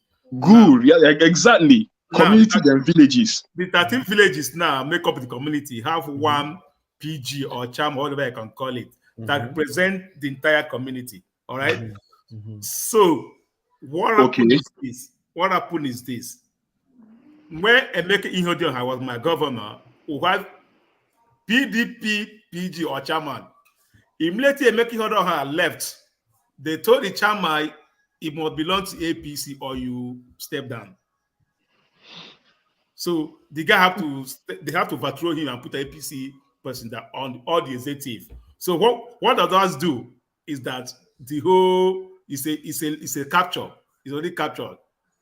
Now, So what I want to understand is this: this chairman, he's different from being a councillor, because also by the normal structure of our democracy, of our governance, government, yeah, of our government, the councillor is the person who represents a community before the local government chairman, before the local government council. There's no councillor on the communities, other the general, PG. No, you're not, unless Imo State different from Enugu State. I mean, you don't think that they're here. So you guys they are. Would you PG? So let me know and say what I don't know. Sorry, I'm not from Asia. I think what Osita is trying to understand, right? The way Nigerian government structure is structured. Federal government, state government, local government. And yes. If you say in local government, we have councillors. Yes. Hold on. Who are like legislatures under a government chairman? You understand? So hold on now. So if you are bringing and inside those councillors, they represent the ward, each ward. Let's say ward chairman. So when you say community, you understand? In Nigerian government parastatal, whatever democratic government structure, there's not like community in when it comes to government. It's ward. You understand? Ward councillor or ward chairman. You understand? That makes up like it's not like a council. Local people, please. Are you meaning? Let me see, guys. I know. Please forgive me that I'm taking too long to understand you people. It's just that I want to understand, because this is something that is very, very basic. So if I don't even understand this, then maybe I should hide my face in public when I'm speaking. Can I just clear it for you? So please the ward is what makes up the local government councillor is the ward chairman. Exactly. Now for a ward, what makes up the ward are communities. Yeah, exactly. It is communities, a collection of communities, maybe 2 or 3, that makes up a ward. God bless you. Exactly. So what Uzo is saying is that in his place, I don't know the dynamics in his place. I can say my vote. What I think Uzo is saying. What Uzo is saying is that each community, they have a president general, and each of these president general, they now have a council of all president generals. And these people, for you to be a president general in where he comes from, you have to be politically affiliated to the current government. I don't know how they get involved in politics. Please. Can you pull up for us what makes up a ward in Nigeria? Because calm down. It's not normal. No, what I'm saying. Let me tell you. It's not normal. No. The reason why I'm saying this is because, can I just say this? In my own community, there's a councillor. The neighboring community, the next community, there's a councillor. The local government community. Yes. There is a, No. Uzo, no confuser. No, listen to me. Please, in my own community, we have a councillor. I can, two communities are, side by side. My own community, they all have councillors. Listen, right? CM the encyclopedia is here. CM. No, hold on now. Can you go into your encyclopedia? Because I thought communities, the councillors, they go look like. Let me explain you. See. Okay. You see the way use Nigeria as an example now. You see the way states have been divided. right? You see boundaries, states, right? So take what's it called, like Nigeria as a local government. You understand? So you see those states now are like the world. You get my point? Those states now, you see the boundaries, they are there. They're like the world. That's why you say maybe like let's say Central District, right? You have Northeast Central of Aniocha, whatever, or South one of Andoni, just something like that. It don't freeze anyway. So when it comes to the world, right? Those words, they have their own boundaries, and those words are made up of different communities. You understand? So you might say Yes. one word. One word doesn't mean it's a village, it's a community. A community, it depends on the way the government decide to group them together to become one word. Two communities, one community, three communities may make up one word. In the next word, it might they may made up of two communities. In the other word, they might be made one word might made up of four communities. So it doesn't mean because one word, no. Words are made up of different communities. Some Okay. words are bigger than some word. You understand? All Right. words are not equal. Some words are made up of more communities than some other words. It depends on the landmass, whatever. You understand? So, but those words now, they have word chairmen. Those words, they have chairmen, regardless of the party they belong to. It's just because the government has influence That they on. have chairman or they Now have you, council. Who is now the councillor? Hold on first. Where does the councillor now come from? Hold on, let me That explain. is- See, let me explain. I'll go somewhere now. It now depends on the influence, right? Because of Nigeria now, when it comes to those local government and ward chairmen, they not get shishi for yash. So 1,000 pounds, 1,000 naira, fit change their mind. So government can buy them easily because of what it is. You understand? That's why a governor can control a local government chairman, which is very, very wrong because of the influencer, money influencer, whatever. But structurally, the way it's designed, right? Words are made up of community, 2 community, 3 community, 4 community. It that depends on make up a word. how big the word is, and those words, you understand, they are the ones who produce councillor to become like legislatures to the local government chairman of that local government. So local government are made up of different words. Words are made up of different communities. Okay, let me read The way it's what I broken down, Google huh? up. So Let if me read. somebody is a ward chairman, Okay, you sorry. understand, it Let me doesn't.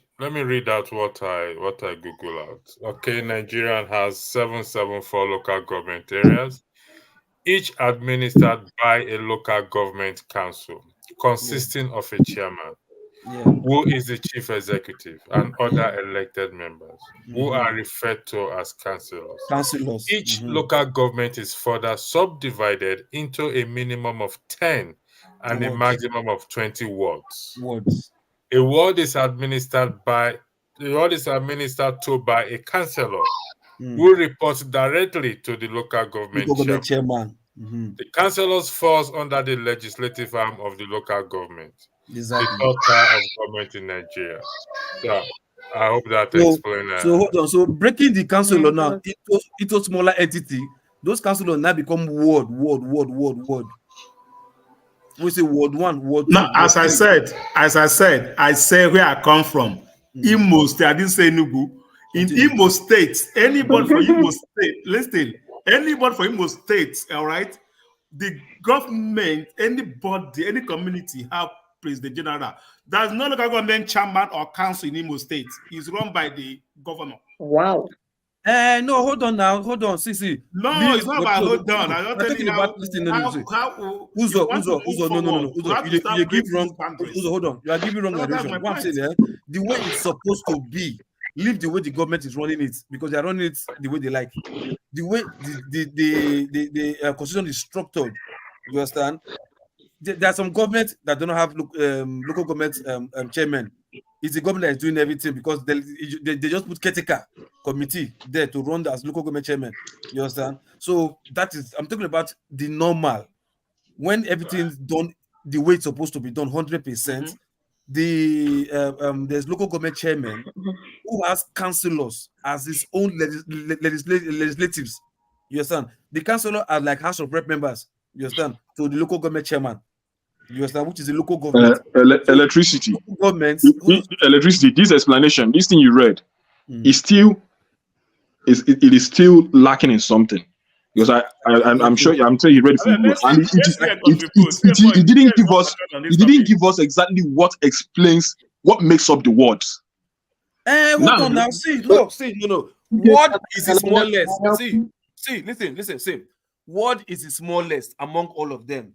What now makes up the words? Sorry. How are the words formed? This is what I want to know. Community is the smallest amongst all of them. Groups of communities make up word.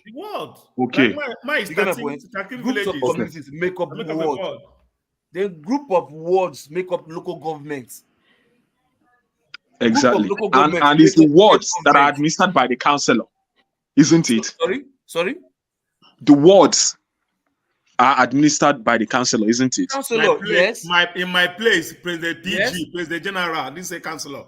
Hold on. If you said that your place now, I'm telling you. I said my place. I didn't say a place. I'm trying to understand. My fellow brothers. I don't know the politics of supposed to be done in Nigeria. Sorry, gentlemen. My fellow brothers. See, please, if you know this thing, please speak up. Electricity kind of beats the nail on the head. Electricity beats the nail on the head, my fellow brothers. Osita, for instance, Osita is a young man who wants to go back home and contest to be a chairman of the local government of governor. Osita is a young man who wants to go back home and contest to be a chairman of the local government. I don't want to. Let's have a free. This is a free floor. It's not rocket science. It's not rocket science. Why are they blame? I just read it out for you. It's something you can Google yourself. The way it is done the way it is done now. It doesn't mean that's what they do during 1999 when it started. No, they did it now in the name you are calling President General. It's not in the Nigerian Constitution now. Exactly. This is what I want to say. This President General something. Hope who's on them, my governor. Look, one try to explain the confusion right now. You can run the government, any governor, because of the power, can run the way you want to run it. But I'm telling you, I said the way it is done normally, 100% by constitution, the way it's designed. You get my point? Now I tell Osita, make you understand. So whatever you are saying to him right now, yes, they are doing that right now, doesn't mean they are doing the right thing. You get my point? So the way it is done, now so read it for you just now. Yeah, so there is no general something. Amadioha, where you are, that general this thing. Who know his local government chairman among all of you here now? Who know his local government chairman? Please, I know my own local government chairman. I know my own. I will give you head now. The floor is for God now. I've put on my mouth. Sorry, Uzo, please. I don't mean to add or subtract. I just wanted to tell Uzo something. Uzo, I understand the President General you're talking about. I've lived in Anambra, and each community has a President General, but each local government still has a local government chairman, and they still have ward councillors. And each community, Can you hold on 1 second, please? I want this thing to be a free flow something without me intervening much. So, but there seems to be chaos because the floor is yours, please. Now, I'm just trying to tell Uzo that yes, he's right about each community having a President General. He's right about that. But I'm trying to tell him that it is like what Mr. Lokopi has been telling you. There are things like that in Imo State. Does not mean it is how it is. It's just the way the people there choose to run their own. That is not how it is. How it is run is how electricity read it out. President General have no political power. They are not. They do not constitute any power in the local government structure. I made some local government chairman, but right now, hope is on them. All right, have no local government chairman. He speaks direct to the PG, which he is planted. You know what I mean? That's wrong. We are trying to break that bridge. River State. We try to break the bridge. That's my point. Right? We try to break that bridge. It happened in River State where they were having critical committee. Yeah, that's what they are doing. So some governors can be so stupid and want to do their macho man power. So is this local? Is this person correct? Osita is asking a question, so you should tell him correct. The highlighted comment is correct. I've understood it from the word level. What I now want someone to answer me is Uzo. electricity, please. Just one more question. No, Who no, now? Osita, wait 1 second. We need to move on from this argument now, to be honest, because it's something you can Google where you are, which I did Google. I don't know it. I Googled it and I read it out for you. No, electricity. Listen, So, no, please hold on. This thing is very, very important. We are talking about change because we are talking about how we are going to go and implement the change, and it will work. If we don't even understand the structure of the change, how the change, where it starts from, then we have not started. Hold on, Now, I just told you the way it is now. I just told you how it okay, is. Poco. Who now represents those communities in the world? Like, for instance, now my community is like in Sude, in the local government. Yes. The person, if it is not the king, okay, who is the traditional administrator ruler, who now represents the community Okay. before the ward? Because you told me that different communities make up a ward, and the ward is administered by a councillor.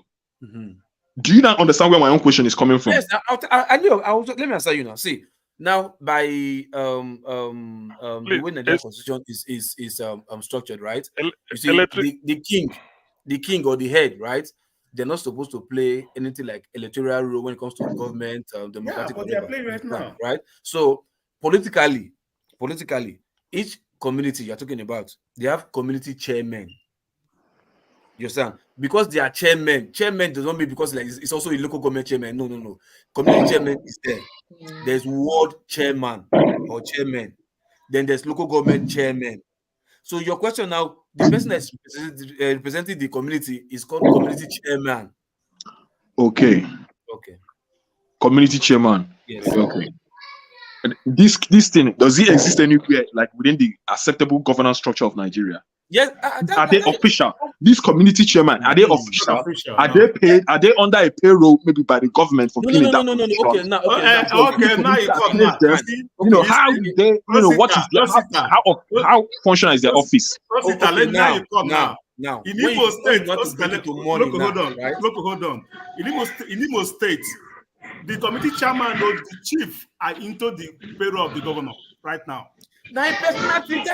Oh shit, man! Which is wrong? See, anybody hold on. Which is wrong? Which we are trying to break that bridge. It doesn't also be so. Okay, that goes say they're wrong. Okay. That's how the conversation started. Remember? Okay. I said we're trying to see if we're going to draw them out to free them from this rubbish. You understand? That's why the conversation. That's why it started. I started it by we are trying to break that bridge between the chief. If my chief says something now, the politician will take, if you talk too much, I take the staff away from you. The man will like take up his mouth because the payroll will not be there anymore. That's the problem. So you don't understand now, right? The person that's representing the community is community chairman. That office is not recognized by the government. No. It's only recognized when it comes to grassroots politics or whatever. But the only person in the community that the government that has a government established office is the king. The minimum is councillor. The minimum is councillor. No, the king is also be a government recognition. No. But the king is under a payroll, government payroll. No, it's under a payroll. It does also be so. The king own payroll is the king. Excuse me. Please, under National Council. Meko, excuse me. The king own. Excuse me. The king own under traditional council institution.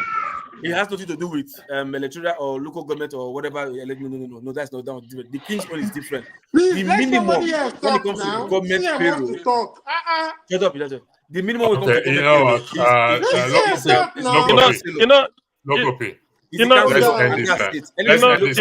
government listen. We will do an educational something on this. If you want to know, we will do it now. We've been dragging this for too long now. Excuse me. That's I've enjoyed the confusion because the more somebody talks, the more it confuses others. What I want to do is I give them from Anambra State. As I say it, you use your state to relate to it. There's a state called Anambra made up of 21 local governments. All the 21 local governments has a local government chairman. Every local government is made up of communities, or you call them towns. Those towns, some can be 20 towns, some can be 8, some can be 11, some can be any number. Please, somebody should mute now. So when you move from local government, you now come to the towns. You come to a particular local government. If they have 10 towns or 20 towns, each town or community, they are interchangeable, they are the same thing. Each town or community, we have a traditional ruler recognized by the state government. That apart, each town or community, we have a president general elected by the town who doubles as this administrative head of the town that relates to the governor. They have meeting with the governor, maybe monthly or bi-monthly, every time in Anambra State. That is as per the structure. Then when you talk of ward, is for electoral purposes. That electoral purposes is according to party. APC, if you say ward chairman, they will ask you which party. Is it APC or PDP or any party can have their own? Now, when you come to ward, a town, depending on the population, a town may be divided into 2 or 3 wards. For instance, Nnewi as a town in Anambra State has got about 4 wards, which means 4 ward chairman for PDP, 4 ward chairman for APC, 4 ward chairman for whatever party, number of parties they have. In my own town, we only have 2. They're divided into 2. Some smaller towns that made up the local government, some are having one ward. So when you say ward, where is the noise coming from? My God. I'm trying to figure out who is. Everybody's muted. You have. Everybody's muted. Okay. Wait. Okay. Exactly. Hold on. Exactly. Okay, it's local P. Local P. Thanks. Okay. Okay. Okay. Thank you. Maybe it could be me self. I don't know. Okay. So the ward. When you now say ward is only for political purposes, election, just to make sure that from the ward, if you win election in the ward, you go to local government. That's why they say collection at the ward. A ward is like where you have a pooling, where they collect, even if there are different points you can vote in that ward. At the end, they come to the ward area where they say this is where the ward is, collect the result. From there, they move to local government, from local government to state. So this is where it is. President General is like the representative of the government in the town for administrative purposes. That's what they say, President General. They have a term of office. The governor pays them. They are paid in Anambra State. And there's a term, 3 years. Every community will change. Bring a new person. That person represents you, because when the governor wants to deal with direct grassroots, he will call them and then give them information. If you want to relate with the chairman, you will call the 21 local government chairmen and they relate. That is the way. It's as simple as it. That is the way. It's very simple in my place. So the questions. Ward is not. There's no much. criteria for ward. It can vary depending on population. Just to clear you, towns may Don't let us be bigger than others. See my question. Can we please? Just a apply question. I want to decorum, follow. please? Just a question. Amadia, can you please apply decorum, please? Let's stop. Let's do this back and forth. We seems not to be going anywhere, or we're just saying whatever. If we need anyone to educate us on it, I have read it out as it is. So if other governors have implemented their own thing, that is not within the structures of Nigeria, it is null and void. It's not a void. Yeah, I exactly. think I have read that one out. It's not a void. So let's move on from that. CM, Leslie, please, just one last thing, right? Sorry, please. Just in case, right? You see, when it comes to traditional position, whether it was installed there by the governor or the people, right? Their payroll or their salary, whatever, is not political, right? It's just they fall under the I don't know if your place they have local government I think commissioner for local government and chieftains and whatever, something like that. So those people fall under the traditional institutes of Nigeria, whatever, or traditional institute of Nigeria, where all the kings and chiefs of all community in Nigeria, states, or whatever, where they represent, they have their own. But most of them, in fact, all of them, they are also payroll from the government. But when it comes to local government chairman, governors, and which is from the political side, governor, local government chairman, councillor, and ward chairman, those are political. But when it comes to for the people that represent the people, not politically, from the maybe traditional sector or whatever, those are also different. But they may be under the payroll of the government, but it's not non-political. But you can threaten them politically to remove them because you're the ones who install them there. I highlighted an issue out there, which is INEC issue, but we all know the 2023 election. To some people, they're already in 2024. I'm not yet in 2024. We are waiting. The 2023 I am election that just started. INEC played a role that was not satisfying. And truth be told, the issue of INEC is very important because another election will come. So how do the people now push to have INEC for us to have a credible INEC in the system? Because whatever election we're going to run, presidential, governorship, and INEC will still have to conduct it. So let's focus on that. God bless you, electricity. God bless you so much. So let's focus on that. So Wale, in no particular order, you have 3 minutes to weigh in into this matter. I know when it's always my time, I'm always timed. Not just to you. Okay, I give you 3 minutes and 10 seconds. Okay. Anyway, I don't have much to say. I just want to kind of look at how we discuss in this platform. If we are to run government, can we now see how difficult it is for us to come to decorum sometimes? And I'm going back to the INEC stuff. I think Madam Ngozi said something very, very crucial about not just INEC on everything I have to do. If there's no accountability and there's no transparency, we'll continue to go round cycle. Either your action or your inaction, there must be consequence. Because if you sit down and fold your arms and thinking that somebody is coming to help you to fix your own, they play.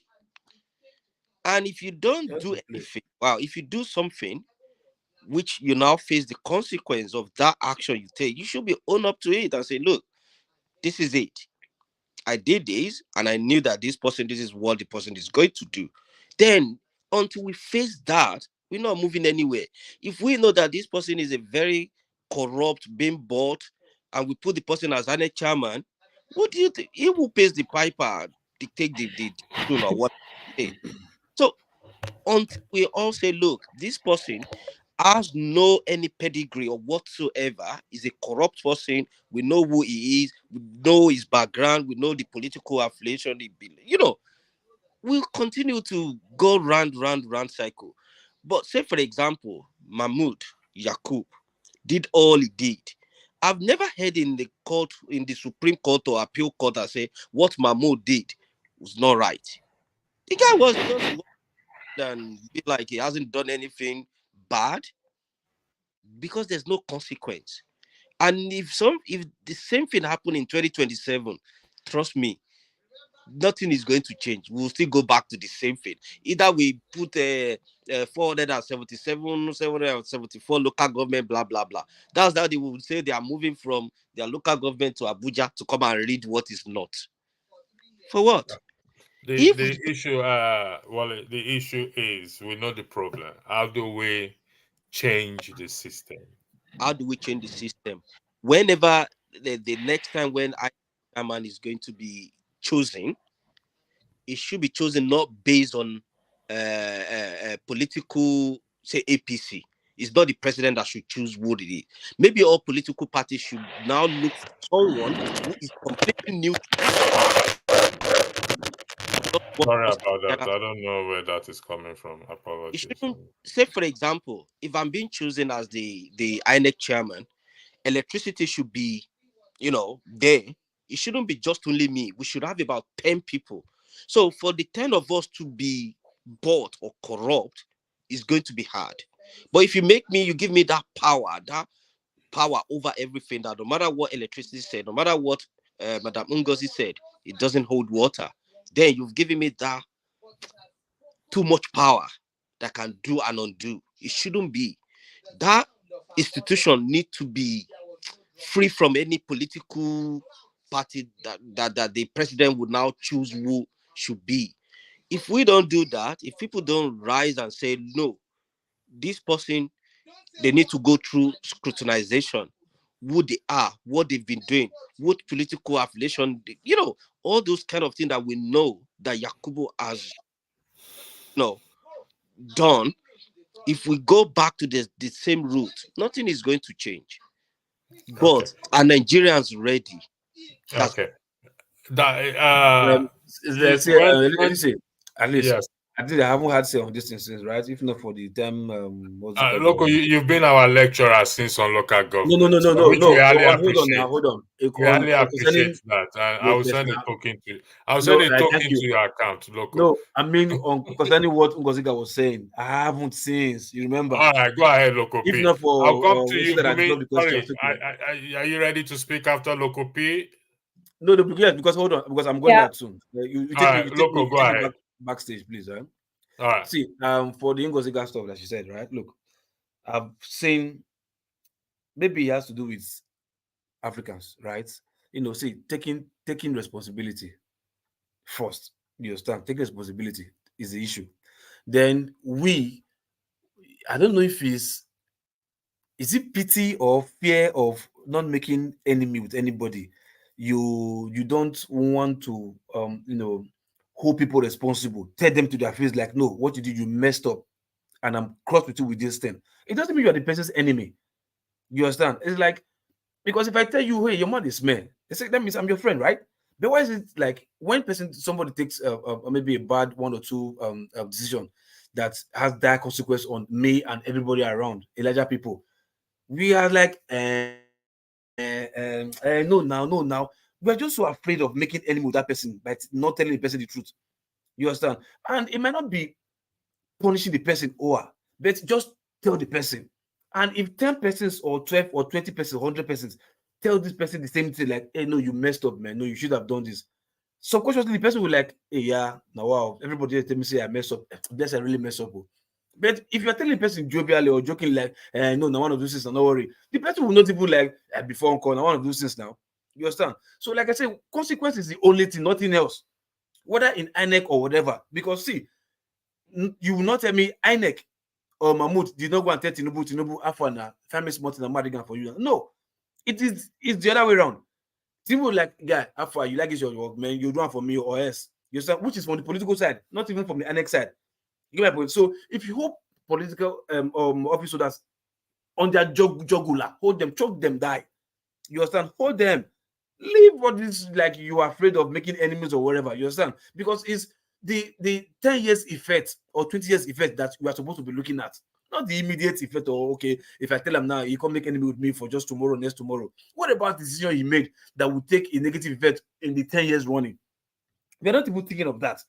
You get my point? So, like, the consequence is the only thing, nothing else. Even in the next coming election, if we hold if the politicians who came to campaign to us, if we hold them and threaten them that we are going to hold them by what they promise or wherever, you understand? Let them know that they're going to get dire consequence if they don't meet up their maybe manifesto or whatever, and they decide to like, okay, I want to do the real thing, the right thing. I will not go and tell INEC, Alpha, help me now, help me to rig now. So let me do the right thing. If I'm there, I'm there. If I'm not there, I'm not there. So I'll know whatever comes on the people, it's what the people wish to get. You understand? So if all politicians will hold them, they have consequences in whatever they are doing, INEC will just be like a walk in the park. You get my point? Because we can decide to hold INEC responsible, or even block INEC, stop INEC from doing whatever they want to do. I give you an example. Edo State election, in the last election that brought Obaseki, this last one, that whatever. You saw the way everybody did the election, and they waited, they escorted their vote to INEC, and they already have the result. They were waiting for INEC. INEC, do your wayo more, see now. Just to do your wayo. Let us see your wayo right now. INEC had no option. That's why they are saying the stuff that Mahmoud brought, it worked in Edo State. Because the people were determined, like, if you try yourself, you'll see NAR. So it's the people, you understand? Like, say they mean to give that consequence to whoever misbehaves. I think it's just not, I think, for me, I think it's a problem. To fix, I think it's very easy. Let's fix the politicians first. You understand? But that will happen if all of us want to tell ourselves the truth and not to be afraid of the enemy that we want to make.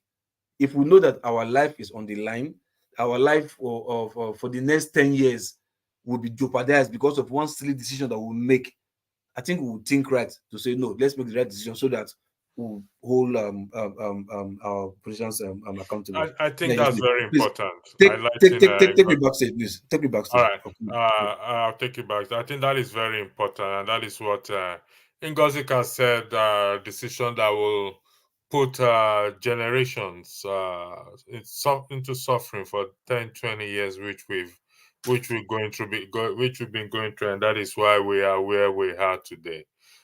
It's time to speak truth to authority. And when we speak truth to authority, if we have spoken truth to authority, I don't think we will be where we are today. Booming, the floor is yours. Paul, welcome to the floor. Sorry, I did not recognize you all the time. These people were confusing me. Actually, not moderating today. We're just having fun. Thank you. Can you hear me, please? We can hear you loud and clear, but the floor is not yours. The floor is for Booming. I thought you still want to only talk to people that have entered New Year. We that are still in last year don't want to talk to us. I'm still in the last year. Another 6 minutes before I enter the new year. So we're in the same boat. Booming, the floor is yours. Thank you. Yeah. So I wanted to say in regards to like the INEC issue, whereby I think why it's so hard to hold INEC accountable is because we as a people, we don't even agree. I think the first thing we all have to agree what is right and what is wrong first, you know. But if we can't even agree what we as a society want to accept and what we don't want to accept, then things like the INEC situation are going to keep on happening. So it's like, for example, I'll relate this to for example, we have a Tinubu administration, right? It's been more than how many months now?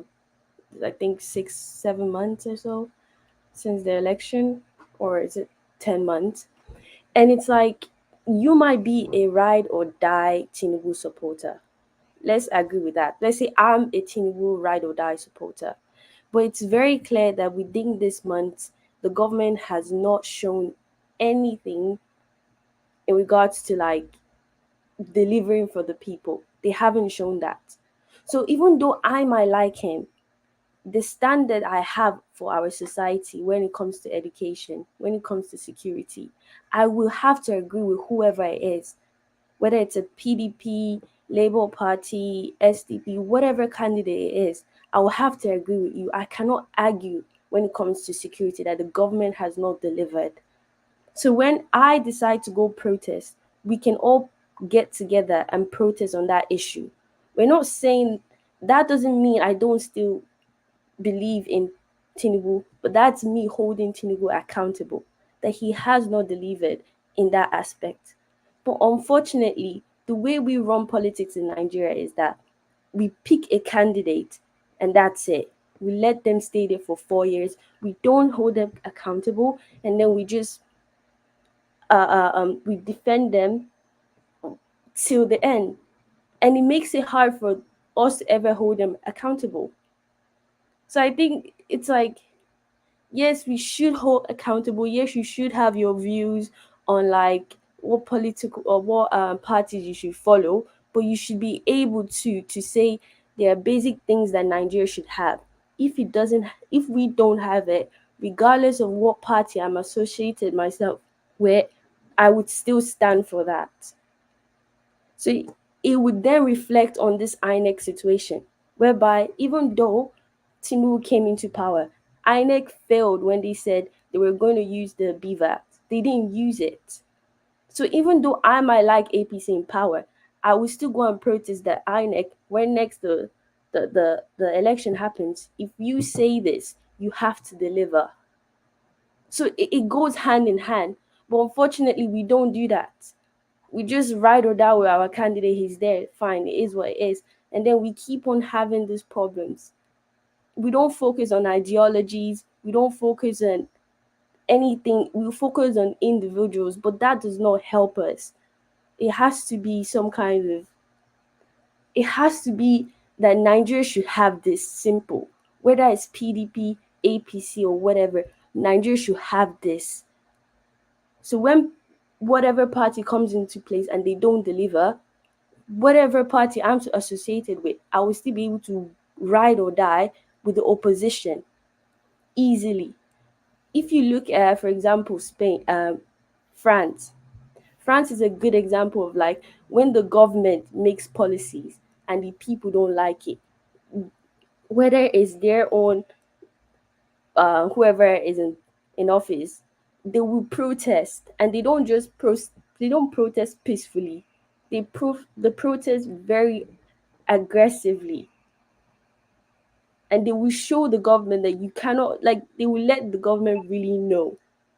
Unfortunately, that does not happen in Nigeria, because my party is there, I'm just going to let them stay there. And those are I don't know, that's kind of my opinion in it, whereby if I'm a PDP or APC supporter, there are key things. If the government don't deliver, regardless of that, I will stand by the opposition and hold them accountable. That's Thank my you. opinion. I'd like to play a video for us. I played this video earlier. Before I will give the floor to either Paul or Lumide, I'm coming. I will ask for your... Let me just play this video. Face here.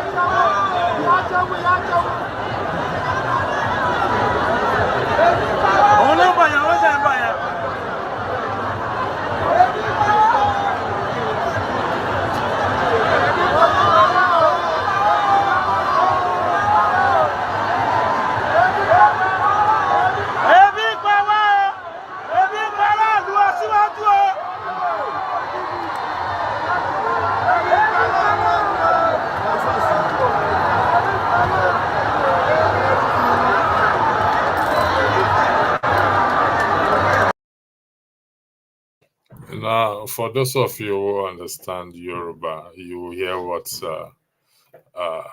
you can interpret. It means that telling Bola Tinubu that we are hungry. This is just to echo what Ngozika said, that the decision of few have this consequential effect on many for generations to come. Olumide, Paul, Olumide, I will.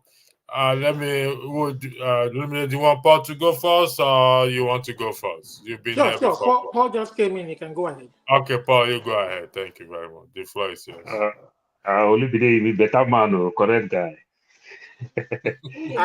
Now, New Year resolution, I have to turn a new leaf. Only me don't know the pharmacy. Only the one in there pharmacy is the drug that you get. You know they again, so it's okay now.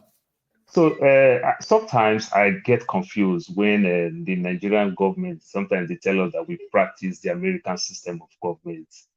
Meanwhile, if you want to practice something, when you say you want to practice something, I strongly believe you practice it in totality, or you simply say we are making our own type of system of government.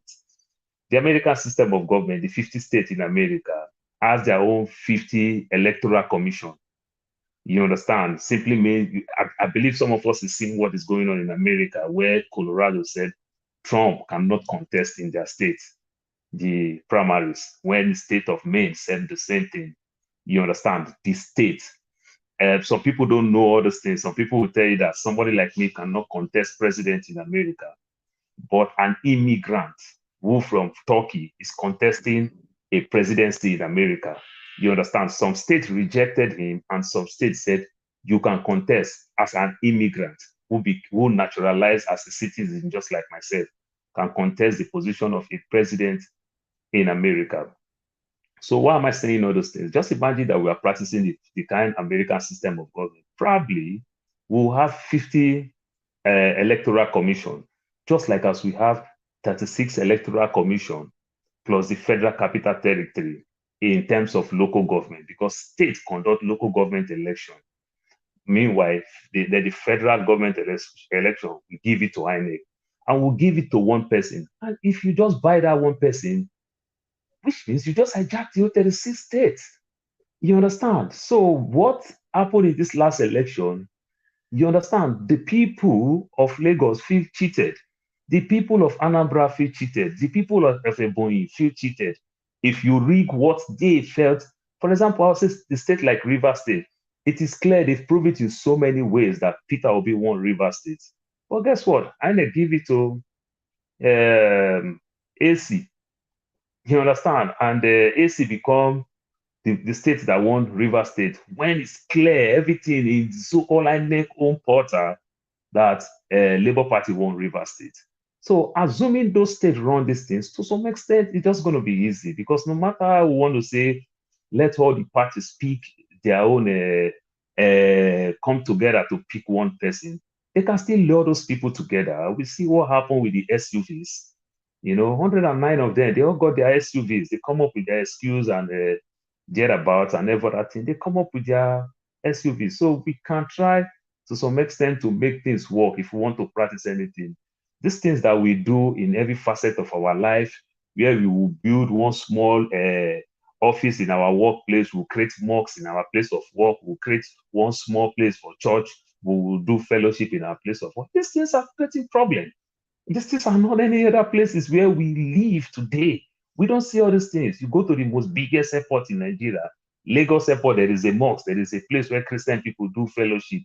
You go to Abuja, you see the same thing. Electricity, I don't know whether you've seen that in Heathrow.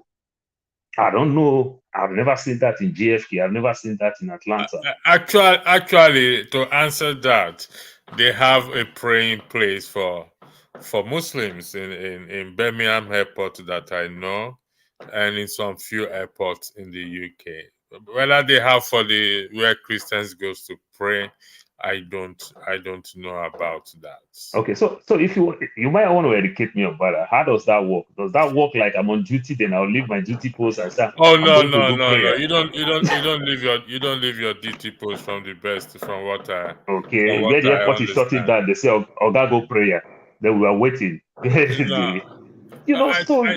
Sorry, go ahead, Paul. Go ahead. So when you see all this type of things, these shenanigans that we created here and there, these things is causing problem. Because if we practice the American system of government, where we have the old 36 states with their own 36 electoral commission, I strongly believe that it's going to be hard for Tinubu to buy numbers of people that for him to win. And it's going to be hard for Peter Obi. The same way it's going to be hard for Atiku. That is what I understand when they say put system in place. Sometimes people fail to understand that as we live here in the West today, these so-called politicians, these so-called people in our offices where we work, they also love to steal. But because they put system in place to make it difficult, that's why if I see a G-Wagon and I see a golf car, and if I know that there's a lot of security in that G-Wagon and there is no security in the golf car, my common sense as a thief will tell me to steal that golf car. You understand? Because I don't want to enter the G-Wagon, then the G-Wagon locked me inside the car. I'll be caught. You understand? But if there is no security in the golf, I'll steal that golf. The same thing when you put systems in place, it just makes things hard for people to do some of these shenanigans. You know, you see some things that they abuse. You live in the UK. In the UK, it is hard for you to give people tip because they feel if you give people tip to some extent, you might even control the people to your side. In the America, they give people tip, and the people who do tip job are the people who earn the less job, the less pay in America. You understand? And few people make money from tip. Very many persons don't make money from tip. And they tell you, oh, if we pay the restaurant people very well, they won't will increase food stuff. If gas increase, if rent increase, if everything increase, if food increase in restaurant, what is the difference? But the owners of this business is taking advantage of it to rip these people off. So these are the type of things where we need to redefine what we want to do and how we want to go about it. I equally understand talking about even state controlling the so-called state electoral commission. That's why the governors also hijack that same place, that same system. But when people learn how to sue, like you talk about, and our judiciary is working to its fullest, when we try to put all these things in place, it's just going to be very, very, very hard. We need transparency and accountability. But what we get sometimes, you see a very transparent man, but there is no accountability. There is no checks and balance. We wait because electricity, you see all those things sometimes, it just makes me, I just feel for you because you are saying the right word. You are saying the right thing. And people are actually doing these things. But what is the percentage of people do these things? Because every time I feel bad when I fail, when I know fully well that I did not fail because I didn't do my work very well. But I failed because the system did not even, just forget that it's just a waste of time. It won't work. And guess what? Truly, truly, truly, it will not work because there is no system in place. You cannot ask people questions. You cannot do anything. I just get tired. But on the soft spot why I joined this thing again, before I yield to Lumide, electricity is the 774 local government has 7074 chairmen, whether the governors hijacked it or not, because those 7074 local government chairmen get their allocation from federal government. So it's there. But Uzo understands something. The law said the governor will oversee how the chairman is doing with their money. But the governor and I hijacked their money. But you must understand that they do have these things. The governor is just messing up, did not want to conduct the election and create caretaker committee that you will control. Sometimes the governor might create all these things that you are talking based on form of his security allocations and everything, just to disburse money to traditional rulers to control. But on the flip side, the way it works, 774 local government don't get money from even states. They get their money directly from Abuja. That's my take from that. Thank you. Thank you very much. Olumide, I will beg for your indulgence because Ngozika wants to leave. She said, no, this is the way we'll do it. After Ngozika will be Olumide, then Olumide Steph. Loco P, you are moderating for the time I'll be on. I'm listening from the background. So Ngozika will go, then Olumide, then Steph. So Loco P is just holding ground. I'm in the background. I just need to attend to one or two things, please. But for how long? Loco P, you don't see that the thing why they talk. Electricity won't leave us go do prayer. Happy New Year prayer. I know they do prayer. I'm not doing prayer. How long? Just for five. So electricity, I think say do Passover night. This is the Passover night I'm doing. I told people I early in the could night. broadcast in All of change Nigeria background there, that but most of them will go and do I talk Passover about the night food from background there, darkness to darkness. They will do Passover night from darkness to darkness in Nigeria. I told them this morning when I was broadcasting. Darkness. Very bad, Sha. Very bad. No, I'm listening. I'm in the background, honestly speaking. All right. Ngozika, then Olumide, then Steph, then Lokopi. Then Lokopi, you not direct how you go with the rest. Bumi or Amadio. Remember, you are the moderator, so you can't speak for now. All right. Thank you, sir. Okay. So, Mr. Olumide, thank you for letting me have your time. I'll just be quick because this is after 1. I want to go and sleep. Tomorrow, this morning will be very busy for me. Speaking on INEC, I just wanted to say this. I just wanted to say it before I go to sleep because go green me hope for Bele. I think we are already too late. Hear me out. Just hear me out. We're already too late because the people that believed in snatching it, grabbing it, snatching it, and running away with it did exactly what they said they would do. And once they got in there, they put their people. The first thing they did was prepare, like Uvi has been saying, for 2027. Now, I don't know if there's a way to remedy that situation, but I want us to think ahead, a bit ahead, to the people they are going to use as electoral officers. We know that it is professors. What do they call them? Professors, right? That they use as electoral officers. Returning officers. Yeah. And we know that these people are not currently, most of them that will be used are not currently part of the structure. I don't know how they pick them. That's on me. I didn't know we were going to discuss this. I would have found information on how they are picked or how they are given that position. But I want to see, is there a way we can preempt who these people are going to be and make sure that whoever is picked knows, since we're talking about consequences and I'm still dwelling on it, knows that if they fuck up, if they write nonsense, it will not be business as usual. Because I have realized something. You can go with the up NEPA, New Year has started. So you can finally like so. Everyone was just yapping me that, but that's different. So if you can follow the ballot box to the ward collation office, you can do that. But when it gets to the local government collation center, that is where everything happens. We saw it play out.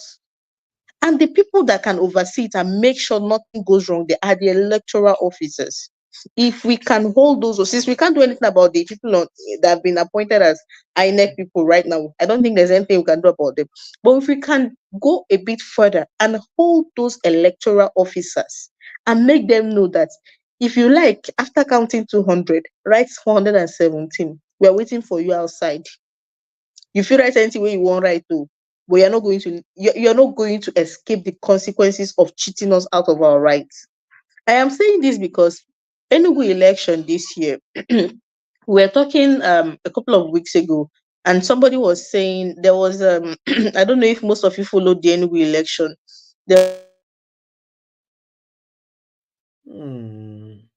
Upon say the road lights, your network don't freeze. Let me see. Let me do 10 minutes countdown to see if you come back. 10, 9, 8, 7, 6, 5, 4, 3, 2, 1. Okay, so network is back. Omilide, you can. Olumide, I say, I thank God. Say today, they show. You decided to start it from there. Thank you, Zita. So go ahead. So I'm happy that electricity raised this question. I mean, all the suggestions that the previous panelists and in the past few hours have raised is wonderful. Let's orientate the people. Let's educate them. That is always going to be a continuous process, especially for those. Okay. Is your network clear right now? Sorry, a call was coming in. It was part of the things I was trying to avoid. People that are wishing me Happy New Year. I've not wished anybody except you guys. Happy New Year, everybody. So Same to you, I sister. was saying that the person that was in charge of that is it local government where that wuru happened, the electoral officer that was in charge of the wuru, the local government where the wuru, I heard Yeah, he's the not been EO. able to come home. Yeah, he has not been able to come home since after the election.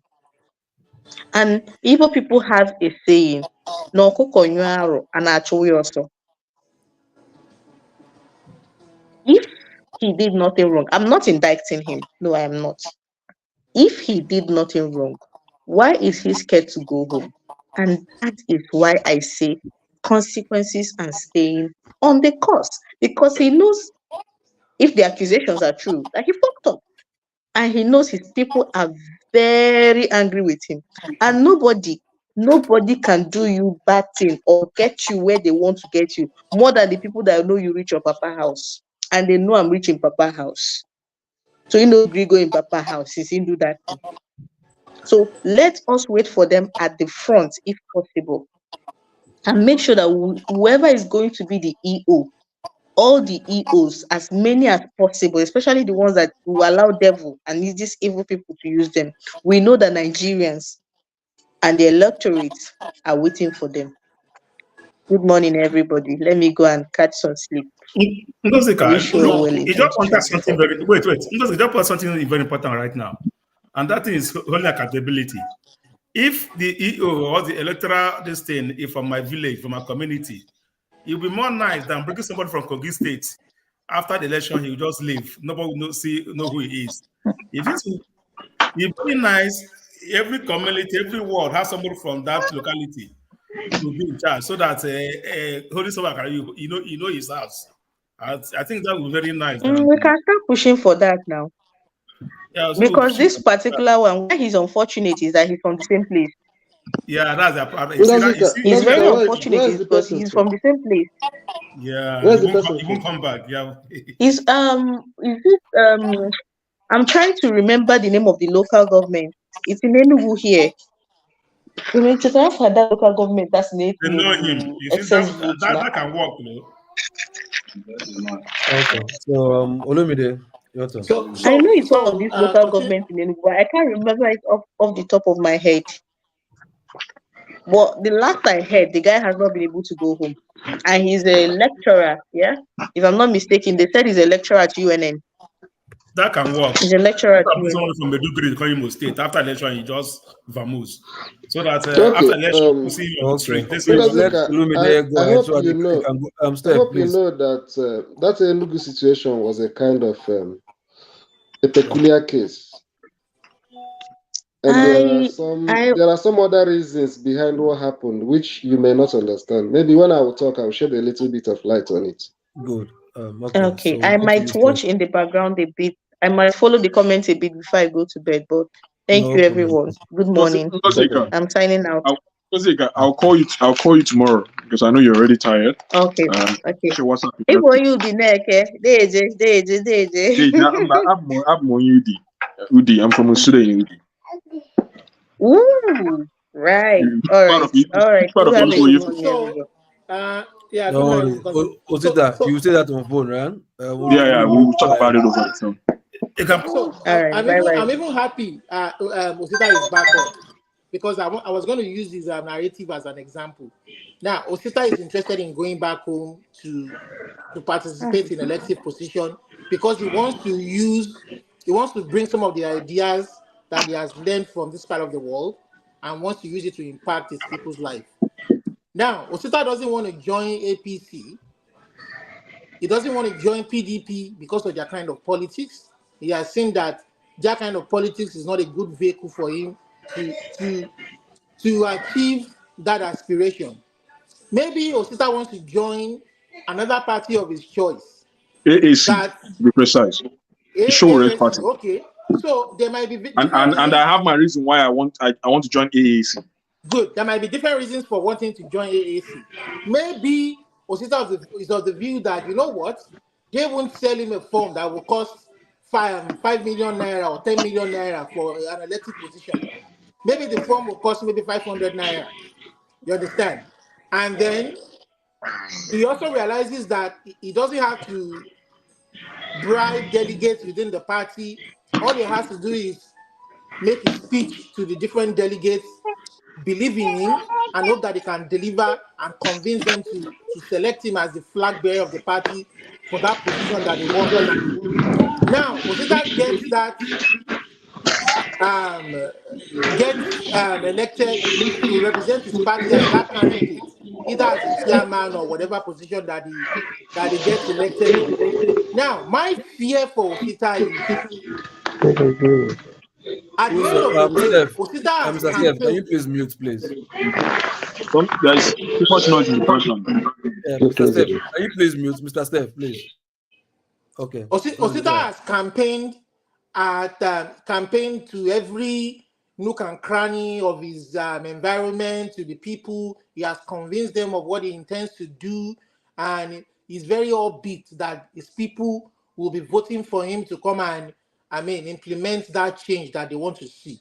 Now, at the end of the day, my fear for Olisa at the end of the day is Olisa's vote, the umpire that is supposed to collate those votes and show the results to the people that yes, Olisa truly and freely and truly won this election. My fear is that because the other parties that are corrupt and have no intention of really doing anything, using the people's resources for their betterment, has now corrupted the system, influenced the system in a negative way by bribing officials to swing those votes in his favor.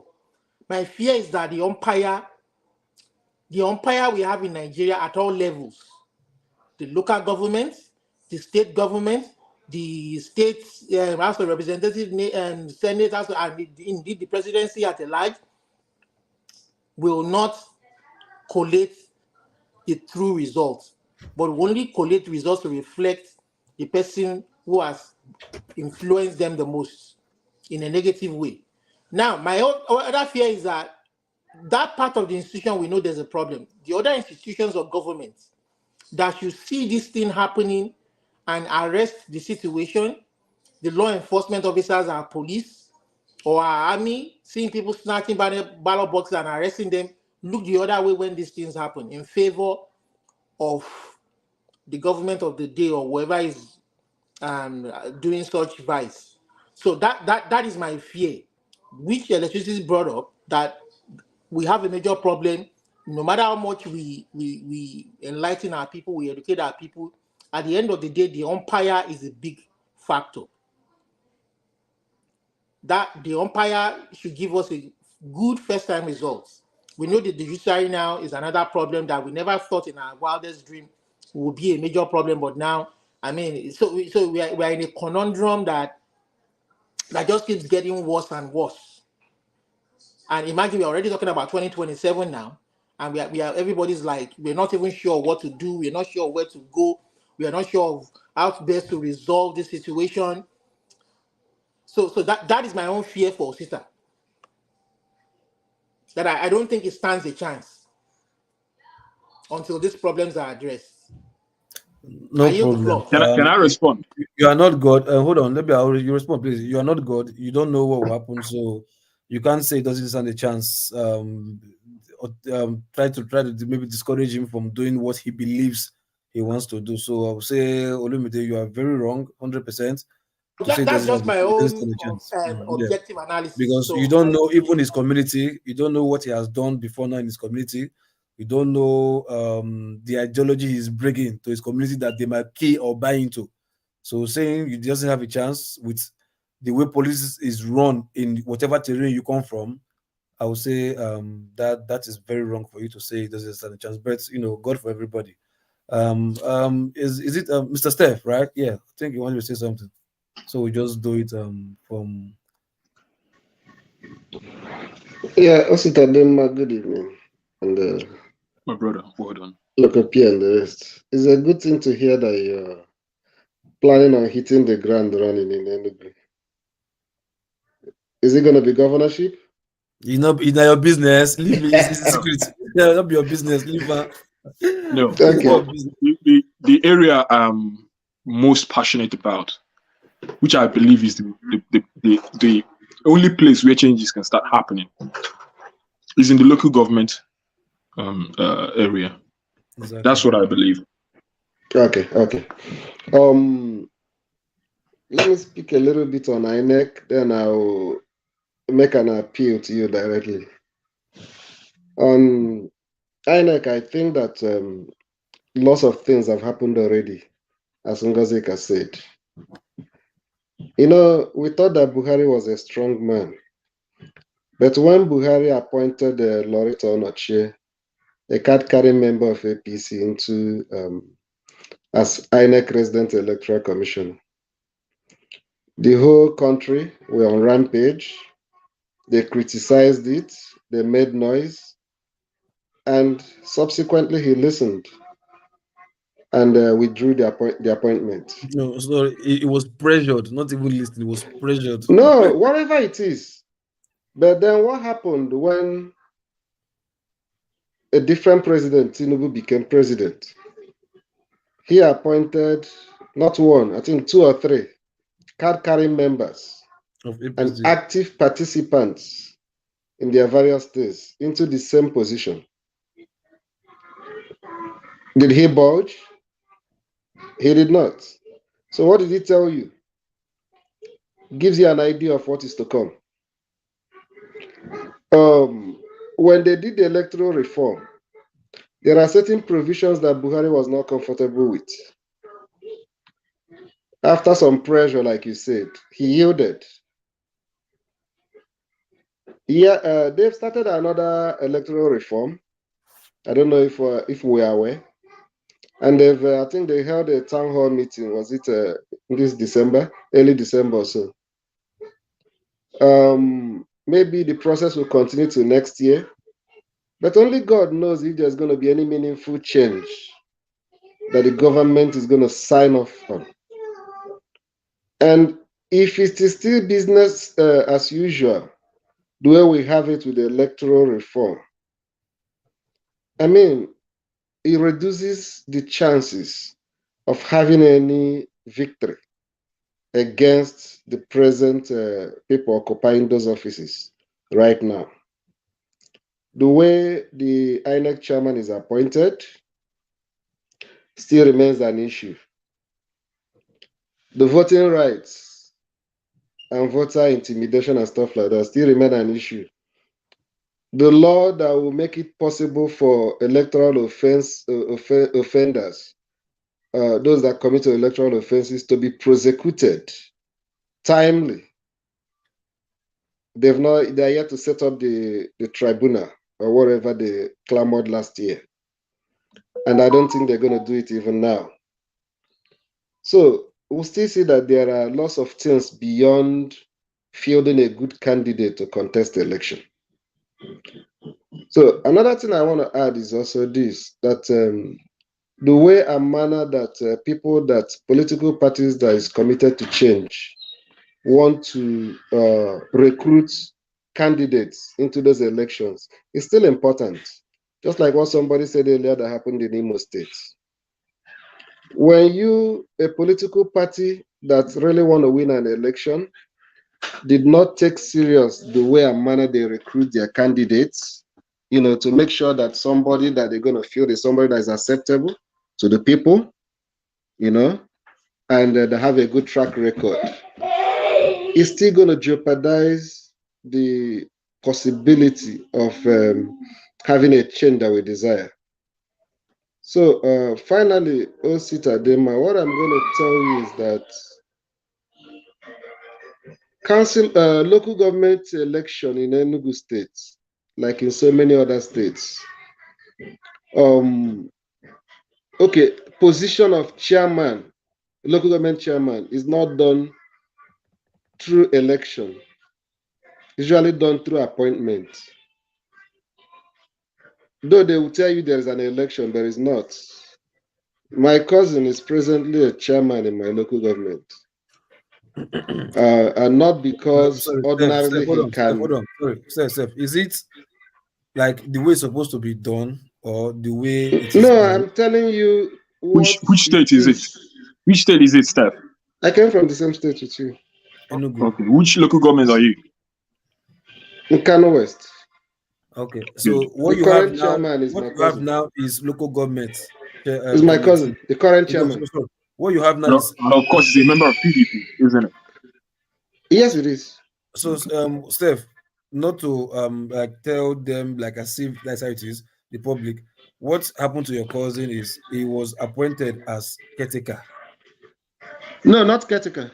No. Hold on. Say, Nigerian Constitution, you're not supposed to appoint at all. Okay. I'm not saying appointment. You okay? Maybe I used the wrong choice of word, but you should have understood what I mean. What do you mean? I mean In is quotes, that it's just Lokopi is explaining in yeah. quotes. What I mean is that what I mean is that during that season, in one of their political meetings where they have to do the nomination of candidates, the ruling party itself. Okay. When they gather, the political figure in that local government that is in good terms with the governor, will recommend somebody who he feels that they can trust. Yeah, of course.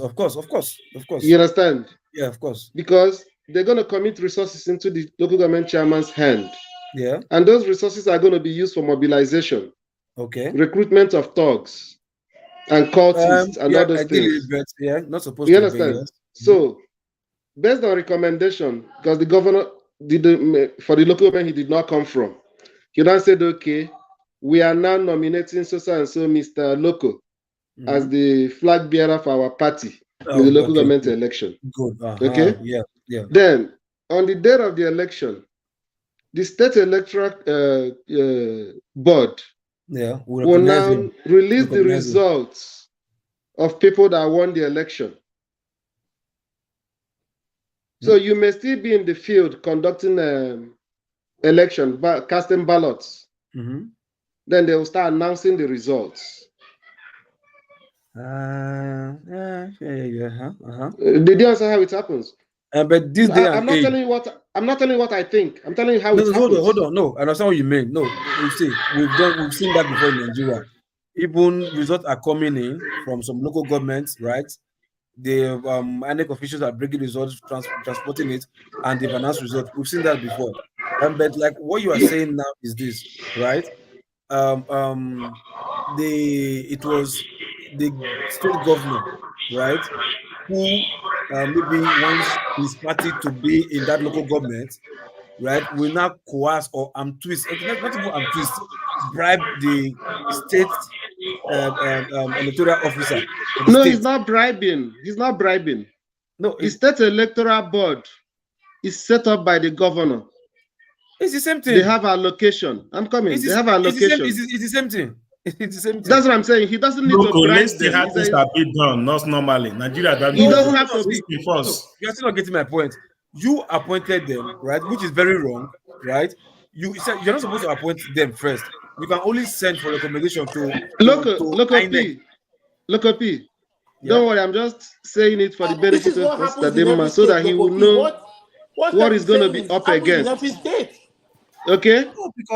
So, because they set up the State Electoral Commission, they already have a mandate. This is what we want. Don't get me wrong, they're going to do campaign. In Enugu State, for instance, they run beautiful campaign. Yeah. They take it serious. Yeah. You understand? But whatever result is going to come out that day is not based on what happened in the field. They run the campaign just to make sure that they fulfill all righteousness. Do you understand it? Yeah. And then they will now announce the result of the people that won the election. Okay. Meanwhile, okay, continue. Let me tell you the other side of it. By the way, the person that's appointed or elected have already been told in one of the tenures, okay, there are some people, a certain amount of money that you give to some people every month. Yeah, of course. Yeah, kickbacks. For you to know how important it is, that it's not something they play with. It's kickbacks, investments. Even the governor in question that is still in office gets a cut that is brought to him in cash. From where? From the local government. Government post now, local. They bring hold it in on now. cash. Hold on, So, wait. I'm not discouraging you. But Uzo, say you dey hear where we are. remember the allocation that's coming from federal government to local government, right? It doesn't get to them. It's the governor is using them. So I'm coming. There is a little modification. And the IGRO, even the IGRO self goes straight to the government. Continue. So I want to know where that money is coming from. Yeah. But what you need to understand is that a bulk of that money at the end of the day still goes to the local government account officially. Which bulk of which money? That federal allocation that comes to the states for local governments into the joint account. Yeah. After some deductions for maybe some joint projects that they want to do, a reasonable amount of that money still goes directly to the local government, signed by the chairman. But it's different from the cut, which the chairman is going to bring in cash, either to the governor and some other godfathers in his own local government that recommended him. Those things are agreements. I know there was a time, I think before the tenure of this, I don't know how much this my cousin gives. Tenure before this, my cousin is like 8 million to the present governor then, and then the one that was before him, that was the one that recommended him, gets about 6 million. This thing is given in cash. It's not transfer every month. So I'm just giving you a background of why you cannot just come an outsider from any party say you want to contest. Or have to do. It's easier for you. I'm coming. It's easier for you to win a House of Rep from a different party than to win a local government chairman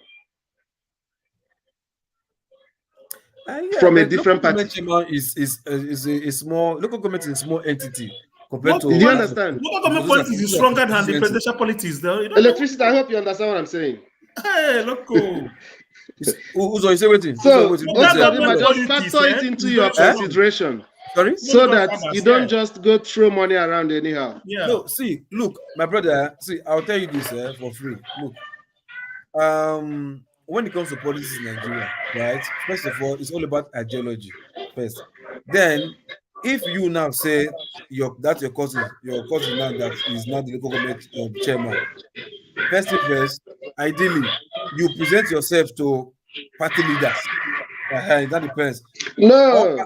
Hold on. No, let me tell you, his own. He wasn't contesting. He's not contesting. Okay, it doesn't matter. He was like, can I give you a background? No, see, I understand that political meeting that they had that day. One leader from somewhere. He was outside the hall where they were having the stakeholders. He was outside. He was not even inside. Okay. When they called his name. Okay. How did they? You understand? Now they asked the so person here. Yeah, hold on. He now ran into the hall. Okay, see, it's two so things. It was a shock to him. Okay, Steph, hold on now. It's two things. On that day, you might present yourself if you want to contest to party leaders. You understand? Or secondly, in the midst of discussion from one leader to another leader, you like I think we have one competent somebody in one local government called Mr. Steph. I think I've seen him around. He's well read. Is this and that? Unknown to you. Hold on. Unknown to you. You might just say, no, I know one Mr. So he has a son called Mr. Steph. Yeah, I think he's well read. I think he's a graduate. Yeah, he's doing well for himself. I think please, somebody should mute themselves. The person that is that. Now, Uzo, not Pastor. Okay,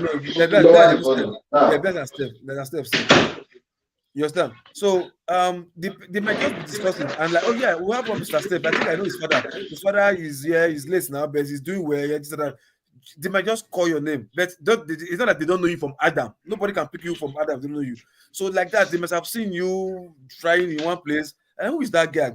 I think that guy is from which local government or from which? Yeah, I think we should use that guy. I think then they will now call you. Like that's why you now come into the picture, and they will not tell you this is what we want you to do for us. So, if you're interested, if you game, then they key you into the issue.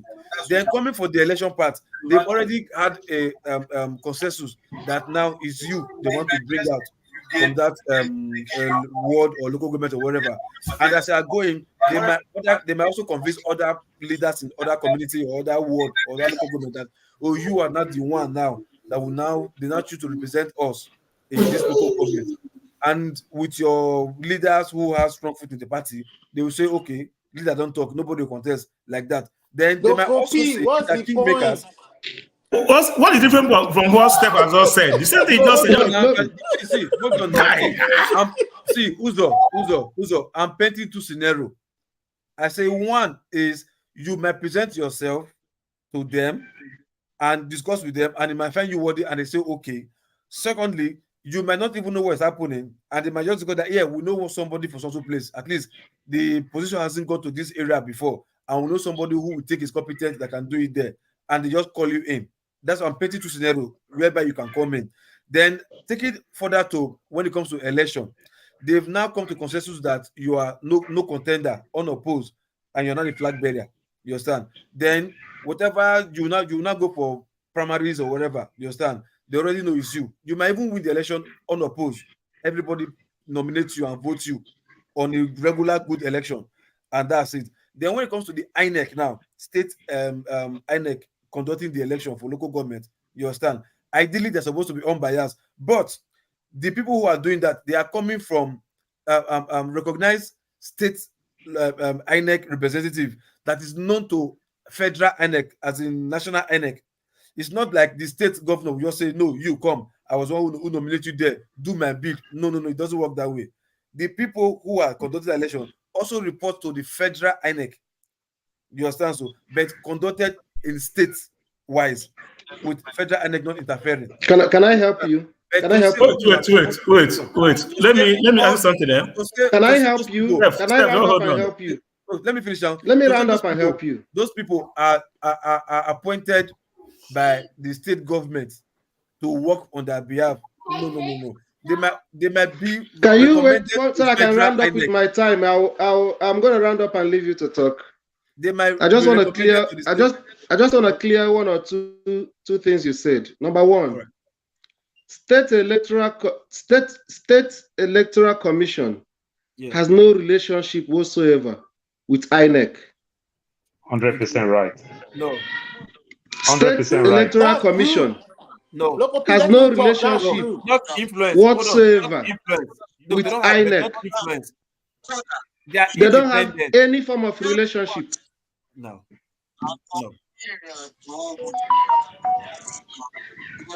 That is one. Can I finish my what I'm saying? Continue. Everything I'm explaining to you, and it has to do with this, is not what they told me. I've been part of the system from 1999 to the time I left Nigeria. You could say, okay, I've been part of the rot. I also witnessed the rot.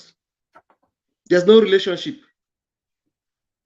In 1999, I had a not a cousin, but a distant relation that was the chairman of the State Electoral Commission in my state as at that time. They don't have any relationship at all.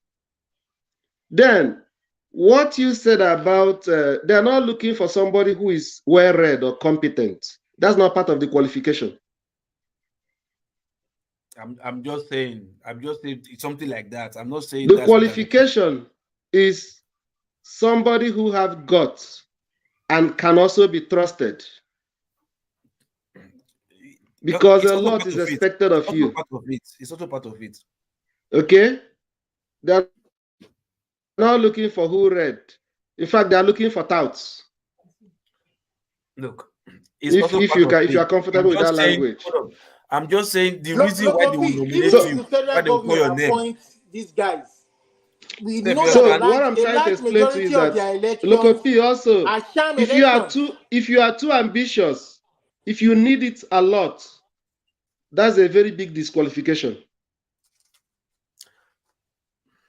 See, if you are too hungry for it. Look, Steph, see my point to you. I'm not saying that you must be well read. I'm saying they are discussing their terms and conditions. They are looking for who will suit their plan. So it might be education, it might be toggery, it might be somebody who is sick that will die tomorrow and put somebody. So whatever plan they have, right? They can look for somebody who thinks we carry on that plan for them. So whatever plan, so when I'm saying education or well read, I'm just using in case that's what they're looking for criteria. That's what I'm talking about. So I don't mean it is a must. They must look for who is well read. You get my point? So Ositadema, just like I said, it's gonna be easier for you, for instance, if you have done some good work in your community and you want to contest for House of Reps from another party. It's possible that your goodwill could help you mobilize more, better. But when it comes to issue of local government chairman or councillorship, it's usually just a party affair in those states, depending on the party that is in power. Do you understand? So I will advise you, it's always easier said than done. Maybe you can go try local government, or don't waste your money. If you doubt it, go ask questions. Since 1999 till date, if there's anybody that is not PDP that have ever held councillorship or local government position, chairmanship position in Enugu State, there's nobody. And I don't think it will start from you running for local government chairman under AAC. So it's just an advice. Will you guys allow me to respond? Can I respond? Local P, can I respond, please? Can I respond to you? Do you think in all the governors, among all the states and their governors in Nigeria, right? They all have local, for those who don't have critical committee running the local governments, right? For those who run local government elections, you understand? Do you think it's all of them that did 100%? That one local government did not feed another, did not win another party, did not win that local government that is different from I'm talking of Enugu State. I'm not talking of any other state. Yes, I can answer that question for you. So if you do that, you say you should the person I'm talking to is talking of Enugu State. 99%. That's why I'm in the position to advise him. Okay. Do you know what happened? I'm not talking of Edo State or any other state. I'm talking of Enugu State. 99% of all the state governors have their local government chairman right under their feet. If you don't kowtow to the governor, you are out. Did you see what happened to that chairman local government? One another party cannot. It one doesn't mean chairman another local party cannot government be in there. Ijebu, because the guy said they weren't receiving money from the governors, from the governor. Their allocation, the governor was withholding it. Because this guy came out, the governor got the local councillors to impeach the guy, and even reported him to DSS to say he was harassing him. But hold on. You are talking about whatever, but thank God you said they had him to be impeached. But at least, is he from the same party or from another party? From the same party. It doesn't matter. Yeah, that doesn't matter. But saying another party cannot get to that place, no, it's wrong. I'm not saying it is impossible, but I'm saying that these guys are corrupt. Olumide, hold on. Loco. Because it's the states that conduct the election, and it is the governor, just like the president, that nominates the Electoral Commission, the chairman, and everything. You understand? Yes. So, and everything. No, so understand something. When we even talk about nominate plus the choosing and everything, it also comes from the state house of assembly. And good percentage of the state house of assembly is also the same party member. So it just makes everything go easily. So they live like one family. But when you come to the local government chairman, it is the third arm of the government in another way around. Like exactly. You understand? But in as much as it is that, the presidency have not really done anything on that aspect. I think Buhari want to try it, but I don't know why he took it out. Probably maybe feel that the governor's going to work against him, then Buhari took it out. And I really felt bad, because why I felt bad, it is his second term. He has nothing to lose. But I don't know why he didn't do that. Because why every governors want to appoint a chairman, in as much as it is not appoint, they anoint you going to be the chairman, just like what Wike did with Fubara. That's just exactly what is going on. And how painful it can be, because the local government gets their money from federal government separately. Every local government gets different allocation. Depending on your local government, depending on the size of your local government and everything, that's how you get your allocation. So no local government gets the same amount of money. But the local government, the state governors have so captured this local government chairman like it's a department under the governor. In as much as it's not supposed, please just let me round up with this, I beg you. In as much as it's not supposed to be so, the local government chairman is supposed to be separate government of his own who get their own allocation from Abuja. But oftentimes, they don't even go to Abuja. They just see the money. The governor is supposed to oversee, like checkmate them, like just be like the internal auditors to audit what they are doing.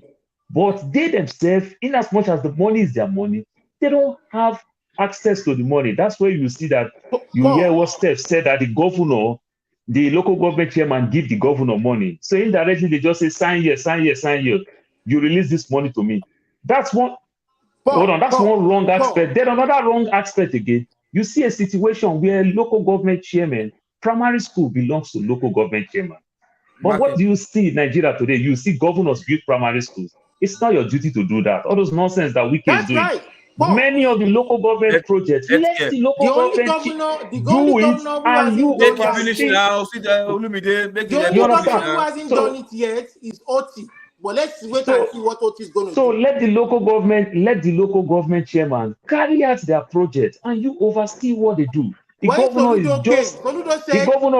governor is just mere an auditor, internal auditor to audit what they are doing. But in this case now, the chairman take over their project, and the chairman is doing their project. Very many of the projects, like you see Wike did, some of these governors will do. You will discover that when you look some of these things that they do, when you say, oh, governor, try a build road for my village, that's a local government road. Yeah. You understand? Our constitution spell it clearly. The governors are supposed to build road. Local government are supposed to build street. You understand? Federal government are supposed to maintain the federal highways. And everything. So you just see mix and match. You see sometimes governor will stand up and build federal road and be fighting federal government for their money back. They'll go build streets. What is your duty? What is your duty to build primary schools when it belongs to the chairman? You understand? So this Professor Soludo. Olumide, go ahead, Abeg. I don't tire. You don't want me to stammer. No. Olumide, you don't want me to stammer. Olumide, can you just please stop for just once and let somebody finish? Somebody relax, because you talk. No vex. You would think that Professor Soludo, that is well educated, will obey the law. But Soludo came in. Soludo said, the chairman of this local government, you know what? Don't think that I'm going to work with you guys. He was after governor, some of the chairmen of local government are PDP or APC. He said, don't expect me to work with you. I will give you your salary, I will give you your entitlement, but if you're expecting anything else from me, forget it. Okay, Olumide, let me remind you, I'm still the person moderating here. So please, Paul, continue. So if the governors allow the local governments to work, this is where you see local government, you see challenges, because any local government that didn't deliver, at the end of the day, when they are leaving, they'll say, governor sees all my money. You understand? So there is no competition. Like as you see the way it happened back then in the days when you see Awolowo was doing his own thing, Okpara is doing his own thing, Ahmadu Bello is doing his own thing. There is no competition. There is no nothing. The governor is just taking the shine. The governor just hijacked everything, because at first, I think Tinubu started this nonsense when Tinubu tried to turn Lagos State local government from 20 to 57, create these LCDAs and everything.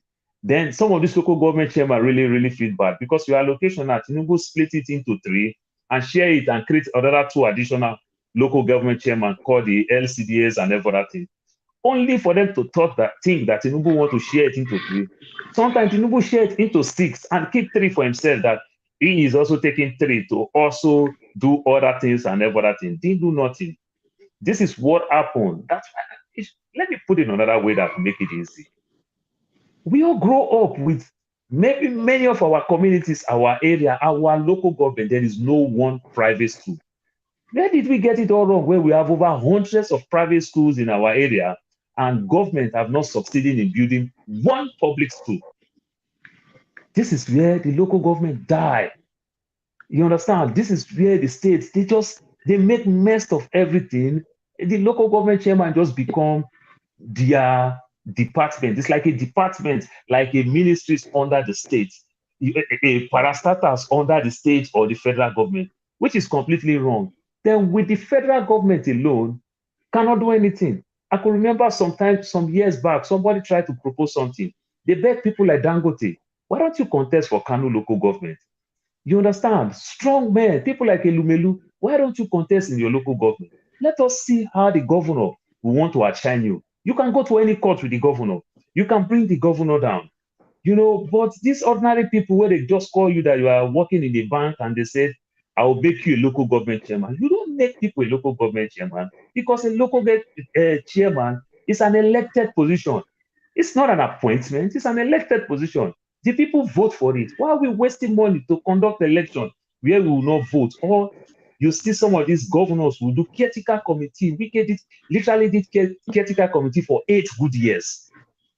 God, that's why the schools die. That's why I could not pay salaries to teachers. You understand? Because teachers ordinarily get their pay from local government. But the local government don't even see the money. You know, and these things will not even work because the governor wants just to steal everywhere. And this governor just understand that if I calculate my state, how many local government I get and how much these guys are getting, that is the first money they hijacked. They can't tell me.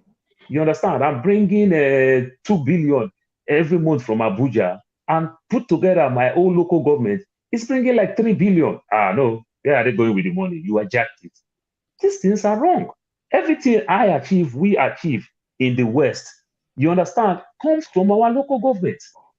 Everything we achieve comes from our local government. We don't even know what is called state projects living in America. It's our counties. It's our counties. We see all these things. The police, they run the schools, they run everything.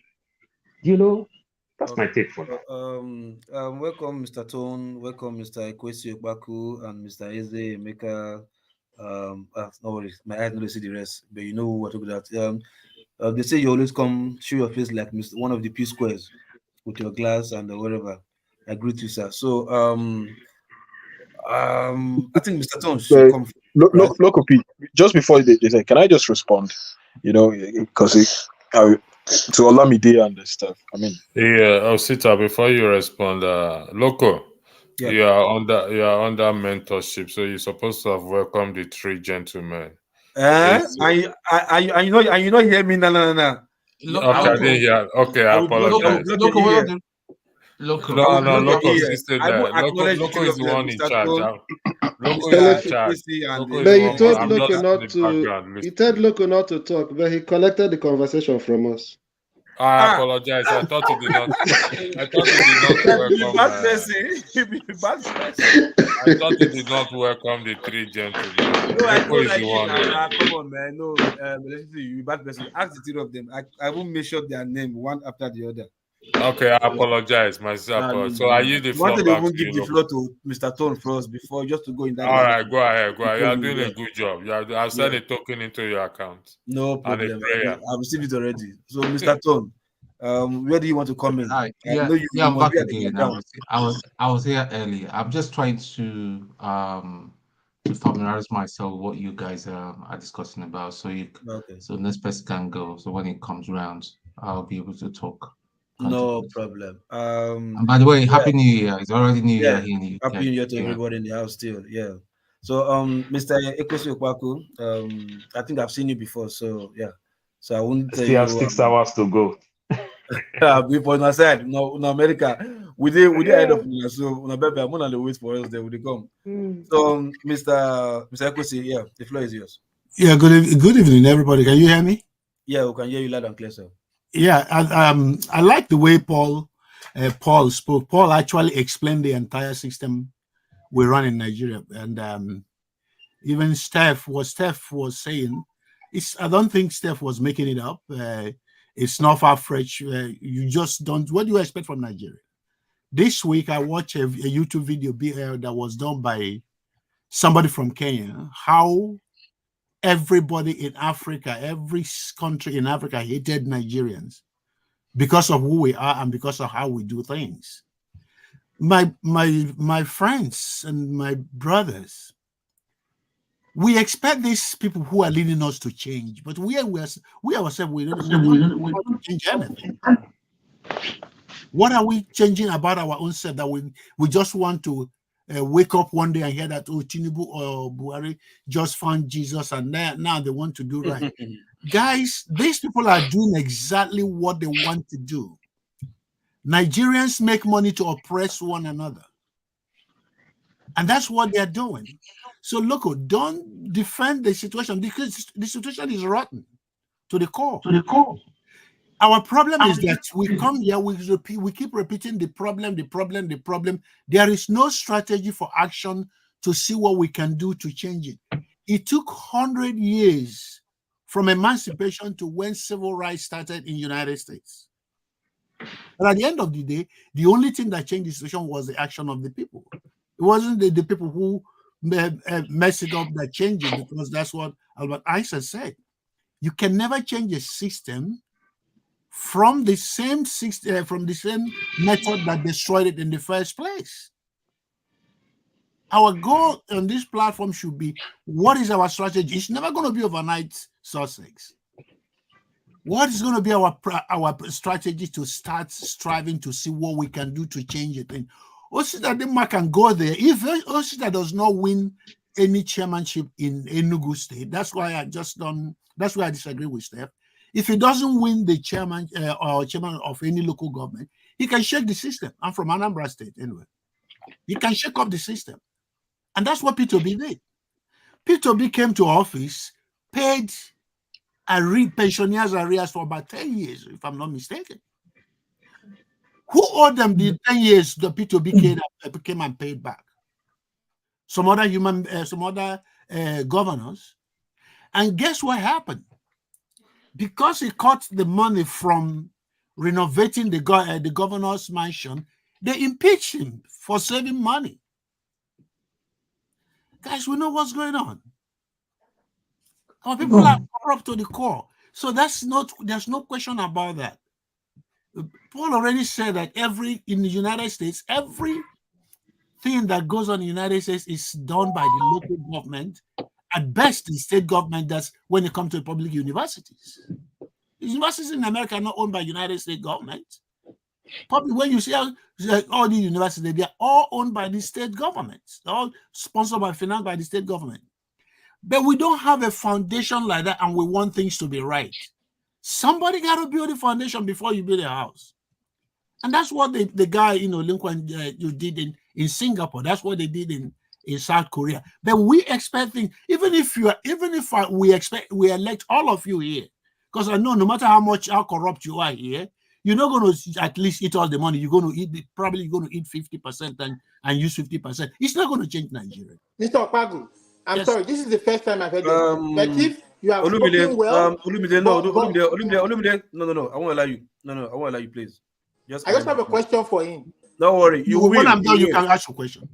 So this issue is not telling ourselves, reminding ourselves about problem over and over and over and over. It makes us look retarded. Because all our life we grew up in Nigeria. Steph said that he used to be a part of the deal. That people that causing all these things. But now he's on the other side. He's now actually seeing the light why it is not right. Why it is not right. And to be honest with you, so we know the problem. It's not new to us. I didn't come here to listen to how bad Nigeria is. I know that from when I was in St. Finbas in Lagos.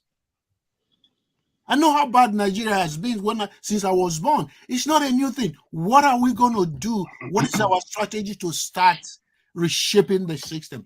That's all I have to say. Now, let me hear Olumide's question. So my question was, now my fear for Osita is that, except I feel that the primary challenge Osita will face at the end of the day, after doing all the hard work of reaching out to his community, convincing them that he's the best person to deliver development and use their resources to their benefits, that is the best person to do that for them. My fear for Olisa is that the umpire that is saddled with doing that will not allow him get there, they will rig him out. Okay. That is the biggest challenge that he has to face. Okay, let me answer you. The umpires They've been there forever. We've known about them a very, very long time. You are not telling us a new story. These corrupt people have been there all the time.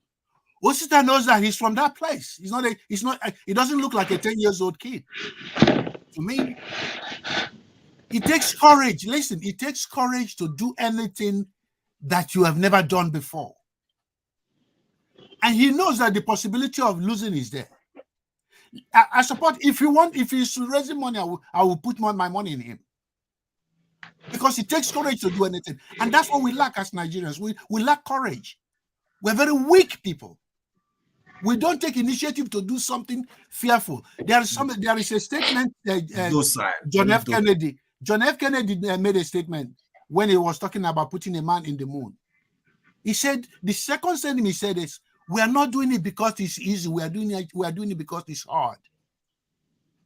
In Nigeria, we don't do anything because it's hard. We are looking for easy things and easy way out. And that has to change, both for me and for everybody else. Because we have to reconfigure our mindset. Can I make this comment? Listen, and that's the only thing that makes sense on this platform. Every other thing is garbage. Can I chip this thing in? Thank you very much. Yes, sir. Okay, what I want to chip in is this. It's not as if I'm discouraging us, Tadema. I just remember what I concluded with. I said I want him to know what he's going to be up against. Good. Do you understand? Good. Because that is important. Good. I don't think that anybody that really want to go and occupy a political office is going there just because I want to go try. Do you understand? Yes, you want to win. If our brother that I think almost everybody here rooted for, who is Peter Obi, contested the presidency, but it seems like he was not really fully aware of what he's going to be up against. Oh no, he knew that, because don't forget that Buhari ran 3 times before he won the first time. I'm coming. Yeah. So you think that he ran just to try? No, he was running to win. Exactly, but you see, he knows Fine. that even Peter Obi knows that he was. I'm coming. Why I said I think that he does not really know what's going to be up against. So, Osita Dema, if you're going to do it, it's going to be double the hard work. Yeah. You're going to consider the fact that you're not just hoping for people to vote for you, because even if they vote for you en masse, you're going to secure the vote. You're going to count it and announce it by yourself. Because the same people who printed the ballot paper is the same people who knows the number of ballot paper they have. Mr. Steph, I think what you are doing, I think you're doing your in as much I think you're advising him, right? Guys, can I come in? I've been trying to speak since I got all these Can I just come in? The advice is like no. Can I just respond? I'm somebody who believes that I should know all the odds that's going to be against me when I start planning. Listen. Even the advantage, you're not even telling the advantage. Listen, you're telling more of the disadvantage of listen, guys. Yeah.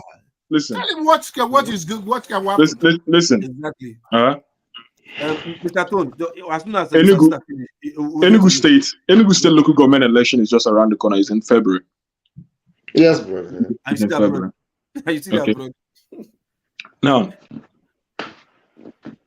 I'm not going in there because I don't want to go in there because I have the certainty that I'll win. No. I'm not going in there without knowing that, okay, look at all these factors. I know that the odds are 99.9, in fact, 110% against me already. Thank you. I'm not a part of the political system. Thank you. The only thing I have is the passion to make a change. Exactly. You might say, oh, I could lose money, lose my resources and everything. So what? If all of us, if we keep on holding down money, keep on protecting ourselves, not wanting to lose anything, we're not going to get forward. It will all be just about complaining and complaining. I said this year is a year of action. Yeah. We can either move forward or we stay stagnant. In fact, there is no stagnancy, because stagnancy even means that we are in one place.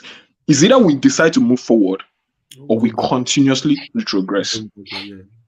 As a matter of fact, let me interrupt you, Osita. Steph, you're going to be the chairman of his campaign in the United States. And we're going to raise that money for you. You know, so someone has. The truth is that someone has to do it. I know. I feel you, bro. I believe you. Why did I choose the platform APC? And I'll come back to Alex Oti. Someone just said something, and I was having a conversation with a senior and sister of mine here in the UK, who's from Abia State. She lives in England. I live in Scotland. She was, she was saying all the good things about, how good things are happening in Abia State. I said to her, look, I admit that we've started seeing certain changes in Abia State, but I said to her, how long has it been since Alex Oti has been in government now? Almost 6 months, if I'm not mistaken. What happens to the local government? Because for me to know that a governor really, at this point, day and age where we are, wants to bring development to the people, you can't tell me you want to bring development if you're not allowing that free democracy to thrive within the local government, if you're not ready to empower the local government. And the first step to empowering the local government is by making sure allowing a free and fair election, regardless of how detrimental it could be to you. So while we all, make cheers for Alex Oti and everything, we need to start holding him accountable as well for what happens in the local government.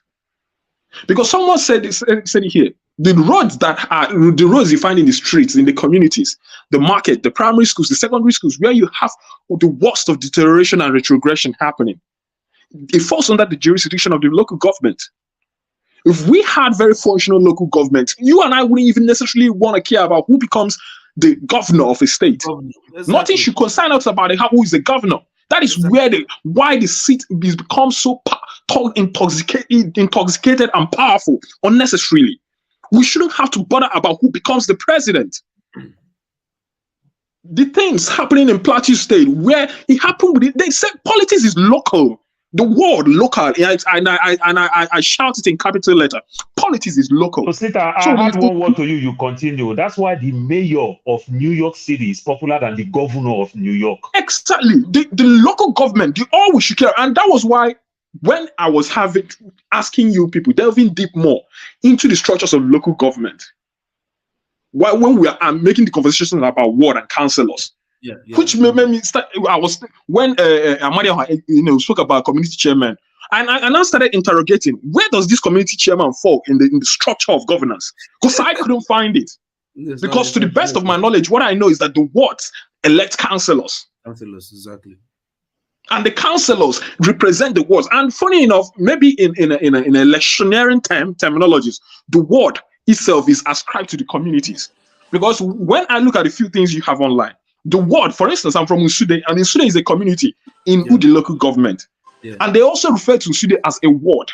Maybe ward 10, ward 7, this and that. Exactly. Yeah. So it's funny enough that even people who are within those localities do not even know what is the function of their councillors. Some people do not know, even within their own community, that when their markets are not working well, when they're having erosions, when their primary schools, community primary schools and healthcare centers are not working, that the first person they should be running to is the councillor. And I can tell you 90% or even 80% at least are not aware of this. Which brings me back again to what exactly is our level of enlightenment when it comes to the structures and levels of governance. Because something will happen in a village, market, and the person in the village will start calling the governor. You've not called a councillor, you've not called the local government chairman. So we cannot all be saying, oh, we are scared, you're not going to win, or no. There is no other way we're going to change the system unless we engage it by ourselves. We interrogate it for ourselves. We stand tall and question it for ourselves. We've seen the line. See, I can decide to go and erect a mansion in my village. But who is that house going to help at the moment? Who is it going to help? I don't live there in the village at the moment. My child, and the funny thing is, I already have my child here. My family is almost here. And if care is not taken, and that you say, okay, we want to just continue to live our comfortable life in the UK and everything, send people money and all that stuff, we will slowly lose our heritage, guys. For how long? Yeah, for how long? We are slowly losing our heritage. I fear for my son, who is young and who is growing up here. I don't want my son to not know where he comes from. But with the way things are going, the insecurity in the Southeast, you can't even go again home to Christmas safely. There are loads of things happening. I can tell you that even the healthcare centers, none of them is functioning. Everything is wrong. And unless we get it right from the grassroots, from the rural areas, unless we start that empowerment, that enlightenment from there, unless we have people who genuinely thirst and hunger for change, move into action, take those risks, try to make those changes, we will all be here whining and complaining day in, day out. And I think we've had many months of complaining. It's a year, 2024, it should be, we should put words into action. So I'm not saying doing it because, everything is easy, or that I have the certainty that I'll win, or that even my people will vote.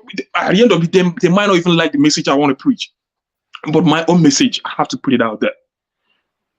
I might not win the election, but I'm sure that I will win 1, 2, 3, or 3 or 5 people's mindsets during that process. Even if I'm not the only one who finally bring the change, let it be that someone has started initiating it.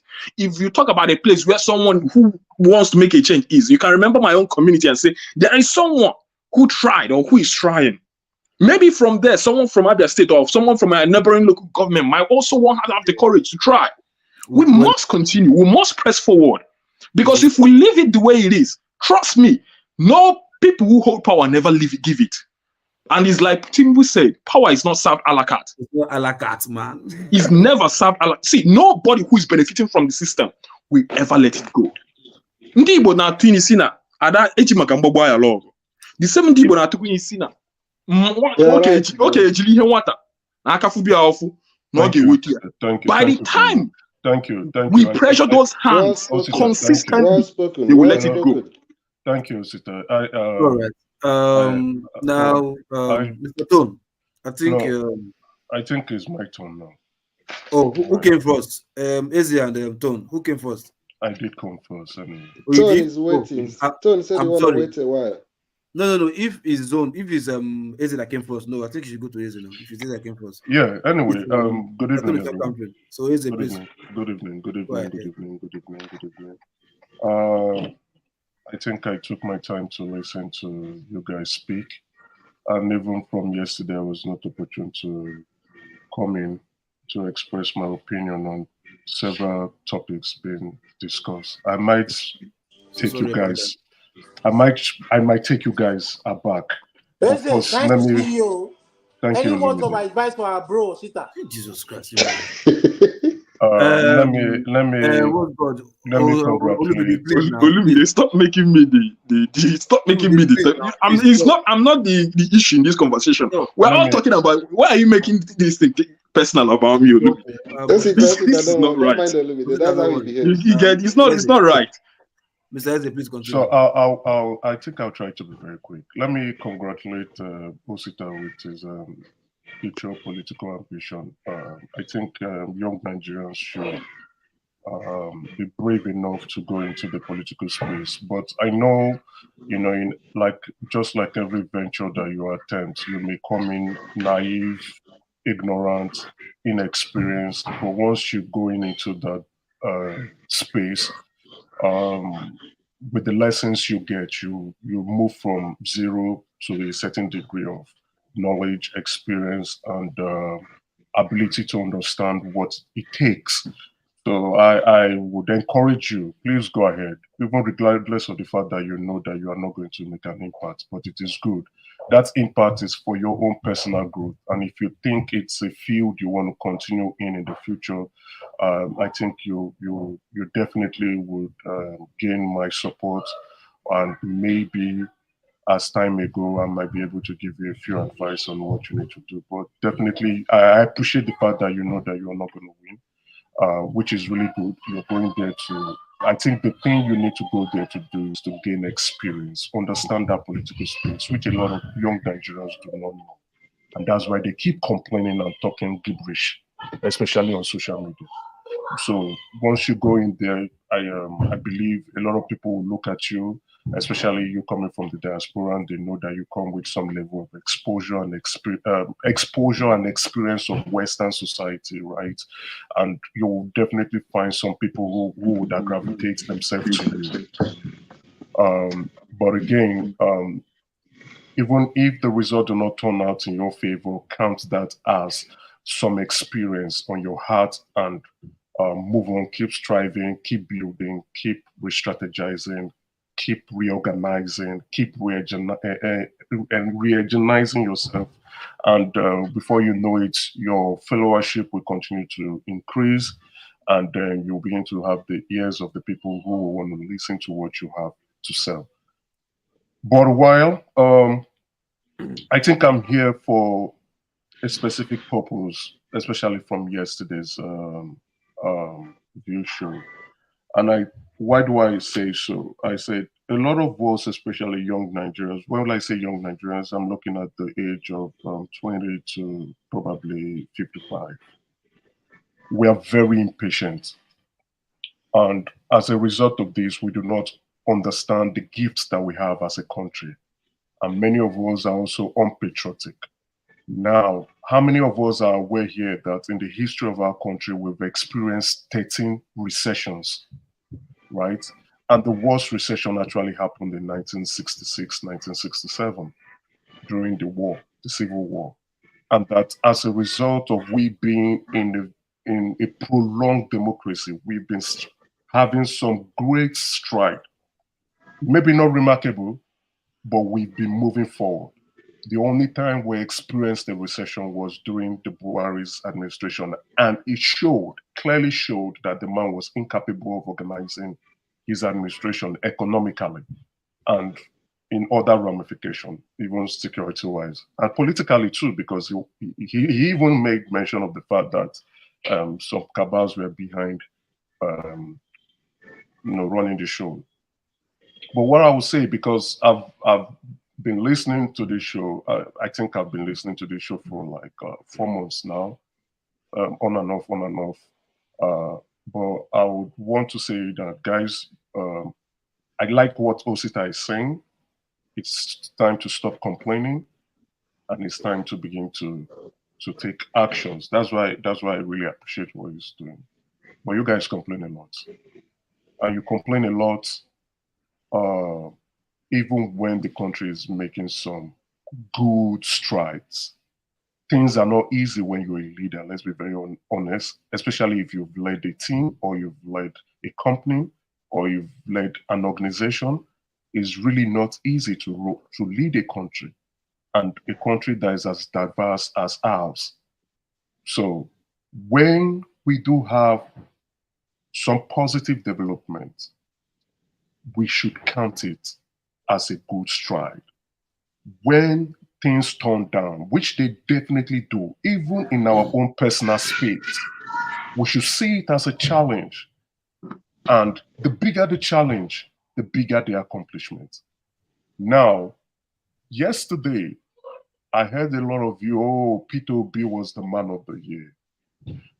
That's okay, I agree, agreeably. I can take that. But I don't think that man was anywhere close to be the man of the year for 2023 if we're going to the fact that the 2023 election was the highlight of the Nigeria demographics. He was not that even close. He came third in an election. He ran a divisive election campaign. But I do not want to buttress my point on Peter Obi alone. But what I would say is, and which a lot of publicists, if you go to other national dailies, have said the man of the year is actually the president, the commander-in-chief of the armed forces, the grand commander of the order of the federal of the Niger. That is Senator Bola Ahmed Tinubu. Many of you do not understand and know this man. You hate him. He's somebody. It's either you love him or you hate him. if you want to give someone his flowers, he's the individual that you must look at and say, definitely this man really, really deserves to be the man of the year. Not just only my opinion exclusively, but the opinion of other politicians, political analysts, politics publicists, those on national dailies, expressing their views based on his antecedents, based on who they know this individual is. But if you think Peter Obi is your man of the year, that's fine. I understand, arguably, for 7 months running a campaign. Educate I will do that and go into that space. Don't worry, Olumide. Calm yourself down. Peter Obi running a campaign for 7 months and getting 6.1 million votes. That's remarkably, arguably, you could look at him and say politically, okay, he did well for himself, but he still lost that election. What Peter Obi was able to do as an opportunist was to key into the emotional pains of Nigeria, especially young Nigeria, coming from the pains of EndSARS, that young Nigerians are tired of what life has dealt to them, especially from police brutality. And right from that space, young Nigeria said, we will wait for you in 2023, and we will get our PVC and we will kick you guys out. Peter Obi, I have followed his politics properly, even way longer than many of you here. I followed him when he left Anambra State as a failed governor for 8 years. And he went into the covenant when he was going for his yearly summit and giving his faith statistics. He came in and he was repackaged by Obasanjo's media team and pushed to run for that office. Was lent by Obasanjo giving him his political team to go manage him, as well as other young Nigeria, very exciting, young, intelligent young Nigerian who came on board to repackage a fraudster and made him look like, when you repackage Pap to look like Costa. Mr. Isaac. Please, just allow him to finish. Just allow him to finish. No, you'll finish. You'll finish. I'll let him. He still has the floor. Local P is the acting moderator here. I'm just in the background. When you are using some certain, making some certain statements for the integrity of this platform, if you don't have, you use the word froster in respect to Mr. Yeah, Peter. I did. Do you have any evidence to that? Yeah, lots of it. You want them? I will post them on the electricity. Let's hear him out. No, I understand why. Let's hear him out. Let's hear him out. Until such time you provide that evidence. I'll post them on the budget. I'll start with the Bandora's papers. I think many of you are. Then until such time, can you please use the word allegedly? Who's this thing is? Steph, is that coming from you? Could you kindly use the word allegedly until such time that you provide the evidence to that? Is that okay with you, please? Oh, I can use allegedly if you're cool. All right, thank you very much. All right, so there was a Disney 115 million bribe scandal, Federal Fidelity Bank MD, where you said Peter Obi was the one who told him to go give Disney that funds, right? I will post it on the back channel for you to look at. Then you can, I think many of us are all aware of the Pandora paper.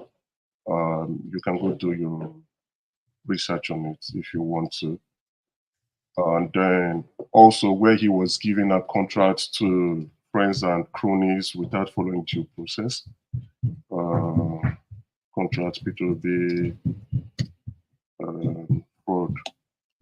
So you can do your search on that. But my viewpoint is not to talk about him, right?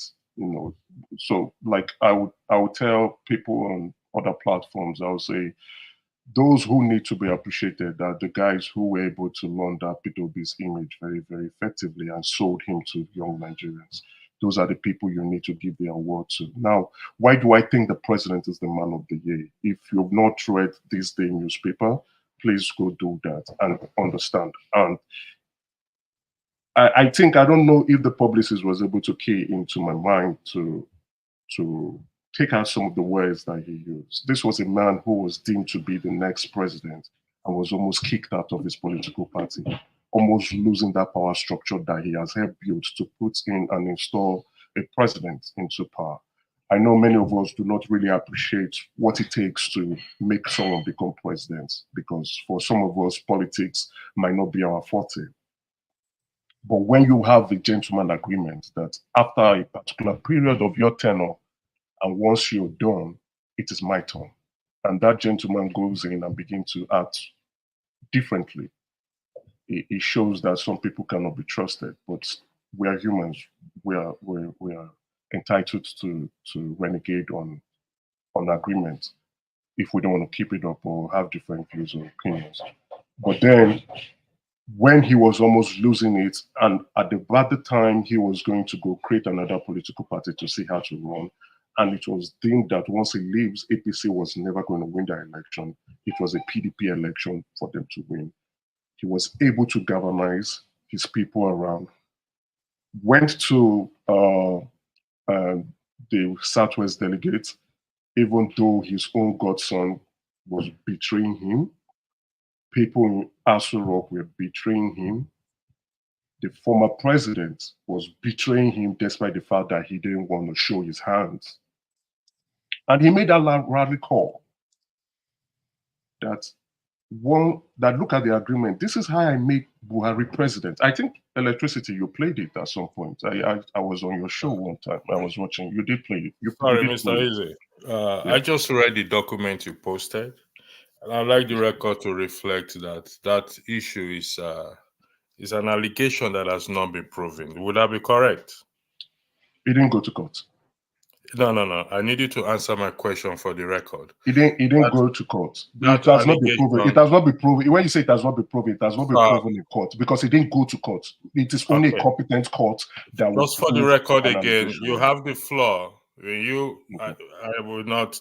The channel don't tolerate maligning somebody's character without evidence. So no, but Electricity. I know. You said you are not the moderator, right? I told you I've been watching this show for 4 months, and I've seen you guys malign the president. So don't bring up that morality piece. When you are the moderator, I can accept that. But I have seen, for you, I have not seen you do it. But I have seen people malign our president, call him different names, insulted him. So don't use that on me, please. Please, I beg you. Mr. Eze, please, I beg you. No. Then I will call you bias. Because I have seen people call the president different names on this platform. Listen to me, okay? Please. People call the president different names. I can agree with you on that. This one. And when they call the president names, but you don't call them out now. Then come on, that's what I'm holding you to. You're finding it difficult to hold that. I do. Listen, right? if you follow my moderating, okay, I call people out. I'm not saying you should not speak about him, about anyone, not just Peter Obi, because I've been on Peter Obi's case for some time. I am saying to you, for the record, that I just read a document you just sent in the private chat that the allegation is not proven. Would that be correct? No, that's correct. It has not gone to court. So that is just what I want the record to reflect. Yeah. The record. Let the record reflect that. If people call somebody's name or this and that, and I am moderating, you draw my attention to it. Sure, I like that. I like the ground. So I am not being biased. I just want to get. I just need to ensure that everything is in place. Unreserved apology to to All that right, space. the Because floor is back to you. yeah. Thank you. So first and foremost, let me just roll that out before I go back to my train of thoughts. I think I like what you just did, and I think I will hold you to task based on that. Okay, I'm not going to be biased. If you're calling someone's name, you call the person out. But I know a lot of people have been calling the president names, right? So I would use the word allegedly because it has not been proven in court. He has not gone to court. It was never. It didn't bring up. It didn't. The matter didn't go to any court. But it's an allegation that the Fidelity managing director at that point in time brought up to the FCC, and as well as other allegations, inclusive of the Pandora Papers. So let me go back to. I don't want to dwell on him. He's not my cup of tea. He's somebody who I think got an opportunity, made a mess out of it, and now is creating that there's a big problem as a result of him not being able to manage that opportunity that was gifted to him. So back to the president. Now, when he went, he made that rally call. He called on his Southwest delegates because there were a lot of betrayers, and he told them that it is my turn. And his Southwest delegate responded. Unfortunately for him, he became the APC nominee. And despite the fact of him being the APC nominee, the challenges and the issues never stopped. There were people who were highly determined that that man never becomes president, even those who were in his party. He was being fought by the opposition. He was being fought by people in his party. And their hands showed that he was not going to win this election. Now in come in the Naira redesign, which was aimed at him to ensure that he does not have the funds to go out to move his supporters to vote. In all those limestones, challenges, problems, pitfalls and landmines that were being placed on him, he survived and he became the president. I've heard a lot of people say, he didn't win the election, or Peter Obi won the election. Please, let's cut the crap. We have an election that was being conducted, and that election was, apart from the 1993 election, that election was something that was close to it. Other elections have never come that close, and I'll give my reasons why. Because that election reduced all these high number of voting, young voters who come around, especially from the north to vote, and the beavers cut them off. And you could see the turnout was quite low as a result, if you compare it to other previous elections. Now the president came, he won.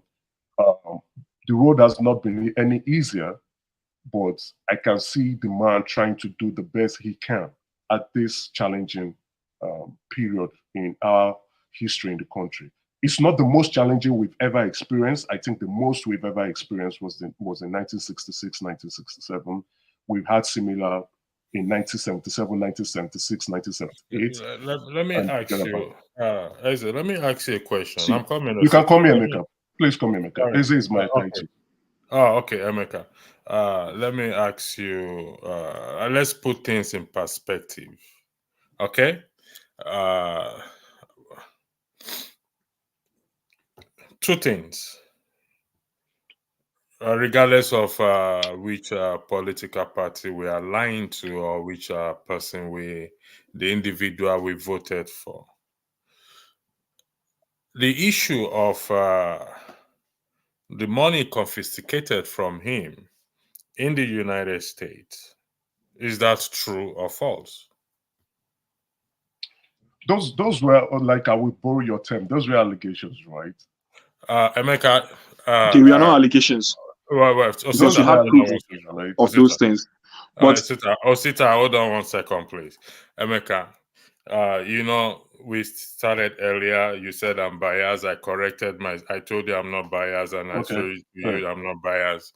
Okay. And I will rightly tell you to respectfully not to insult the viewers and everybody, because this is all over everywhere. So I'm going to ask you the question when again. you say no, let's be mature. No. So hold on. We can have this conversation if you want me to have this conversation with you. Okay. And I'll be respectful if you want me to be.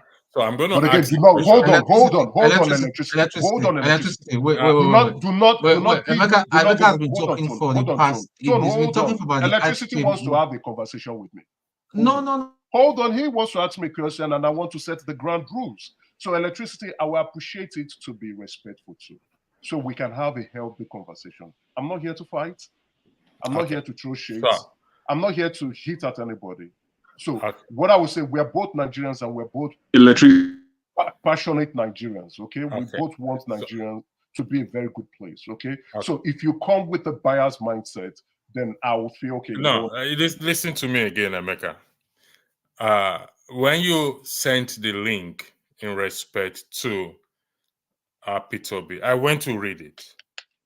I read everything, and I told you, and which you agree that there are many more, but I'm talking. But maybe with time, when the others are discussing, I can send you. You gave me something which I went to read. Go ahead. Yeah, and I read it, and I came back to you, and you corrected yourself that it's an allegation. Would that be correct? Yeah, I did. And I'm asking you just one thing, okay? Forget about election, forget about whether people hate Tinubu or whatever it is or Peter Obi. The issue in respect to 430,000 US dollars, if I'm correct, that it forfeited to is it true or not? Yes, it's true. There was a forfeiture. Okay. Now, Emeka, you take 2 steps backward, for example. Just take 2 steps backward and ask yourself this question on a neutrality basis. A man, regardless, a man that $430,000 was seized from him, purported to be proceeds from either drugs or whatever it is. What would be your opinion or not judgment on such a person? All right. So I like the question. I read that report, right? And the detective or the IRS agents, I don't know if a lot of mistakes were being said. Oh, if FBI decided, it was an IRS agent. So if you think I'm lying, you go Google it yourself. So, and you should know what IRS is involved in, right? So once it comes with the Internal Revenue Services in the United States, it has to do with, mainly they're mostly or majorly responsible for taxes. Now, we can't hear what you're saying anymore. I can't hear you. I read the report, it was linked with drug proceed from someone he was close to. And again, if you see the court papers, it was not on him. If you look at it now, if I have a case with you, electricity, hold on, I will explain. If I have a case with you, hold on. That's why I say don't be biased. Keep an open mind. Let's have this conversation. Let's have the conversation. It will be. Wait, electricity. Hold on. Okay. See, electricity. You guys should hold on, please. Listen. I thought we have moved on from all this sort of conversation. This is 2024. Tinubu is the president. Can we talk about what he's doing at the moment and forget about the election? Forget about Peter Obi and talk about how we can move forward. Thank you, Osita. I think I like that. I mean, this topic, I'm not sure because to be honest, okay, and I appreciate it when people. I love it when people who don't even have, this thing, inclination towards P2P come to the platform. Why? Because we cross-pollinate our ideas. But at this point in time, this is 2024, we shouldn't be dwelling on what is in the past. I agree with you. Tinubu's information has been out there in the public for years. All of us know about it, the same as Obi. I agree with you. Okay? Can we start moving forward? Was to explain why the president is the man of the year. And I was not. I wasn't here yesterday. I wasn't here yesterday when you guys discussed about who's man of the year. I wanted to give the president his flowers. You could have given him his flowers without even calling it to. Exactly. Do you know you could have done that? Gentlemen, electricity. No. Electricity. You're not the moderator. I'm talking now. This is my turn. I'm talking now. Thank you. I'm the moderator. So yeah, that's the power I don't moderator. know vested whether in you. me. Meet me. The power vested in me. Tone, continue. Electricity is the moderator. If Loco is the moderator, Tone, you can see the way I mute. You can see the way I muted everybody. So I am You the get moderator. level. You not get level. Osita, what I wanted to say. Wait, What I Tone. wanted to say was, Well, just be listen, fearless. I Just be have not. fearless, and Well, Elizabeth now, please now. Listen, Elizabeth, with please, Elizabeth, due please now, respect please. to everyone, I have not got myself involved in this conversation. I just left it for it to flow, and it's been flowing. But we need to put things. I know we've moved past this, but we need to put things right.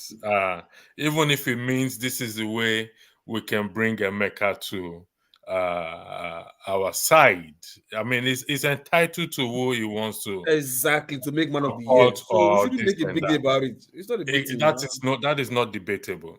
However, when I highlight the case of that Tinubu, okay, you listen. My job, Emeka, let me tell you. When I say my real job involve investigation, I'm not going to go further than that. So that's why I said do not insult people's intelligence. The No, see, records are there. He listen, did not. I'll see for you on that. Listen. Look, he might be Tinubu might be Emeka's idol politically. It Yeah, might it's not be possible. in the way you are seeing it from.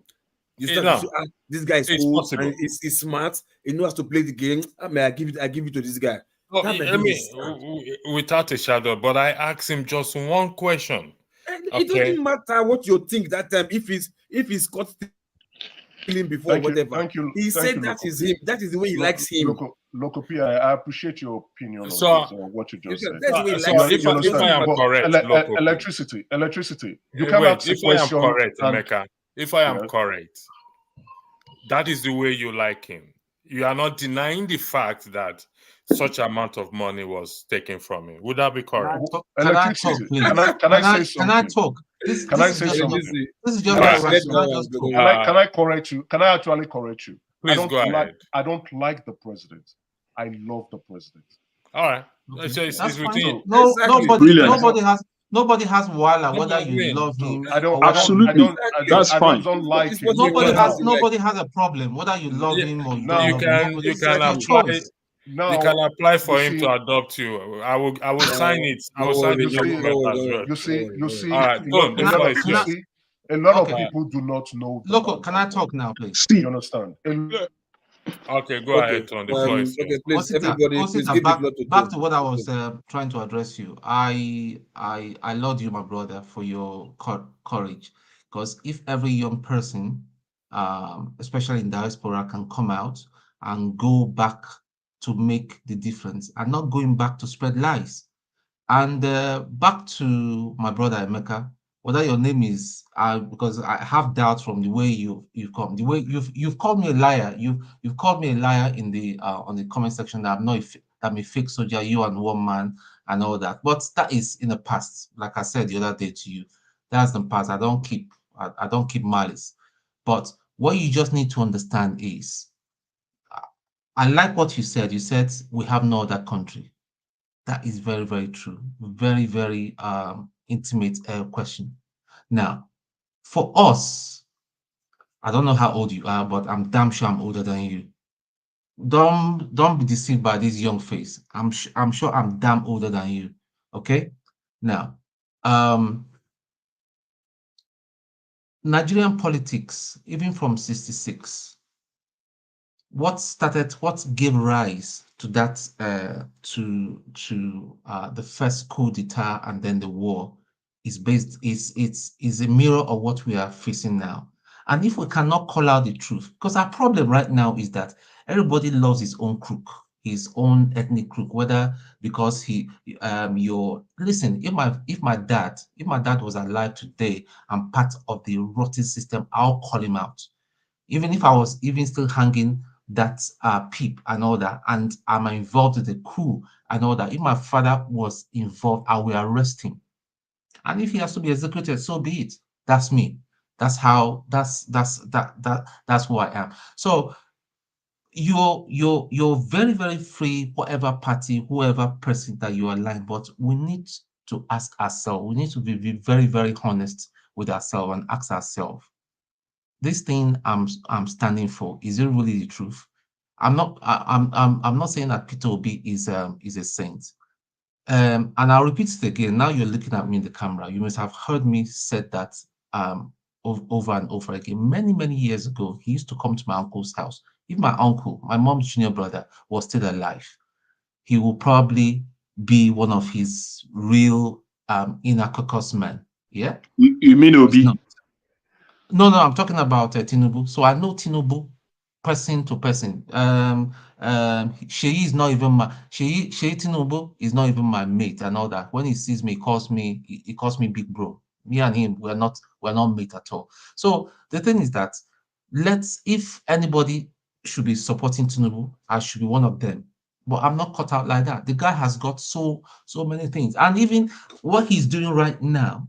Because the point is that he has taken the power. Okay, fair enough. I know that. See all the promises, all the pronouncement that he's made, it's turned out to be a lie. That is why people are having problem with him. If it works for him, everybody will be happy. Everybody will applaud him, will be happy. When he ran Lagos State and all that, however way he ran Lagos State, whether he ran it as a mob or or whatever, he was successful. Although people may argue that Lagos State used to be the federal capital. I appreciate the fact that he said he was successful. I appreciate the fact. Yeah. So a lot of people will argue that it used to be the federal capital territory, which is another valid point. I enjoyed part of Jaconde's free education. So when I tell you that, you guess my age. I enjoyed that era. I knew that era. Okay. So the thing is, all this see, the thing is that bigotry is one thing that crawls in I speak Yoruba. My Yoruba is better than my Igbo. I understand Yoruba people, even my Igbo brothers and all that. When they come and all that, I say, listen, calm down. It is not like this. It's not like this. The day we start looking beyond that, I don't know where you grew up. I don't know whether you're really an Igbo person or whether you're pretending to be a person or one of your parents is Yoruba and all that. It doesn't matter. But listen, Emeka, we need to start thinking deductively. For our nation to go forward, when a man is wrong, is wrong. When a man is right, we need to call that out. It's not about calling ourselves. We'll be insulting each other and all that. Listen, Osita will be going out. By the time he wants to go out, listen, everybody. I'm sure everybody on this channel will support him. Even if I have to buy my ticket and travel and go down and support him on the ground, I'll do so. That's the way we move forward. Yeah, Tone. I think I got the gist of your comments. Yeah, I appreciate that. And I would say there's something. What I would give to, especially most of the panelists here, is that nobody's ever going to question each and every one of your love for Nigeria, right? Likewise, I know some people also come here to make some inflammable statements, bigotry comments, comments that do not settle well with me. But some of those individuals, luckily, they are not here. If they were here, I won't jump on. I won't do that. Because I think bigotry is something we should frown out completely. I'm an Igbo man. I'm not half this, half that. I'm from Umuahia, from Umuahia, South Local Government, Olokoro Town. That's where I am. I'm actually from a royal family. That's why I put my maths and everything. I don't want people to know me. And when I say Eze, that's my title. That's not my name. My name is Emeka. So what I would say, let me address stuff because we have our back and forth over. What I do on the comment section is, I just troll. I like just to keep myself busy and laugh, right? Not that I mean anything like that, but I know sometimes, Stone, you see yourself, you take things to a different degree. Well, my own advice to you is leave the comment section. They just don't get bothered about No, I don't. See, listen, you need to know my background. My background as a military officer, I've been used to when I tell people to do something, they must comply. But what I also want to say is, my love for Nigeria. Gentlemen, Osita, I will give you the floor, but before I give you the floor, I need to say something. Yes, this is we sit down here to talk, and I keep telling us, and I'll say it again for the record, that what we say here goes a long way, and it will also be used to determine the kind of person we are. Let's give an example. The January 6th issue that happened in the US. Some lost their job, and those who intervened probably will get a job from onlookers. Our views and our opinions, if we don't know right now, our views and our opinions will be weighed by somebody we do not know, that our path will cut across tomorrow in life. And in doing so, whatever we say here is either we're shooting ourselves or it's going to elevate us. Words are powerful. So, like I said to the gentleman, it's within your right to support whoever you want to support. But I believe in your subconscious mind as human being that if someone proving that such amount of money was confiscated from him in your own subconscious mind and is unable to defend that amount of money, regardless of whether you are aligned to him or not, or whether you have a soft spot for him or it's perfect, it raises a lot of question marks as to the sort of person he or she is. That's why I say let's put it on a plain level. So while I say it's your right and everybody says it's your right as to who you support, morally and actively bad, it's something we also have to consider at the end of the day. So when you provided the document, I read it. Electricity, come on. We should not go based on politics, right? We should not be using the needle of morality to judge politicians. One of the tenets to be a politician is that you are not a moral individual. If you want to be moral, go be. Emeka. No. That is where I absolutely disagree. Emeka. This is the bane of our problem in Nigeria. I don't want this is the bane. This is why we are where we are. Please, see, I will counter. I will disagree wholeheartedly. Sorry, I just jumped in. But when it comes to morals, you can say anything about anything. I can accept it. But morals, you cannot judge anybody's morals. You are not God. No, you are not God. No. We on our electricity. Just finish your submission because even Jesus, let me just Christ when he was on earth, electricity. Come on, let me land this point. Let me land the point. Nobody can judge him. Emeka, if either of you unmute yourself again, I'll put you backstage. Respectfully. Okay. A lot of people. Let me put something on this thing for you to read. Who took this thing off? Rudolph took it off. There's something. There's all this. It's gone. There was something here, but I think Rudolph, it was changed. Okay, it's gone. I don't know why it's gone. I wanted to put something up there before. So, I don't know. I don't want this thing to turn into, based on this, your last statement you made, Emeka. Electricity, why you're pulling up what you're pulling up? Like, I'll just drop this statement. You see here, moral is the reason Nigeria. Lack of bankruptcy of morality. That is the reason why Nigeria is where it is today.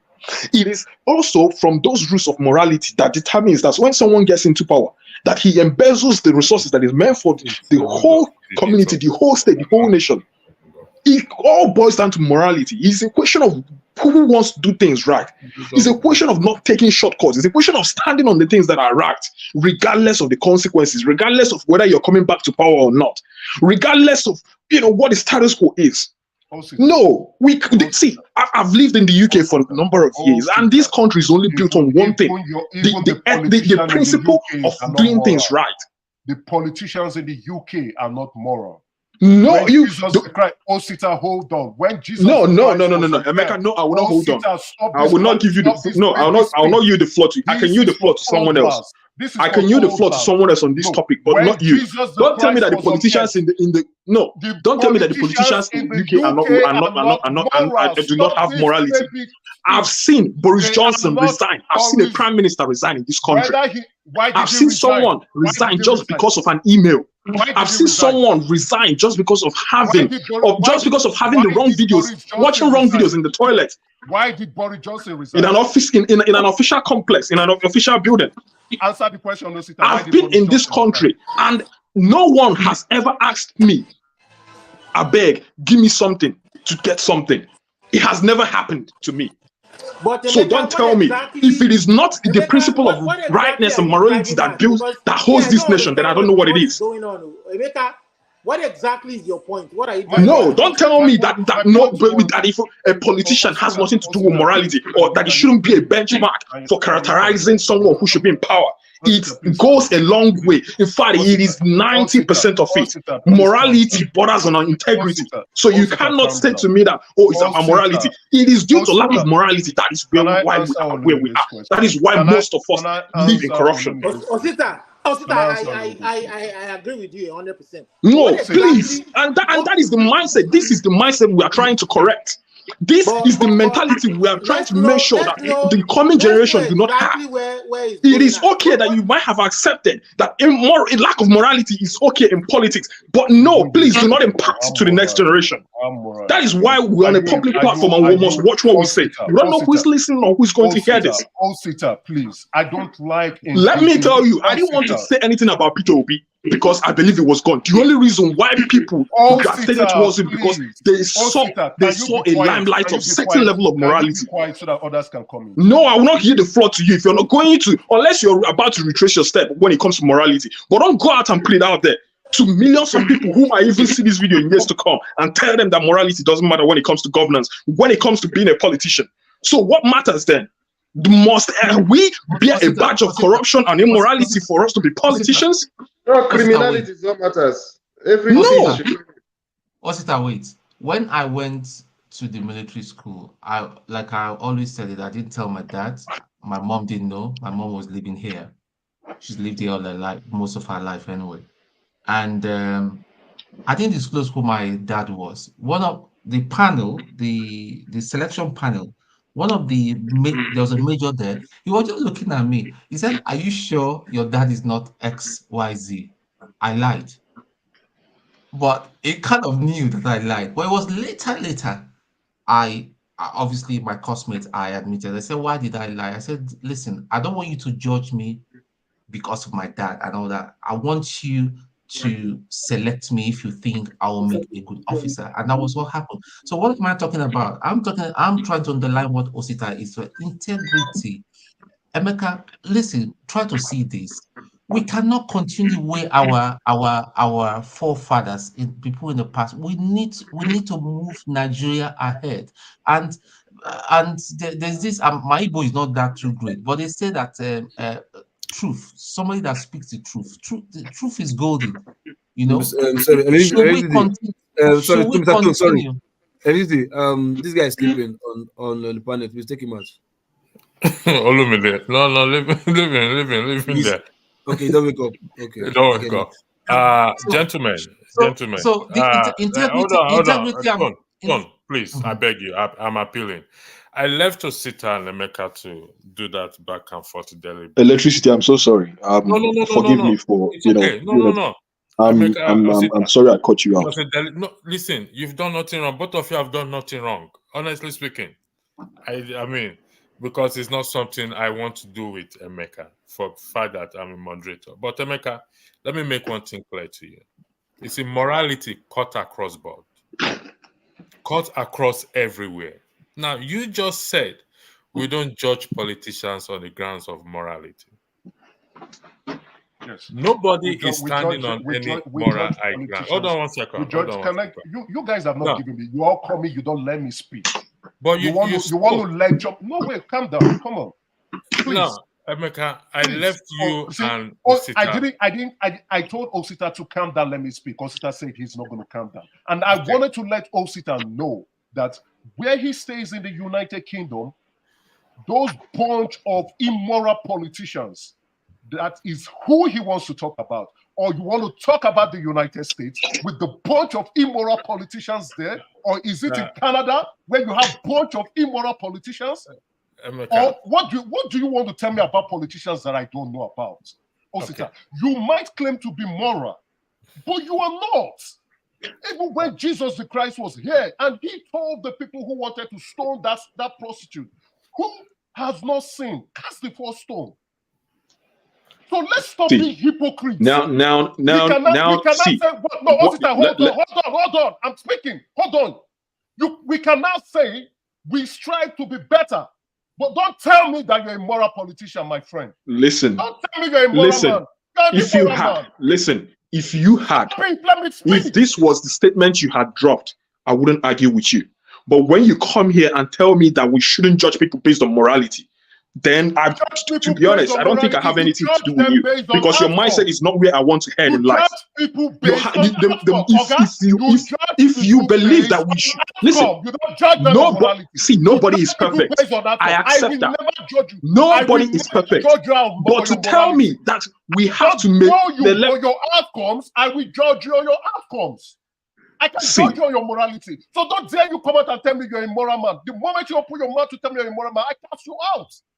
Let me tell you, I never opened my mouth here to tell you that I'm the one with the highest, moral level of morality. I really appreciate that you want to go. No, but do not make such submissions towards that politicians should not be judged based on morality.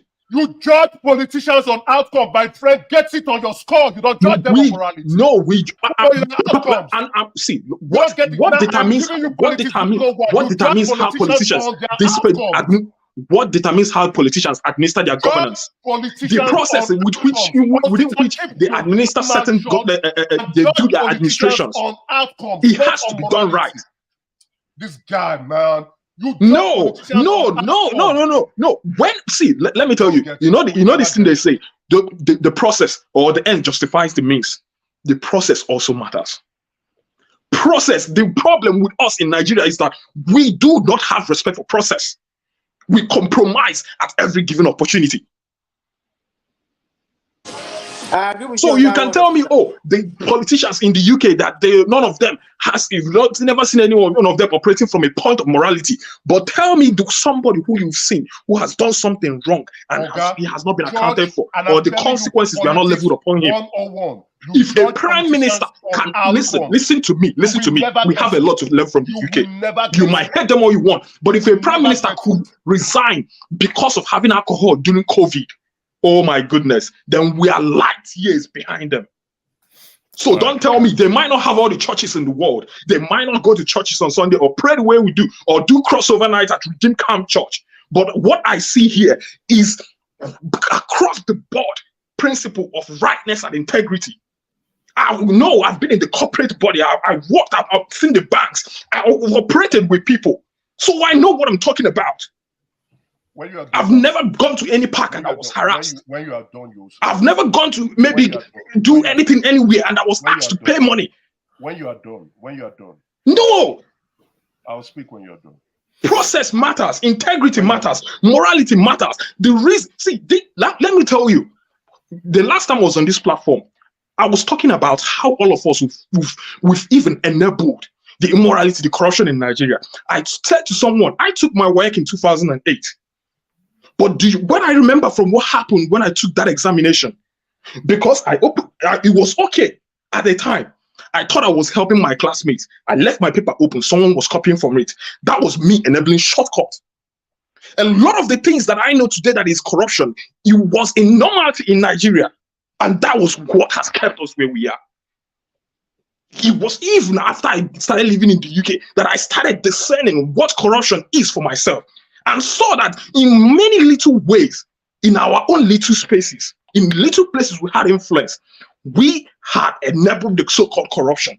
And to me, there's no even corruption that is even bigger than any. It is either you're in it or you're out of it. It is either you're aware of it or you're ignorant of it. But I think that the majority of our problem is the fact of even from a point of ignorance. Because a lot of us don't even know what is right from what is wrong. Because we've been brought up, raised in an environment that accepts wrong, that has permeability to wrongdoing. Come in, please. I don't need to come in, but can others come in? But please, let us not trivialize the significance, the imperativeness of integrity and morality, especially within the spaces of governance. Because if the head is right, then it trickles down. And even the Bible, I don't want to quote the Bible because everyone here has their own religion. But a nation cannot stand where righteousness lacks.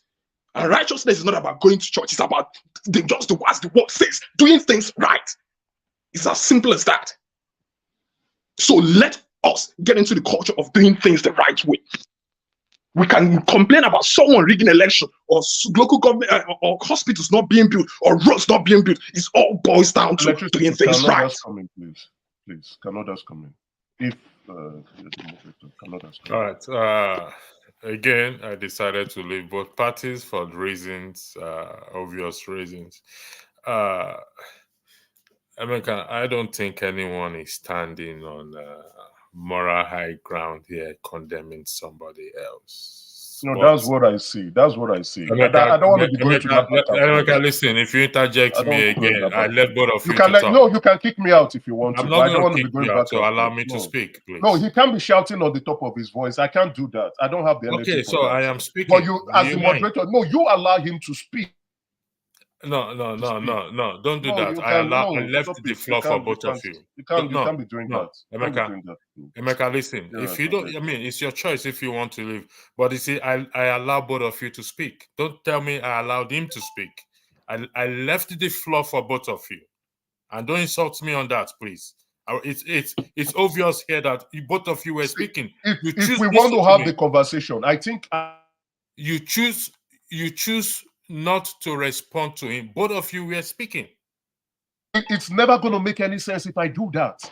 What I'm trying to tell you is, don't tell me I allowed him to speak only. I left the floor for both of you. But that's where you come in to say, okay, calm down, let him speak.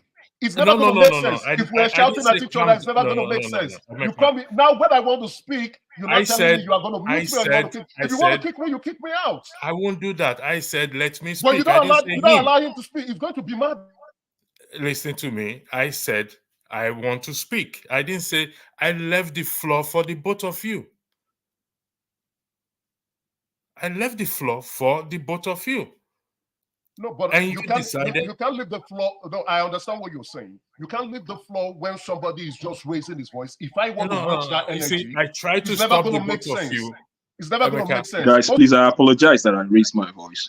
Okay? You don't apologize when you have I apologize. And then Emeka, it's nothing personal to you. I like I like you as a person. And the major reason I like you is because the only thing I said wrong, the only thing I said was that of us trivializing morality. That was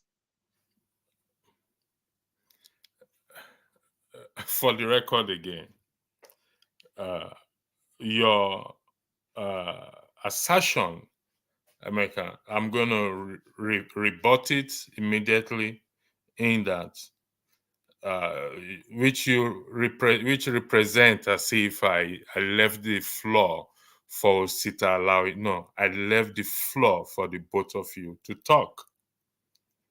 But you choose, and he even apologized. And I said, no, it's on record. Everything just happened, it's on record. And I said, no, I deliberately left the floor for the both of you, not preferring one to the other person. in the case of morality, I mean, he said that if the second argument is the way you present it at first, then that is fine by him. So, but in the case of morality, we can't defend it. We are not standing on any moral high ground and throwing stones at anyone. There are politicians, everyone, there's no system that is perfect. Even in the UK, the system is not perfect. But to a large extent, they hold their politicians or their leaders, let me put it that way, accountable. And that is what we need to do back in Nigeria. So when you hold that view or float that view that we can't judge or we can't say this in terms of morality, no, I don't think that is proper.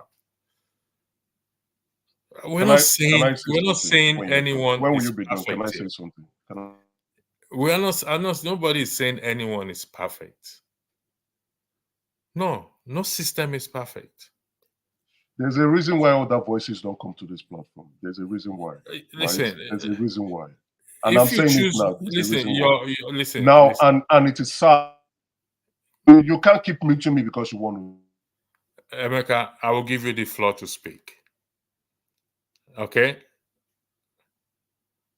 So, but I'm not going to kick you out. But you have the option to click the Leave Studio if you want to. But I'm not going to kick you out.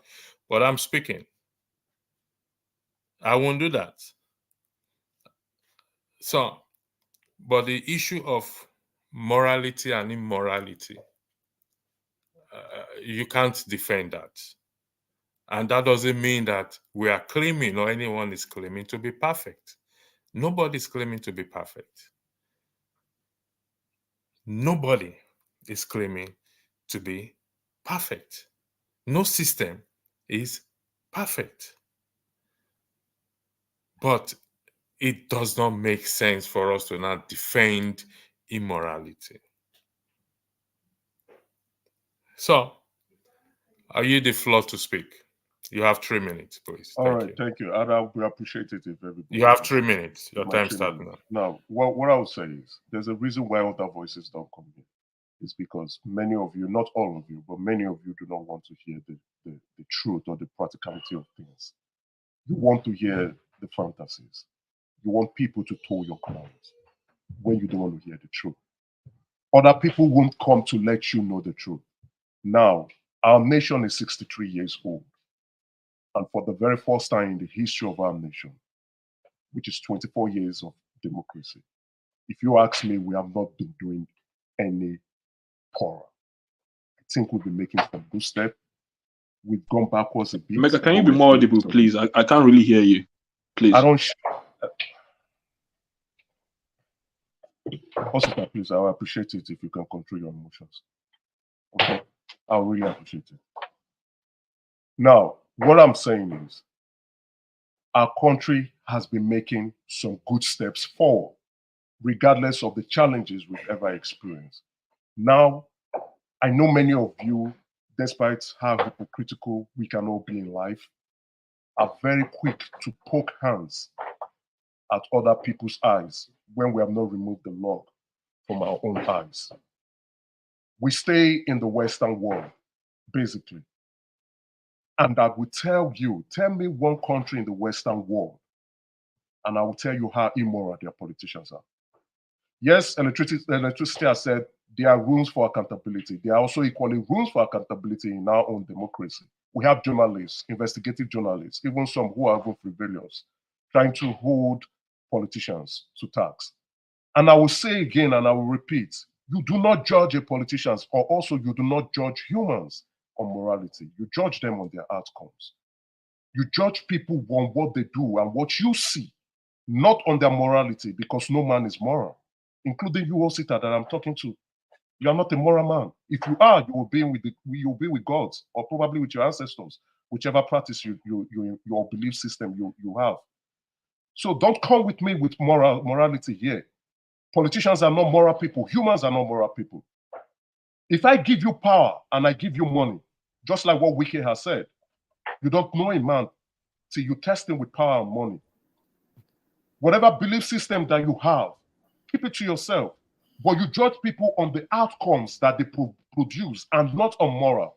So if the president has said, I will do this, and he does not do it, I will hold him to that. But I will not judge the president of what moral or belief system that he has or whatever he inscribes himself to.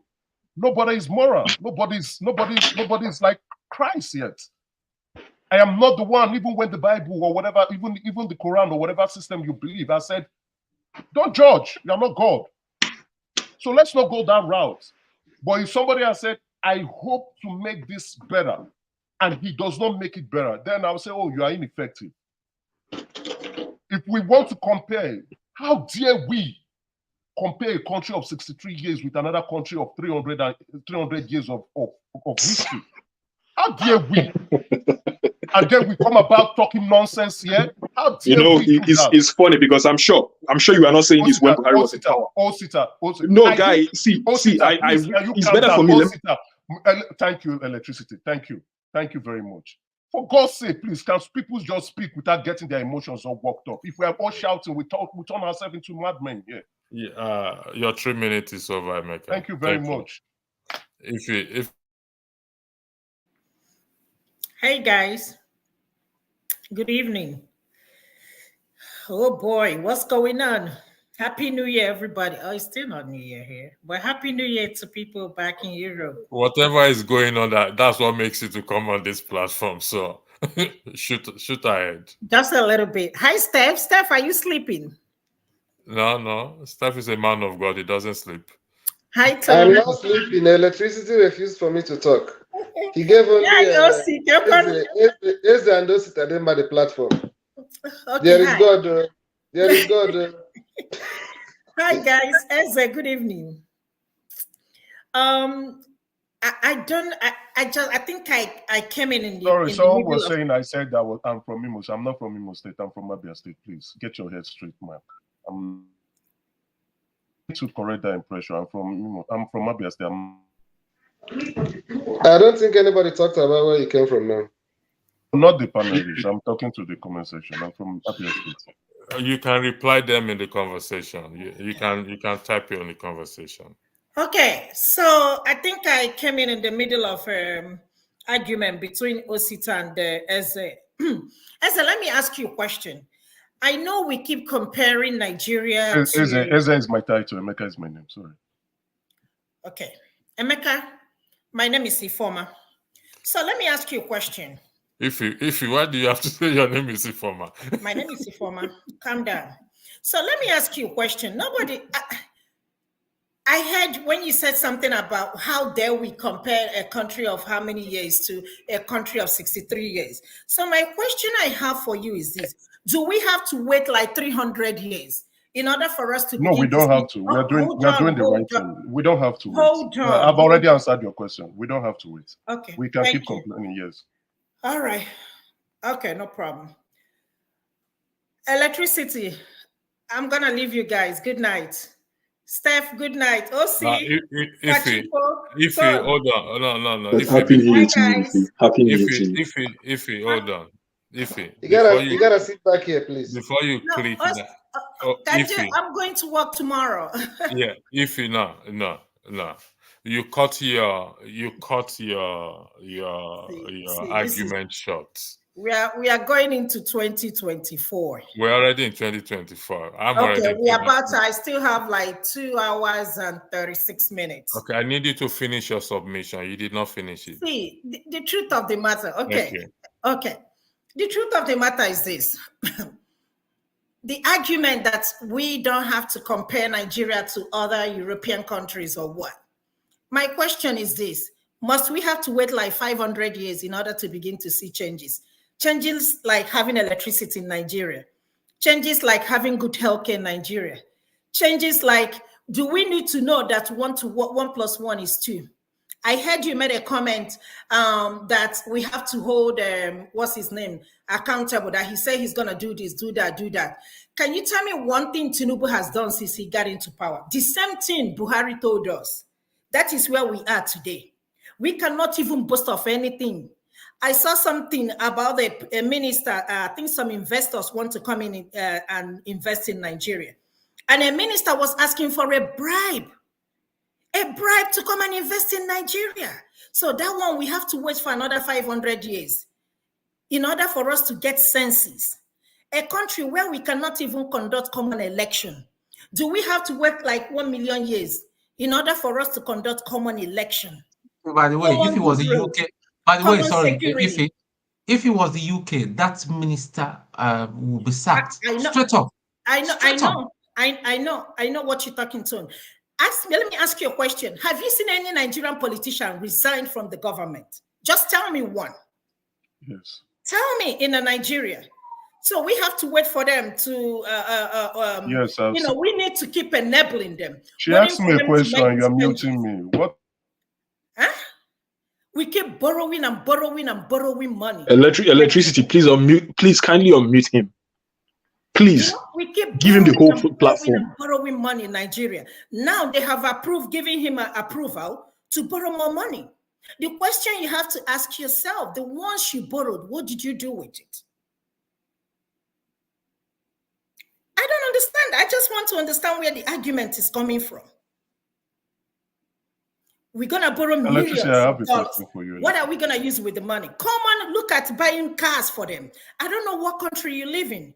I have a question but the question I want to ask you too, do the Senate have to buy cars for their National Assembly in order for them to come and do a job? I've never seen that happen. Even if they have to do that, why should it be a foreign-made car? Why you have a manufacturer in your own country? Why not go and support the person so that you can build the economy? Do we have to wait for 100 years for that to happen? It's a common sense thing. Just because he took the 1 million, 1 + 1 is 2, it will never be 3. I have never seen any corrupt country like Nigeria. Let me say that. If we are not number 1, we might be number 1, 2, 3. Count us 1, 2, 3. And we are giant of Africa. We are not producing anything. We are giant of Africa. We don't even, the oil we are producing, we can't even give account of it. Every time we keep hearing that people are stealing vessels of oil and selling it in another country. How many years ago, 60-something years ago, 40-something years ago, look at Dubai. They came to borrow money from Nigeria. Nigeria said, no, look at Dubai today. It's like heaven. And look at us today. Dubai used to be a desert. It's still a desert. And look at us today. Everybody wants to live. Anybody you talk to, they will tell you, I don't care. Anywhere is better than Nigeria. When are we going to fix our country? If the country is good, nobody wants to leave. I keep saying it. Nigerians are the most hardworking. We are hardworking. So let nobody tell us otherwise. Any politicians that is promising you anything in Nigeria. Do you want me to answer your question or you want to make it? No, don't answer my question. I'm not addressing you. Don't ask me a question. No, I'm not. Don't answer my question. I'm not addressing you any longer. If you don't want me to answer your questions, then don't tell me my opinion. Then if you want to rant, then you rant. Don't tell me to answer the way questions. you were because I just posted before, on the link. You said Nigeria is the 3rd most corrupt country. I just posted on the link. Excuse me. When you were talking, stop painting Nigeria bad. That's what. Stop painting Nigeria bad. Stop painting Nigeria bad. Stop it. You do not even know the presidential power of the country. You do not know power. Stop acting like a 2-year-old child. Stop painting Nigeria bad. I respected you. Stop painting Nigeria. Show me respect too. I respected you, Oga. You guys should stop painting Nigeria.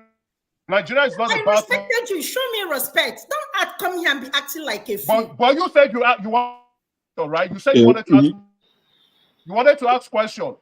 Did I call your name when I addressed you? Did I call you? Calm down. Calm down. You're not making any point. Stop acting like a 2-year-old. You're the one who's not making points. I just no. Calm down. I'll face you with facts. The link. Stop a boxing ring. Stop saying the boxing ring. Stop saying you need to be ashamed of yourself. I am not. I'm not ashamed of my country. You are the one ashamed of your country. I'm not ashamed of my country. I said ashamed of yourself. You should be ashamed of your country. I am not. Why should I be ashamed of myself? You lied about the country. You lied about the country. I posted something. You don't know about the presidential power initiative. I posted it on the league. You are coming to talk rubbish about Nigeria. I will not allow you to say rubbish about Nigeria. Nigeria is not the most corrupt country in the world. You are ignorant. You are silly. You don't know what is going on in the country. And the people who are trying to make that country work, you come around to talk about your leaders anyhow. You should be ashamed of yourself. Talking about your country anyhow. I'm not a coward. I'm here. I'm talking to you. I've just posted. Go and read. If you don't know how to read, go and read. Nigeria is not the most corrupt country in the world. Yes, it is. Stop it. It is the most corrupt country. It is not. Why not Open go the link. home? It is not. If you don't know the presidential power, if you don't know about what is going on in Nigeria, then keep your bloody mouth quiet. Keep your keep your bloody mouth quiet if you don't know about the country. Let me tell you something. Keep your mouth shut if you don't know what is going on in the country. Keep your bloody mouth shut if you don't know what is going on in the country. If you don't know what is going on in the country, keep your bloody mouth shut. Go and tell your father and go tell your mother. If you don't know what is going on in the country, keep quiet. You are not raised a dog. Keep you quiet. are not raised. You can say whatever you say, but you should be ashamed of yourself. Talking about Nigeria. Your mother to be ashamed of herself to burn somebody like you. Your father should have pulled out. Same as your father and your mother. Same as your useless mad father and your mad mother. Same thing. You're a cow. You're a fat cow. Get out of the place if you don't know anything about the country. You are well, I know your father is dancing in the mass square. Unfortunate child. Your father is dancing in the market square. Hello. Your father is dancing in the market square. Hello, Mr. Electricity. Your father is dancing mad. You cannot be there, and this is happening. You're very silly. No. You're very silly. I am here. You're very silly. You know why? Because I confronted your lies. I confronted your lies. I confronted your.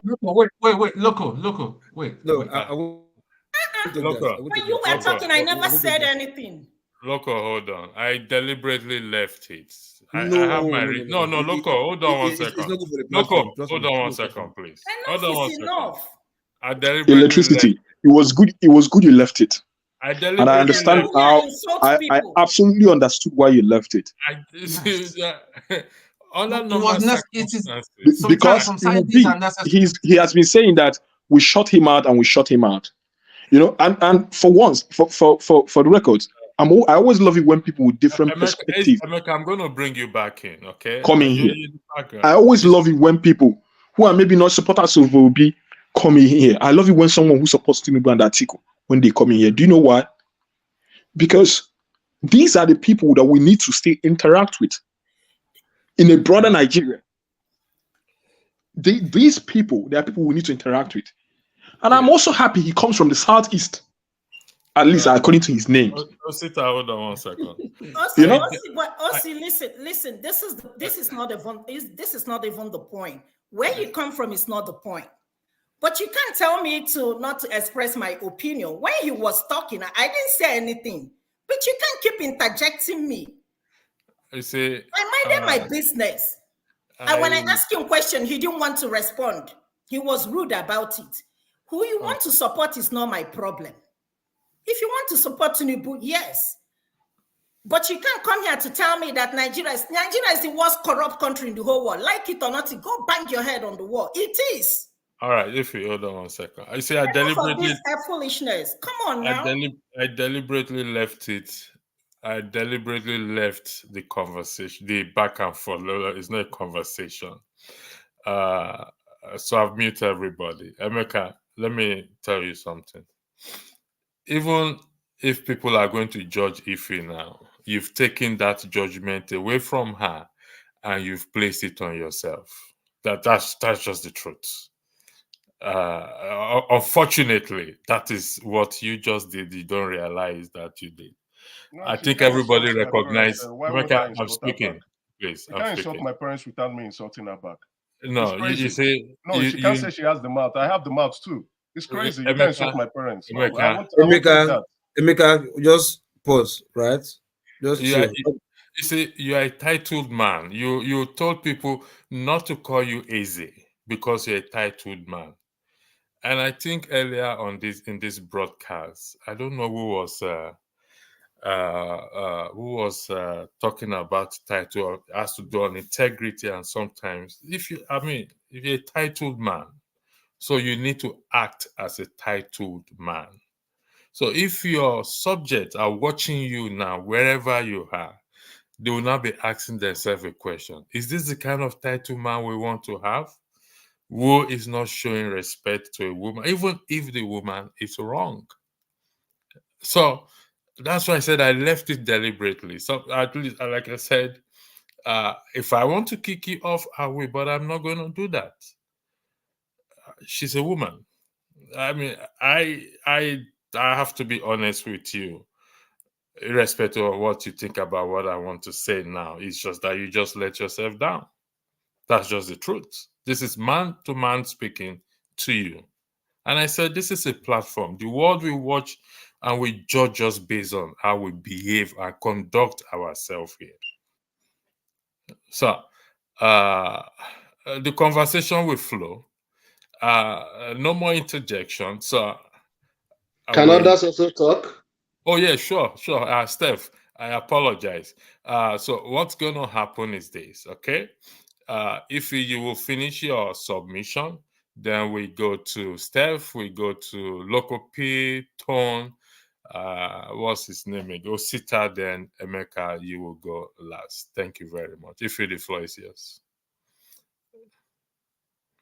You are muted. You have to unmute yourself. If you are muted. Oh, I don't have anything to say other than to apologize to you, Electricity, Steph, Local, Tone, and OC. I am so sorry, but when I have to let it out, I have to let it out. And to the person involved, I don't owe no apology, not even for 1 minute. Back to what I'm saying about Nigeria. Whether you like it or not, believe what I'm saying or not believe, present your fact, put it on CNN. We don't have no record. Carry your Nigerian passport, go anywhere, even at work. We don't have no credibility. Even our president, no credibility. Our National Assembly leaders, no credibility. The governor of, I think, Ondo State, right? He died. He died. Why? Because we don't have maybe a good healthcare system in Nigeria. Imagine if he's ordinary man. How can they afford to fly to Germany to receive a health care? Even in a state where he's a governor, he couldn't even build a hospital. That is the Nigeria I'm talking about. That is the country I'm talking about. We want to stay united, right? Me as an Igbo girl, I've said it here over and over again. I can't even leave my state to go to another state where I cannot speak the language to get a job. That is the Nigeria we're talking about, right? That is the Nigeria we're talking about, that we can't even have something like this thing, what is it called? Like Tinkan Island. We can't even have that in the East. We can't even have that in other part of the country. That is the country we are talking about. And I stand by my word, the most corrupt country, whether you like it or not, I don't care. So far, we flag this green passport. Everywhere we go, it will continue to follow us, whether you're innocent or not, unfortunately. And all of us, everywhere we are in diaspora, if you feel that where you are not comfortable, go back to Nigeria. Why are we in diaspora? Electricity, why are you in London? Steph, where are you where you are? Local, all of you, pack your stuff and let's go to Nigeria. If our president is doing well. For 63 years, we can't even boast of anything in Nigeria. We are coming here, we have to give them time. We have to compare them, wait for 100 years in order for things, commonest things, the things we pray for in Nigeria is the things the government provide here. Crossover service 2024. We are still praying for water. Father, give us water. Father, fix our electricity. That is the same prayer we prayed 63 years ago. We will pray this prayer again in 2024. And guess what's going to happen? No changes. The things we continue to get the same over and over again. Come back here next year, we will have this discussion.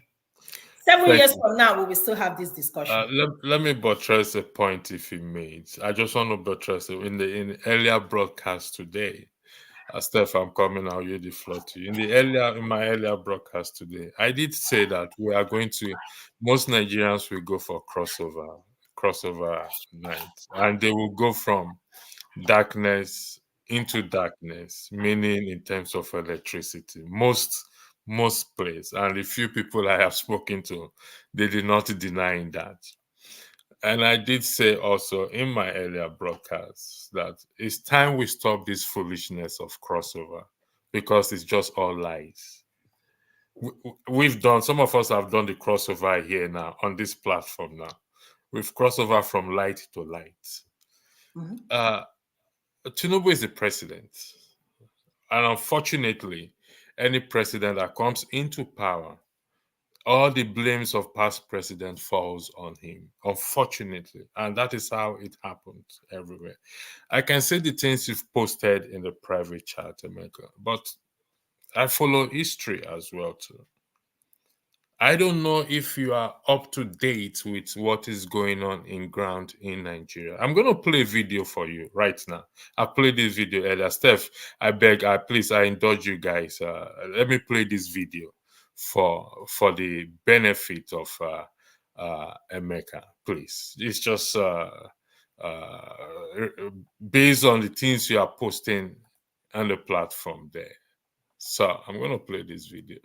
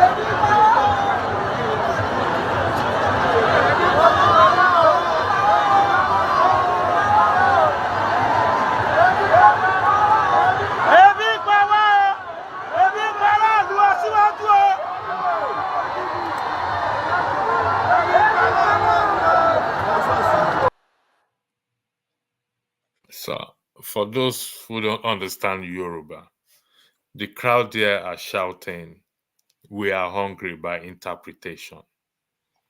I think that is a wrong narrative. Yes, we heard it, right? But I can tell from that crowd that is there, that is not a voice of a crowd. Yes, some few persons said it, right? And I was expecting that video to go longer than that and show after the position where the recorder is, should go further, but it didn't. But if judging with that crowd, if all of them are really shouting a wow, right? It would have been more, as in the echo would have been louder than that. You understand? But I understand. Look, whether it is the whole crowd that is shouting or not, that the people that are shouting are in the crowd there. Would that be correct? Exactly. Yeah. Okay. Not really everybody. And looking at the crowd, they are not happy crowd. Yeah, no jubilation, like people shouting, raising their hands, waving, and all that stuff. Yeah. So, just to highlight, based on the things you posted in the private chat, President Tinubu unveils plan for massive investment in health sector. All those are, to be honest, all those are. So, Steph, the floor is yours. Thank you very much. Thank you. Finally,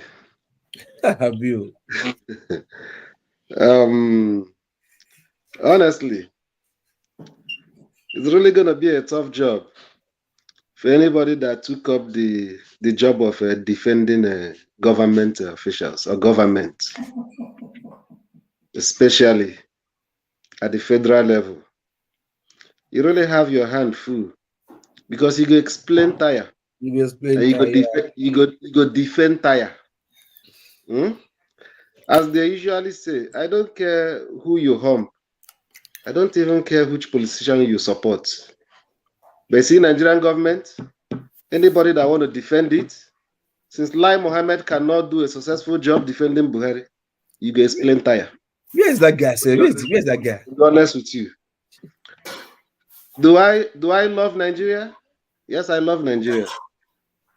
Do I want a Nigerian that works? Yes. Nigeria the way it is today, am I proud to be a Nigerian? No, I'm not. Thank you. I'm not. Do I want to be proud to be a Nigerian? Of course I am. And anybody that is pretending that all is well when nothing is well, I think they are among the people that is actually giving the government the false narrative. And that may be the reason our journey may be more prolonged than we think that it can be. Having said that, the budget of Dashed Hope that was released was based on exchange rate of 750 per dollar. Nick, can you help me with this guy? 750 per dollar. On Friday, the Naira exchanged in the at the official rates, $845 Naira per dollar. What is it showing you? That even before we begin to implement the budget, the assumption, the major assumption upon which the budget was based is already failing. A government, of course, it's important how a government came into power. Process matters. But let's assume that it was even Peter Obi that won the election. And the way things are since he was sworn in, see, today is what it is today. Anybody that supported Peter Obi, that will be proud enough to defend him, is the most unpatriotic Nigerian. Because we should be able to call our government, whether we support the government or we don't, whether we support the individual or not. When they are not doing well, the duty we are ourselves is to tell them, you guys are moving in the wrong direction. But when they do well and we're able to see it, we'll clap for them. Yesterday, I said something. I said that whether we like it or not, Tinubu is the president of Nigeria. And as far as I'm concerned, I will be more than happy. I'll be more than happy for him to succeed. Because if he succeeds, the burden that some of us bear on our loved ones in Nigeria will reduce. But until I see it, as of today, I don't have any reason to believe that there is hope. Why? Because, hope is not a strategy, whether it's going to be renewed or not renewed. It's not an economic strategy. It's based on policies. You look at a budget, you see what is going to come in, what is going to go out. What is the priority of government? Where you start seeing that something is amiss is when a government is budgeting how many $1 billion to renovate a Dodon barrack that has been abandoned for how many years? A government that should be thinking of how can we sell Dodon barrack to recover money to be able to finance our budget. One man's pleasure, because that's what the Dodon barrack is going to be. One man's pleasure in the country of how many millions? The same government budgeting another billions, about 7 billion, to build a new house that was abandoned for vice president, when another billions, about 2 billion, was in the supplementary budget to renovate where he's currently living. and that government is moving in the right direction. Is that what you want somebody like me to believe? No. We've seen it before. We cannot buy into such rubbish. That's rascality at the highest order.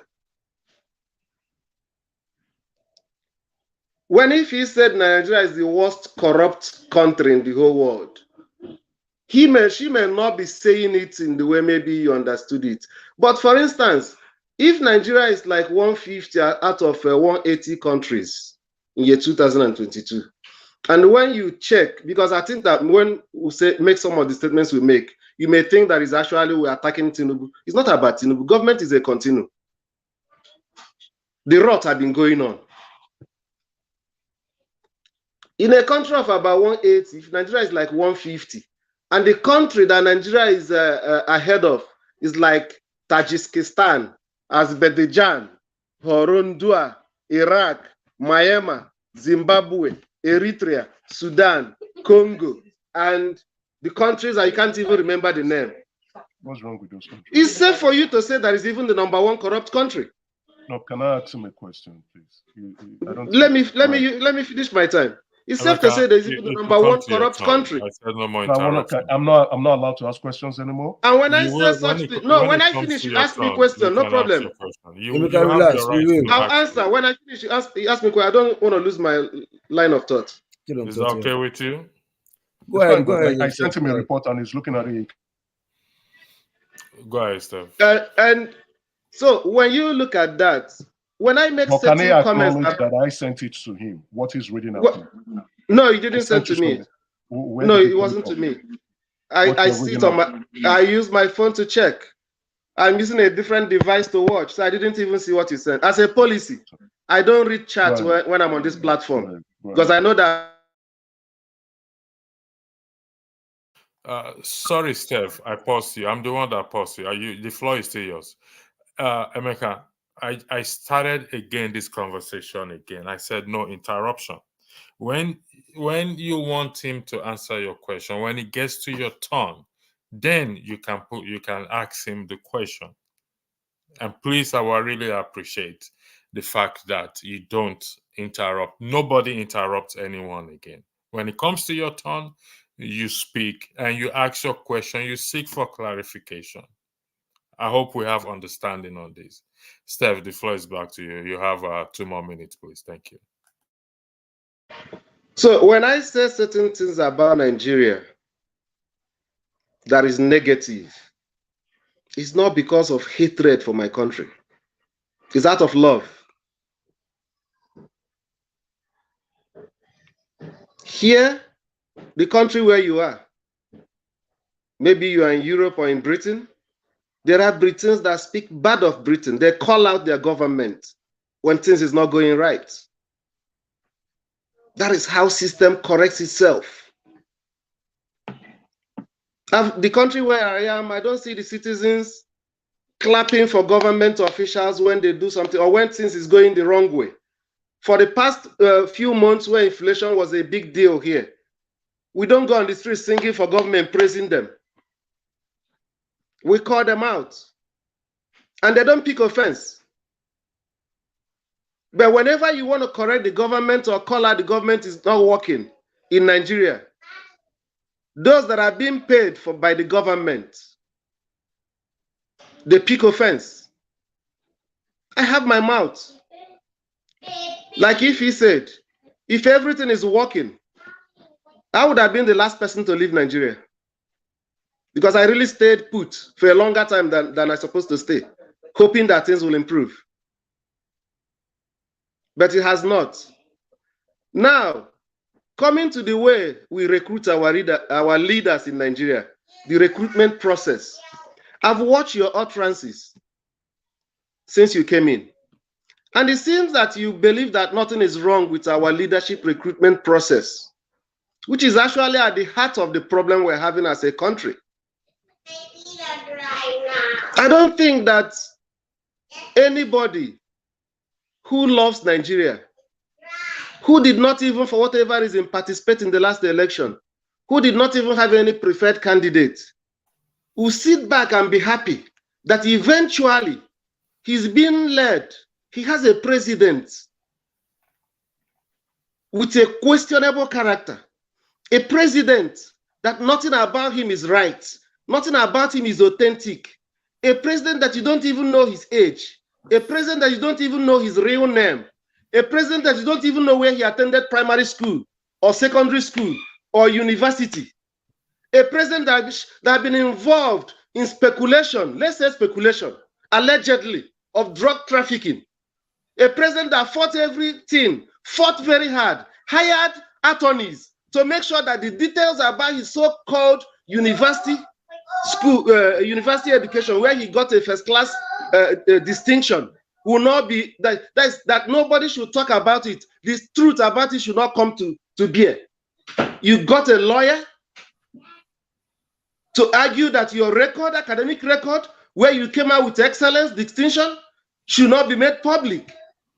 A president who also got a lawyer to make sure that the details about his drug trafficking and other things about him that's being released by FBI should be put on hold. That's the kind of person. I used to ask a question, how did we get this low? How did we get to this level?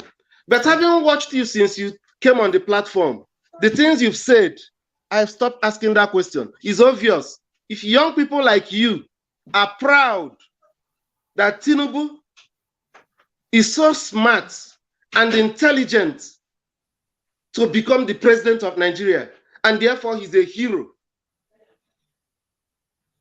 that our children should read about him and be proud that such a person was the one-time president of Nigeria, and they want to be like him, then there's no hope. There's no redemption for Nigeria, unfortunately. Thank you. Fellow panelists, can you indulge Emeka to ask his question? So, Emeka, just your question only. It's not your turn. I'm only giving you that allowance to ask your question, please. Thank you, Electricity. Steph, right? You said you love Nigeria, right? Of course. Good. Have you at any point ever on this platform called for the disintegration of Nigeria? Disintegration? Yes. Of Nigeria? Have you ever on this platform called for the disintegration of Nigeria? Do you want to hear me talk? Do you want to hear me talk? You want to hear me talk? I can give you the other question. Do you want to? Yeah, now, it's a question. Then are you done? Is there another question? Hold on, yes, there's another question. You said you love Nigeria. Yeah, of course. You openly on this platform supported IPOD and Biafra, right? Have you done that on this platform openly? Any other question? I'll take the three together. The third one. Now, do you think Peter Obi is a morally upright individual? That's the third one, right? Yes. Electricity, can you give me like 3 minutes to answer these questions? I'll give you 2 minutes, Steph, because the others waiting. Try your best if you don't mind. Okay. My position on Nigeria, I've said it times without number, that a united Nigeria is the best gift we can ever bequeath our children. And that if possible, I'm coming. If possible, we should look for a way to annex some other countries around Nigeria, or maybe by way of consensus, as join them together and become one country with them. But one, it must be based on equity, justice, and fairness. On IPOB, I said that I'm not a fan of Nnamdi Kanu, but I love the key points of his agitation. The reason why I love it is because it is meant to call for dialogue so that we can question why is the reason why he wants out. Because the heart of that reason is the reason why Nigeria is where it is today. On Peter Obi, I did not vote for him because I'm not in a place where I can vote for him. But if you ask me about him, the man you said is the man of the year cannot stand shoulder by shoulder with him in anywhere. He cannot. Have you called for the Nigeria on this platform? Emeka, I allow you to ask your question, which you did. It's not yet your turn. However, let me say this in respect to your question, in that many have voiced their concern or for the nation to go their separate ways, and reason being that it's not working, and they want to, even though I kicked against it, but I can understand where they are coming from. I've also said on this platform, each region or state should develop their state as well too. So the relevance of that question, I allow that question, but the relevance of the question is what is yet to be established. A lot of people have said so. Local P has disappeared. So Tone, then we go to Osita, then is a Tone. The floor is yours, please. Okay, thank you. Emeka. Don't do me a favor. Let's do ourselves. Let's just speak. Don't address Emeka directly. Just speak. Okay. Thank you. Okay. What I'm going to say. Okay. No, they can go ahead. I'm a big boy. They can go ahead. Okay. Let's just try to be respectful of each other, because when we're disrespectful, we can't make our points. I know sometimes. Remember, you called me out that sometimes I should calm down. So you two should do the same, more so to a lady. I don't see anything that if he has said that he's out of. I think this is the first time. In fact, I'm even shocked. This is the first time I've seen if he lose it. So, but it's okay. It's okay. But let's, like what I said earlier, and I will continue saying it, and all that. If we cannot speak the truth, like my brother Osita said, if we cannot have integrity, what are we talking? Why should IPOB, our Nnamdi Kanu, not advocate for a breakup? So telling us that other countries have criminals. Yes, well, they are other criminal, but there are some certain things. I don't know where you are, whether you're in Canada or America. There's some certain things that you do as a politician and all that. You are expected to resign, or they kick you out of there. So for us to really achieve the kind of country that we need to change our narrative. We've got the young ones like electricity, and Dr. Damages always say that what we are recording now, people are going to watch it 10 years, 15 years. That's why I'm very, very careful. I think very careful of what I say. I know that I don't want to say some certain things, and maybe even 6 months down the line, I'll be so ashamed of myself, So that's just what I'm just appealing here, please. And if you could be the bigger man, you're a man. We're here. We have to protect our sister. If he's our sister, I think you should apologize. Okay? Thank you. Thank you, Tone. Osita, you're next. Then we go to Emeka, please. Osita, Local P is back. Look at the way he sneaked back in. All right, Local P, the floor is yours. I won't like for waiting for what? Okay. Now.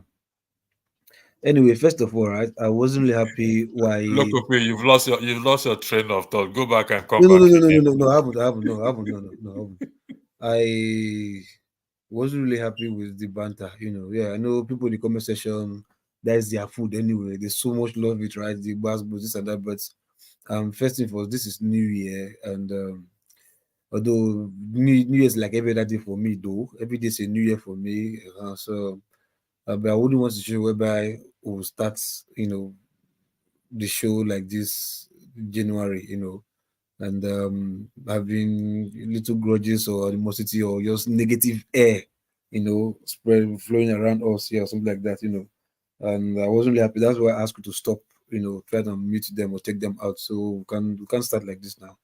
And that's one. But for the argument of Nigeria, Tinubu, this and that, yeah, if Emeka decides to say he wants to like somebody, like even somebody that's worse as Desiani.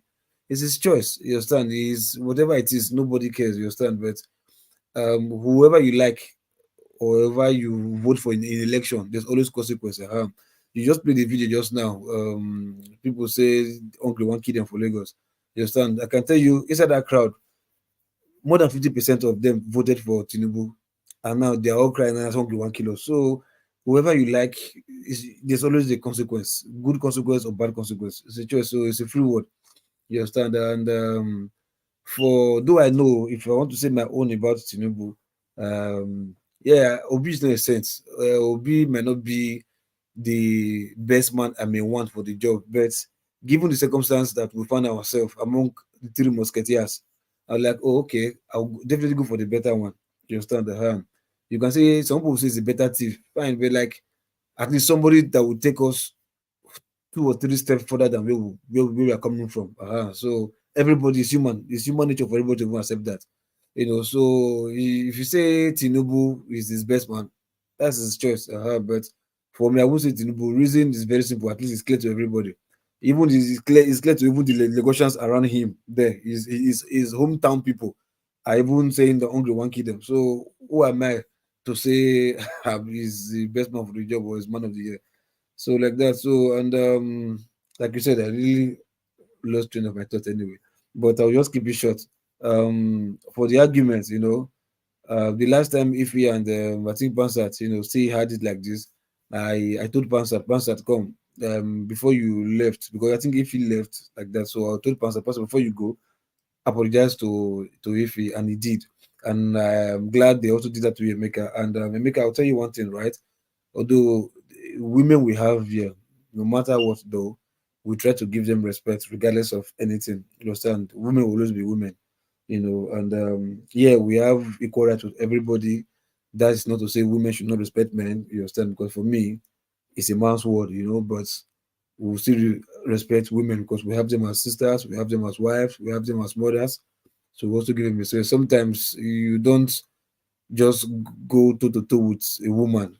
Come on, man. You can read the comment section now. You can see what people are telling you and this and that. So it's not really nice like that. So I will still join whoever moved the motion to say, you, Emeka, can I ask just say forget about this if you're sorry and this and that. I know if you also in our own magnanimity to say the same. So that's it. Lokopi, do you mind if I ask you a question? No, I mean before me, I'll be examining now. Fire them. So there's nothing wrong with a heated debate, right? No. He debate. This is not debate. Hold on. Let me stop you there. That is not debate. Let me ask the question. That is not debate. Continue. Let me ask the question. More electricity, for God's sake, please. No, don't meet him. Don't meet him. Don't meet him. For God's sake, please. For God's sake. It's Lokopi, have you finished talking?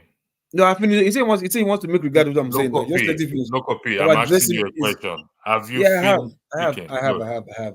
If I want to yield the floor to Emeka, after I give him the floor to ask Steph the question, so I make that determination. So I can decide not to, and he wait for his time, and he can ask you the question. Is that a fair way? What if I'm not here before he gets to his turn? Don't worry now. Okay, see. Electricity.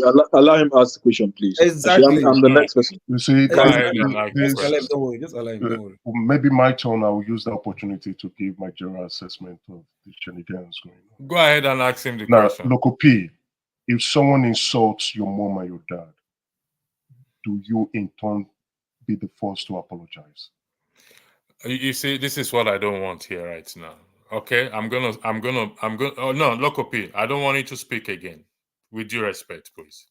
Okay, Emeka, if you listen to what everybody have just said now, okay, in terms of apology, none of them said only you should apologize. They said no, but she had the first youth to apologize. She said she was never going to.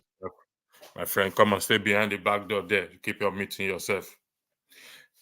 They want both of you to apologize, but they want you to be the bigger person to apologize. If you can't be, nobody's forcing you to apologize. It's your God-given human right if you don't want to apologize. Let's just get that clear. So I'm going to bring you back on the stage. I don't want this issue of, if you want to apologize, to be the bigger person to apologize, apologize. If you don't want to apologize, then no problem. But like I said, we live in a small world. You don't know where your path will cross tomorrow. We see on this platform, we don't know. Let me give you a story, a true life story that happened within the last 48 hours. On this platform, someone called me and asked me, who is that person? And I told this person, this is that person. That other person called me and said, oh, let me thank that person. He gave me so amount of money. They've not met. It's a small world. I will emphasize on this. We don't know where our path will cross. Emeka, you are a titled man.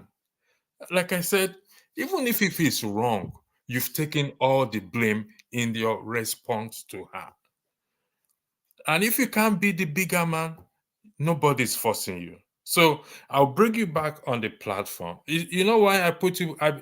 If you have rebuked me once here, to say electricity seems this is your power that you kick people. So I stop kicking people out. I'll put you on a platform backstage and I'll bring you back. That is learning process. And if you cannot appreciate learning process, then it's unfortunate.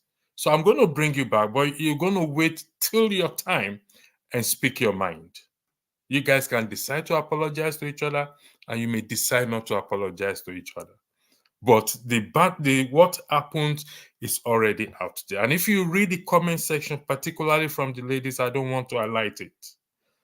So it's your call, but do not interrupt again. The floor is now to Osita. Then after Osita speaks, then you can speak as well. Thank you.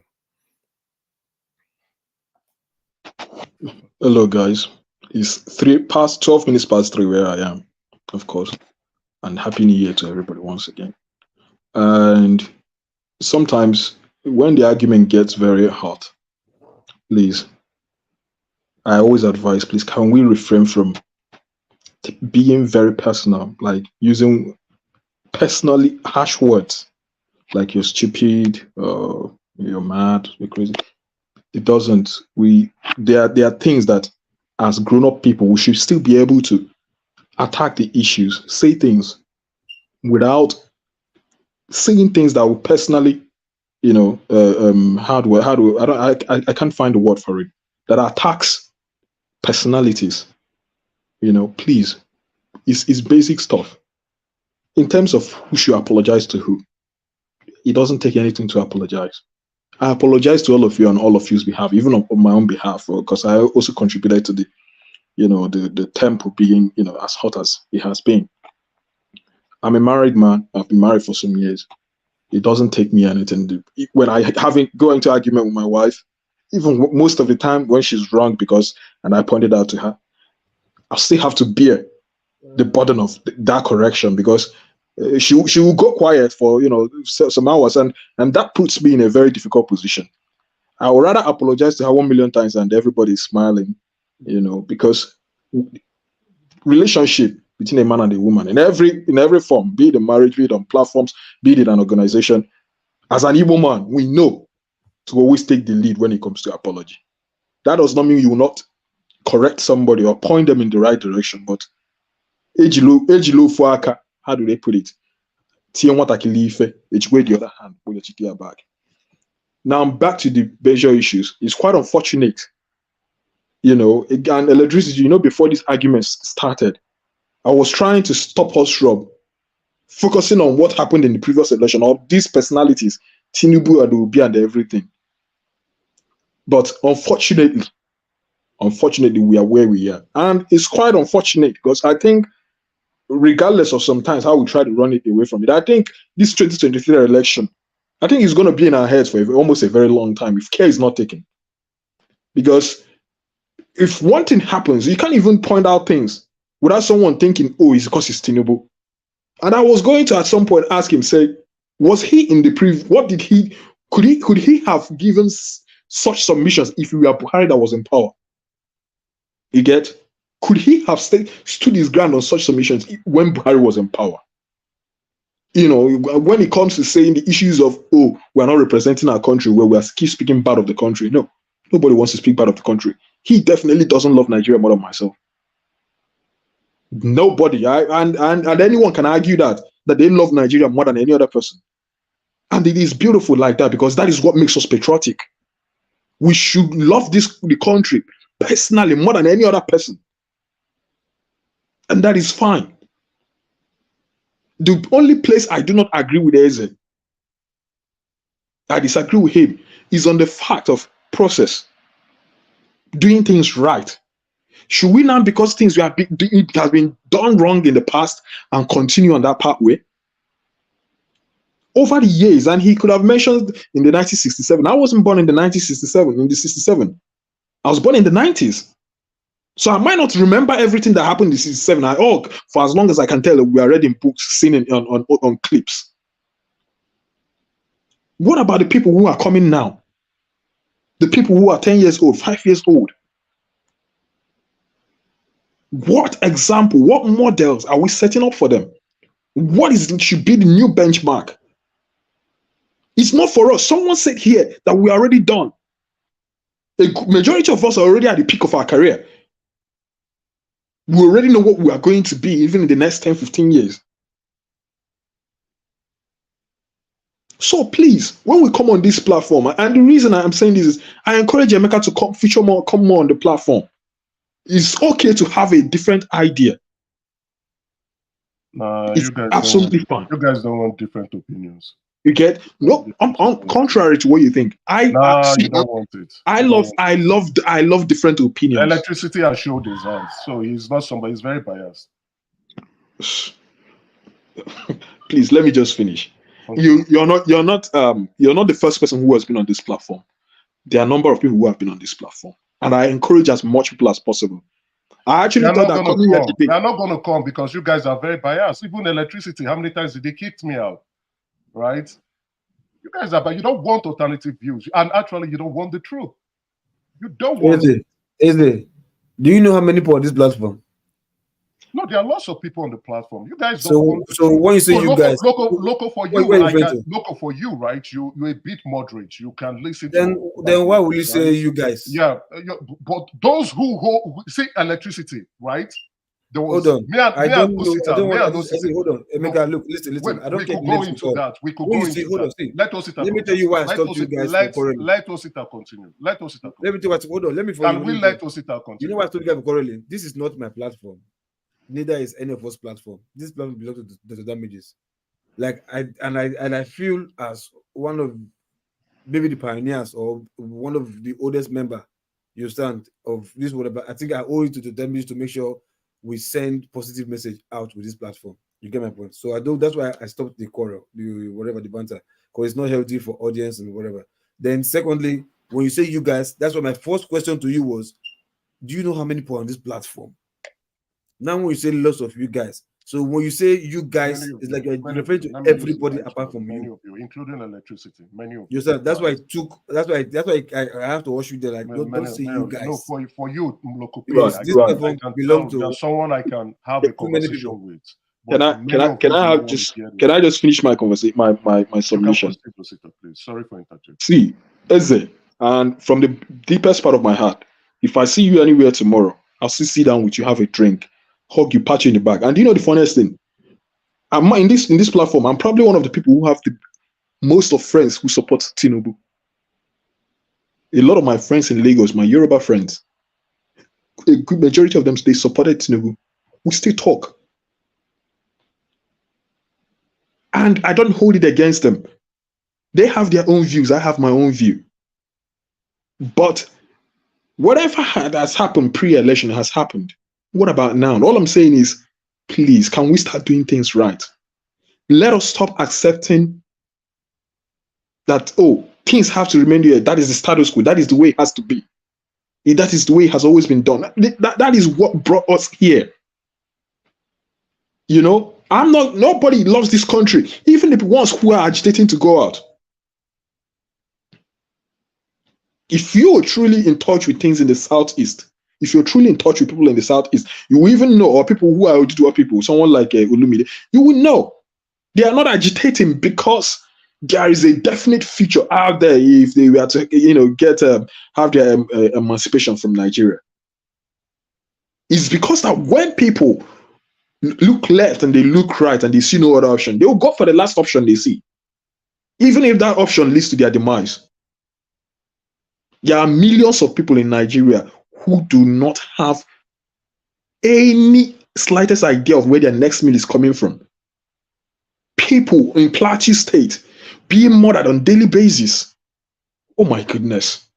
A lot of people have been in IDP camp since 2015 up in the north. And I remember when that thing was happening then in the north. I know I was saying it in the Lagos then. My goodness, something has to be done. If something is not done, this thing will come to the south. We are here today. A great number of people voted in APC. We all know how a good majority of people fought to get APC into power. I didn't vote APC in 2015. My cousin that I lived with was living in Lagos with, he voted APC. When the election finished, when everybody was saying, say Baba, say Baba, say Baba. My own sister, who is now in the UK, also who used to live in Lagos then, he was telling me that, oh, Jonathan had to go. She was in my house last month and she retreated. She said, oh, if only she had known. But where it is worse is when we see that things are going wrong, even when it is clear to everybody and we can't say it out, it's wrong, regardless of whose ox is God. Even as well as people try to praise Peter Obi, when he was campaigning during then, I don't know whether he was on this platform or who can remember. When I said, people say, I said, well, the one place I have something wrong about with Peter Obi is the fact that he didn't conduct local government elections early enough. He could have given all the excuses, all things, political instability and all of that. I can understand that. But I do know that if someone had the political will to conduct local government election as a governor, nothing could have stopped that person. And this thing and I'm more bothered about local government because I believe that is where the problem can start being solved. So please, and for a good number of us, people who are even supporting Alex Otti, I supported Alex Otti, should start calling him out now because he's been in power for a while now, and I've not seen any signs of local government election. And when he finally conducts it, how much interference does he bring into it, or will he allow it to be free and fair? The same thing is about to happen in Enugu State. And this can go down, trickle down to even to our political parties. How do they evolve? How do we recruit leaders? We can say all we want, think we are safe overseas and everything. My brother, every month I see the same money. Tomorrow, my phone now, there's a voice note from my mother. Now money, it never stops. Someone said it here. If Tinubu, things start working out with Tinubu's administration, he lessens the burden on the people in diaspora. When I tell people, my colleagues, my partners, how much I send back home, they ask me, oh my goodness, this is wickedness. This is wrong. Does your mother not work? Does your mother not have, what is it called, a pension? What do you mean need to pay for hospital bills? It's alien to them. Today, purposely, my wife, so if you guys remember, at some point music was playing. Someone asked me to mute the music. That was my wife upstairs. She was doing her crossover prayer. I purposely didn't engage with it at the moment. I didn't want to start it, do that midnight prayer. Normally I'm on my own. I'm a prayer warrior on my own by the grace of God. But this time around, I didn't want to do it at that normal time that people think, oh, if you don't do it by 12 o'clock, then there is a problem. No. Some of the things we are praying for in Nigeria, there are things that it's not prayer that will solve it for us. And I thought that was what we are going to talk about today, the solutions. How do we spread our message across other media platforms, through the churches, through football viewing centers? How do we promote engaging our the people in the grassroots rural areas? It's not to start engaging them against Tinubu, but to know for what is good for themselves. To start asking their own leaders questions. To go and start checking on their councillors, asking their councillors, local government chairmen, what is happening? A lot of people back home do not know this, and it is our solemn duty, God mandated privilege, to have been in a society where we've seen things work different. And it will be a shame. It will be a great disappointment. It will be a failure on it to all us Nigerians if we choose to remain, apathetic to the situation back home. Thank you. That will be my submission. I will yield the floor.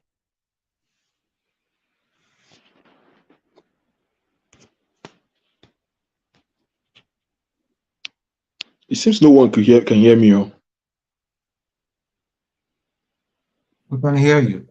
Oh, have I been ranting all along? Oh yeah, sorry. I was praying into 2024, even though I'm already into 2024. Let me acknowledge those with super chats there. That's Kulata and one other person, something Cho, Kulata and Cho.